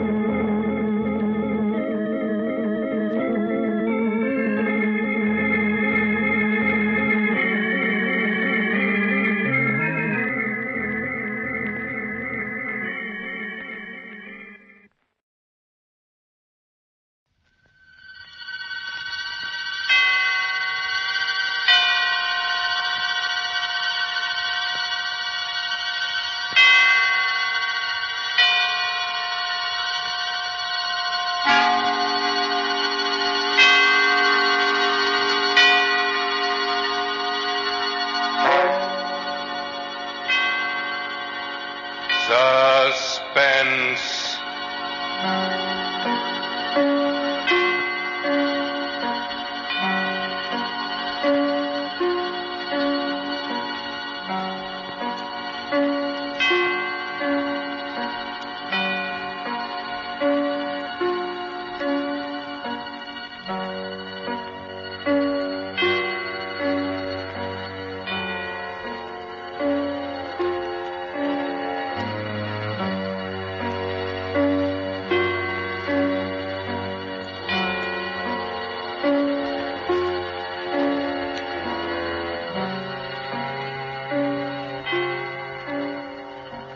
For you men and women in the armed forces of the United Nations, the Special Service Division presents one of America's top spine tinglers. A radio program dedicated to the mysterious, the unusual, and sometimes the supernatural. A program of Suspense. The Cross-Eyed Bear.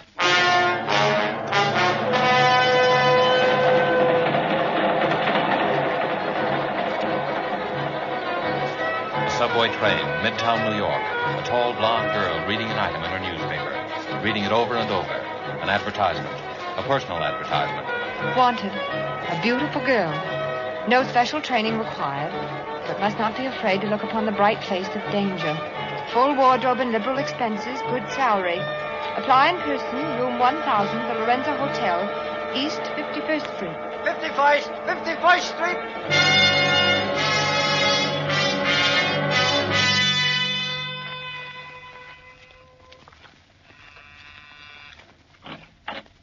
How do you do? I came to answer an ad. Oh. Is this the place? Yes, this is the place, I should think. Well, am I the only one? Not quite, but just now you're the only one. I see. I thought... Listen, miss, whatever your name is. Lisanne. Lisanne Stephenson. Take my advice, Lisanne, before it's too... Lydia, about that... Oh, someone to see me? This young lady came in answer to the ad, Mr. Fokker. Miss Lisanne Stephenson. I see. Well, won't you come in, Miss Stephenson? Thank you. In here, please, my office. Please sit down, won't you? Thank you. Uh-huh. Not bad. Not bad. Oh, excuse me, Miss Stephenson. This is my associate, Mr. Hugh King. A bodyguard. She might as well know these little things, Bill. Hugh's not really rude, Miss Stephenson. It's just a mannerism. Well, Bill did advertise for a beautiful girl. I've always considered myself sort of an authority on that subject. I see. Perhaps, Mr. Fokker, you'd be good enough to explain why... Perhaps I might tell you something about the job, eh? Well... Why did you apply for this position, Miss Stephenson? I needed the work. And you're quite sure you're not afraid of danger? As a matter of fact, I suppose I am. I told you I need the work. Well, that makes two of us. Miss Stephenson, have you ever heard of the cross-eyed bear? Yes. Where? Why, in the papers. Wasn't that what they called Knut Villiers, the Swedish nickel king? Did you know he was dead? Yes, that's how I happened to hear about him, when they had it all in the papers about a year ago. And did you know he had 3 sons? No, I didn't read much beyond the headlines. He did. One of them's dead. His name was Dean, the youngest.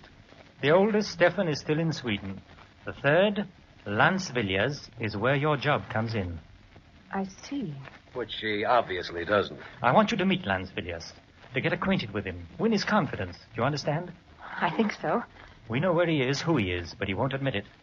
He pretends he's a piano player named Lance Vaught at Jim and Jack's nightclub. We're pretty sure that Lance Vaught is actually Las Villiers, the second son of the cross-eyed bear. Am I supposed to know why you want this done? You might as well tell her, Bill. She's in for it now, anyway. In for it? Oh, you mean it seems you're hired. You are. Oh, thank you. You accept? Yes, I accept. Well, then, the background, Miss Stephenson, is this. When the cross-eyed bear, that is, old Knut Villiers, died, he left a will. The will was consciously designed to bring about the murder of at least 2 people. Murder? Yes. He left his estate, which included several important mines, divided equally among his 3 sons. He left a check for $3 million. 1 check torn in 3 pieces.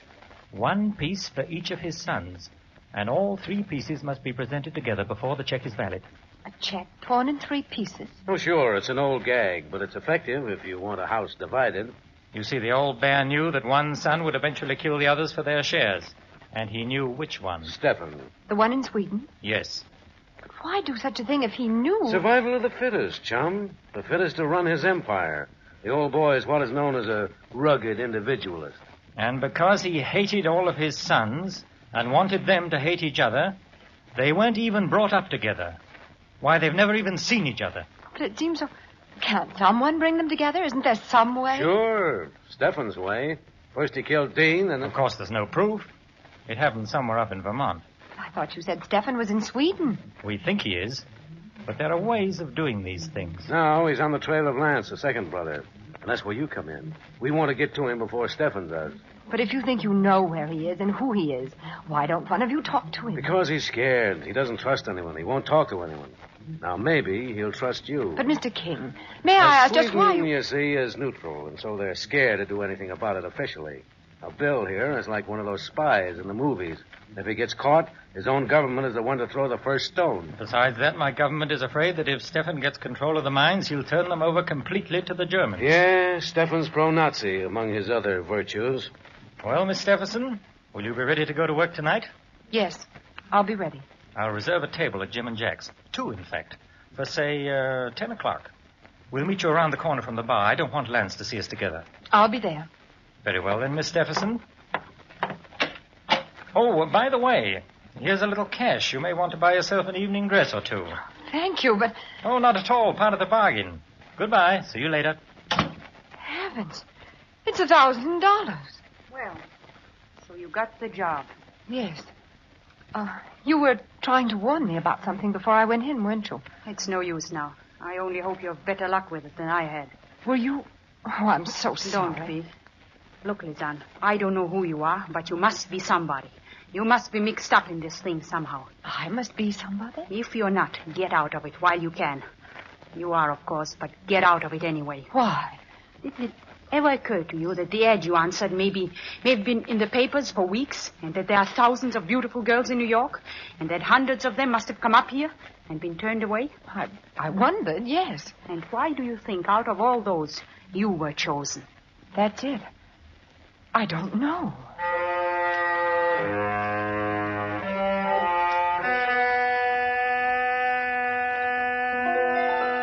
Diary, October 12th. Yes, why was I chosen? Who are they, really? And more important, what do they know about me? There's no answer except to work with them and wait. At least I know that at last I've found the trail of the cross-eyed bear. It's true, then, about the torn check divided among the 3 sons. And one is already dead, Dean. The second, the man I'm supposed to meet tonight, to trap. But I'm sure now that I was right to come to New York, and I'm sure I was right to answer the strange ad.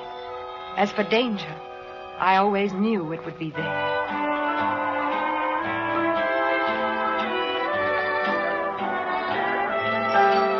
You're sure Lance hasn't come in yet, Miss Stephenson? Positive. I've asked the head waiter twice. I don't think it'd be wise to ask again. Perhaps not. Does he do this often? Stay away like this? No, that's the funny part. They say he's been at that piano every night for a year. This is the first time... Look, Lisanne. Do you mind if I call you Lisanne? No. Well, you didn't by any chance tip our friend off that people were looking for him, did you?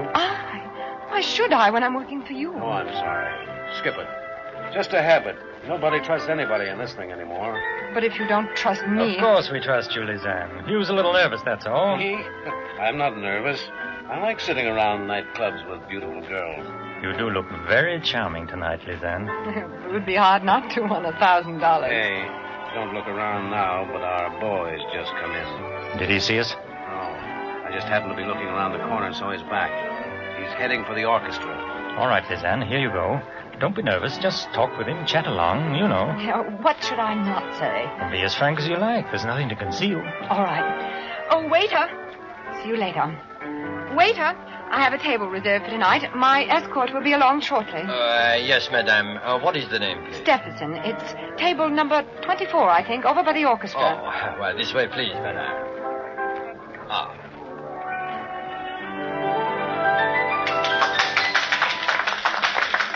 And here we are, madame. Do you wish to order now or later? I'll wait, thank you. Oh, thank you, madame. Excuse me. Yes? May I ask you a question? Why not? Won't you sit down for a minute? All right. Well? I wanted to ask your name. My name is Vaught. V-A-U-G-H-T, Vaught.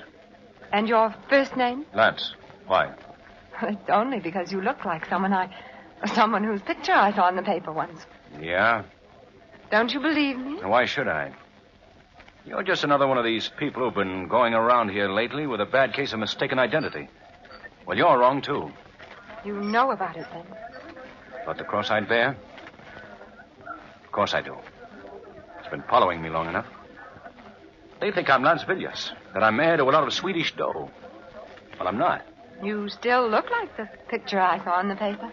Who are you working for, Stephen? No, that's just it. Don't you see? Your life's in danger. Not as long as I keep my face shut, it isn't. Look, you must trust me. I can help you. I don't need any help. Are you sure you don't? Say, who are you working for? I noticed you ducked that one. No, I didn't. I don't have to lie. Well, who is it? His name is Bill Folker. I never heard of him. He's working for the Swedish government. He wants to help you, too. A lot of people seem to want to help me. Won't you talk to him? I might. Tonight? They're here at another table. They? Bill and his bodyguard, Hugh King. Oh, since when do representatives of neutral governments need bodyguards? Apparently when they become involved with the cross-eyed bear. Please come. All right. For a couple of minutes. I'll admit I'm rather curious. Over here. Oh, I didn't tell you my name, did I? It's Lisanne. Lisanne Stephenson. Oh, nice. Here we are. Mr. Folker, Mr. King, this is Mr. Lance Vaught. Oh, how do you do, Mr. Vaught? Won't you sit down, Mr. Vaught, please? Thanks. Uh-huh. I thought perhaps I'd recognize you. Oh, yes, I've been in here several times. Pleasure or business? A little of both. Look, Mr. Vaught, I'll speak frankly with you. You can save it. Your Miss Stephenson has told me all about it. My name is Vaught. You're barking up the wrong tree. Got a birth certificate? Why should I show it to you? It might, Uh-oh. Here comes something. Well, hello, Hugh. Hi, Toby. Oh, don't let me disturb you. But, you better make some introductions, Hugh. Well, this is Inspector Tobin of the Homicide Squad. Miss Stephenson, Mr. Vaught. How do you do? Mr. Folker. How do you do? What's up, Toby? Oh, I just thought I'd like to ask a few questions. Well, I'm sure you don't want me. I've got to get back. You better stick around, son. Oh. I don't I see. suppose any of you can give a satisfactory account of your movements between, say, 8 and 10 this evening with witnesses. I thought so. How about you, Miss Stephenson? You're a new one. I thought you might, at least. Well, it took me quite a long time to dress. It looks as though it might have. Well, it's better to have too many suspects than none, I guess. Come on, Toby. Give. There's been a murder. A murder? That's right. A certain Lydia Vinton. Your secretary, Mr. Folker. Lydia? Surprised? Why? Of course. Where do I come in on this? Well, now, Mr. Vaught, the New York police know a lot more about what's going on in the world than you think. All sorts of things. Like the cross-eyed bear, for instance. I've got nothing to do with the cross-eyed bear. Maybe you have, maybe you haven't. But there are a lot of people who think you have, including me. But Lydia, poor Lydia, she was only my secretary. She had nothing to do with it. Had nothing to do with the cross-eyed bear? Whether you knew it or not, Mr. Fooker, Lydia Vinton was in the cross-eyed bear thing up to her neck. She knew the Villiers setup. She knew the Villiers family. In fact, she was one of the heirs to the Villiers fortune. Lydia was?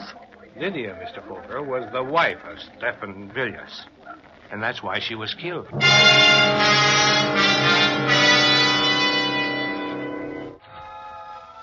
October 14th. Lydia. Poor Lydia, who tried to warn me. And no wonder. Lydia was an heir to the cross-eyed bear's estate. And she is dead. Dean was the youngest son and heir, and he is dead. And the next, Lance. Of course he is Lance Villiers. His disappearing is as good as signing a confession that he is Lance Villiers. He disappeared not because he was a murderer of Lydia or anyone else, but he is afraid of being murdered because he is the second son of the cross-eyed bear. And that means I've got to find him before they do.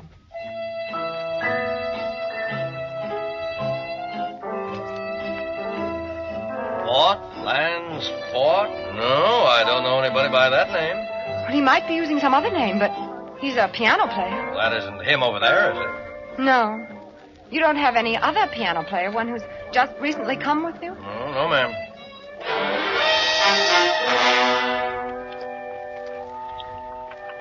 Sure, he belonged to the Musicians Union. They all do, but he hasn't worked for over a week, and, well, if he didn't leave any forwarding address at his hotel, I'm sorry. Some of these piano players are funny guys. Oh, yes. Yes, I know who you mean, all right. I used to go by this corner every evening. Oh, but that fella's wanted. You don't think you're going to find him before us cops do you? No, ma'am, I'm sorry. Nobody answering that description ever registered here.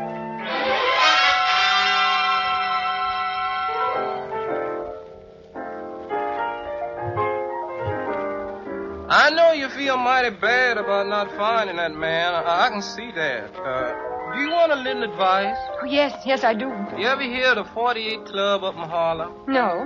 You go up there. Now, I'll tell you how to get there. And you just hang around. You'll show up there one of these nights. But why? Because nobody that's a real musician. And I know that boy is a real musician. Nobody could stay away from there very long. They got a piano team up there. You just got to hear him ever so often. Now, you just go on up there like I tell you.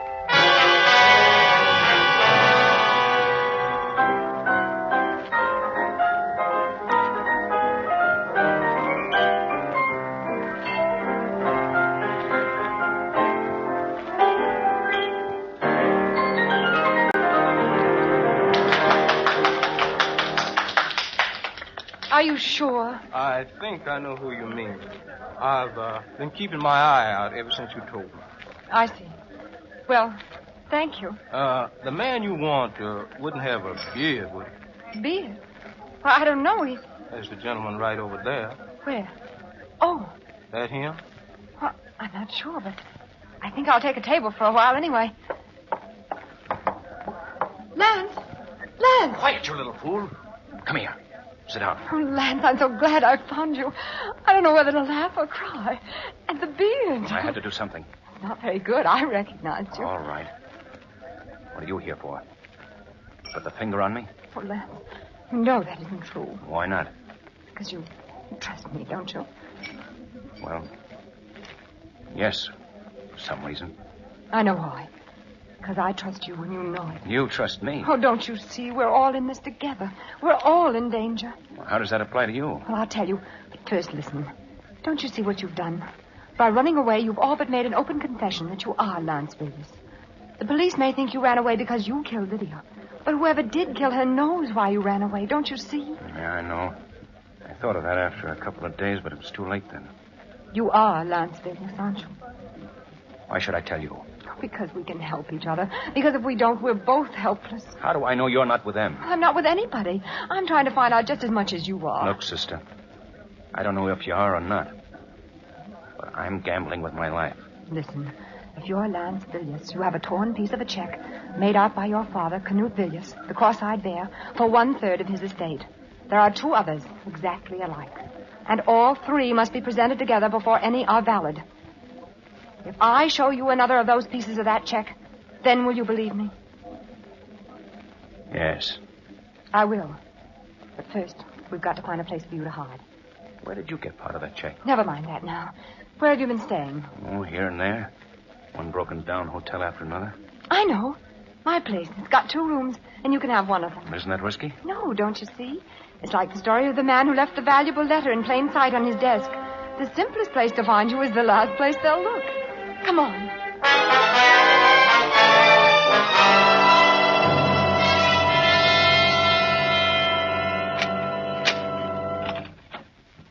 Here we are. How do you like it? Well, it's a lot better than I've been used to lately. And there are bolts on the doors. I had that done the second day I got mixed up in this thing. Oh, which room do you want me to take? Oh, you might as well have this one, I guess. The phone's in the next room.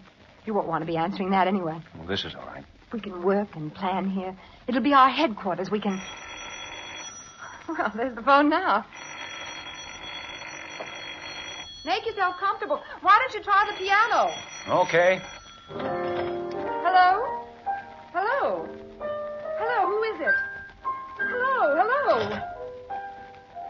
That's funny. There was no... Lance! Bill, how'd you get here? What happened? You can see for yourself. You killed him. Bill! Someone hollered me. He's right behind me. I can't help that. Come on, open up. Come in. The door's open. Where? What happened here? I don't know. I walked in and found them like that. Lovers' quarrel, I guess. Bill, what are you saying? So this is where he's been hiding out. No! You better take her in, Inspector. Come along, Miss Stephenson.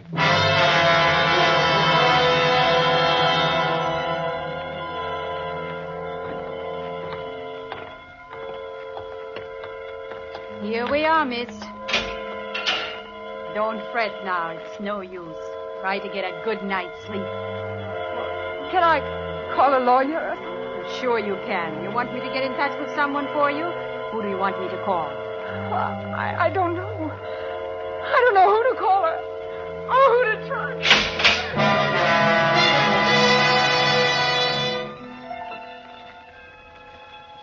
October 28th. At least they will let me write. But what? I've been such a fool. They are Stefan's agents, Bill Foker and Hugh King, and I walked into the trap.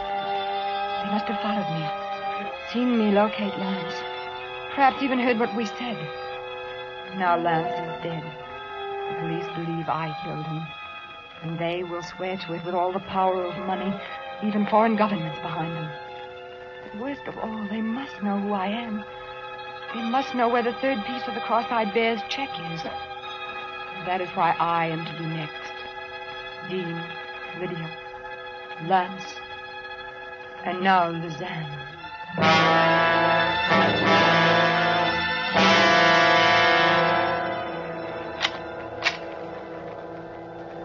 Here she is, Mr. Foker. Bill! Lizanne, I'm so sorry. I couldn't come to you sooner. It was a matter of your life and mine, too. Your life? Didn't you see through it? Oh, you poor child. I've been so blind. But it's all right now. We're safe. Are we? Come along, and I'll tell you about it on the way. Everything's in order, isn't it, Matron? Certainly, Mr. Foker. You didn't really think I'd done such a thing to you, did you? Didn't you see him standing there? Who? King. Hugh King. Don't you see it now? Is he? Of course. He's been Stefan's man all the time. Watching me. Protecting me. Waiting for me, for us, to lead him to the answer and then strike him. This way, please, and then you can get out right through the courtyard. Thank you. You see now why I had to do it? I didn't actually see him kill Lance. I got there a second later. If I'd accused him, he'd have denied it. They wouldn't have arrested him for a few hours at least. And in those few hours, with the power of Stefan behind him, it would have been you and I next, Lizanne. But why did you let me be sent to jail? To make him think I believed him. But chiefly because I knew you'd be safe here. And only if I knew you were safe could I do what I had to do. What? You won't trouble us again, Lizanne. It's finished. At last. Oh, still hardly believe that you're king. Oh, it's been so horrible. I know, my poor child. Come along. I'm going to take you home. Taxi. Lisanne, you should have told me who you were.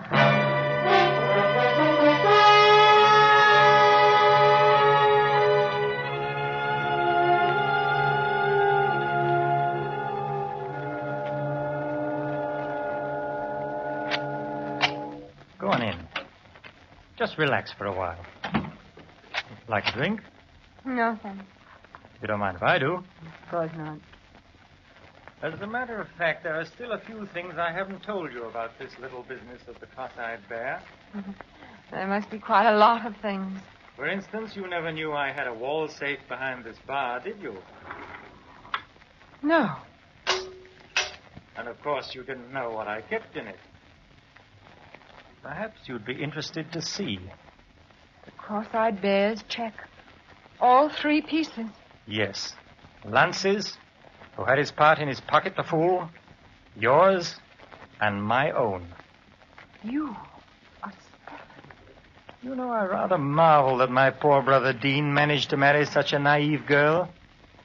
You've believed in me all the way, haven't you, Lisanne? Even this afternoon. When did you know? Really, my dear, you don't think you were that beautiful, do you? I knew my younger brother had a wife somewhere, and I knew she'd turn up eventually if I used the right bait. The ad. The ad. But you weren't quite as innocent about that ad as you pretended, were you? The beautiful girl went looking for danger. You were trying to find the man who killed Dean, weren't you? Yes. Didn't you realize that he'd only married you for protection, so there'd be one more heir to the Villiers' fortune, so they couldn't all be killed, or so he thought? Yes, I realized that after I'd married him. Lisanne, I have a private plane waiting for me, and I have the check. By the way, I got your part out of your safe deposit vault, copies of your keys. Oh. So there's no use prolonging the agony. You understand. You're going to kill me. I'm afraid I must. Dean, Lance, my poor silly wife Lydia, who became a little too panic-stricken, and now, since as Dean's wife you're the last heir to the Villiers' fortune, You can't! You'll never get away with it! I will. Oh, it'll look like suicide, naturally. I've even forged a little note in which you confess to the other murders. Remorse. Do I make myself clear? No. Oh, my poor child, you mustn't think you can deceive me by that ancient trick of staring over my shoulder at a non-existent intruder. Drop it, Bill. You! I said drop it. You, are you all right? Sure, I'm all right. It was a close one for you, though, baby. I told Tobin to keep you there till I got back. I'll call a doctor. Oh, that can wait. But this can't. Oh, you.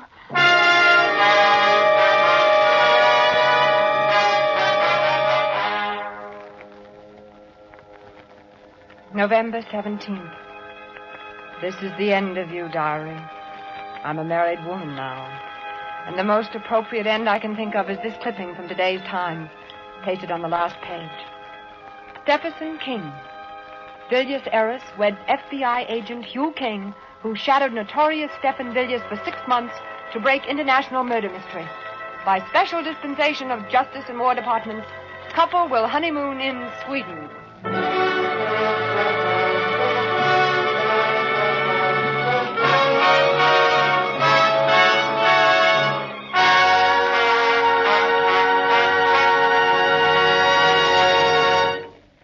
And so closes The Cross-Eyed Bear, starring Virginia Bruce and John Loder. Tonight's tale of Suspense.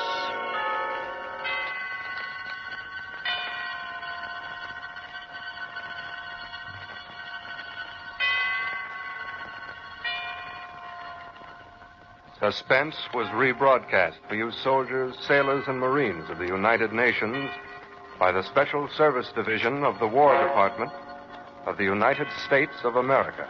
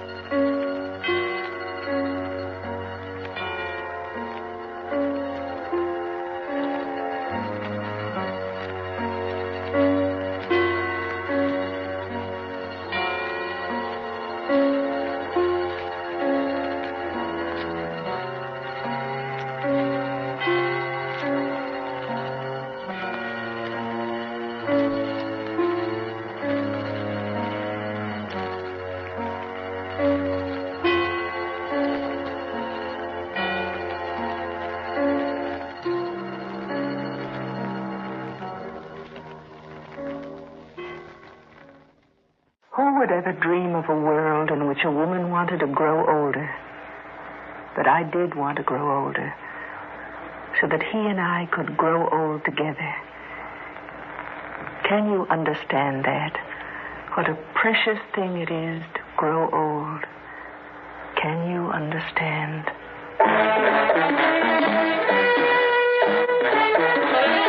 Theater 5 presents The Wish Fulfillment Machine.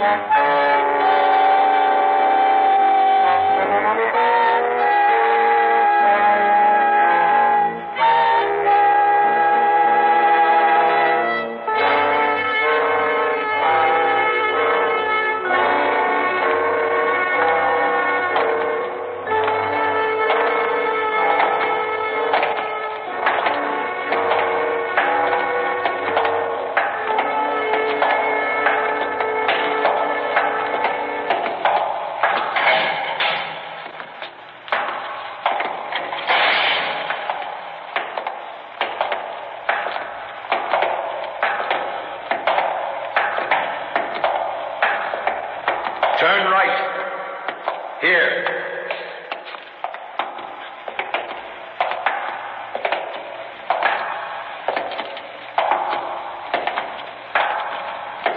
Halt.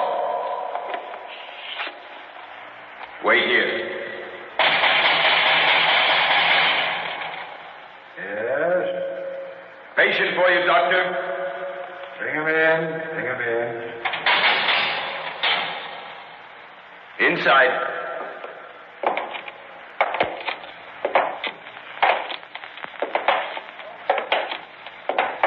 Halt. Patient number 1659738. An extreme manic depressive paranoia with pronounced suicidal tendencies. All right. You don't have to shout. Well, I'm just doing my job, sir. Very well, very well. The regulations state very clearly to announce in a loud voice... Yes, I know. I was only doing my job. We all have our jobs to do, and I was doing mine. Yes, very good. Will that be all, sir? Yes, thank you. I'll be back to pick up the patient in 1 hour. Good, thank you. Thank you, sir. I was only doing my job. Yes, I know. Well, how are we this afternoon? Fine. Oh, fine. Such a lovely afternoon. Is it? It's hard to tell down here without the sun. But you don't need the sun. Down here, the lighting and atmosphere, they're all synchronized with what's happening up there. It's the same here as if we were in a building on the surface of the earth. I'd rather see the sun. Why? Because you can't know what kind of day it is until you can see the sun, unless you can feel the sun shine directly on you, unless you can feel it hot under your skin. But this is so much better. Is it? Of course. We're so much more protected down here. Protected from what? From the elements, from attack, from everything. And you're more protected than anybody. I don't want to be protected. It's for your own good.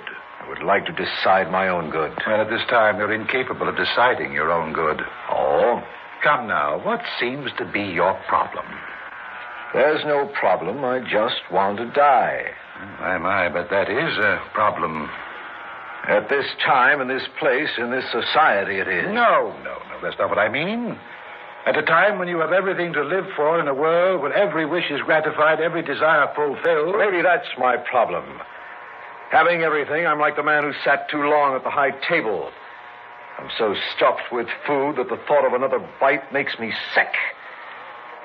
Having nothing more to live for, maybe I'd like something to die for. You mean you'd like the experience of dying? Well, not the wish fulfillment machine. Not just to go through all the sights and sounds and emotions of dying, and when it's over to wake up and go on living. No. That death has no meaning. I want something in my life to have meaning. When I die, I want to stay dead so that death again has meaning. Oh, meaning. Your thinking is still twisted on this. Is it? Yes. You refuse to face life as it is. This is a beautiful society we have here, Andor. It's taken us 30,000 years. But we finally achieved what man has always dreamed of. Utopia. Utopia? Yes, utopia. We've freed man from all the diseases he's been heir to, all his destructive emotions. We've liberated the essence of man, his true, creative inner self, and put it to work on the real problems that face us. What problems? Oh, building a better world, maintaining the one we have. Now just think of it, Andor. The computers in these walls provide our every need. When we're hungry, they feed us.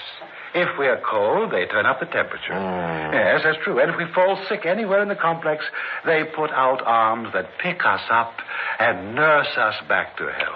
Now then, if you want to, have a love affair or lead a nation into war, the wish fulfillment machine pops out, caps your head, and presto. Oh, Doctor. Yes. In seconds, you've felt all the emotions of a Napoleon or a Casanova. And without any of the time-consuming energy waste and the disastrous side effects. And when you come to, you're still sitting in the contour chair of your cube, concentrating on the work assigned to you. But you don't have to stay in your cube. You can walk anywhere in the complex if you wish. For what? To meet people, find a girl, fall in love, even marry. Doctor, I've been married 18 times. How many times have you been married? Now, just what does that matter? It matters that I can't even remember the first names of most of the women I've been married to, let alone their faces. Marriage in this century doesn't mean the same as it did even as late as, let's say the 1900s. People here fall in love, they live together. When they are no longer in love, they separate. It's just as simple as that. And as meaningless. Doctor, how many children have you had? I'm interviewing you, young man, not you me. Well, I must have had 350. Well, let's see now, 356 according to these records here. And I don't know what one of them is like. We can call any one of them in right now to talk to if you wish. It's just that simple. No, you don't understand. I've seen them, talked to them, but I don't know what they're like. I haven't lived with them, eaten at the same table, gotten angry with them. Oh, my dear. Oh, dear, your thinking does remain quite primitive. Families were a necessity from the dawn of man until about the end of the 20th century due to economic and psychological pressures. But hardly a way to raise children. No. Some people aren't emotionally fit to raise goldfish. So, if you take the children away from all parents and put them into a nursery under people who are especially selected for their emotional balance and maturity, what have you got? You have children who are emotionally balanced and well-adjusted young people. Who aren't connected to anybody. They're connected to society. Society is an empty, cold, impersonal thing. Society is the most important thing we have. It plans our life for us. It guides us. Look, Doctor. I'm 325 years old. How old are you? Age is meaningless in this society. Nobody gets old and nobody dies. I'd say you were about 565 years old. So? What are you living for? My work. What else? It is just beginning to become interesting. The more complex our society becomes, the more challenging are the cases such as your own. My case is simple. I just want to die. Well, I'm afraid that cannot be permitted. You're too valuable to us. You have one of the most creative engineering minds available to us. A machine would be better. Faster, not better. A computer is no smarter than the man that programs, and certainly not more creative. That's why we always need men, don't you see? Machines are not creative. Since I have such a creative mind, don't you think I could destroy myself if I really wanted to? Oh, not with me present. But suppose I kill you. Not here. This room would come to my rescue, you see. You know that. I believe you helped design it. This is a specially controlled environment designed to handle extreme mental disorders. If either of us stopped living, even for a moment, the computers in the walls would sense it and send out sensors to repair us. Suppose I jammed the machinery. Even if you could, help would arrive. Suppose I jammed it until we were past all help, all repair. We have little time here to waste on speculation. Your hour is almost up. Oh, no, Doctor. No, not the wish fulfillment machine. Now, please trust me, Andor. I am here to help please, you. Doctor, no. Andor, no, it will do you no good to fight this No, machine. not the wish fulfillment machine. I won't have it, Doctor. It's not a wish fulfillment machine, Andor. In a way, it's like the old shock therapy machine, but not as painful. It puts you through an emotional experience to reveal your thought patterns and force you into new life. No, Doctor. Spare yourself, Andor. Spare yourself. I'm putting you under the first of several emotional shocks.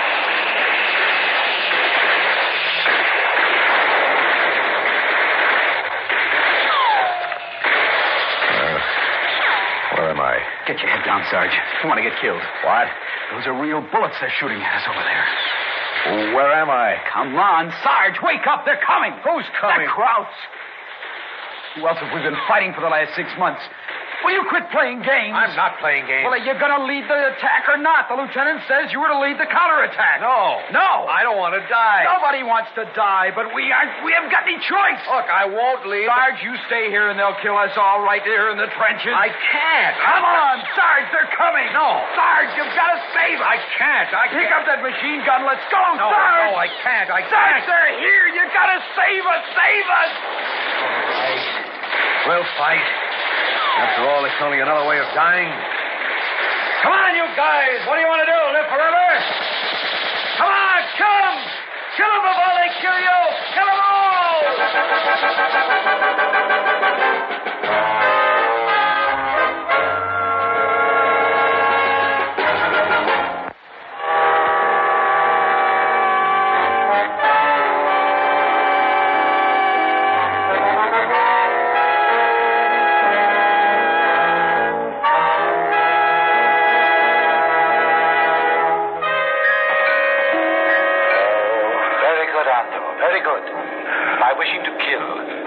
express a desire to live. Now, if we can find the proper motivation, plus a little acting out, I'm going to put you under again, Andor. Deeper this time. Deeper.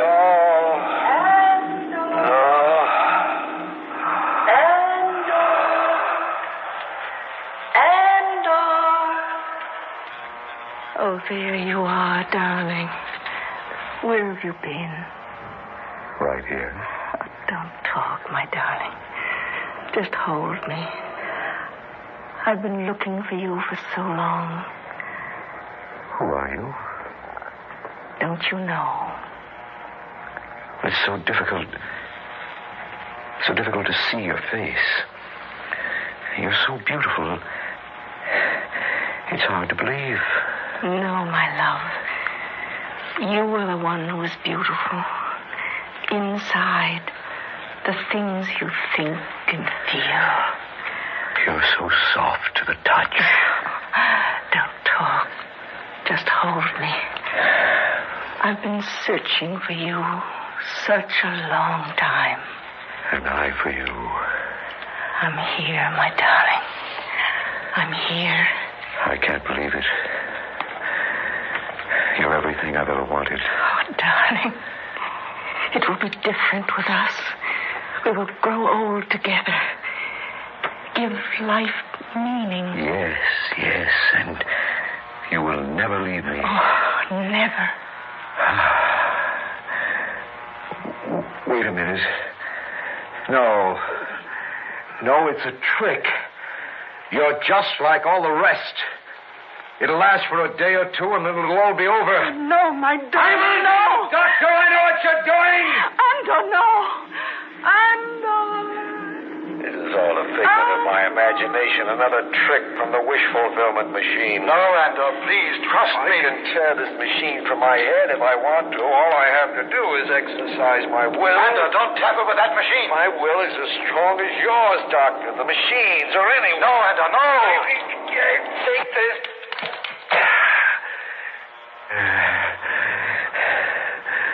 I'm my own man again. Well, now that you're what you call your own man, just what do you intend to do? Control my own destiny again. To return meaning to my life by returning to my fate. I don't understand that. I'm going to return the gift of death to life again, so that it will have meaning again. How? I'm going to kill us both. Kill? You know that's quite impossible in here. You forget, Doctor. I'm one of the engineers who designed this room. I know just what it can do and what it cannot. You see this? Yes? What is it? It's an antique weapon called the .45 automatic. It was manufactured back in the 1900s. I found it in one of the old museums up on the surface and restored it to working order. You're not supposed to be up there. I know. I've done a lot of things I'm not supposed to do, like walk in the sun. This crude weapon fires a .45 caliber lead projectile, propelled from the gases expanding from an exploding mixture of simple ingredients. Gunpowder, it was called. I mixed a batch myself. But It's a crude weapon, Doctor, but with the proper kind of pellet. It has enough power to tear a hole through a man as big as your fist. Such a wound in either of us could easily be repaired by the machinery in this very room. Oh, I'm not going to shoot us, Doctor. I'm going to shoot the room. I don't understand. Keep away from that alarm button. I know of a spot beneath the smooth skin of this room where a lead pellet from a weapon such as this can penetrate and paralyze this room. The computers will stop functioning, the oxygen will stop coming in, and the still doors will be frozen shut. They can cut through those doors. We'll have help in a matter of minutes. Above the ceiling of this room, there is a high-pressure line of sulfuric acid. My second shot will be aimed at it. Within seconds, the room will be filled with a fine spray of sulfuric acid. Within seconds, you and I should be mostly liquid. And you know as well as I, neither man nor machine can repair a liquid. Well, what are you waiting for? If you know so much, why don't you shoot? I will. You see? The alarm went off. The heat from the explosion triggered the computers before they were destroyed by that pellet. Already, they've started the rescue operation. You really think they'll reach you in time? Of course. They were... The lights are dimming. Why does that surprise you, Doctor? I told you I destroyed this room. Don't you believe me? No, of course not. Then why are you trembling? Right. Sweat is beginning to break out on your face. Are you afraid, Doctor? What are you afraid of? Death? Life has meaning again because death is real. Birth, life, death, marriage. All those things have meaning again because we can measure their presence against their loss. We again know the very real human fear of the loss of these things. I'm not afraid. Then why do you tremble? Why does your voice break? You shouldn't mind at all if I place the second shot. No, please don't. Oh, Doctor, nobody's going to rob me of my meaning again.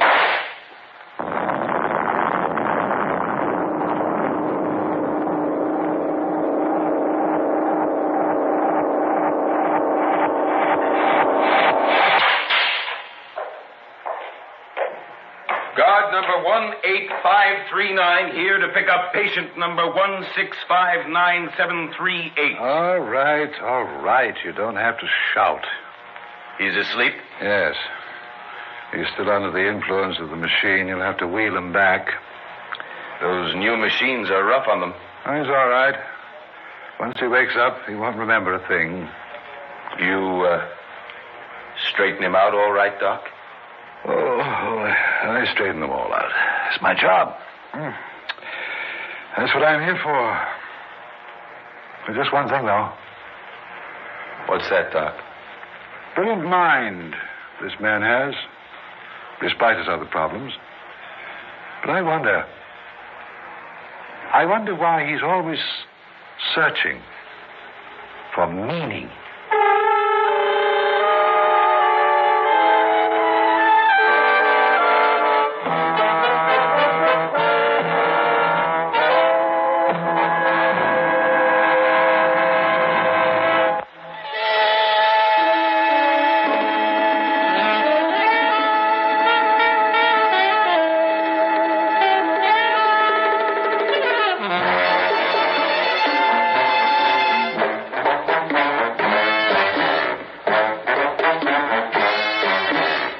Theater 5 has presented The Wish Fulfillment Machine, written by George Bamber, produced and directed by Warren Somerville.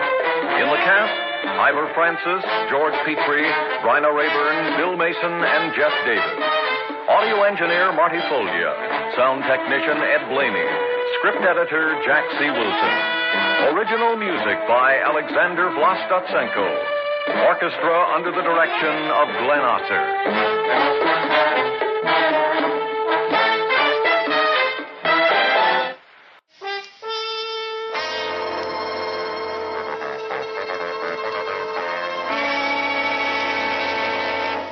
Kreml Hair Tonic and Kreml Shampoo present the new adventures of Sherlock Holmes, starring Nigel Bruce as Dr. Watson and Tom Conway as Sherlock Holmes.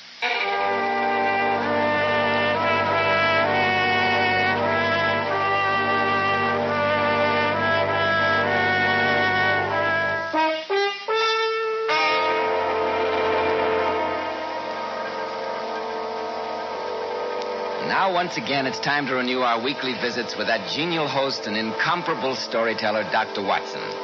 And here he is, waiting for us in his comfortable and familiar study. Hello, Dr. Watson. It's mighty good to see you again. Good evening, Mr. Bell. Good gracious me, it's a long time since you last dropped in to see me.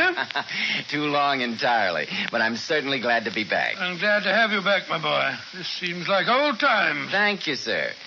By the way, I heard you had quite a trip this summer. Went back to England, didn't you? Yes, Mr. Bell, and I must say I had a very delightful time renewing old friendships. Incidentally, I think you'll be particularly interested in one visit that I made. It was to the vaults of Cox's Bank in Charing Cross. Cox's Bank? Oh, that was the home of your old black tin dispatch box, wasn't it? The one that contained all the notes on your adventures with the great Sherlock Holmes? It was, my boy. You have a very good memory. And by any chance, is that the box standing there on your table now? It certainly is. I brought it back with me. You see, I found it contained a veritable treasure trove of material.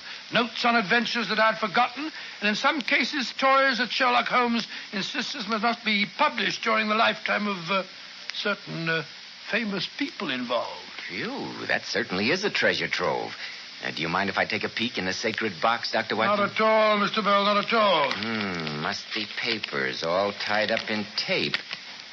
An old signet ring. Oh, that just a token of the Duke of Bedford's esteem. Never did fit. Hey, what's this, Dr. Watson? A small dog collar. Yes, my boy, a small dog collar. And it brings to mind one of the most exciting and bizarre adventures that Sherlock Holmes and I ever encountered. I always referred to it as the adventure of the Stuttering Ghost. Stuttering Ghost? That sounds provocative, Dr. Watson. I hope you'll find it so, Mr. Bell. In just a moment, Dr. Watson will tell us the story of the Stuttering Ghost. But first, I'd like to ask a question.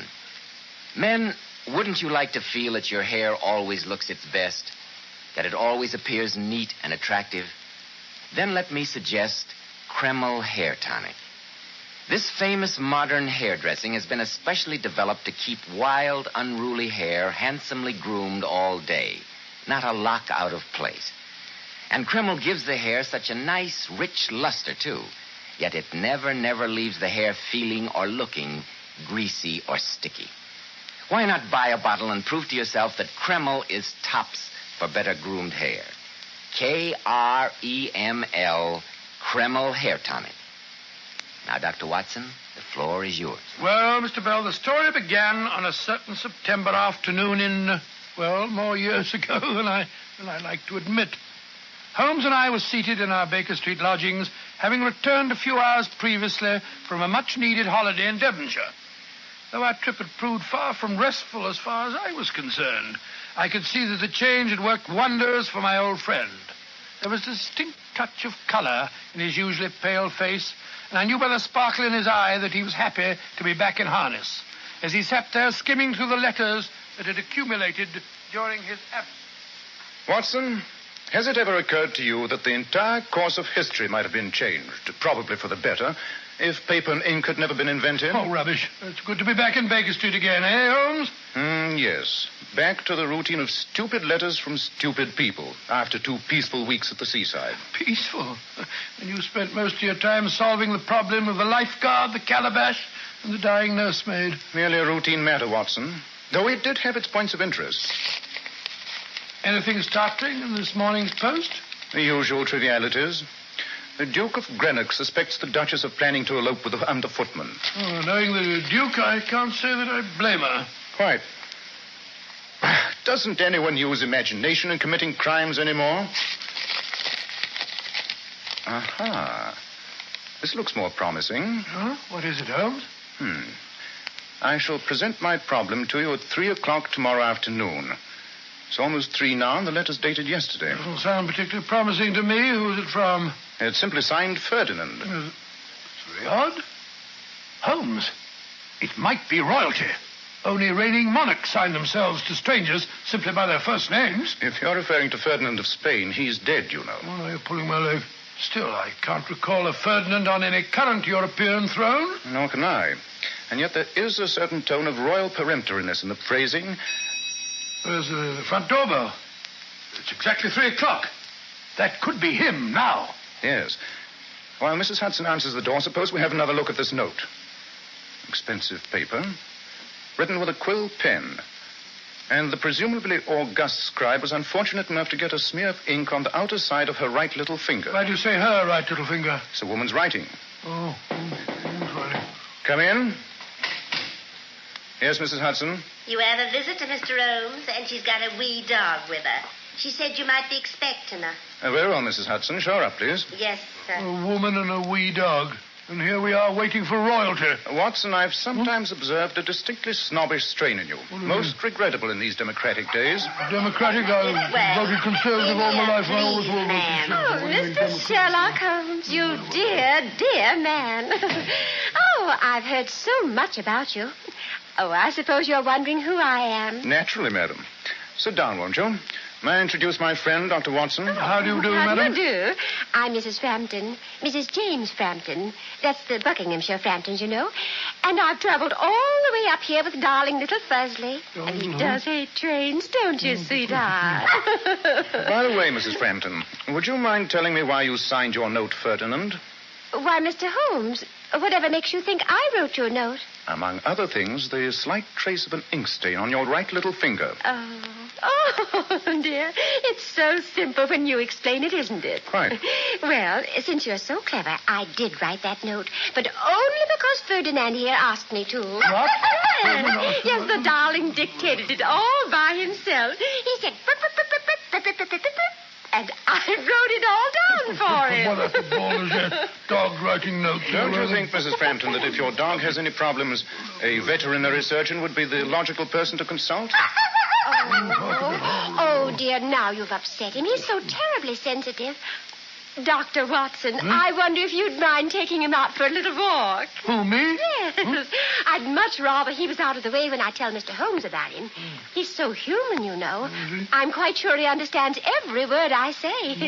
Oh, please, Dr. Watson. Oh, really, madam, I don't Come, think Watson. Can't you see the little fellow's dying for some air? I think a little walk would do you both good. It's all very well.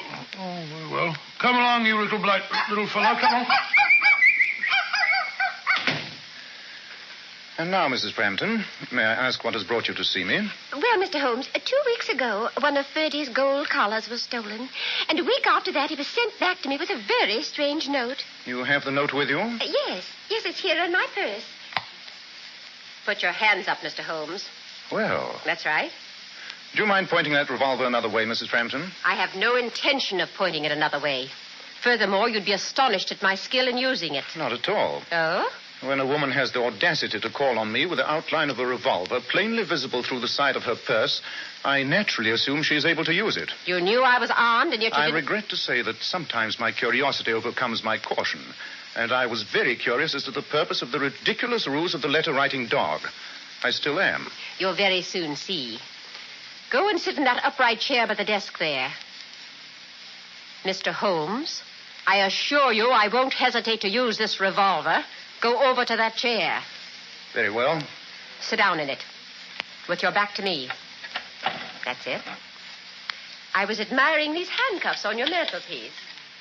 They'll do very well to fasten you to the chair. Put your hands behind you. Thank you. What's the game, Mrs. Frampton? Daylight robbery? Yes. Or murder, if you don't help me. You realize that my friend is liable to come back at any moment? Oh, no, Mr. Holmes. That beastly dog was a deliberate device to separate you and your friend. A colleague of mine will see that Dr. Watson is taken care of as soon as he gets outside. And now, Mr. Holmes, I do hope you're not going to be too difficult.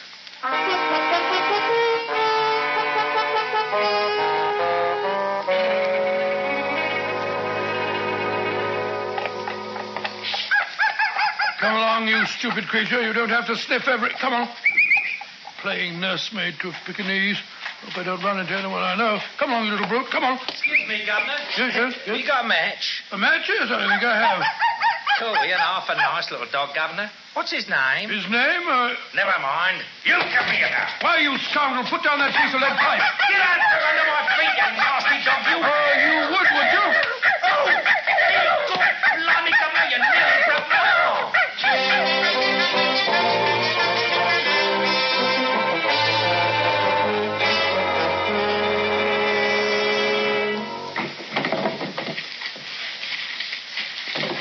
Madam, if you'll just tell me what you're looking for, I'll be delighted to tell you where to find it. There's no sense in messing all my files up.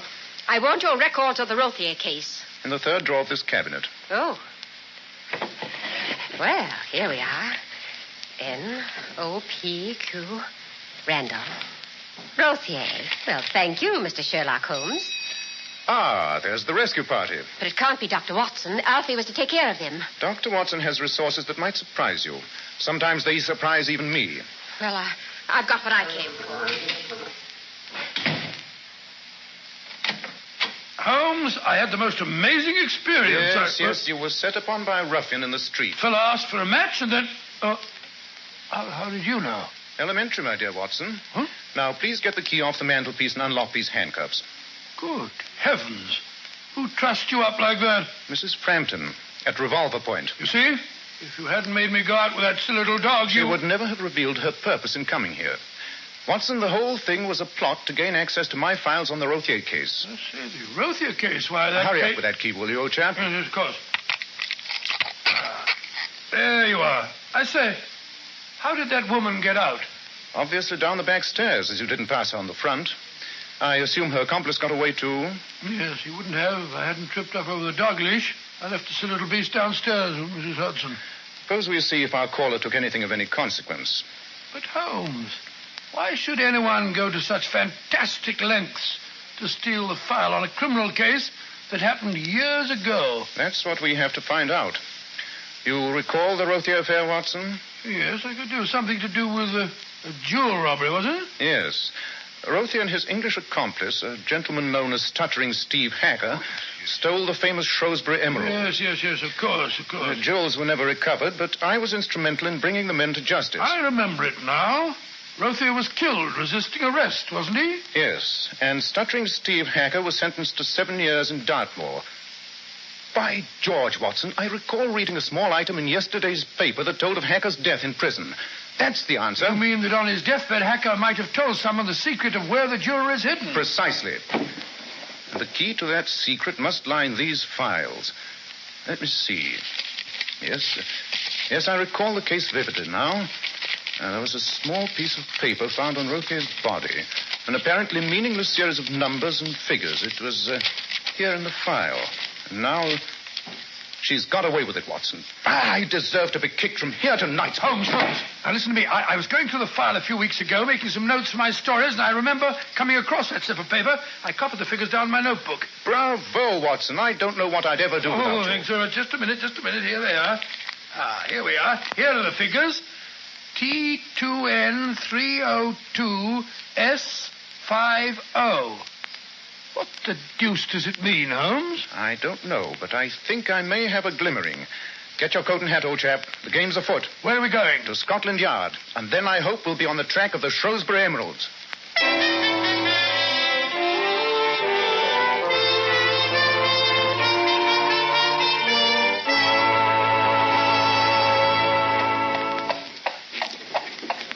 I say, Holmes, if you don't want to talk, you might at least tell me why we're driving about in this dreary part of London. I don't care for it at all, especially at dusk. Sorry, Watson. I was thinking. Inspector Lestrade has just informed me that he's unearthed a new clue in the case. Oh? It seems that when Rothier was hiding from the police, he worked for a time in this neighborhood. Oh, where? At a place known as Gaunt's Castle. It's somewhere here off the Mile End Road. Apparently it's a sort of museum, run by a certain eccentric man named Jezra Gaunt. Its main claim to distinction is that it contains a catacomb. Or, to be precise, several catacombs. Extraordinary thing. An ideal place to hide stolen jewels, I'd say. Catacombs? Here in London? Impossible. Not at all, Watson. But I thought they were vast underground tombs only found in Italy. Now, these are reputed to be reproductions of the early catacombs of Rome. Good gracious me. Apparently, Mr. Gaunt found these deep underground caverns some years ago.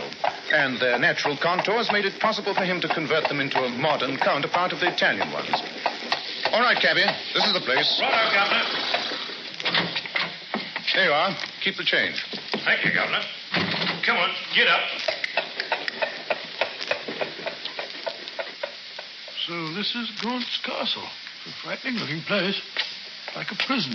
It's getting dark. Why can't we come back in the morning, Holmes? I think there's somebody watching us through the peephole in the door. Yes, there would be. Uh-huh. He's opening it. Good evening, gentlemen. You're late. I was just locking my museum up for the night. You're Mr. Jezra Gaunt? Yes, sir, at your service. My name is Sherlock Holmes, and this is my friend, Dr. Watson. How do you do, Mr. Gaunt? Mr. Holmes and Dr. Watson? Well, this is a great honor. Please step inside, gentlemen. I'll turn the gas up. There. I hope you'll find the castle, as I call it, interesting. Mr. Gaunt, time is vitally important. Some 3 years ago, you had a man working for you as a laborer. His name was Rothier. I can't recall any man of that name, Mr. Holmes. He was a Frenchman, Mr. Gaunt. Does that mean anything to you? Oh, I'm sorry, but in this part of London, there are many foreigners, and many of them have worked for me. But, This man, Rothier, was a jewel thief. He is known to have hidden some very valuable emeralds, and it seems quite possible he may have hidden them here. Dear me. Stolen jewels in my catacombs, Mr. Holmes? Oh, no, I want you to give us your permission to deduct a detailed examination of your caves and to take some measurements. Yes, of course. What an extraordinary coincidence. Coincidence? Yes. A man and a woman were here a little while ago. I didn't pay much attention to them as they entered, but I happened to observe them later in the catacombs. They were taking measurements. By Jove, Holmes. Go on, Mr. Gaunt. When they saw I was watching them, they were very evasive and left after a few moments. Until you mentioned taking measurements, the whole incident seemed unimportant. It was far from unimportant, Mr. Gaunt. They're desperate. We must work fast. May we start our search at once? Well, of course, of course. I'll go and light the gas. Extraordinary business. Holmes, Mrs. Frampton, that accomplice who attacked me, must have come here straight from Baker Street. Yes, and they'll be back. Probably tonight. It's a race against time. Well, so far they apparently haven't succeeded in deciphering the code. And neither have we. Watson, it's a battle of wits. Oh, really? They won the first round. Let's hope we can win the second.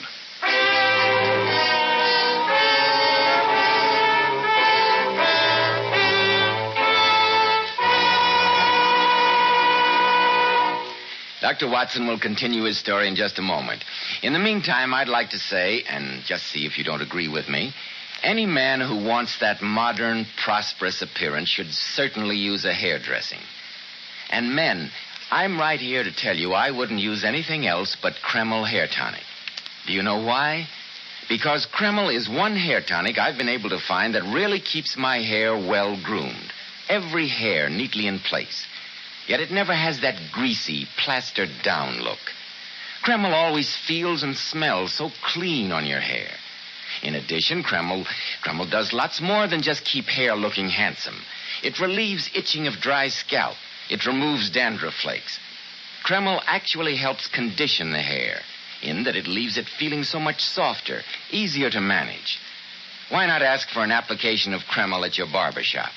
Buy a bottle at any drug counter. Just see how attractive looking it keeps your hair. That's right. It's spelled Kreml. Kreml Hair Tonic.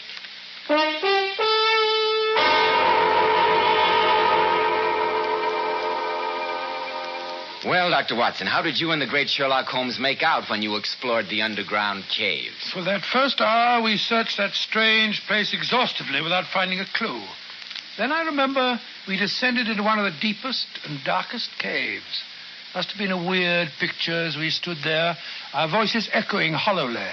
A vast black chasm yawning in front of us, and a feeble flicker of gaslight throwing a pool of light on the piece of paper which Holmes held in his hand.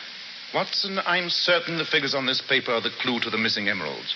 But why can't I get the code? T2N3O2S50. They might be pacing direction. Obviously, but beginning where? I don't know, but 2N could be 2 places north. Still, how about T and O? The T being the first letter is presumably the starting point. But what does it stand for? But, of course. Here's the answer. Look here on the wall. You mean that colored tablet? Yes. It's a common early Christian symbol known as St. Anthony's cross. And it's also the Greek letter T. This is our starting point. T is the first letter in this code. And then comes 2N. Let's try it. 2 paces north. So. Then comes the letter O. It could mean 0. Yes, it could, old chap, or it might be... No, I have it. Remember that Rothier was a Frenchman. What's that got to do with it? The French word for west is ouest, spelled O-U-E-S-T. French compasses have an O where ours have the W.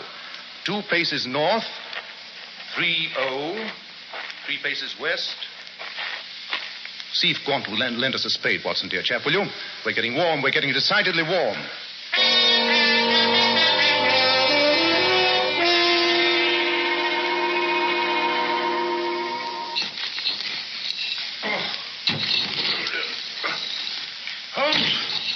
Holmes, I think we've drawn a blank. So do I. Yet the code is a logical one. 2 paces north, 3 west, 2 south, 5 wait. Wait a minute. Paces are inaccurate, Watson. They vary. A man would surely leave his records in carefully measured feet. Here's a tape measure. Why don't you try measuring it out in feet? Thanks. Now, 2 feet north, 3 west, 2 south, and 5 west. Would be here. Give me the spade, Watson. I'll do the digging this time. Oh, thanks very much.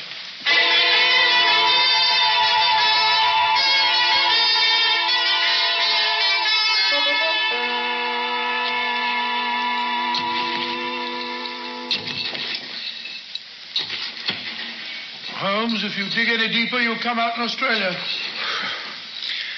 And yet I know we're basically on the right track. What an unmitigated idiot I am. Watson, look on the other side of this tape measure. What's on it? It's marked in meters. Rothier was French. Now we have the answer, Watson. 2 meters north, 3 west, 2 south, and 5 west. Give him the spade again. Here. If I'm wrong this time, I'll retire from my profession. What's that? It's a metal box. Watson, unless I'm very much mistaken, we've found the Shrewsbury Emerald. Great Scott!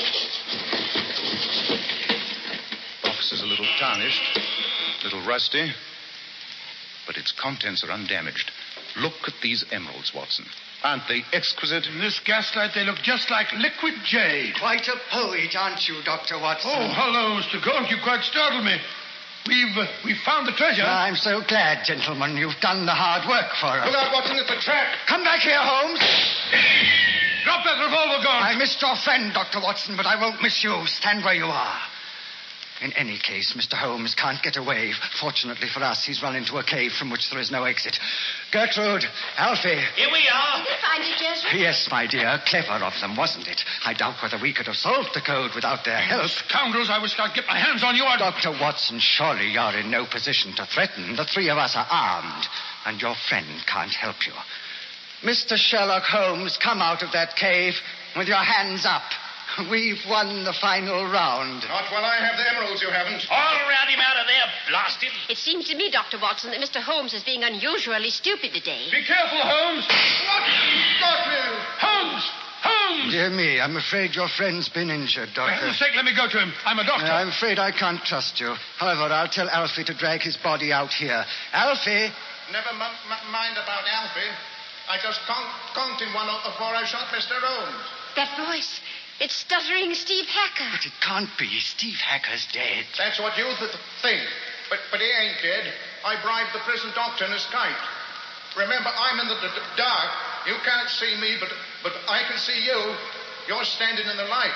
So you'd better do like I say. Dr. Watson? Yes, Hacker, what is it? I remember you. You ain't a bad sort of a text assistant. I trust you more than these rats. If you don't want me to shoot, you'd better drop your revolvers at Dr. Watson's feet. I'll trust him. Go on, drop them. You better do as he says. I think he means business. All right, Hacker. Here. Now yours, Gertrude. There. Pick him up, Dr. Watson. I've got him. Splendid, Holmes. Then hand me one. But Holmes, where's Steve Hacker? Aside from the fact that he's dead, I've no idea, old chap. I took the liberty of impersonating him, or rather his ghost, temporarily. You shot Alfie? Certainly. He was about to shoot me. But he is not quite dead, unfortunately. And now, Watson, old chap, I think it's about time we turn this unsavory little gathering over to the police.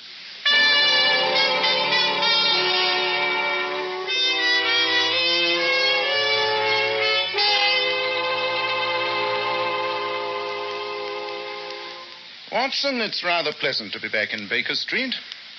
It's been a tiring day. You know, Holmes, the way you imitated stuttering Steve Hacker was amazing. Oh, thanks awfully, old chap. Oh, not at all. You had them completely fooled. Of course, I saw the whole thing immediately. Oh, of course. You're very clever, though. You shot Alfie and then faked your own wounded groans. Yes. Whatever. It was remarkably effective. And Alfie's subsequent confession confirmed my suspicions. Hacker, ill and afraid of dying, talked with Alfie during his recent stay in Dartmoor and told him to find the booty and share it with Hacker's wife. But Alfie, as soon as he was released from prison and thinking Hacker dead, decided to get it all for himself and his accomplices. As pretty a tangle of criminality as I ever ran into. Perhaps your return to practice won't be as dull as you think. Come in. Excuse me, Mr. Holmes, but about the dog. Dog? What dog? The nice, sweet fellow the lady brought this afternoon. He's still downstairs. I gave him a bath and a nice big beef bone. Now, what do you want me to do with him? An intriguing problem. Let me see now. He's been cooped up a long time. Oh, here it comes. I think it'd be an excellent idea if Dr. Watson took him for a nice walk. Nice walk, but Holmes, I'm very tired. I don't want to... Come, Watson. Remember, he's quite a remarkable animal. He wrote a letter. Take him for a walk. He convinced you that he was royalty and then undoubtedly saved your life. I think you owe him a little consideration, don't you? Well, of course, if you put it that way, I suppose we've got to...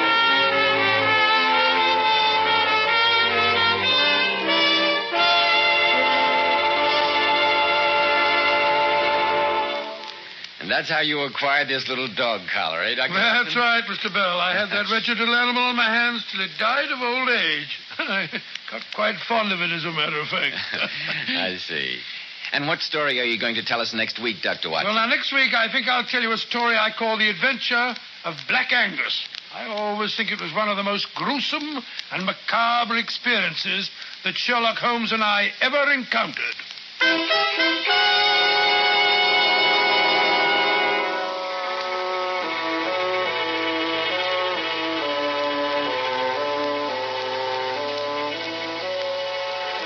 Well, look who's here, if it isn't Johhny. Do you look gorgeous tonight? And your hair, it's lovely. It should be, Joe, because I always wash it with Kreml shampoo. I learned that beauty trick long ago from those Stunning Powers models. Yes, Kreml shampoo is famous. It leaves hair sparkling for days with natural glossy highlight. What's more, Kreml shampoo is a hard water shampoo. It whips up just gobs of lather in every type of water. Its fine, rich foam penetrates right to the scalp and removes all loose dandruff as well as the dirt. Why, it even has a beneficial oil base, which helps keep hair from becoming dry. We're all using Kreml shampoo at our house. I'd suggest you take a tip from my wife and buy the large family size.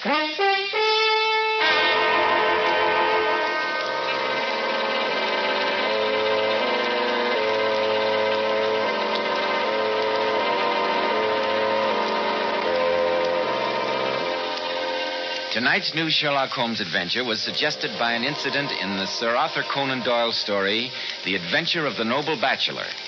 Nigel Bruce appeared by permission of California Pictures, and Tom Conway through the courtesy of Eagle Lion Pictures.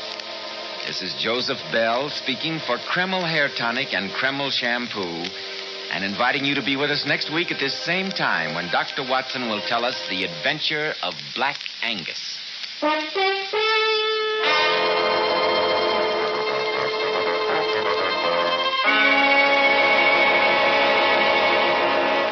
This is ABC, the American Broadcasting Company.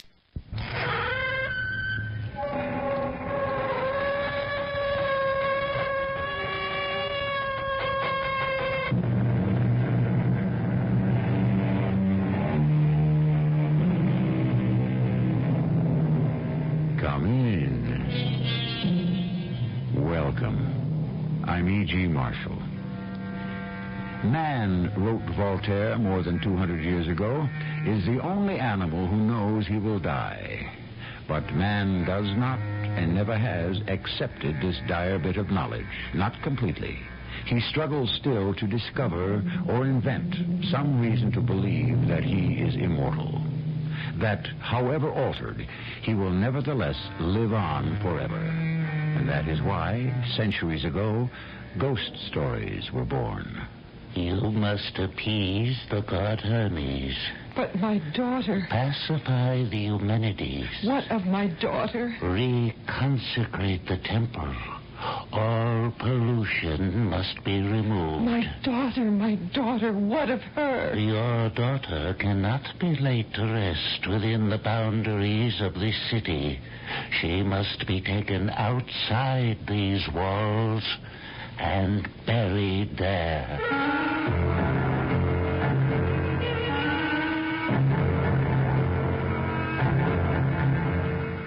Our mystery drama, Night Visitor, was written especially for the Mystery Theater by Elspeth Eric and stars Terry Keane.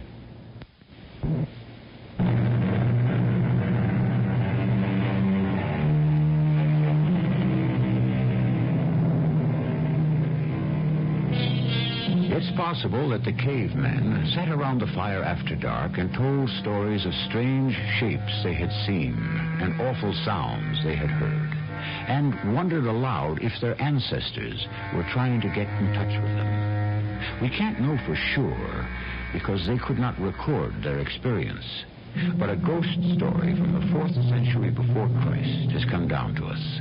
Its setting is Macedonia, and we have given our adaptation the title of Night Visitor.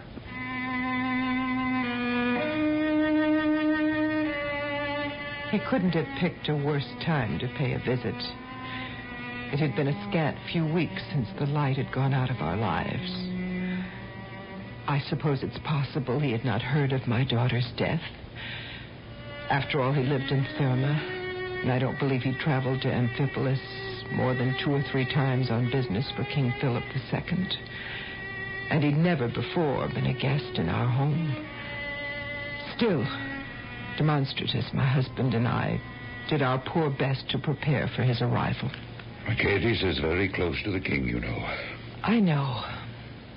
And to the young Prince Alexander, too, I believe. Craterus was a general in Alexander's army. He's dead, Sheridan. 6 months married, and he died. Then she died. There's no need to remind me. Forgive me, my dear. Such a brilliant marriage, such a happy marriage.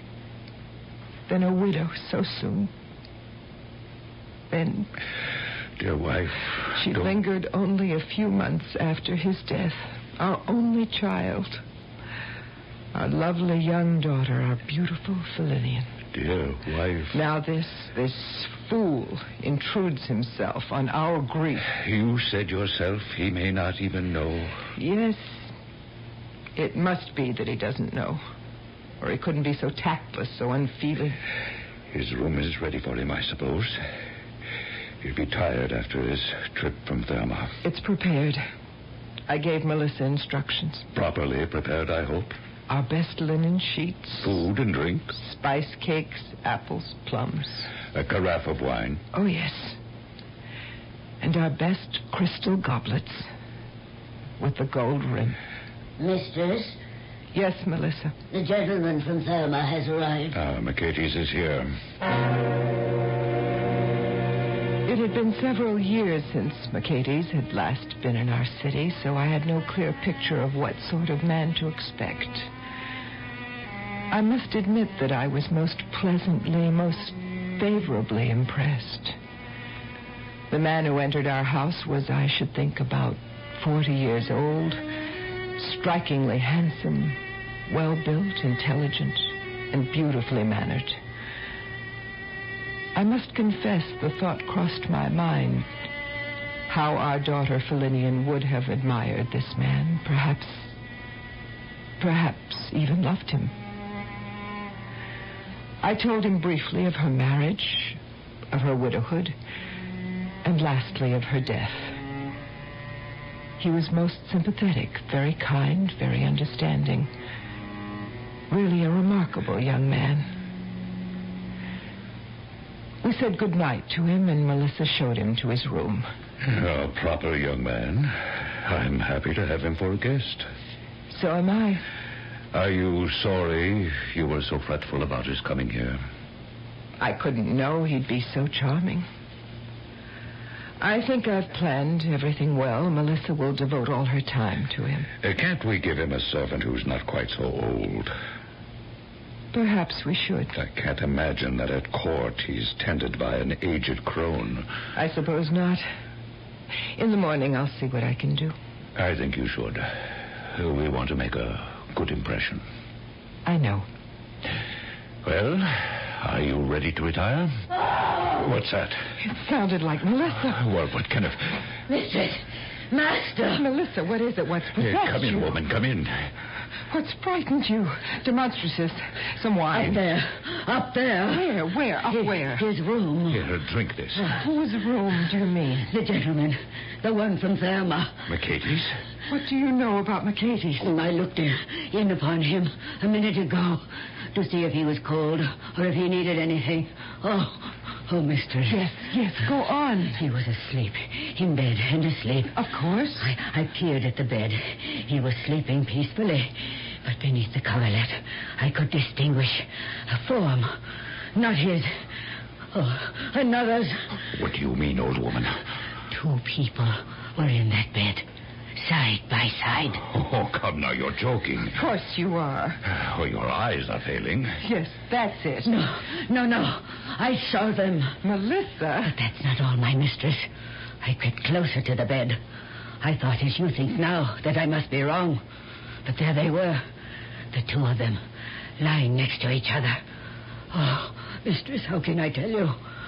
One of them was Fillinian. Fillinian, your daughter. Can you conceive of what I felt? Incredulity, of course. It was not yet 6 months since we had placed the body of our beloved child on the bier within the tomb. The old servant's words were a desecration. A fluttering fear trembled within us both.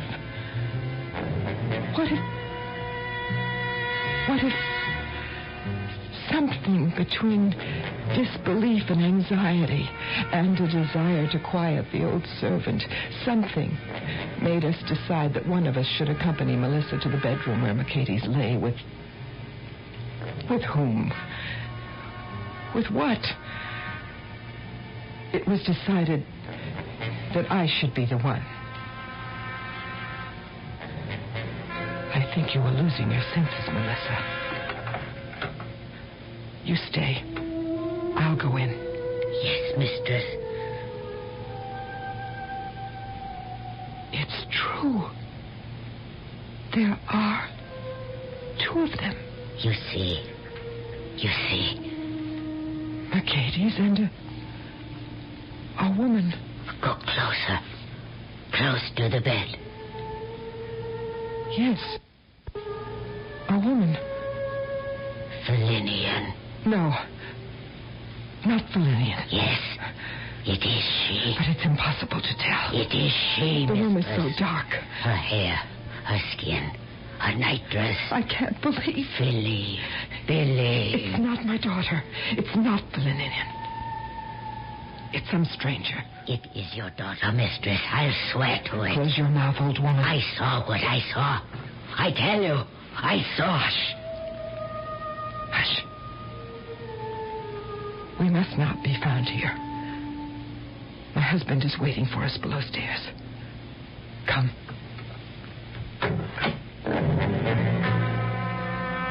Indeed, Demonstratus was waiting for us in a fever of impatience. I had decided that I would not tell him anything of a definite nature, for I was not sure myself.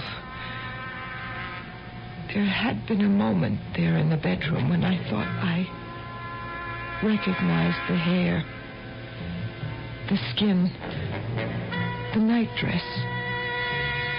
They were familiar to me. But that signified nothing, really. Valentine could not have been the only girl with chestnut hair and peach-pink skin. Not the only one to wear a white sleeping gown threaded with yellow ribbons. Oh, no. No. Well, what did you find? Nothing. Am I right? Nothing at all? Nothing. He says we found nothing. Tell him. Go on, tell him. Charito, tell me. It is true. Mercedes was not alone in his bed. Not alone? There was a woman. Valentine? What? No. No. Someone who looked somewhat like, who could conceivably be mistaken for her. The hair, the coloring, the clothing. It was Valentine. Be quiet, you crazy old woman. I knew her from the day she was born. I watched her grow to womanhood. I tended her in the cradle. I guarded her at school. I cared for her till she married and left me. I know her, head to foot, body and soul. Her life has been so interwoven with mine that I could not fail to recognize her if I met her in hell. Stop your ravings, Melissa. Our Valentine lies on her bier in the tomb where we placed her. She has left it. She has escaped and found her way into this house, into his bed. I forbid you to speak another word. Do you want to be dismissed from our service? Do you want to beg bread on the streets? I saw what I saw. Go to bed, Melissa. You're tired. All the same, I saw. We will talk in the morning, Melissa. Crazy old woman. What did you see, Charito? I saw a woman, that's true enough. But it was no one we know. And most assuredly, it was not Valentine. The very idea. Mercedes must know many women in Amphipolis. He must have stirred more than one feminine heart in the past. It could have been some woman from our streets. What are you going to do about it? Why, nothing. But you must do something. What would you have me do? Do I ask him? Ask him who invaded his bed in the middle of the night. Demonstratus. It could have been anyone. Mercedes is an attractive man, so virile, so handsome, so distinguished. It would be a simple thing for him to plan an assignation. Nevertheless, it was in my house that he carried it out, and I mean to confront him with it in the morning. No. Are you afraid, Charito? Afraid of what I might learn? Yes, it was true. I was afraid. A nameless, gnawing fear twisted my bowels.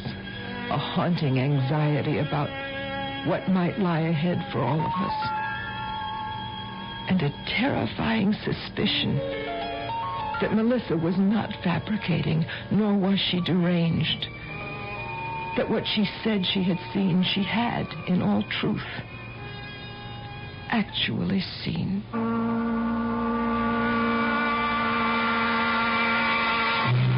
Arthur Schopenhauer, who died in 1860, was a renowned German philosopher, well known for his pessimistic views of the nature of man.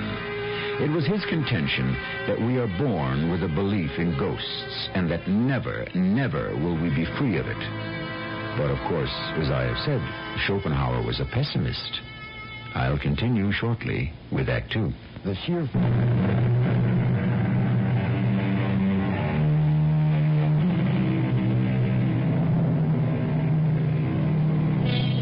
Each of us, it's safe to say, has at some time lost a loved one. Our memories combine with our sense of loss and deprivation in a huge effort to bring them back to us. There are moments when it even seems that our love and longing must be strong enough to accomplish this. But what if it were true? What if we truly possessed such supernatural power? It's enough to scare us to death. It was the king himself who had suggested that I spend my 3 days in Amphipolis with Demonstratus and Charito. True, I remembered them from times past, an agreeable couple with a well-run household and most excellent food and drink. They had seemed a happy little family, and I was sorry to learn of the demise of their only child. I frankly felt that they thought well of me, and that they honestly liked me. So I was startled when early the next morning I heard an angry, imperious knocking at the door of my chamber.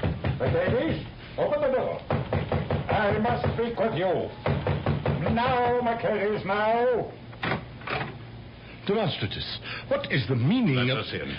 And Charito, what is the reason for this early intrusion? I did not want to come, but my husband... Are you going to let us come in? Look, yes, of course. I am your guest. This is your house. Come in by all means. By all means, come in. Thank you. Demonstratus, what's happened? Why are you... There's no one here. You see, Charito, there's no one here at all. Oh, did you expect to find someone? A woman. Oh, yes, a woman. Yeah. Melissa looked in upon you last night, some hours after you retired, to see if you needed anything. She saw a woman by your side. And, as was her duty, she informed us. Well, yes, of course, it was her duty. I hope you were not unduly perturbed. It's true, then? Oh, yes, it is quite true. A few seconds after I reached this room, a most lovely lady appeared. I was quite taken by surprise, I can tell you. But she was so fair, so lovely, I could not on the instant send her away. You understand. Go on. And besides, she told me with such passionate sincerity that I could not disbelieve her completely, that she had loved me for years. It was someone you knew? To my knowledge, I had never seen her before. I did not press her for her name. She was clearly a lady of breeding and distinction. And she begged for my love, and I gave it to her. Forgive me if I violated your hospitality, but I was sorely tempted, and I succumbed. All of that is understandable, Mercedes. Perhaps forgivable, too. I thank you for your tolerance. Where is the woman now? Well, when I awoke this morning, when you and your wife came knocking at my door, she was gone. Sometime during the night, she went away, or was spirited away. What? Why do you say that? Why do you say she could have been spirited away? Why, because both her arrival and her departure was so mysterious, so completely out of the ordinary, so unconventional. She was a spirit? A ghost. Is that what you think? Oh, no. I meant nothing of the sort. This was a real woman, a woman of this earth, of flesh and blood. Why do you think she... Of what are you accusing me? Mercedes, my friend, you had best sit down while I tell you what is suspected. Only suspected, mind you. Suspected by an old and unstable servant in the house. Melissa? Melissa says... She swears that the woman in your bed was... our daughter. Your daughter? Our Fellinian. But your daughter is dead. You told me last night that... Mercedes, after Melissa told her story of what she had seen... Or thought she had seen. I myself came into this room. The woman in your bed, though there was little light to see by, still, the woman did bear... I must confess it in the name of truth. She did bear a certain resemblance to Fellinian. Oh, no. The woman who invaded my room, she was no specter. She wasn't a ghost. Look there. We sat at that table and we ate and we drank. We ate cakes and fruit and drank wine from your beautiful gold-rimmed goblets. And here, look, here's something else. 2 things she gave me as tokens of her love. I put them in this coffer. You see? See here? Look, a gold ring. She took it from her finger. And a gold belt from around her waist. Oh, no. Oh. No. There, you see. These are gifts from a tangible, a palpable woman. That was no ghost that visited me. Well, you do see, don't you? Mercedes. That ring, that belt, they were worn by our daughter, Fellinian, during her lifetime. I can't believe that. No. And they were buried with her in her tomb. The ring upon her finger, the belt around her waist. But then somebody robbed the tomb. Yes, of course, that's it. Somebody broke into the tomb and stole the gold trinkets from her poor dead body. And somehow they came into the hands of my night visitor. Of course, that's how it happened. Now, don't you see? I suppose it's possible. Well, of course it is. Can it be proven? Oh, yes. Yes, I think it can. Can you prove it? Well, no, not by my efforts, perhaps. But look, it comes back to me. Now, during the night, this woman whispered to me that she would return. Yes, she promised that she would return each of the 3 nights that I slept here in your house. That she would come to me at the same time. Now, if you and your wife will hide yourselves outside the door, you will see her when she appears. We could do that. Yes, but do not stop her from entering. Let her come in. If you fill the table with fruit and cake and wine as you did before, you will see that she is human, that she is alive, and she is a true woman. She is no ghost. And she is not your daughter. At long last, they were persuaded. They believed in my sincerity. And I was sincere. Oh, believe me, I had no wish to injure these good people in any way whatsoever. I wanted to satisfy them beyond their slightest doubt that my night visitor had been a living, breathing girl. No spirit, no phantom. What I did not tell them, what I could not bring myself to tell them, was that my visitor had whispered her name to me at one moment of that delirious night. And that name was Fellinian. Now I was determined that they should convince themselves of what to me was incontrovertible, that the woman was wholly human. And it was with eager anticipation that I awaited the appointed hour of the next night, knowing that the monstratus Enchirito lurked in the shadows outside my door. Mercedes, my love. Is it you?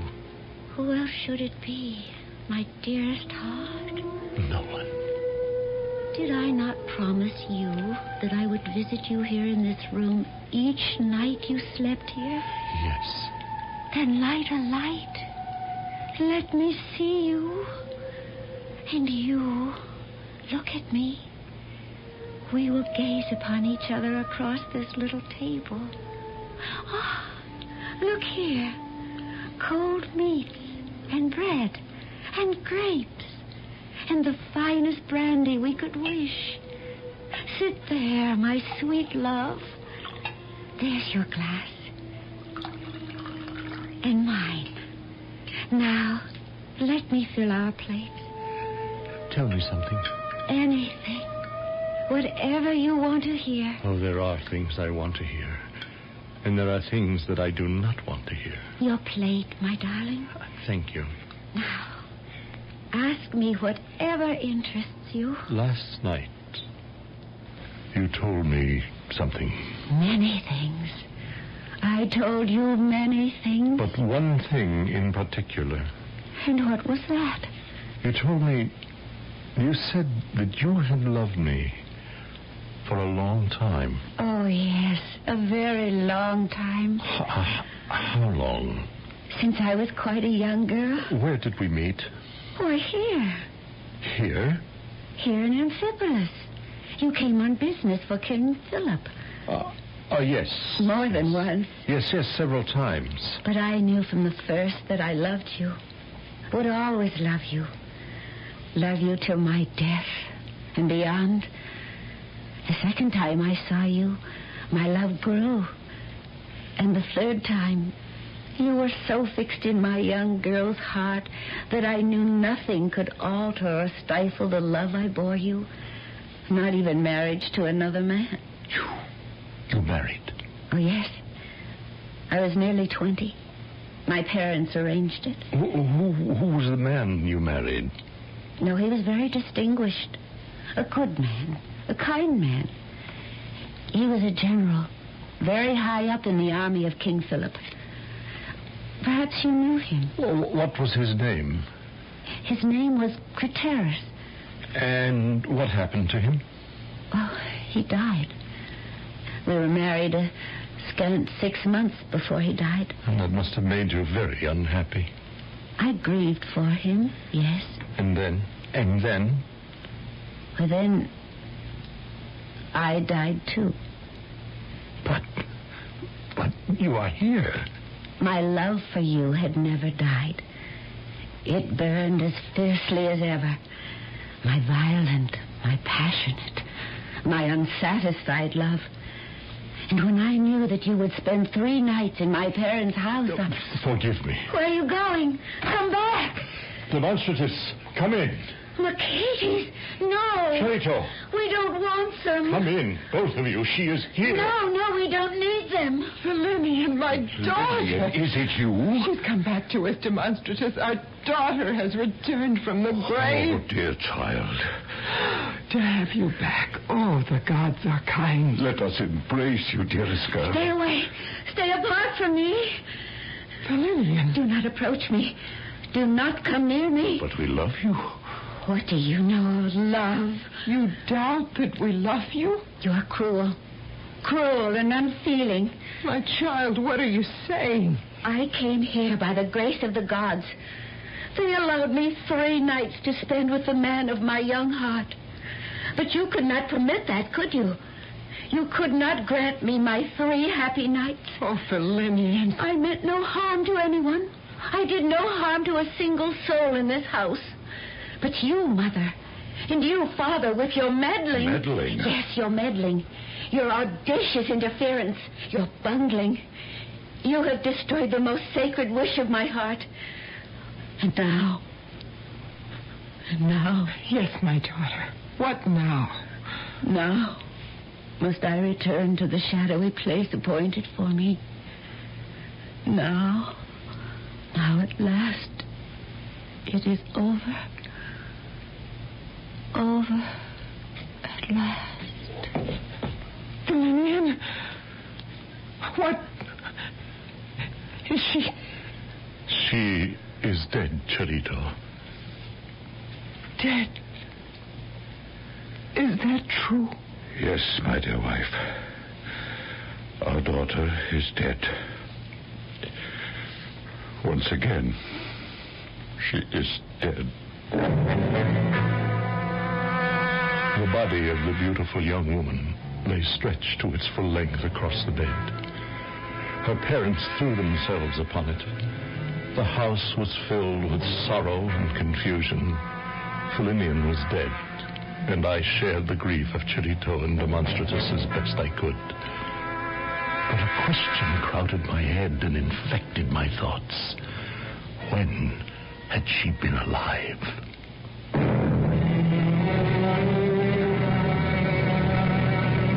If you believe in ghosts, you have plenty of company, as this story, which dates back 2,300 years, well attests. If you do not believe in ghosts, well, many others share your conviction. The question of their existence or non-existence has never been decided, nor is it likely to be. But consider this. Believe or disbelieve as you will, someday you may be a ghost yourself. I shall be back with our concluding act shortly.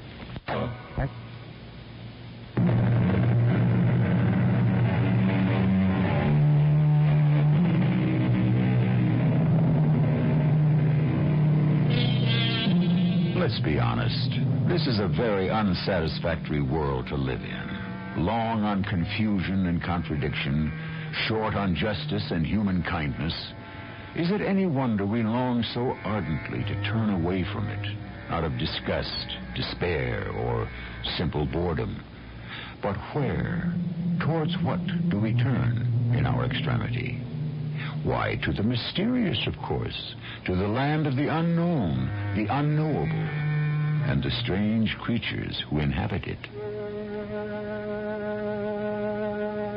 They are good people, I guess, and kind enough in their way, but they are stupid. On the other hand, a slave, unburdened by possessions or position, happily deprived of aspiration and ambition, limited to menial work that any fool can accomplish. A slave like myself is free at all times to observe and reflect on the riddles and enigmas of life, both here and beyond. This is a freedom which I, in my bondage, cherish above all else. While the household was racked with grief over the second death of the beautiful Fillinian, I took it upon myself to seek out Hylas, the greatest diviner among us. What brings you here, Melissa? Have you heard, Hylas, of the awfulness that has come to pass in the house of Charito and Demonstratus? There have been murmurings in the street, yes. The word goes round that Fillinian has come back from beyond the grave. That much is true. I saw her. I was the first. Stay a moment, Melissa. You say you saw the specter of Fillinian? Not a specter, Hylas. Fillinian as she was before she died. Who would know her better than I? And you say you were the first to see her returned from the grave? Oh, there I misspoke myself.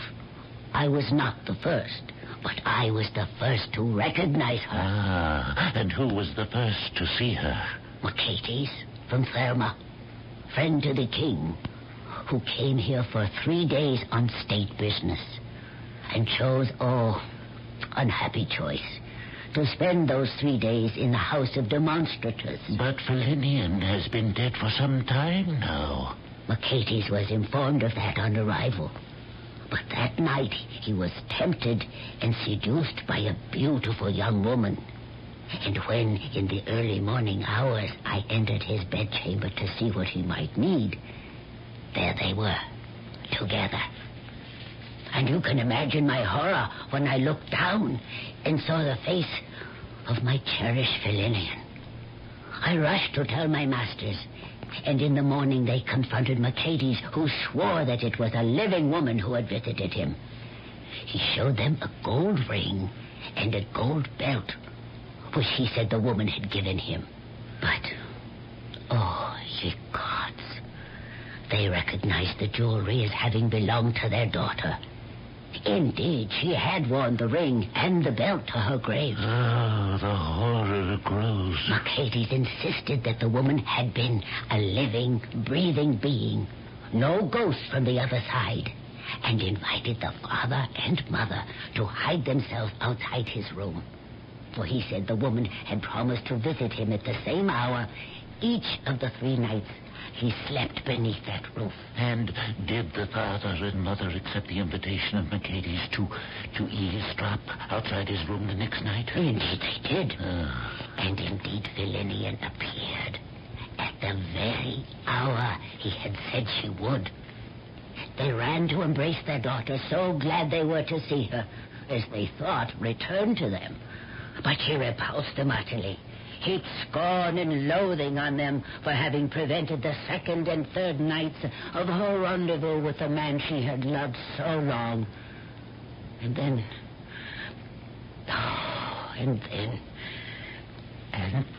Melissa? Then she fell upon the bed and died. That is why I'm here, Hylas. Tell me what they should do, and I will carry your instructions back to them. I do not know how this dreadful event can be finally resolved. But I do know what must be done first before anything else. First, the tomb where they placed Valentinian's body must be opened. I took the instructions of Hillis back to Charito and Demonstratus. They had the grace to thank me for my trouble and made ready to visit the tomb that very day. As for Mercedes, he nodded dumbly when I told him all that I had done and what remained to be done. But he said that he would not go to the tomb, but would wait for us to come back to the house. So we went without him. Here is the bier where the body of my father lies. Here lies my brother. Here my aunt. The bier of Valentinian lies straight ahead. I know very well where she lies. Bring the torches closer. Look there. There is no body. But where? Where could? At home? With Mercedes? On the bed where we left her? Let us hurry back. Come, Melissa. Wait. Come, Melissa. Look here. What is it? See what I found lying on the bier? What? It's an iron ring. A man's ring. There's something else. Look. A goblet.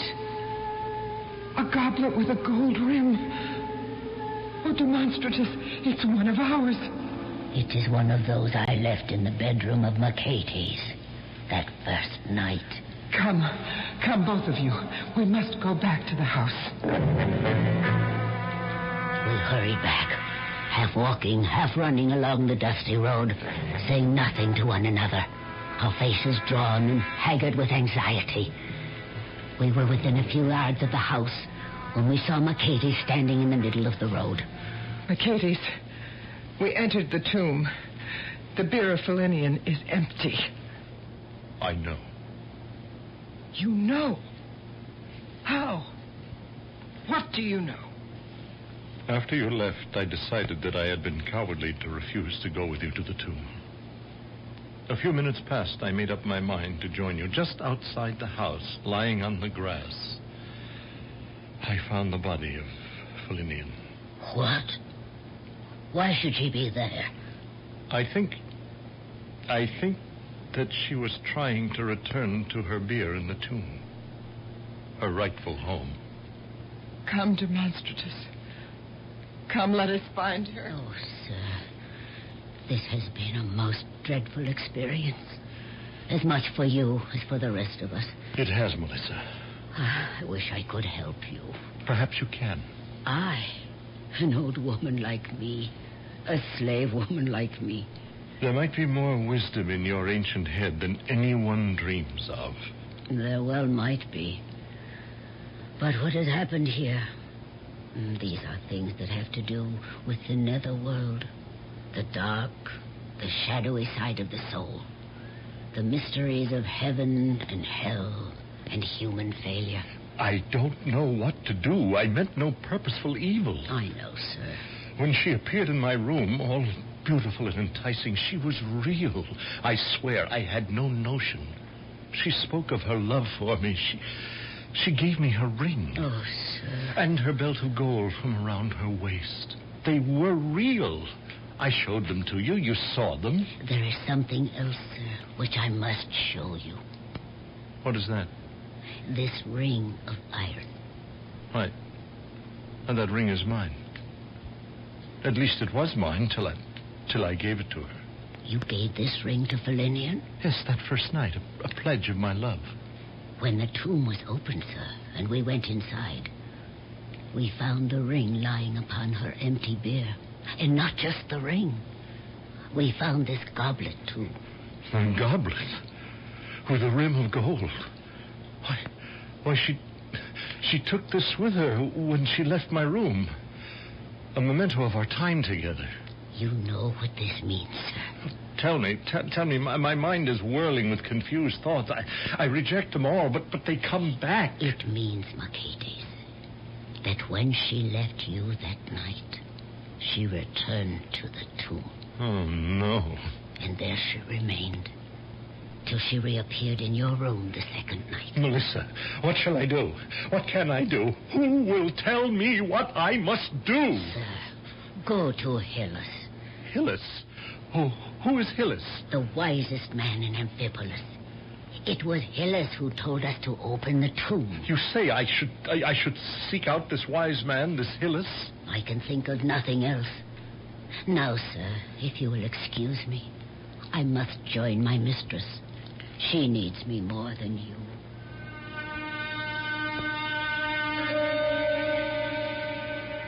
I suggested to Cherito that she and I should go to the place of assembly. There was bound to be a crowd there, for by now everyone must know of our journey to the tomb and what we had found and not found there. At first she hesitated, but when I said that Hillis would most certainly be one of the crowd, she consented, for she knew she was in drastic need of counsel. Hillis! Hillis! Is Hillis here? He's here! Yes, I'm here. Hillis, I must speak with you. Yes, Cherito. I need your help. This awful quandary into which we have been thrown. Quiet. Quiet, everyone. Be quiet. Hillis, you know of the tragedy that has befallen our family. There is talk of it, Cherito. And Melissa has told me the true details. Which she herself witnessed. And you wish me to tell you what should be done. To wipe away the stain, to cleanse our house. Cherito, make sacrifice to the god Hermes. Yes. And to the Eumenides. Oh, yes. And to Zeus. What of my daughter? Her body lies outside our house. Ah, you would place her back in the tomb. Is that it, Cherito? On the bier that is hers. No. No, Cherito, no. No? Then what? Then where? Linian cannot be laid to rest within the boundaries of this city. She must be taken outside these walls and buried there. No! It is the law. It was harsh advice to give, but such were the facts, and such was the law. And the sorrowing friends and family did everything that I suggested with the utmost care. The man, Mercedes, never consulted me. That same day, he killed himself.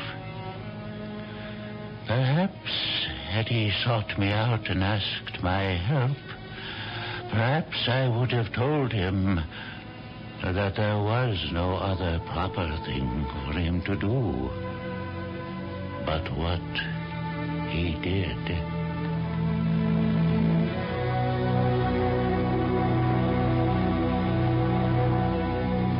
The story of Night Visitor, which we have brought to you in modern adaptation, was written down in the 2nd century after Christ during the reign of the Emperor Hadrian, though it is told as happening 6 centuries previous. Its author was a freed Greek slave by the name of Phlegon, and was circulated in a book titled De Rebus Mirabilis, or Of Miraculous Things. I'll be back shortly.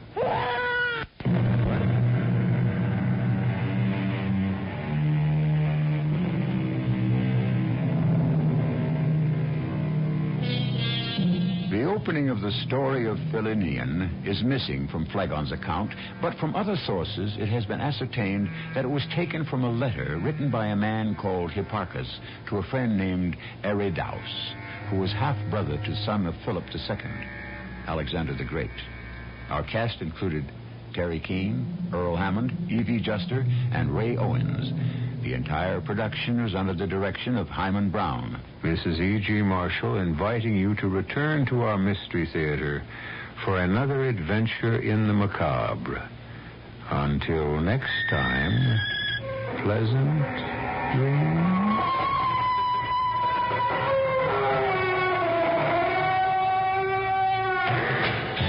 Lux presents Hollywood.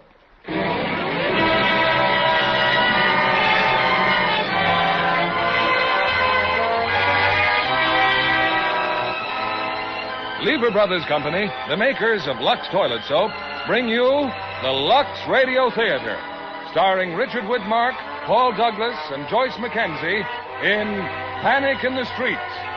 Ladies and gentlemen, your producer, Mr. William Keelan.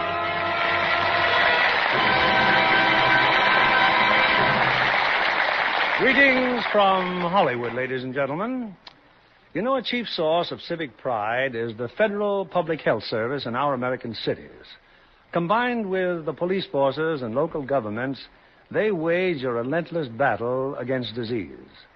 In tonight's play, Panic in the Streets, we combine the vigilance of these men with a thrilling manhunt.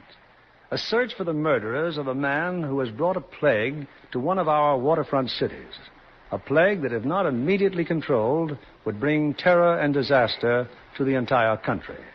As our players from the original 20th Century Fox cast, we have two of their most luminous stars, Richard Widmark and Paul Douglas. And as their co-star, charming and talented Joyce Mackenzie. You know, so often we find that health and beauty go hand in hand, such as daily complexion care with gentle Lux toilet soap. For lovely ladies find themselves glowing with a fresh, natural beauty when they are loyal to their Lux soap facials. Now the curtain rises on Panic in the Streets, starring Richard Widmark as Dr. Clinton Reed, Paul Douglas as Captain Warren, and Joyce Mackenzie as Nancy.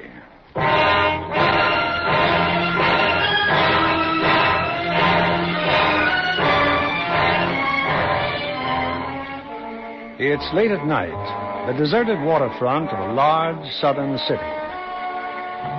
He went down there, Blackie. Down there, next to the warehouse. What's the rush? You can't get away. Blackie, he didn't mean nothing, honest. He Didn't was mean just... nothing.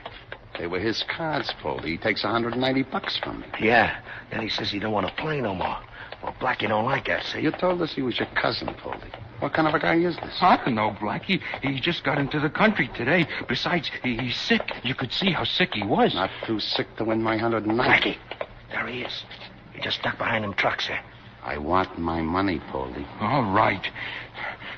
Come on, let's get it.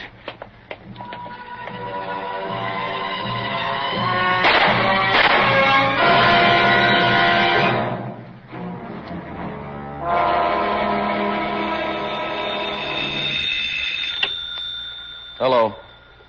Yeah. Oh, now look, Paul, I thought I told you I was going to take the whole day off. Kleber, who's Kleber?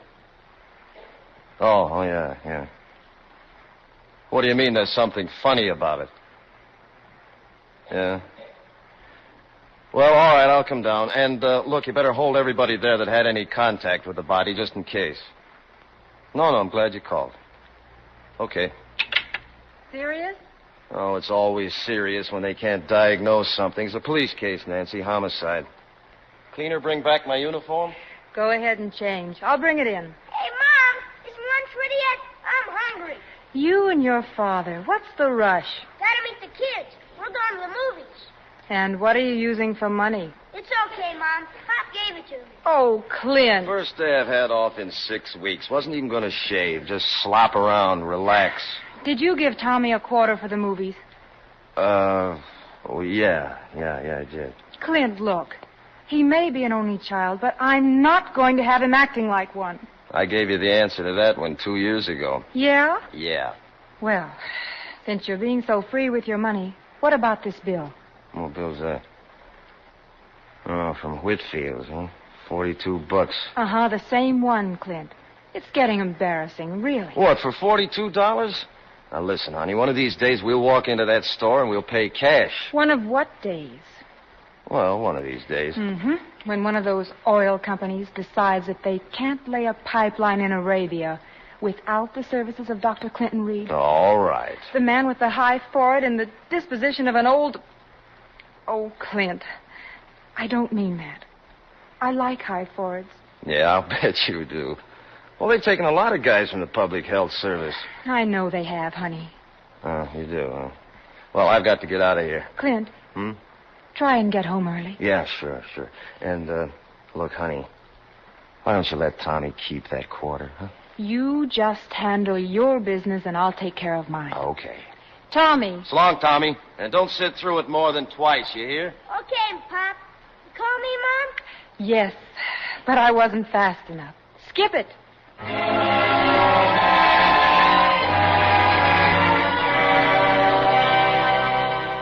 Well, Doc, you and Gaffney make up your minds yet? When did they bring the body here to the morgue, Cleaver?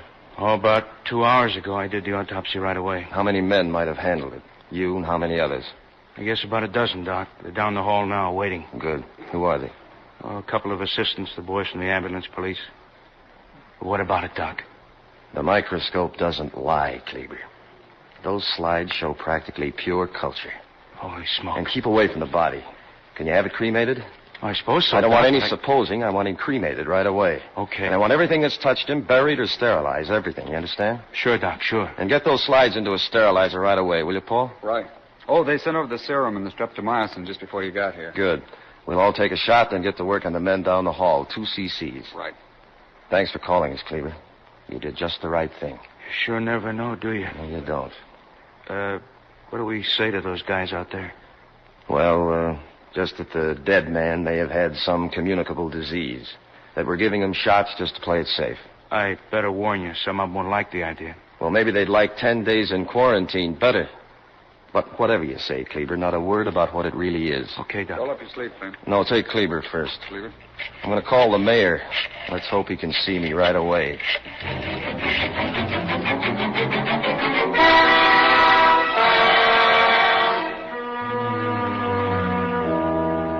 Get right down to cases, gentlemen. This is Dr. Reed of the United States Public Health Service. Doctor, I believe you know our city health commissioner. I'm glad you could get here, Dr. Mackey. Not at all, Reed, not at all. This police commissioner Quinn, Captain Warren of the homicide detail, Mr. Wynant, my assistant. There should have been more of us, Doctor, but 20 minutes isn't much notice. Notice of what, Mr. Mayor? This is all very mysterious. Dr. Reed phoned me from the city morgue. He has something to tell us about pneumonic plague. Plague? What plague? Pneumonic plague, Mr. Quinn. The pulmonary form of bubonic plague, the Black Death of the Middle Ages. Its death incidence is practically 100%. Who'd he say he was?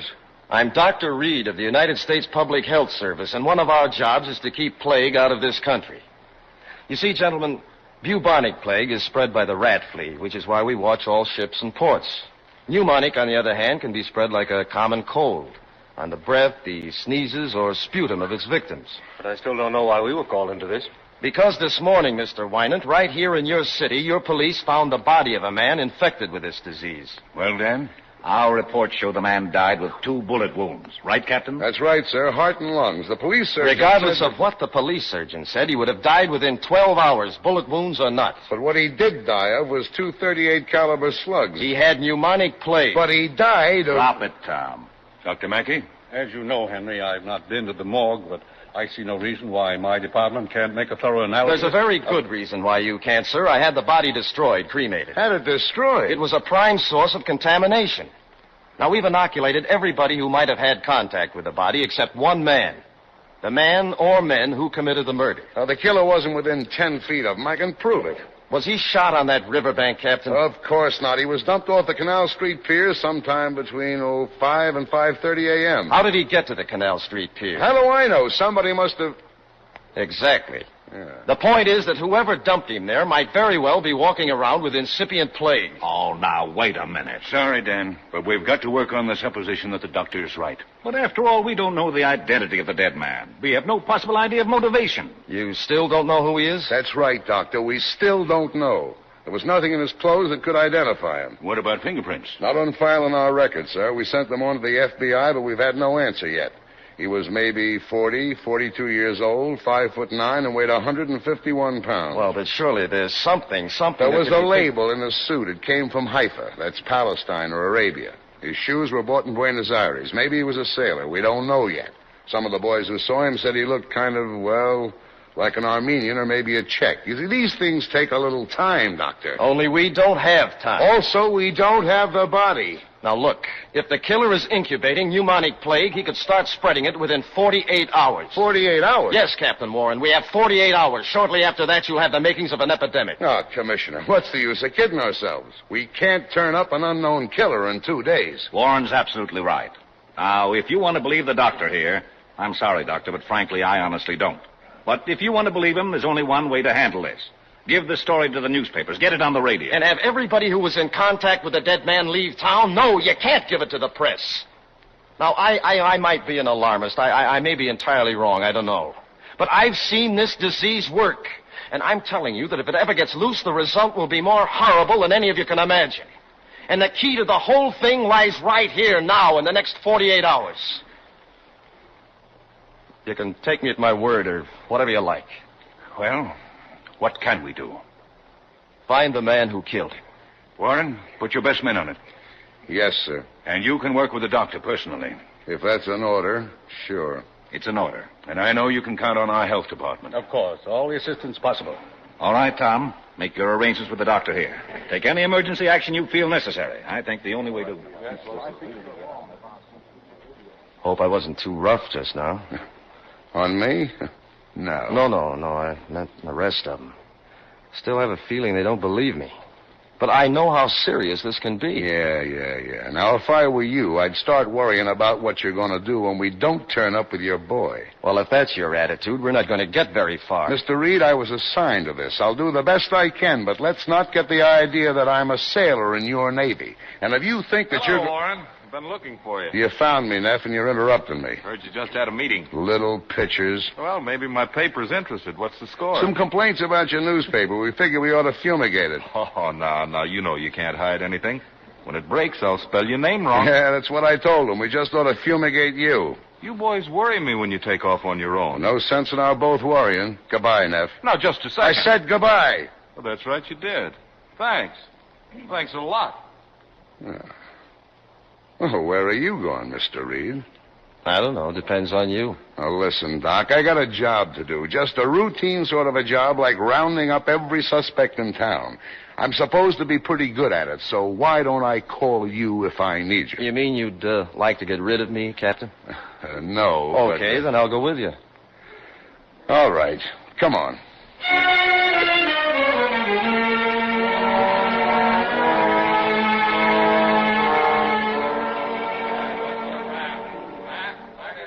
Well, you can't say you're not getting action, Doc. See that mob?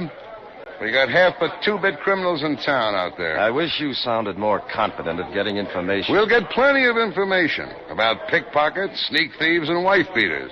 But about your murderer, not a chance. Yeah. All right, Scott, come on in. Dr. Reed, Lieutenant Scott. How are you? Good evening, sir. Captain, that reporter, Neff, is looking for Well, get rid of him. Yes, sir. Well, that all you got to tell me? No, sir. We checked Mobile and Tampa. Yeah? No record of the dead man. Nothing on file with the FBI. The lab found traces of fish in his clothes. Also, rust-resistant paint and salt. The fish traces could be shrimp. Well, it's obvious he came off a boat, so we ought to go Unless ahead he walked through a fish market, bought 4 pounds of shrimp, and brushed against a freshly painted fire escape. Yeah. Scott, I suppose these are all the photographs we got? Yeah, that's all, sir. Okay. Oh, Captain, the boys are sort of wondering why they have to take these shots. They've been wondering, have they? Where do they think they are, in a summer camp? Because the commissioner says so, that's why. Oh, that's what I told them. Yes, sir. Roll up your sleeve. What do you mean? What do you think you're going to do? Roll up your sleeve. Well, why should I take one of those things? Because the commissioner says so. And I told the commissioner. Roll it up. Anything funny, Scott? Oh, no, sir. No, sir. What's the matter? You guys ain't got enough work to do? Oh, yeah. Oh, get on it! All right. Well, you satisfied? No, I'm not. Those suspects you're bringing in, if there's not a chance of getting anywhere, what are you doing it for? I'm doing it because the commissioner told me to, and I'm doing it this way because it's the only way you left me. But why I'm doing it, I don't know. Now, look, how can I make you believe that what we're doing... Believe? Why shouldn't I believe you, Doctor? You're a smart fellow, a college man. You probably wouldn't make something out of nothing just to be important. You know, my mother always told me that if you look deep enough in anybody, you'd always find some good. But I don't know. With apologies to your mother, that's the second mistake she made. I should have seen that one coming. Come on, I'll buy you a cup of coffee. I'm busy. I want to buy you a cup. I'm busy. Come on, let's see if you can drag that load across the street. Look, Captain, do you have a family? Are you married? No. My wife died 8 years ago. I'm sorry. I didn't mean to be personal. The doc I got said she had neuralgia, but she didn't. It was a brain tumor. You don't think much of me as a doctor either, do you? Keep asking questions, Doc. You finally get answers. No. Mind if I ask why? Government job, civil service, 30 years, a pension. What do you make? I think it runs about the same as a police captain. Now, look, Warren, the reason I asked if you had a family was that, well, I thought if you had some children, you might realize the seriousness of this. I haven't got any kids. Well, thousands of people do. And think what could happen to them. I'll think anything you like, but I'll still say I'm doing everything I can. Look, the man who was killed came off a boat. Probably he was smuggled into the country. Now, we've checked every boat. We're combing the waterfront, and we're hauling in every man that could possibly know anything about it. Well, from what I've seen, they're not too anxious to talk to. Well, maybe they ain't. Maybe they want to talk to the mothers. Maybe they want to talk to you. What can I do about it? Offer a reward. Promise immunity for information. And get a couple more experts from Washington to help me out? Well, you could use them. You'll never see the day. All right, do you mind if I do something on my own? Yes, I do. Well, what am I supposed to do? Just sit here and watch? Listen, Doc, I'm taking a chance you may be right. You can take a chance. I know what I'm doing, and let me do it. As a matter of fact, you'd help us both out if you went home and went to bed. Okay. I'm not going to argue with you anymore. And I'm not going to wait until the facts penetrate that thick skull of yours. There just isn't that much time. There's for the coffee.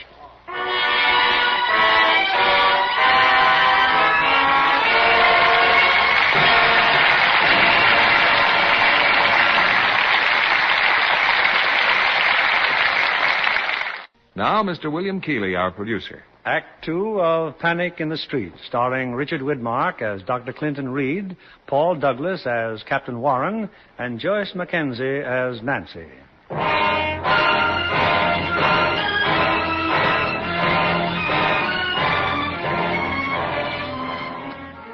20 hours ago, a man was murdered.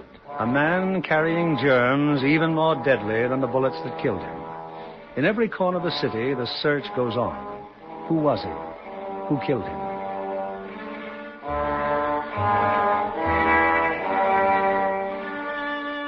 In the seamiest part of town, not far from the docks, there's a shabby store. It's lined with washing machines, a laundry service. It's long past closing time, but in the back of the store... I got here, Blackie. I'm all packed just like you told me. You're nervous, Fitch. What are you nervous for? Where's Poldy? Poldy? I told you to come back here with Poldy. Yeah, I know you did, Blackie. I went right over and told him, but he don't want to go. Why don't he want to go? I don't know, Blackie. He just don't want to go. He don't want to go. Sure, I knew it, Fitch. All day now I got a hunch about Poldy. Oh, Blackie, please, I tell you, the cops are picking everybody up, everybody. Why? Why are they picking everybody up? Blackie, you know, the guy last night, Poldy's cousin, Kochaki, he's dead. So they turned the whole town upside down for a crumb? Every cop in town huffing and puffing to find out who he is? Why are they doing it? Blackie, I don't know. He brought something in, see, off the boat. Drugs, maybe, or jewelry. He brought in something, and they're looking for it. Only they ain't found it. You know why? Because friend Poldy's got it. Poldy?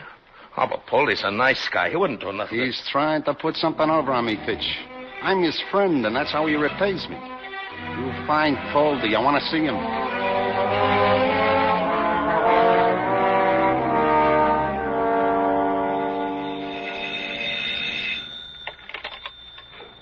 Hello? I wake you up, honey? Oh, Clint.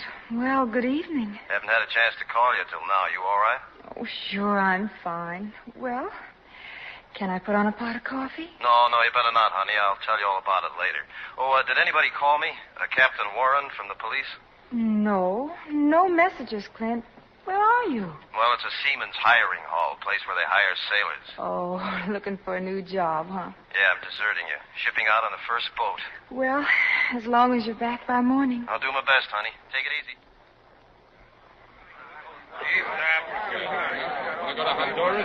Could I have your attention, please? Could I have your attention for just a minute, please? The man in charge here just gave me permission to talk to you. I'm a government doctor. I have some photographs here of a man, and it's extremely important that I find out who this man is. I think he's a sailor. So would you please take a careful look at these photographs? I'll pay $50 to anybody who can tell me anything at all about this man. Anything. I'm not from the police, so you can't get into any trouble. Now, if you just step up here, please. That's it, thank you. Thanks very much. I never seen him before. Any information at all, please. Even if you just think you've seen him. Any information at all. Well, look, let me leave one of these pictures here. I'll be at that lunch counter next door. I'll stay there till 7 o'clock. You can ask me any questions you want to, and you can give me the information if you want to do that. And please try to remember.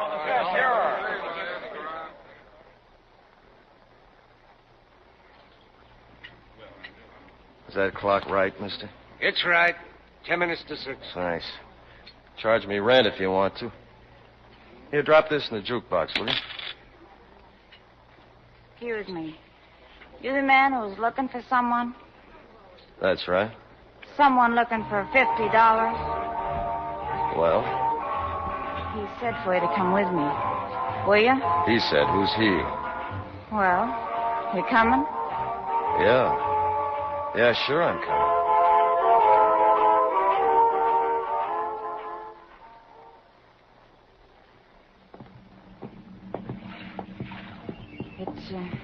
It's cold down here with the water, huh? Yeah, it is. Which boat did you say? The shrimp boat. The second one, right over there. What was it you wanted to find out? This picture. I want to know if your friend has ever seen this man. Did he do something wrong? No, he did nothing wrong. Well, this is it.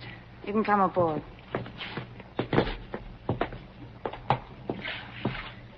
Who are you, cop? I'm with the Public Health Service. I'm a doctor. Get in here. A doctor? That's right, I'm a doctor.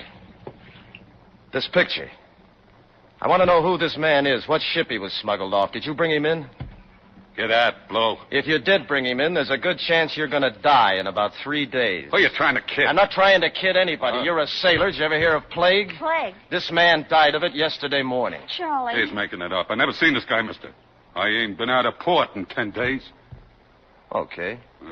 Then you've got nothing to worry about. Sorry I bothered you. No, wait. Let him go. I won't let him go. You told me yourself the man was sick when you brought him in. Stupid fool. I'll teach you to... Charlie, please, he's a doctor. He ought to know what he's doing. This is $50. This here in this case is anti-plague serum. Charlie. Now roll up your sleeve and start talking. I got him off a freighter out in the Gulf. I don't know his name, and I don't know nothing about him. I swung the whole deal with one of the crew. What ship? I don't know. It was night. I couldn't see. Doc, please give him the shot. What's the name of that ship? I said I don't know. Now, look, this is the only hypodermic needle I've got, and it breaks very easily. Now start talking or you're going to get into trouble. The Nile Queen. A freighter. The Nile Queen. All right, now hold still. Give me your arm and hold still.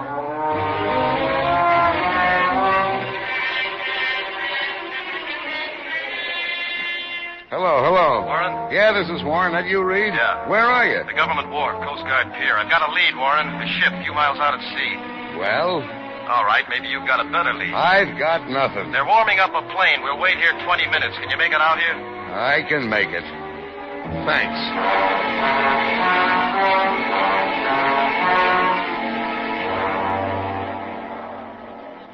The captain's coming out, Commissioner. He just got back from the ship. I thought I'd better come down, Tom. Any luck? Well, our dead man came off that ship, all right, sir. Well, who was he? What's his name? We don't know. Half the crew can't even speak English. 2 men stowed aboard at Oran. They hid in the chain locker. They got their food from a Chinese cabin boy. Then about a week ago, one of them died, and they tossed him overboard.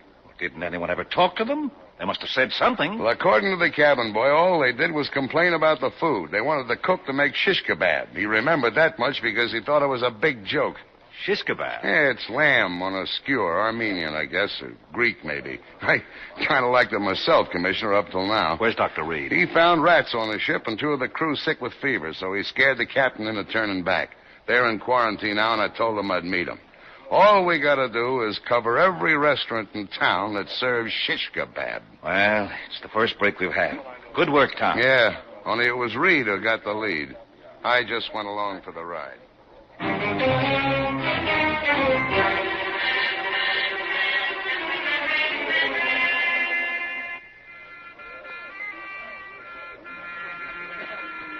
Yes, sir. You like a table, mister? You serve Greek food, huh? Anything you like, gentlemen. We're from the Public Health Service. Public health?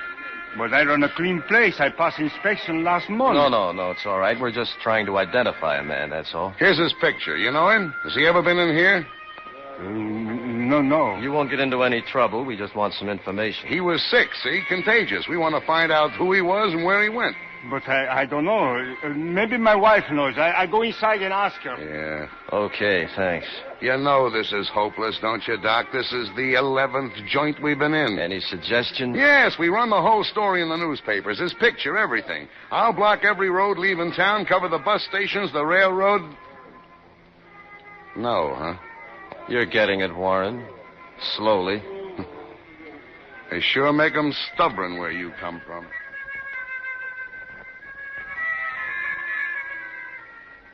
But they're from the Board of Health. They say he was sick, Rita. Contagious. Oh, you know I don't feel good.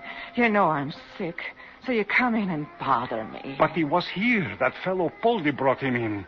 Rita, Poldy is here now. He's in the restaurant now. Alone? Alone? No. That man they call Blackie and the Fitch. You want us to get in trouble? But Rita, the law. Kochak, he called him. Poldy called him Kochak. Oh, will you please stop it? I got a headache fit to kill me. I'm sick. Rita, maybe you should go home. Oh, stop fussing. Go on and tell them to mind you. Well, what'd your wife say? Well, I'm sorry. She doesn't know anything either. You leave the picture. Maybe sometime he comes in here, eh? I don't think he'll be around for quite a while. Okay, Doc. Let's try Market Street. What's the matter, Poldy? We invite you in here and you don't eat a thing. I told you, Blackie, I don't feel good.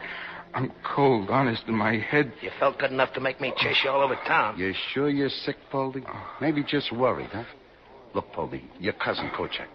Who was he? Who was Kochak? He was nothing, honest. Nothing, huh? Just enough to have every cop in town looking for us. Every guy they're grabbing, whether he's got a record or not. Why do you suppose they're doing that, Poldy? And what about the stuff he brought in? He didn't bring none in. How should I know, Blackie? All you tell me is lies, Poldy. I treat you like a friend, you tell me lies. I ain't lying, honest, I ain't. Share and share alike, we said. Only Poldy's just out for Poldy. No, it ain't true. Leave me alone. Just leave me alone. Sit down, Fitch. Let him go. But he's getting away again, Blackie. Is he? Where's Poldy gonna go where we can't find him, huh? Tell me that. Where's he gonna go?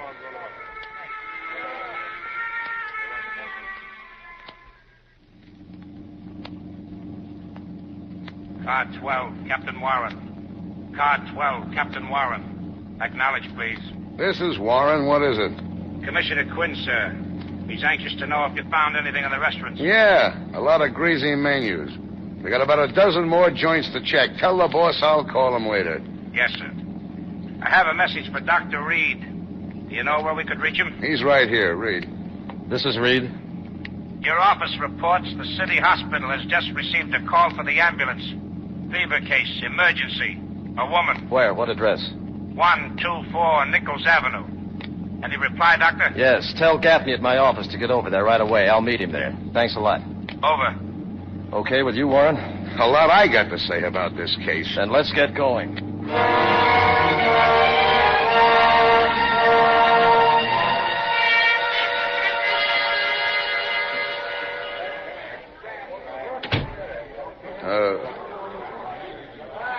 Well, Doc? She's dead. No sign of the husband yet, huh? I called the patrol car. They're getting him now. Where'd Gaffney go? He's upstairs starting inoculations. Hey, Doc, No chance of a mistake? No.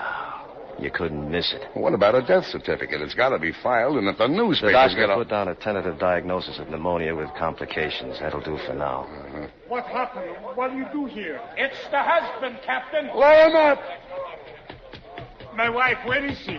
Where is my wife? She's in the bedroom, but we can't let you go in there. Who are you? What did you do to her? Your wife is dead. No. No, you lied. Rita! Easy, Rita! mister, easy. She's dead.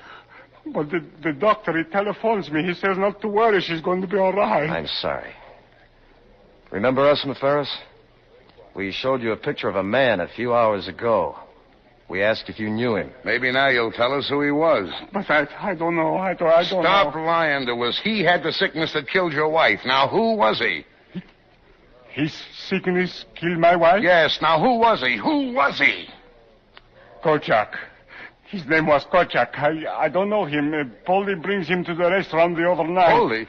Who's Polly? She waited on him. My wife, she brings him Who's dinner. Polly? Polly? Where does Polly live? I don't know. The Glory Hotel, I think. The Glory Hotel. Come on, Doc. There's nothing you can do for him that Gaffney can't do. Scott! Yes, sir. Call in. I want a dozen men right away. Code 6, Gloria Hotel.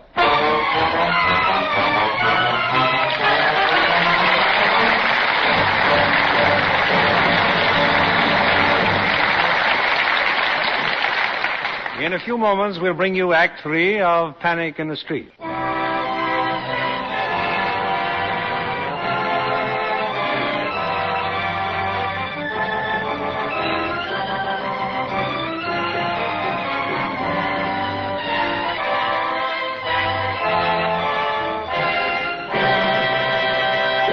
The curtain rises on Act 3 of Panic in the Street, starring Richard Widmark as Dr. Clinton Reed, Paul Douglas as Captain Warren, and Joyce Mackenzie as Nancy.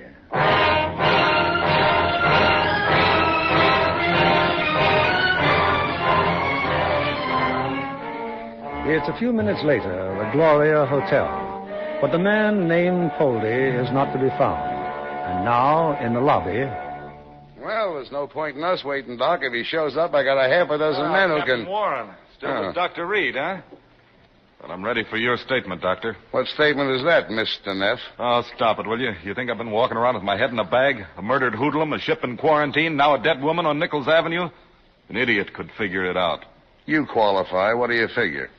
Well, I figured the guy had smallpox or cholera or something. And I want to know Wait why a minute, you Neff. haven't... It isn't smallpox, and it isn't cholera. It's plague. Pneumonic plague. Plague? That's why we can't let you have the story. You can't let me have it. That's right. With the chance of an epidemic? That's right. You can't print it. The public's got a right to know what's going on, and no two-bit civil servant... Regardless of your opinion, I've got to do what I think is best. Did you do what you thought was best for that woman who just died? If the doctor had known what was going on, couldn't he have saved her, couldn't he? I don't know. You don't know. And because you don't know, you don't want anybody else to know. All right, drop it, Neff. If your editor's got a story, let him go ahead and print it. The editor doesn't have it, but he's going to get it right now. Oh, he doesn't have it, huh? What do you know? Scott. Yes, sir. This man's under arrest. What do you think you're trying to pull? Incommunicado, Scott. He speaks to nobody. What's the charge, big shot? Loitering, public nuisance, anything you can spell. Come on, let's go, Mr. Neff. Warren, you're crazy. I can have your badge for this. You know I can. If I'd have been busted by every newspaper man that tried to get my bars, I'd be mopping floors in the Hall of Justice years ago. Now out! Thanks, Warren. Wait for me in the car. Officer, Yes, sir? that reporter, can he really make trouble? Trouble? His newspaper wanted to put the pressure on Warren. He'd be lucky if he could get a job mopping floors. He's a right guy, Doc. I hope he knows what he's doing. Yeah, so do I.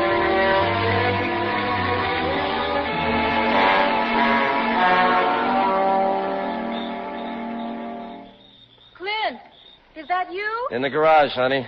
Oh, don't. Don't come any closer. Just stay where you are. Contagion case, huh? Yep. Just changed clothes. Another uniform to be decontaminated. You didn't catch it yourself, did you? You look a little beat. Yeah, I look so good normally. Clint, did you just drop something? Whitfield's bill. I didn't pay it. You can pay it tomorrow. No, I can't pay it tomorrow, and I can't pay it the next day. I spent the money. Now, look, when I get the dough, I'll pay it. Just stop pestering me about Clint, it. I didn't say anything. What happened? I'm sorry, honey. I'm awful sorry. I gave $50 to somebody. No, I don't mean about the money. Well, anyway, I spent it on something for the department. Look, be a good kid and make me some coffee, will you? I gotta go right out again. Go right out? Yeah. But you'll need more than coffee. Just coffee, Nancy. But, Clint, if you haven't had any... Coffee. I'll put it right on. I'll wait on the porch. Tommy okay? He's fine, Clint. Did you get any sleep last night? I don't know. Guess I must have. It's plague, Nancy. Pneumonic plague. Plague? Yep. Here? Whoever's carrying it's still wandering around. Oh, Clint, why don't you lie down just for an hour or so? No, I can't. Gaffney's waiting for me. He hasn't slept either. Gaffney's younger than you are. Honey, Methuselah is younger than I am tonight. Clint. Hmm? What is it? What's wrong? Oh, I'm just out of gas, Nancy. I'm tired. I'm fed up. I'll go make the coffee. Okay. You know, today I took a perfectly nice guy. A cop. Not the smartest guy in the world, but who is?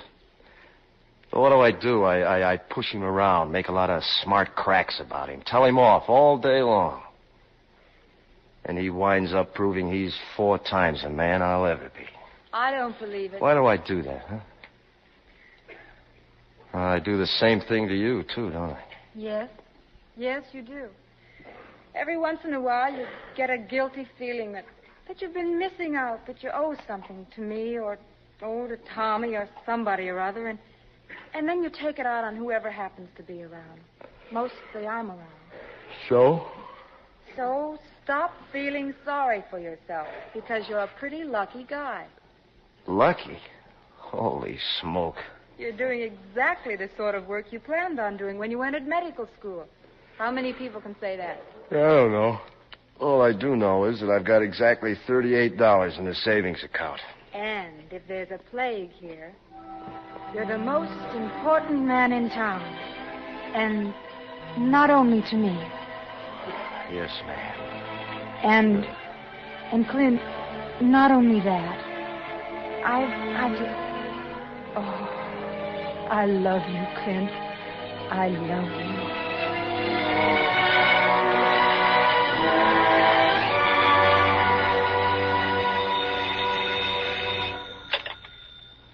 Hello?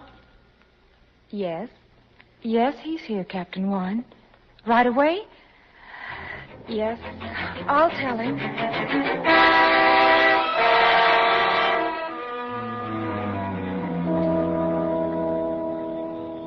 Hey, Doc. Doc, over here. What's up, Warren? I don't know, but it ain't good. Did you find Poldy? No. The mayor called. Get hold of you, he says. Come over here to the park. Wait under the statue. What am I, a bookie? Somebody's coming. What?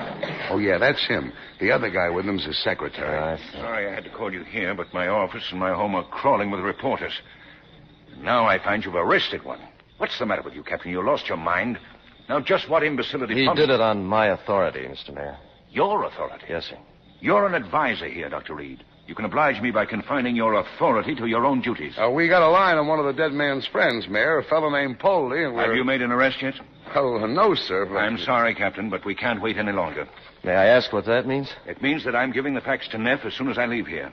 Believe me, our only chance now for full cooperation is to inform the public. Inform the public, and the men we're looking for will leave the city. Now, I've told you once, and I'll tell you again. Anybody leaving here with plague endangers the entire country. The entire country hasn't got it. We have. This problem lies right here in our own community. What community? Anybody that leaves here can be in any city in the country within 10 hours. And whatever disease he has goes right with him. I know that. Then think of it when you're talking about communities. We're all in a community, the same one. In any event, there are about 4 more hours before the morning edition hits the streets. Then I'm wasting my time here. Do what you can, Tom. I couldn't hold Neff, Doctor. Strangely enough, I agree with you, but I couldn't hold him. Mayor, beg your pardon? Well, why not? Mind if I take off now, sir? Go ahead, but I want to be on the radio in the morning at 9 o'clock. I'm taking the kids upriver to their grandmother's. Oh? I'll be back by 8:30, but I've got to do it. Well, here we go. He'll be back in the morning and he'll stay. Yeah, sure he will. And kids are kids. Nevertheless, here we go.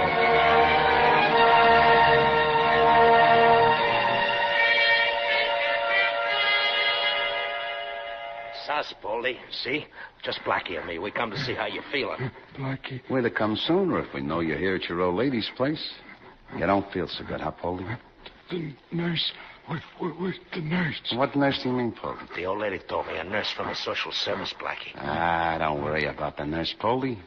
I sent your kid brother for my doctor. He's going to get you well. I ain't going to get well. I'm going to die. Nah, Poldy. You won't die. We're going to help you.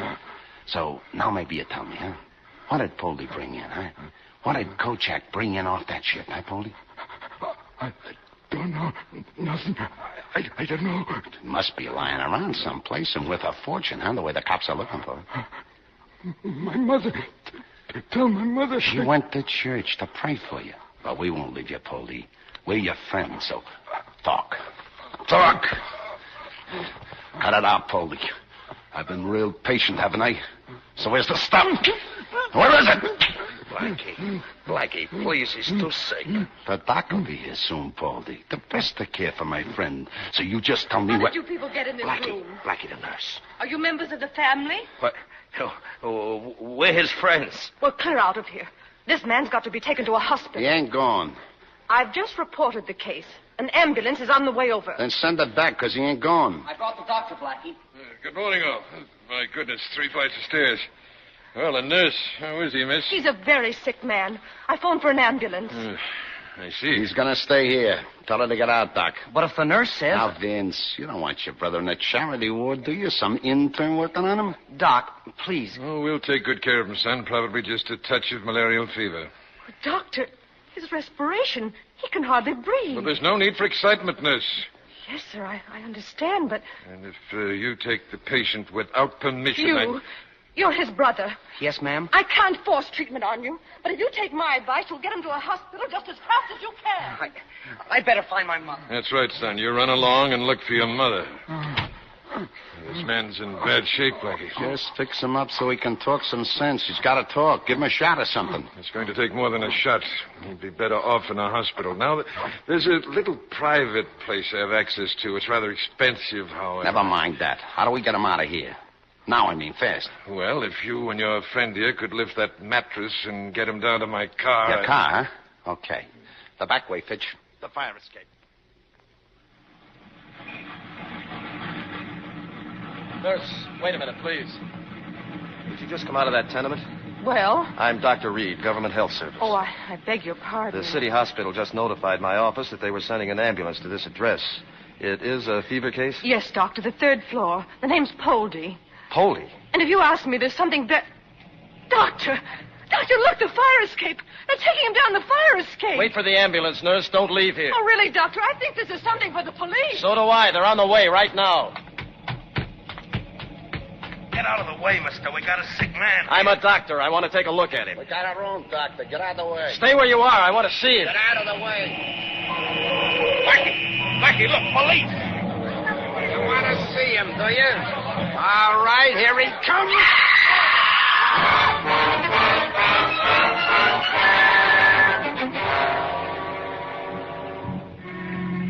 Go ahead, Warren. This is Quinn. What happened? Poldy's dead. There are 2 other men, and we're after them now. They took off from the tenement, headed for the waterfront.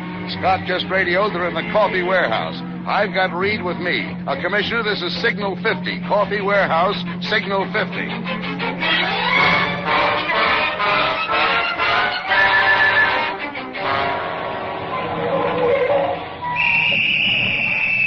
They're still in the warehouse, Captain. They shot a watchman, then they went for the roof. Okay, start at opposite ends of the building. Cover every skylight, every window, every door. Yes, sir.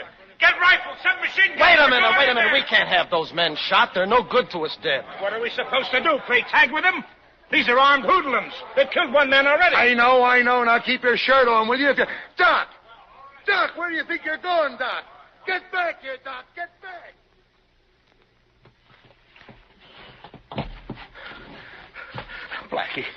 Blackie, I can't go no further. We gotta quit.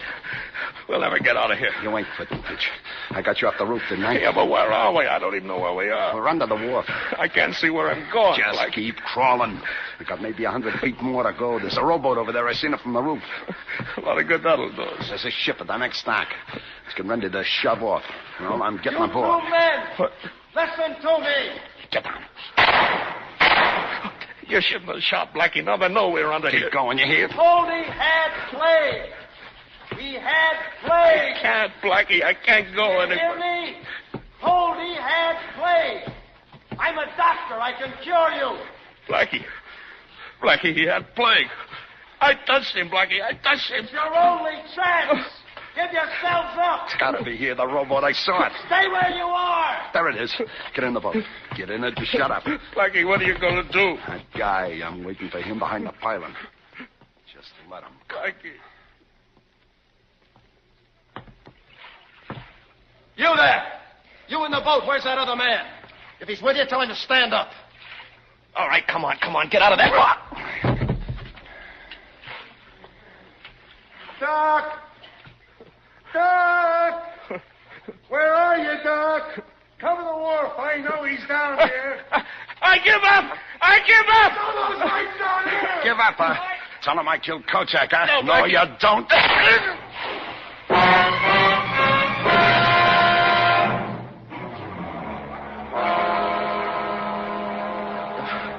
There were two of them, Warren. Two of them. Yeah, we know. Now take it easy, Doc. You got a lump on your head. Get him. Yeah, we got the fat boy. The other guy shot him. It's all right. He's going to live at least long enough to talk. What about the other one? He jumped in the drink and started swimming. There's 50 cops looking for him right now. Now, come on, take it easy, will you? Here, I'll give you a hand. Here we go. Up on the water. Come on. You've got to find him, Warren. He's a carrier. If he gets away, we might... Swimming toward that dock. Turn back around fire. Turn back around fire. Put down your rifle. What? You heard me. Just put it down. He ain't going no place. But if he reaches the dock, Captain, that man's still armed. Look at him, will you? He's reached the dock, all right. He's climbing up the rope to that ship. Yeah, there's just one hitch. He's got to get past that rat guard, that metal shield around the rope. Tell him what it's for, Doc. To keep rats off ships. Rats. All sorts of rats. You're right, Captain. He can't pass it. He's letting go. He's fallen. Okay, Scott. Take a couple of men and fish him out of the water. Yes, Come on, Doc. I'll drive you home. Okay.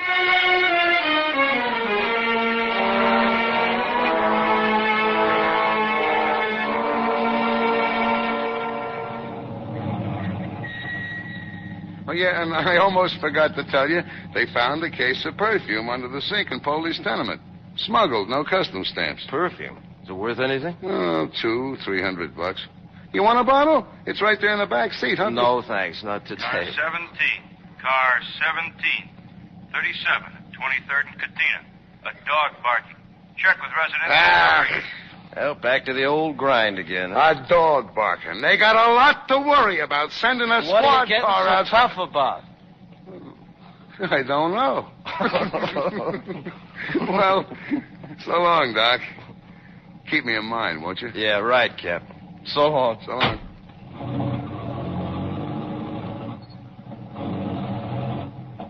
Well, hello there, neighbor. Oh, hello, Mr. Green. How are you? Oh, fine. You know, Dr. Tommy tells me you haven't been around in a couple of days. It's none of my business, but you ought to spend some time with that boy. He's a great kid. Yeah, well, I've been kind of busy. Your own son comes first, you know. Nice seeing you, Doctor. Thanks.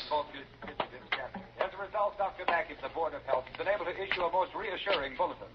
All contacts have been found and inoculated. The danger is over. Hi, I will honey. repeat. Hi. There's no cause for alarm. All Sounds contacts like have been Mackie's found got and things inoculated. under control. The search was He's a started good last man. Tuesday following the Turn it finding of off. the body. Well, anything new around here? Not a thing. Oh, some mail for you. Thanks. What's that? No, it's just a bill from the cleaners. Uniforms, a little dirty. Well, what are you smiling about? What's the big joke? You come here. What a mushy day.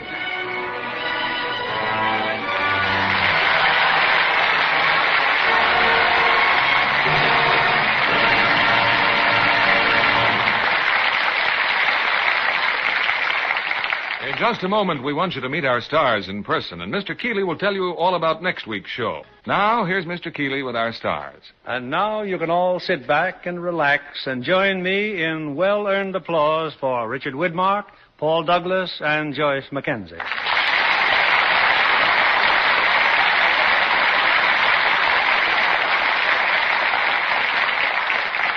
Well, Dick, you've made quite a change in character since your last appearance on our stage. Well, I guess so, Bill. For a while there, I thought I was going to spend the rest of my life as a villain or a moron. Well, you certainly have been the hero lately, Dick, particularly in Halls of Montezuma, where you played a Marine lieutenant. You know, I started out as sort of a comedy villain, but I'm a hero now, too, playing policeman yet, too. Joyce, you know, you seem to have changed, too. You started out to be a pretty girl, and you've gone right on getting prettier. Oh, it's nice of you to say so, Bill. And that would be credit to Lux Toilet Soap. It's always been my favorite complexion care. Say, Dad, Yes, don't you Junior. don't you continue on the police force in your next picture for 20th Century Fox, 14 hours? Yes, I do. And if they think tonight's play was exciting, wait till they see me spend 14 hours trying to talk a guy out of jumping off a building. Yeah, there you go again. Always bragging about the police force. Why don't you join the Marines and live dangerously? For the same reason they put me on the police force, flat feet. And furthermore, Junior, don't... No, hold it, boys.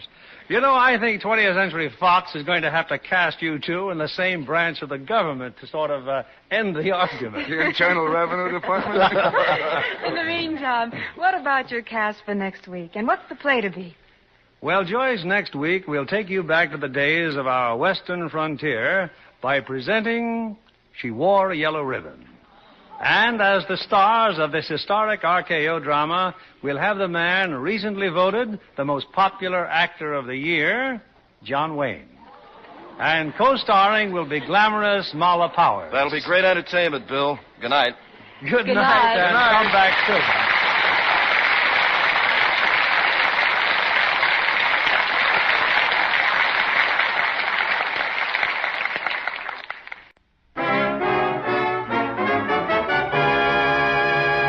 The Harold Perry Show. Yeah. yeah.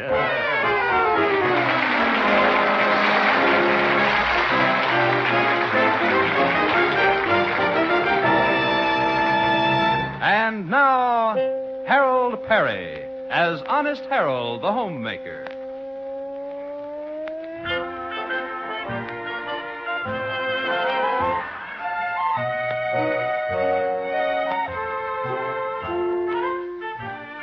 Well, let's look in on the Honest Harold household in the little town of Melrose Springs. It's early morning now, and we find Harold just coming in to breakfast in a cheery Valentine mood. Well, good morning, Mother. Good morning, Harold. I want to thank you for that sweet Valentine you left on the waffle iron for me. Oh, did you like it, Mother? Oh, yes. Such a sweet sentiment.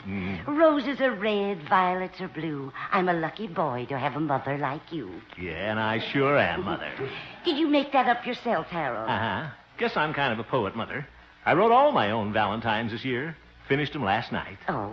Yeah, here's the one I'm going to send to my boss, Stanley Peabody. Wait till old Prissy Pants Peabody sees this. It's addressed to Dear Yogurt Face. Listen to this, Mother. You belong in the kitchen with the muffins and the bran. You've got a shape just like a skillet, and oh, brother, what a pan. Yeah. And I made some nice Valentines for old Doc Yak Yak and Pete. And for Theodora, of course, I wrote a real romantic one. Oh, yes. I'll bet you two will have a wonderful time at the Valentine costume party tonight. Yeah. Guess we look pretty cute dressed as Romeo and Juliet. Oh, that reminds me. I mustn't forget to dye your tights today. Oh, yes, that's right, Mother. Well, better hurry up and get down to the radio station for my morning program. When are you going to deliver your Valentines, Harold? Oh, Cousin Raymond promised to deliver them for me if he ever wakes up this morning. Well, I think he stayed up rather late last night, writing a romantic Valentine to his sweetheart, Gloria. Oh, well. But I'm sure he'll be up soon. Then you'll deliver your Valentines on winged feet like Mercury. Mercury? Oh. Good morning. Hello, Raymond. Hi, Cousin Harold.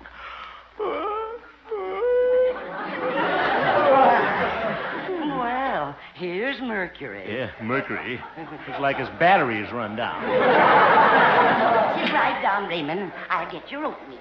Thanks. Yeah, that's it. Well, my boy, did you finish composing your Valentine to little Gloria?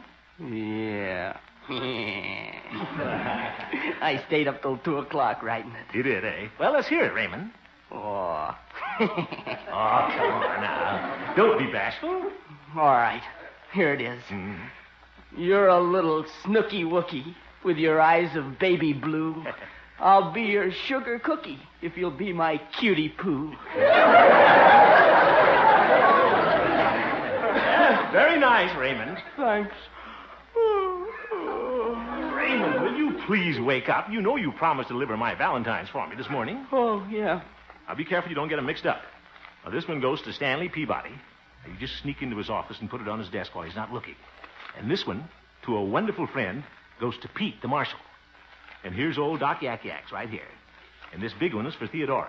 Now, you got that all straight? Oh, sure. I wonder if this was such a good idea.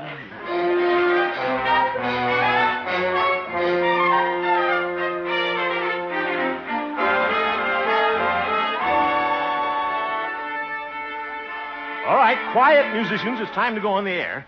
Oh, where's my ukulele? Oh, okay. Hit it, Yasha.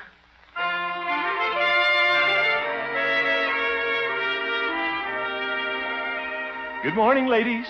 This is your old friend, Honest Harold, the homemaker, bringing you an hour of household hints, humor, and harmony.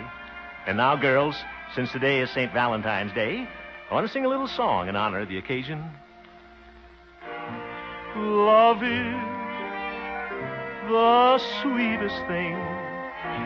What else on earth could ever bring such happiness to everything as love's old story? Love is the strangest thing. No song of birds upon the wing shall in our hearts more gently sing than love's old story. Whatever heart may desire, whatever fate may send, this is the tale that never will tire.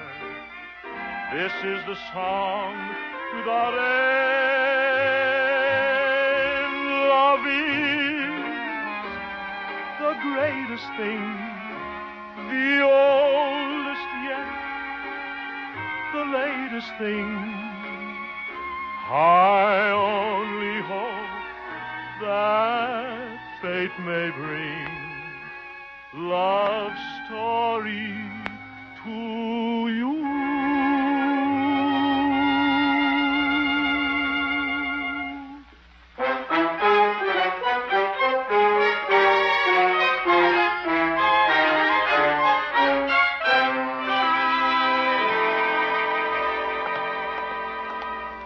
Well, guess Raymond's delivered the Valentines by now. Think I'll drop into Stanley's office. That he's really burned up over that poem. But he'll never guess I wrote it. Dear yogurt face. Come in. Oh, good morning, Hemp. Hello, Stanley. Just happened to be passing your little door. Thought I'd drop in. I see. Hemp, I've just been looking at this Valentine somebody left on my desk. Oh, that's so? Well, I wonder who it's from. I know who it's from. Oop, you do? Yes. There's only one person in this station who uses a 10-cent ballpoint pen. Oh, that. Stanley, I hope you're not mad. Mad? Why, that's one of the sweetest Valentines I've ever received. Huh? And I was touched by the way you addressed it. To a wonderful friend. Oh, my goodness, he got Pete's. And I love the last two lines. Oh? We're two old pals like Damon and Pythias. I know our friendship will always be with us. I didn't know you felt that way about me, Harold. I didn't either. Really really quite touched. Oh, shucks. You know, we should spend an evening together sometime. Maybe play a few rubbers of lotto. Yeah, well, let's do that sometime, Stanley. Well, see you later, Stanley. And drop in the office any time at all, Harold. We'll split a bottle of yogurt. Yogurt? Oh, sure. We'll have a lost weekend together sometime. Well, gotta be going. Goodbye, Damon. Who? Oh, yes. Goodbye, Pythias. Gee, I should have known Sleepy Raymond would get the Valentines mixed up. Never trust a relative. Say, wonder who he gave Stanley's to. Suppose Theodora got it. I'd have an awful time explaining that to dear Yogurt Face. Hello, Harold. Oh, hello, Gloria. Happy Valentine's Day. Thanks. Hey, Gloria, did you see Raymond down here this morning? Yes, I did. Wait till I see him. That boy's walking around in his sleep. Oh, that explains it. Explains what? Well, he kissed the water cooler and put a Dixie cup in my hand. God, there's no telling who he gave that comic Valentine to. If Theodora got it, she'll never go to the party with me tonight. Oh, I wouldn't worry about that, Harold. What? I know somebody who'd like to go with you. Who's that? My mother. Well, that's very nice of your mother, Gloria, She's coming down the station to see me this morning, so if you'd like to talk to her... Well, some other time, Gloria. You see, I've got to... What's that?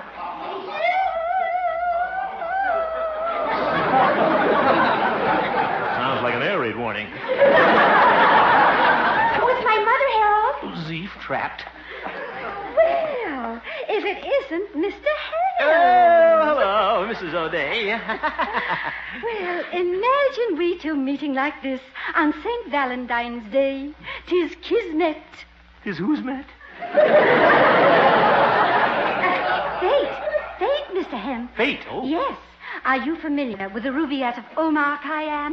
Ha. A loaf of bread, a jug of wine, and thou. Well, not today, thanks. Mother's made some meatloaf for lunch. Well, I suppose you're going to the Valentine costume party tonight. Well, I sort of hope so. I'll be there, too. Good. Don't tell anyone, please, but I am going as the Queen of Egypt. Oh. You'll recognize me. I'll be wearing a long train. Oh? Well, I'll be in tights with a short caboose.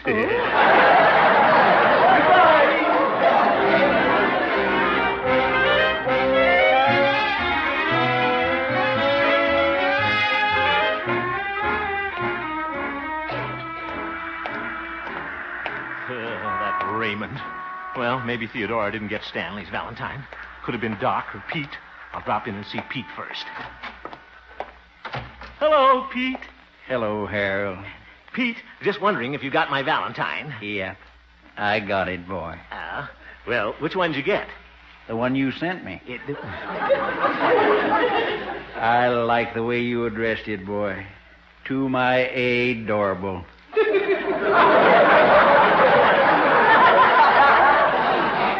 You got the one Raymond wrote for Gloria. And I thought that poem you wrote me was beautiful. But you're a little snooky wookie with your eyes of baby blue. I do declare, Harold, when I read that, I blushed clear down to my toes. Pete, will you stop being so silly? The whole thing's a mistake. And that last part, Harold. I'll be your sugar cookie if you'll be my cutie poo. I didn't write that. Raymond did. Well, now, that was mighty thoughtful of him. Why, I hardly know the boy. Thoughty. Harold, tell him I think he's a cutie poo, too. Oh, cutie poo yourself. Well, thanks, Harold.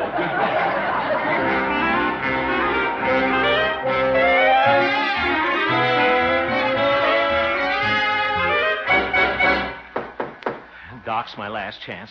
I hope he got that Valentine. Come on, you old horse doctor. Come in. Hello, Doc. Oh, hello, Harold. I'm mad at you. Oh, you are? Well, I guess Doc got it all right. That's a fine way to treat an old friend. Well, Doc, I can explain it. You see, I didn't mean to send you that Valentine. Harold, you didn't send me any Valentine. What? Oh, my goodness, Raymond forgot him altogether. Forgotten on Valentine's Day by my oldest friend. But, Doc, I meant to send you one. Oh, it's all right. Who am I? Just an old horse doctor. Doc, will you listen to me? My animals didn't forget me on Valentine's Day. Why, this morning Torrance, my Airedale, came in and laid a red heart label right at my feet.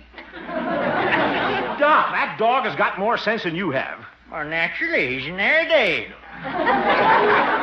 There must be some answer to that, but I can't think of it. See you later.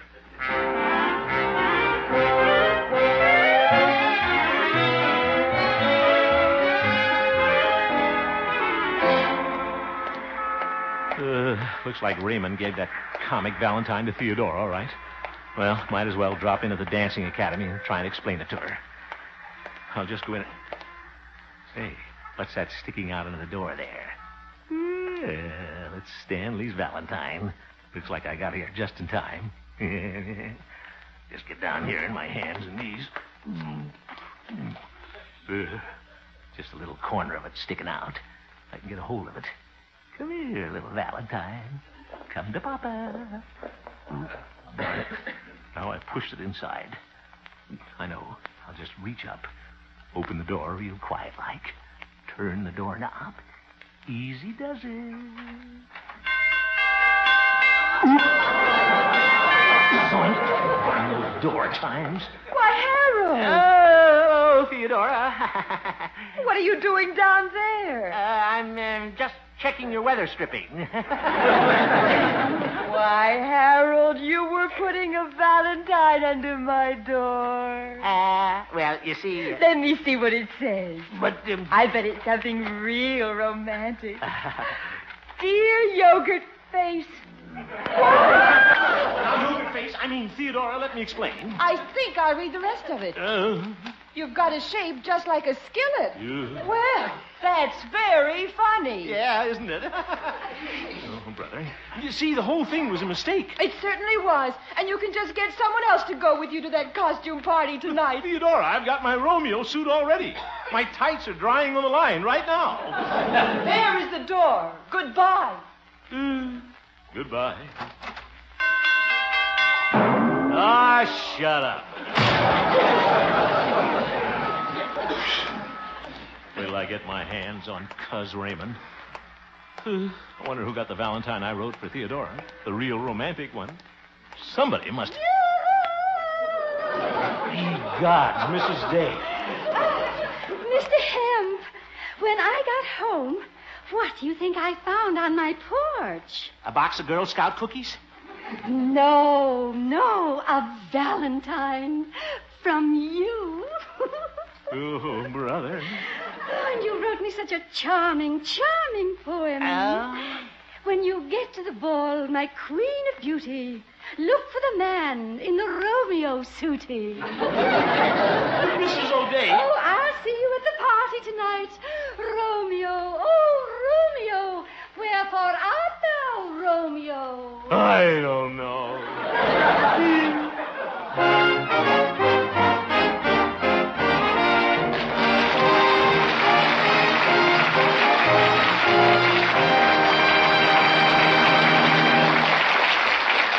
We will return for the second act of our story, Honest Harold, in just a moment.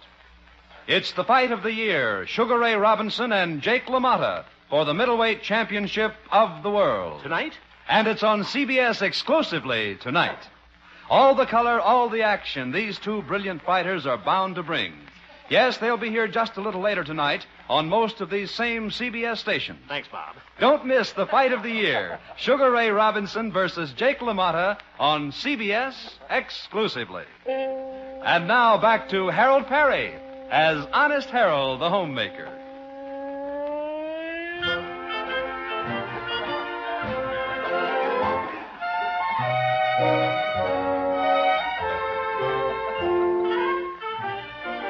Well, this hasn't been a very happy day for Honest Harold.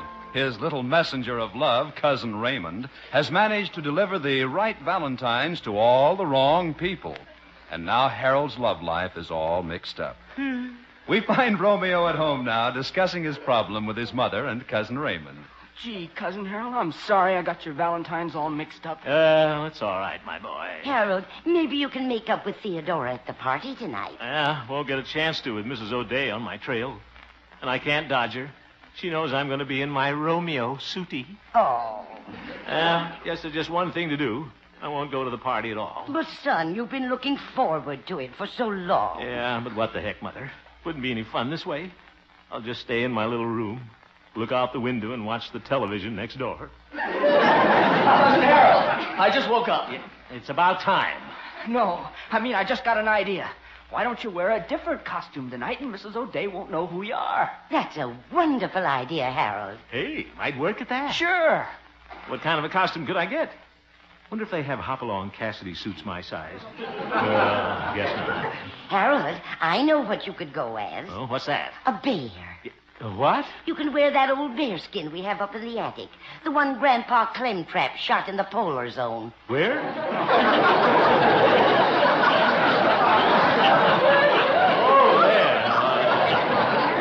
All I have to do is sew the tail back on. Mother, you know, I think you've got something. Nobody would recognize me in that. Yeah, I'll go up and get it for you, Cousin Harold. All right, Raymond. But don't take a nap on that bearskin. Well, just think. You're going to be a bear. Yeah, Mother. Guess this is my night to growl.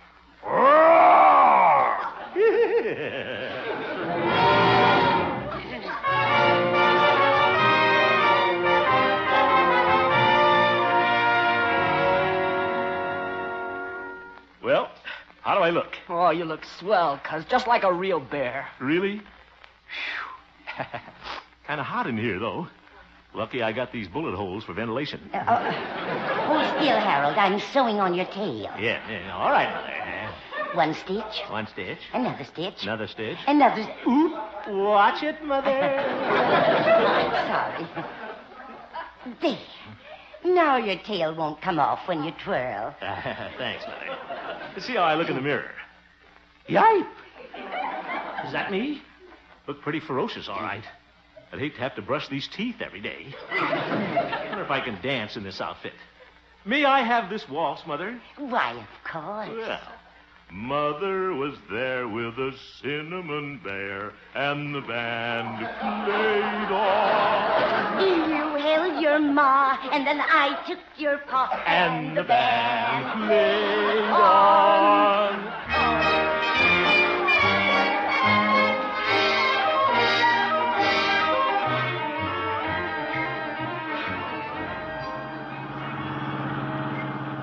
Well, this is certainly fun. I bet I'm the first bear that ever drove an Essex. Yeah, hope this bearskin don't shed on these new seat covers. Well, this may work out all right. Oop, didn't see the signal change. Oop, and there's a car right in front of me. Darn it, I ran right into him.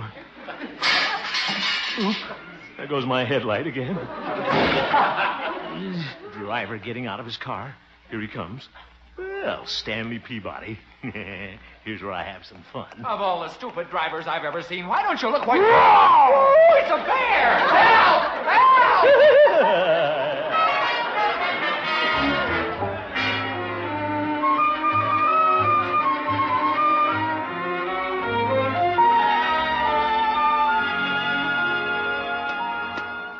Well, I've got plenty of time.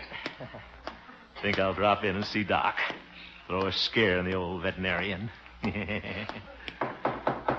I'll get down on all fours. Come in. Watch him jump when he sees a bear walk in. Whoa. Well, hello, little bear. What can I do for you? Didn't faze him a bit. Now, just have a chair. There's one patient ahead of you. What a character. There's some old Reader's Digest on the table if you want to look through it. Oh, you're in a hurry. All right, little bear, I'll take you first.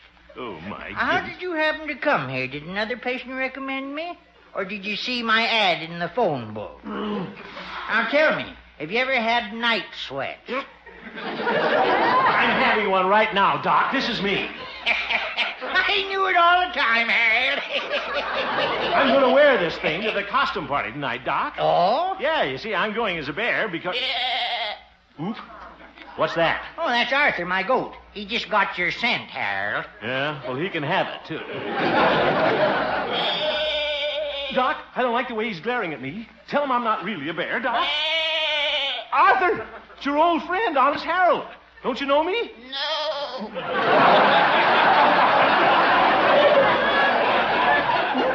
Doc, he's got his head down. He's going to charge. See you later, Doc.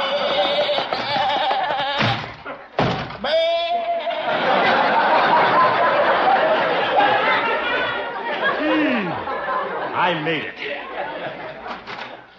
Harold? Yes, Doc? Here's your tail. Thanks. Goodbye.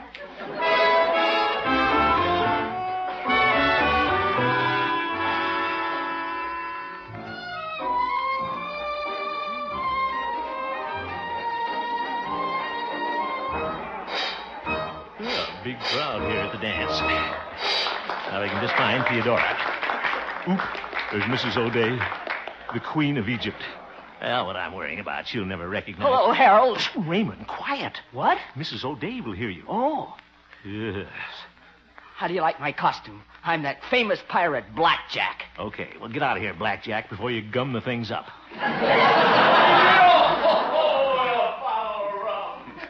Oh, my goodness, the kid's been hitting the sarsaparilla again. Wonder where Theodora is. I don't see any Juliets. Take a look in the foyer. Maybe she's out there. Sure crowded in here, too. Oop, excuse me. I can just... Oop. Mister, watch that sword. Admiral Dewey. Got his hat on backwards. I made it. Sure dark in this foyer. Can't see it. Somebody's sitting over there on that divan. He's wearing a red cape. Theodora has a red cape like that. This is my chance to make up with her. Theodora, Sir Haroldy Waroldy. Won't you say hello? Oh, don't be mad, honey. I can explain that, Valentine. Please forgive me. Darling, speak to me. What do you want me to say, cutie poo? What are you doing in that blonde wig? Why, I'm Little Red Riding Hood, and I've heard all about you wolves. Oh, goodbye. I wonder where... Oh, there's Theodora. Gosh, she looks as beautiful as Juliet.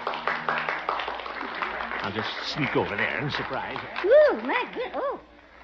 Hello, little bear. Zoof, Mrs. O'Day. Oh, my, but you're cute. Oh, you big bad bear. I'm looking for Mr. Hemp. Have you seen Romeo tonight? No. Oh, I wonder where he could be. I don't know. Well, I think I'll just stay here with you. Oh, brother. You're an awfully cute little bear.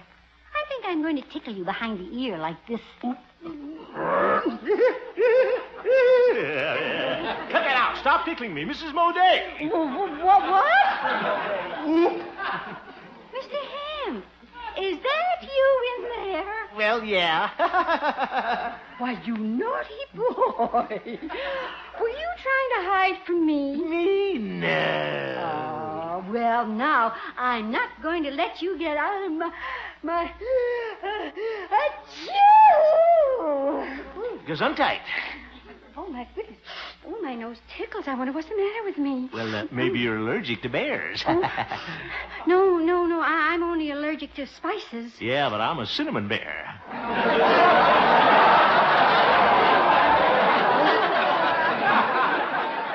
Oh, my goodness. Then I better stay far away from you all evening. Yeah, good idea. Yes. Farewell. Farewell. Farewell. Boom. Gosh, am I glad I wore this cinnamon bear suit. Hello, Harold. Huh? How's my little teddy bear? Theodora. Raymond explained to me about that Valentine. He did? Mm-hmm. I'm sorry I misunderstood. That's all right. And just to show you I forgive you, I'm going to give you a big kiss. A kiss? Just a minute. I'll take off this bare head. I'm waiting. Ye gods, I forgot Mother sewed it on. Then I can't kiss you. Oh, well, what the heck? Just tickle me behind the ear. A little farther back, Theodora.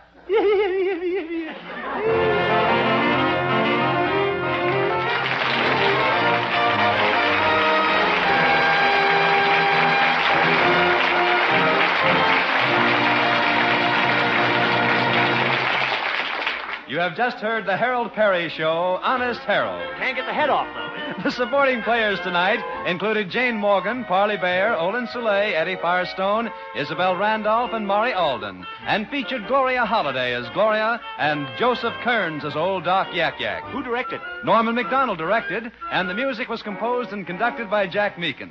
Honest Harold, created by Harold Perry, was written by Gene Stone and Jack Robinson. Remember, there are two big events still coming along on CBS tonight. Only on CBS will you hear the broadcast of the Sugar Ray Robinson, Jake LaMotta battle. I'm going to listen to it if I can get the head off. And now stay tuned for Bing Crosby with the lovely Dorothy Kirsten as his guest. The Bing Crosby Show follows immediately on most of these same CBS stations. Bob Lamont speaking.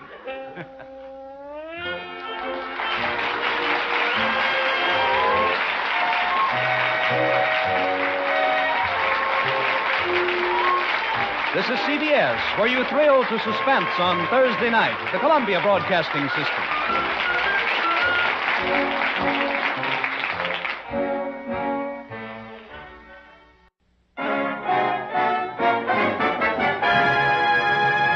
The Harold Perry Show, brought to you by the United States Army and the United States Air Force Recruiting Service. That's right. Tension.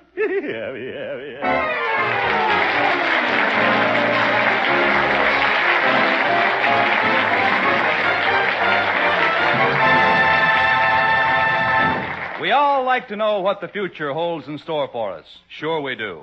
And that's why you'll like the United States Army if you're a young man or a young woman with an eye on the future.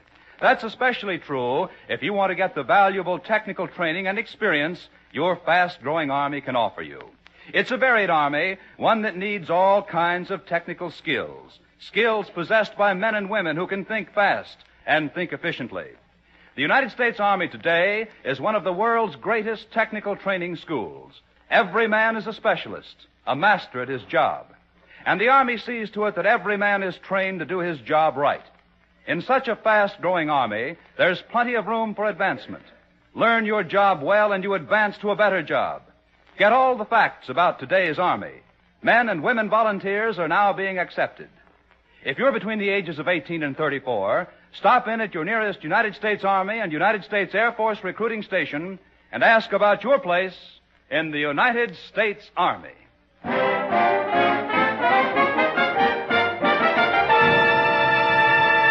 And now, Harold Perry as Honest Harold, the homemaker.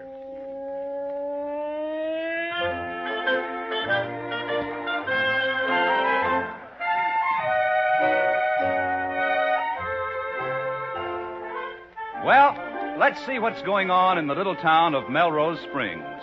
There's been a big change in the life of Honest Harold, the town's popular radio crooner. His romantic interest, Theodora, has left town for an indefinite visit to New York. This is Harold's first evening as an unattached young man about town. We find him home in the living room, sitting in his leatherette easy chair, thinking about life. So my little dancing teacher's gone away. We had fun together. Nothing serious, but we did have a lot of laughs. I'll kind of miss her, though. Well, better get back to my reading. Haven't looked through this little old date book for quite a while. Let's see here. Maisie Parchman. No, she's out. She got married and settled down on a mink farm. Looky here. Florabelle Breckenridge. My old high school sweetheart. She was wonderful. Wonder if she's still engaged to that big grain merchant over in Charleville. Probably not. She's pretty flighty. Sure would be nice to see her again, though. We could go to a movie like we used to, then take a ride, park up at...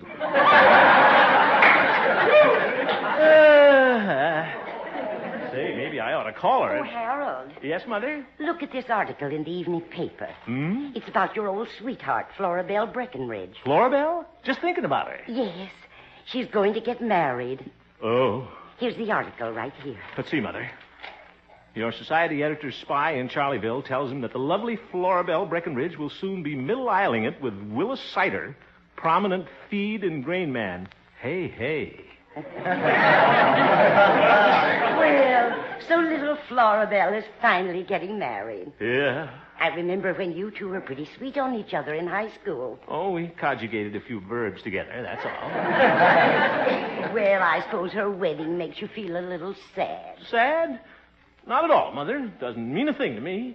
I'm just a happy bachelor. That's good. I thought maybe with Theodora gone and Florabelle going, Yeah, don't worry about me, Mother. I'll have a wonderful time. I can relax at home nights or go out with the boys. There's old Doc Yak Yak, Pete the Marshal. I'm glad you feel that way, Harold. I was afraid it might bother you. Your girls leaving you one by one. No, what the heck? Who needs women? Let 'em go, Mother. It's just like that old song, Harold. Hmm? 2 by 2, they go marching through. What? Sweethearts on parade. Mother. You can say farewell to your Florabelle. Sweethearts on parade. I feel blue, Mother. Toodaloo. I think I'll take a walk.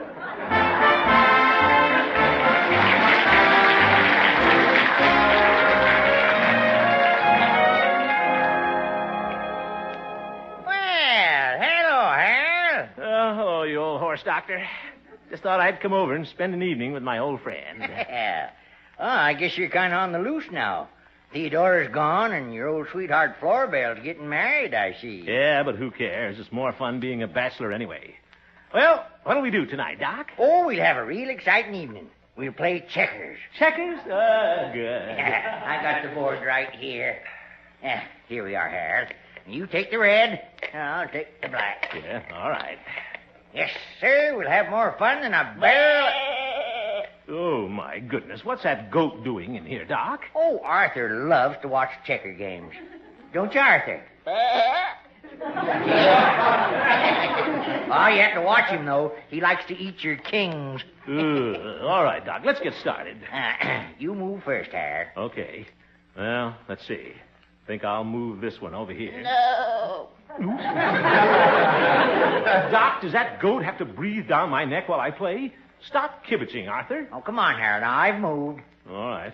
Let's see. I think I'll move this one right here. Heaven's sake, will you please mind your own business, Arthur? You better listen to him, Harold. He knows the right moves. He just seems to smell them. He certainly does. Not so close, Arthur.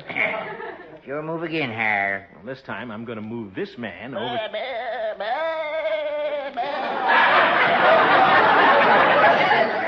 I don't care what you say, Arthur. There. You asked for it, Harold. Now watch this. Oop, oop, oop. A triple jump. I warned you, Harold. You should have listened to Arthur. Doc, if Arthur's so smart, why don't you play checkers with him? Oh, that's no fun, Harold. He always beats me. Oh, goodbye. Yourself.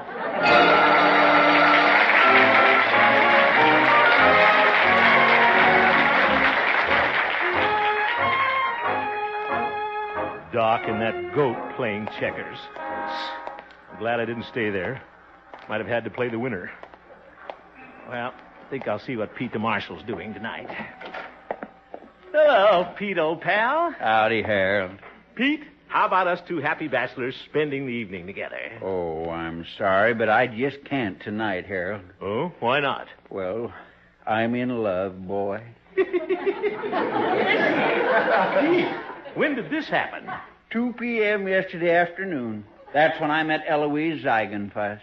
Oh, my goodness. It all began when I gave her a traffic ticket. Ticket? Oh, for heaven's sake. I declare love's doing funny things to me, Harold. This afternoon, I could hear bells ringing. Well, so could I. There was a fire at the lumberyard. See? There they go again. That's the telephone. Oh, excuse me, boy. Melrose Springs Police Station, Pete the Marshal speaking. Oh, hello, Eloise. Oh, right. It's Miss Ziegenfuss, Harold. You certainly could have fooled me. What's that, Eloise? Oh, sorry you didn't. Harold, Eloise put that traffic ticket I gave her under her pillow last night. Ain't that sweet? Very sweet. What shall we do tonight, Eloise? What's that?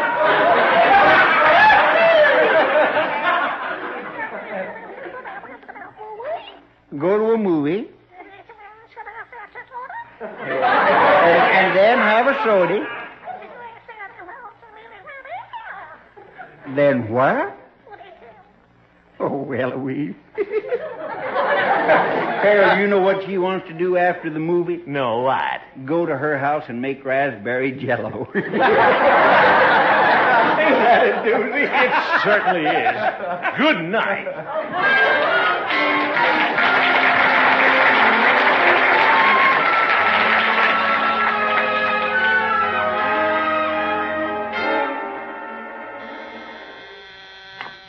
Good morning, Station KHJP. I'll connect you. Good morning, Glory. Oh, good morning, Harold. How are you? What? You must feel kind of sad with your old sweetheart Florabelle getting married. Sad? I do not. Why, it doesn't mean a thing to me. Oh, I thought you two used to be real sweet on each other. Well, we were in a way, Gloria. We were ready to make a down payment on a ring once. Florabelle changed her mind. Decided she'd rather have a mahjong set. Yeah, but that's all over, Gloria. Florabelle is just a memory to me. Something in the past that'll never come back. Like ground round steak at 39 cents a pound. Oh,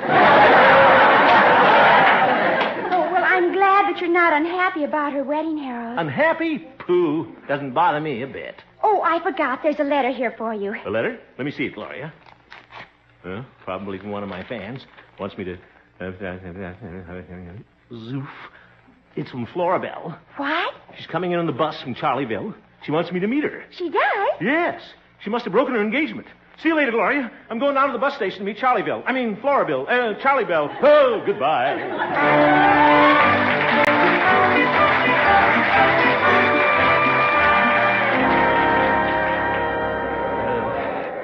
Florabelle's bus will be in any minute. Guess she's got to thinking about me again. Just couldn't go through with her engagement. Old irresistible Harold, that's me. Well, I'll just play a little hard to get. Kind of keep her guessing. Oh, there's the bus. A lot of people getting off. I wonder what... There she is. Don't forget, Harold. Be nonchalant. Wish I had a Murad. Hello, you sweet little buttercup. Hello, Florabelle. Fancy meeting you here. Well, Harold, didn't you get my letter? Letter? Oh, yes, I believe I did. Did you have a pleasant trip? Oh, aren't you just a teensy-weensy bit glad to see your Florabelle? Be firm, Harold. Well, Florabelle, it's always nice to see an old friend. Old friend? Silly boy. Harold. Yeah? I'm so glad to see you. Are you glad to see me? What the heck? Guess I've held out long enough. I give in. Kiss me, Florabelle. Harold, aren't you ashamed trying to kiss a woman who's about to be married? Huh? You still gonna get married? Well, of course. I just came here to shop for my trousseau. Your whoso? But just because we're not sweethearts anymore, that doesn't mean we can't see each other. Oh? After all, we are adults. We are? Oh, sure. I know. We can be brother and sister. Won't that be nice? Oh, swell. And Harold, what do a brother and sister do when they meet after a long time? Shake hands. No, they kiss. They do? Why, of course, silly. It's all in the family. But... Here's a little old kiss from your little old sister for her little old brother. He, oh, brother.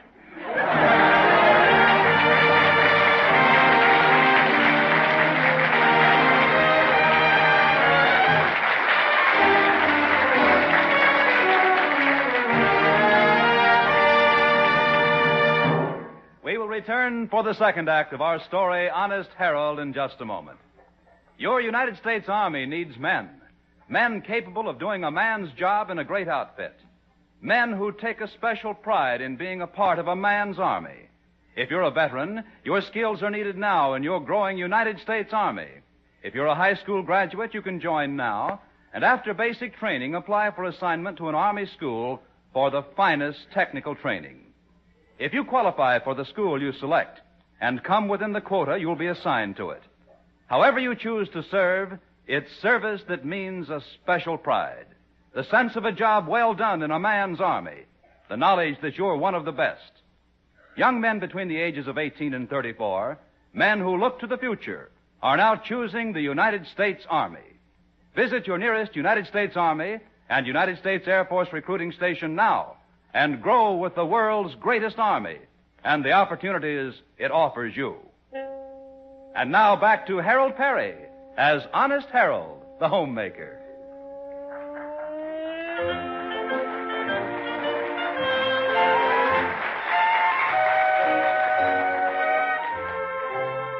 Well, Honest Harold's old sweetheart, Florabelle Breckenridge, has come back into his life, but only temporarily, for she's still engaged to her grain merchant in Charleville. Florabelle and Harold have decided that they'll maintain a brother and sister relationship while she's in Melrose Springs. Yeah. It's afternoon now, and we find Brother Harold walking home from the radio station. Didn't get much work done this afternoon. Kept thinking about Sister Florabelle. This is ridiculous. I'll just put her out of my mind, that's all. I'll think of something horrible. My paycheck. Oh, hello, Harold. Oh, hello, Doc. Howdy, boy. Pete, how are you today, brother? Yeah, you sure got a cute sister, Harold. Things certainly get around in this town. Look here, fellas. Florabelle just came over here to find her trousseau. Where'd she lose it? This is no time for jokes, Doc, and believe me, that wasn't one. Now, I'd like to remind you both that Florabelle is engaged to be married. Oh, she's been engaged before, Harold. She sure has. That's how they formed the Moose Lodge here. 10 fellas got together with a common interest. They'd all been engaged to Florabelle. You needn't explain it. Very funny. Just a friendly warning, though, Harold. I'll tell you, I'd watch my step. Fellas, I appreciate your concern, but you don't have to worry about me. It's all over between Florabelle and me. She's just an old flame. Yeah, but all it takes to rekindle an old flame is a little sparking. Say, Doc, that was a doozy. Why, thank you, Pete. Ye gods, Abbott and Costello. Well, all I can say is, Harold, when you see Florabelle, beware. Yes, sir. Well, Pete's right, Harold. Yes, sir, just beware. Okay, Pete. Beware, boy. Hey, where are you off to? I'm going to be where you'll never find me.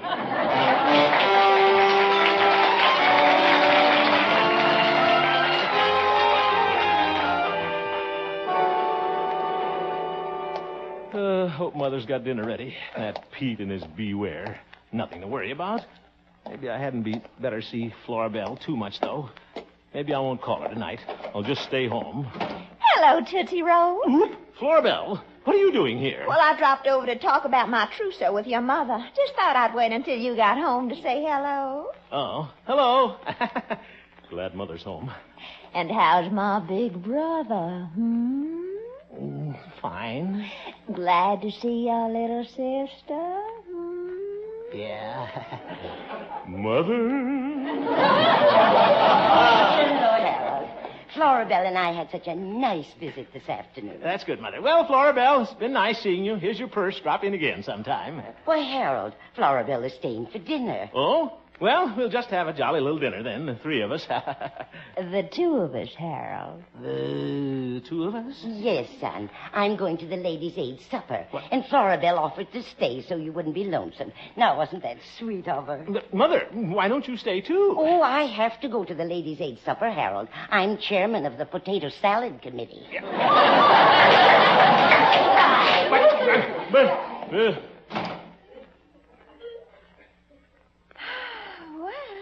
Here we are, Harold. Yeah. Isn't this nice? You and I being here all alone. Uh-huh. Well, shall we have dinner? Well, it isn't quite ready. Oh. I think I'll go upstairs and clean my BB gun. Harold, can't we have a little talk? Talk? Well, you're my big brother, and I'd like to discuss my fiancé, Willis, with you. Willis? Oh, all right. Just think, before long, Willis and I will be married. Yeah, keep that in mind, sister. Oh, Harold, when I cook that first dinner for my hubby, I just know I'm going to be so nervous. I'll probably do everything all wrong. Well, he'll probably have a good Not stomach. if I just had a little practice. Huh? Harold, I just got an idea. Oh? What's that? Why don't you be Willis? Huh? We'll play like we're married, and I'm cooking our first dinner at home. Oh, beware.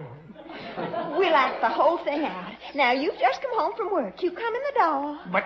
Willis, darling, you come home to your little wife. I have. I'm going to give you a great big hug.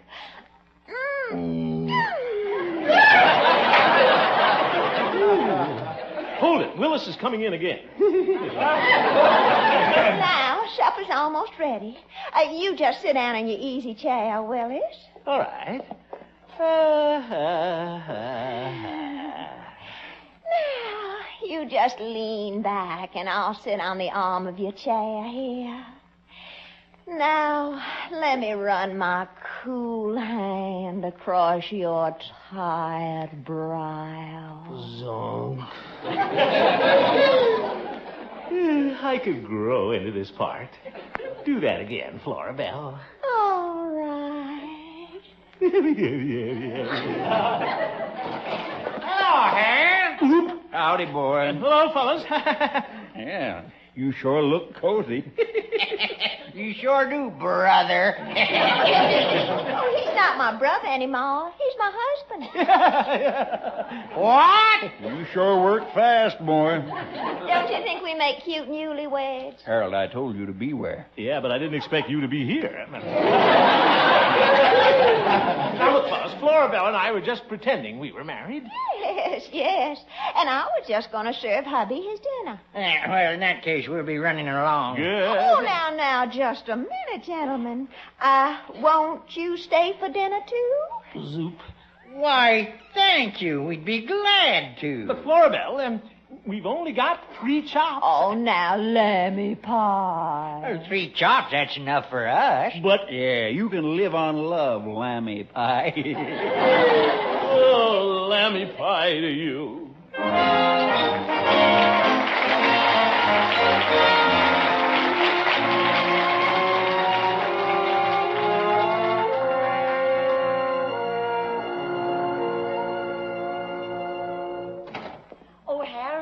I'm home. Oh, hello, Mother. Oh, I had a wonderful time at the Ladies' Aid.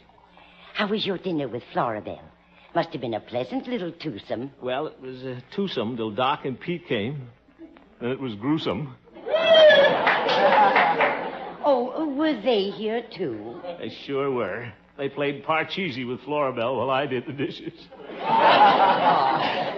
Well, it was awfully sweet of Florabelle to visit us before she got married. Yeah. Mother, I've been thinking it over, and I don't think I should see Florabelle again. You don't? No. I was pretty sweet on her once, and since she's engaged now, I don't want to start thinking about her that way again. Oh, well, I understand, son, and maybe you're right. Good night, Harold. Good night, Mother. Now, don't stay up too late. Okay. This is the best way, all right? Sure. Out of sight, out of mind. Oop. There's the phone. Florabelle. Well, I'll just say I can't see her. I'll be polite but firm. By George, I've made up my mind, and nothing is going to change it. Hello? Hello, Harold. Florabelle, I've decided that we Harold, I'm calling to say goodbye. Goodbye? I've decided to go home on the 11 o'clock bus tonight, so I guess we won't see each other again. No, I guess not. That is, unless you want to drive me to the bus station and tell me goodbye. Florabelle, I don't think I made my mind up. When I say no, it means yes. I'll pick you up in 5 minutes.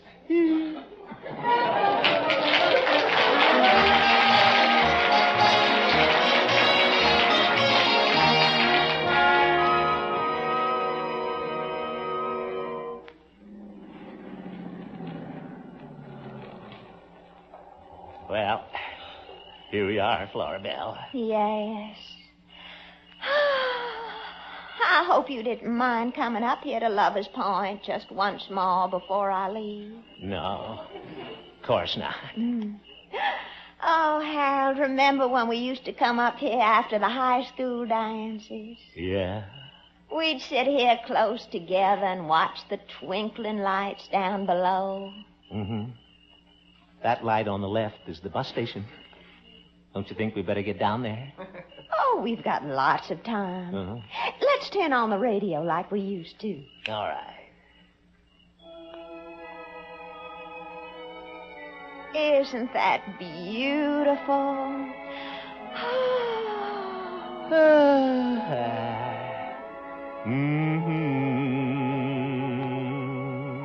Harold? Yeah? How about singing for me just once more so I can carry the memory home on the bus? On the bus? Well, all right. Oh, speak to me of love and say what I'm longing to hear. Tender words of love, repeat them again, I implore you. Oh, speak to me of love and whisper these words to me, dear. I adore you.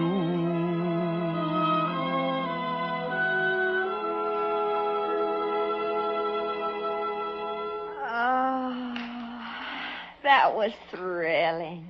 Thanks. Well, shall we be going? Harold, aren't you going to kiss me goodbye? Well, I don't think I should, Florabelle. After all, you're engaged. Wouldn't be fair to Willis. But I'm not engaged. Huh? Willis called me this evening. He'd heard about me seeing you and he started laying down the law. What? So I told him if he was going to be unreasonably jealous, our engagement was off. You did? Well, but I thought you were taking the bus back to Charlieville. Well, I was, but I won't if you want me to stay, Tootsie Roll. Do I? Pucker up, Florabelle. Yeah. All right. Oh, by the way, Harold, don't you worry about Willis. Why? Why, that big old meanie said he was coming right over here and break you in two. Zoink. Harold. Huh? I'm puckered. I'm tuckered. Let's go home.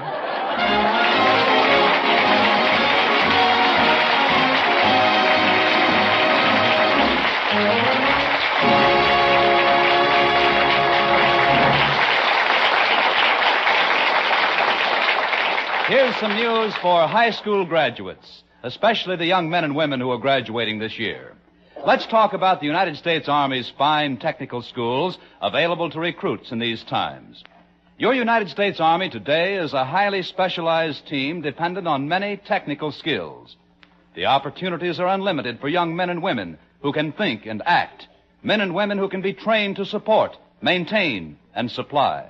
Yes, your Army needs specialists in radar, radio, diesel electric equipment, automotive maintenance, photography, and many other essential skills. As an Army enlistee, you may be selected for one of the many kinds of technical training given in the finest schools available. And if you can qualify, you will be ready for the kind of technical schooling that makes the United States Army the best trained Army in the world. Your Army is constantly looking for men who can handle man-sized jobs. And for women, too, for the Women's Army Corps. Drop in at your nearest United States Army and United States Air Force recruiting station tomorrow and get the interesting details.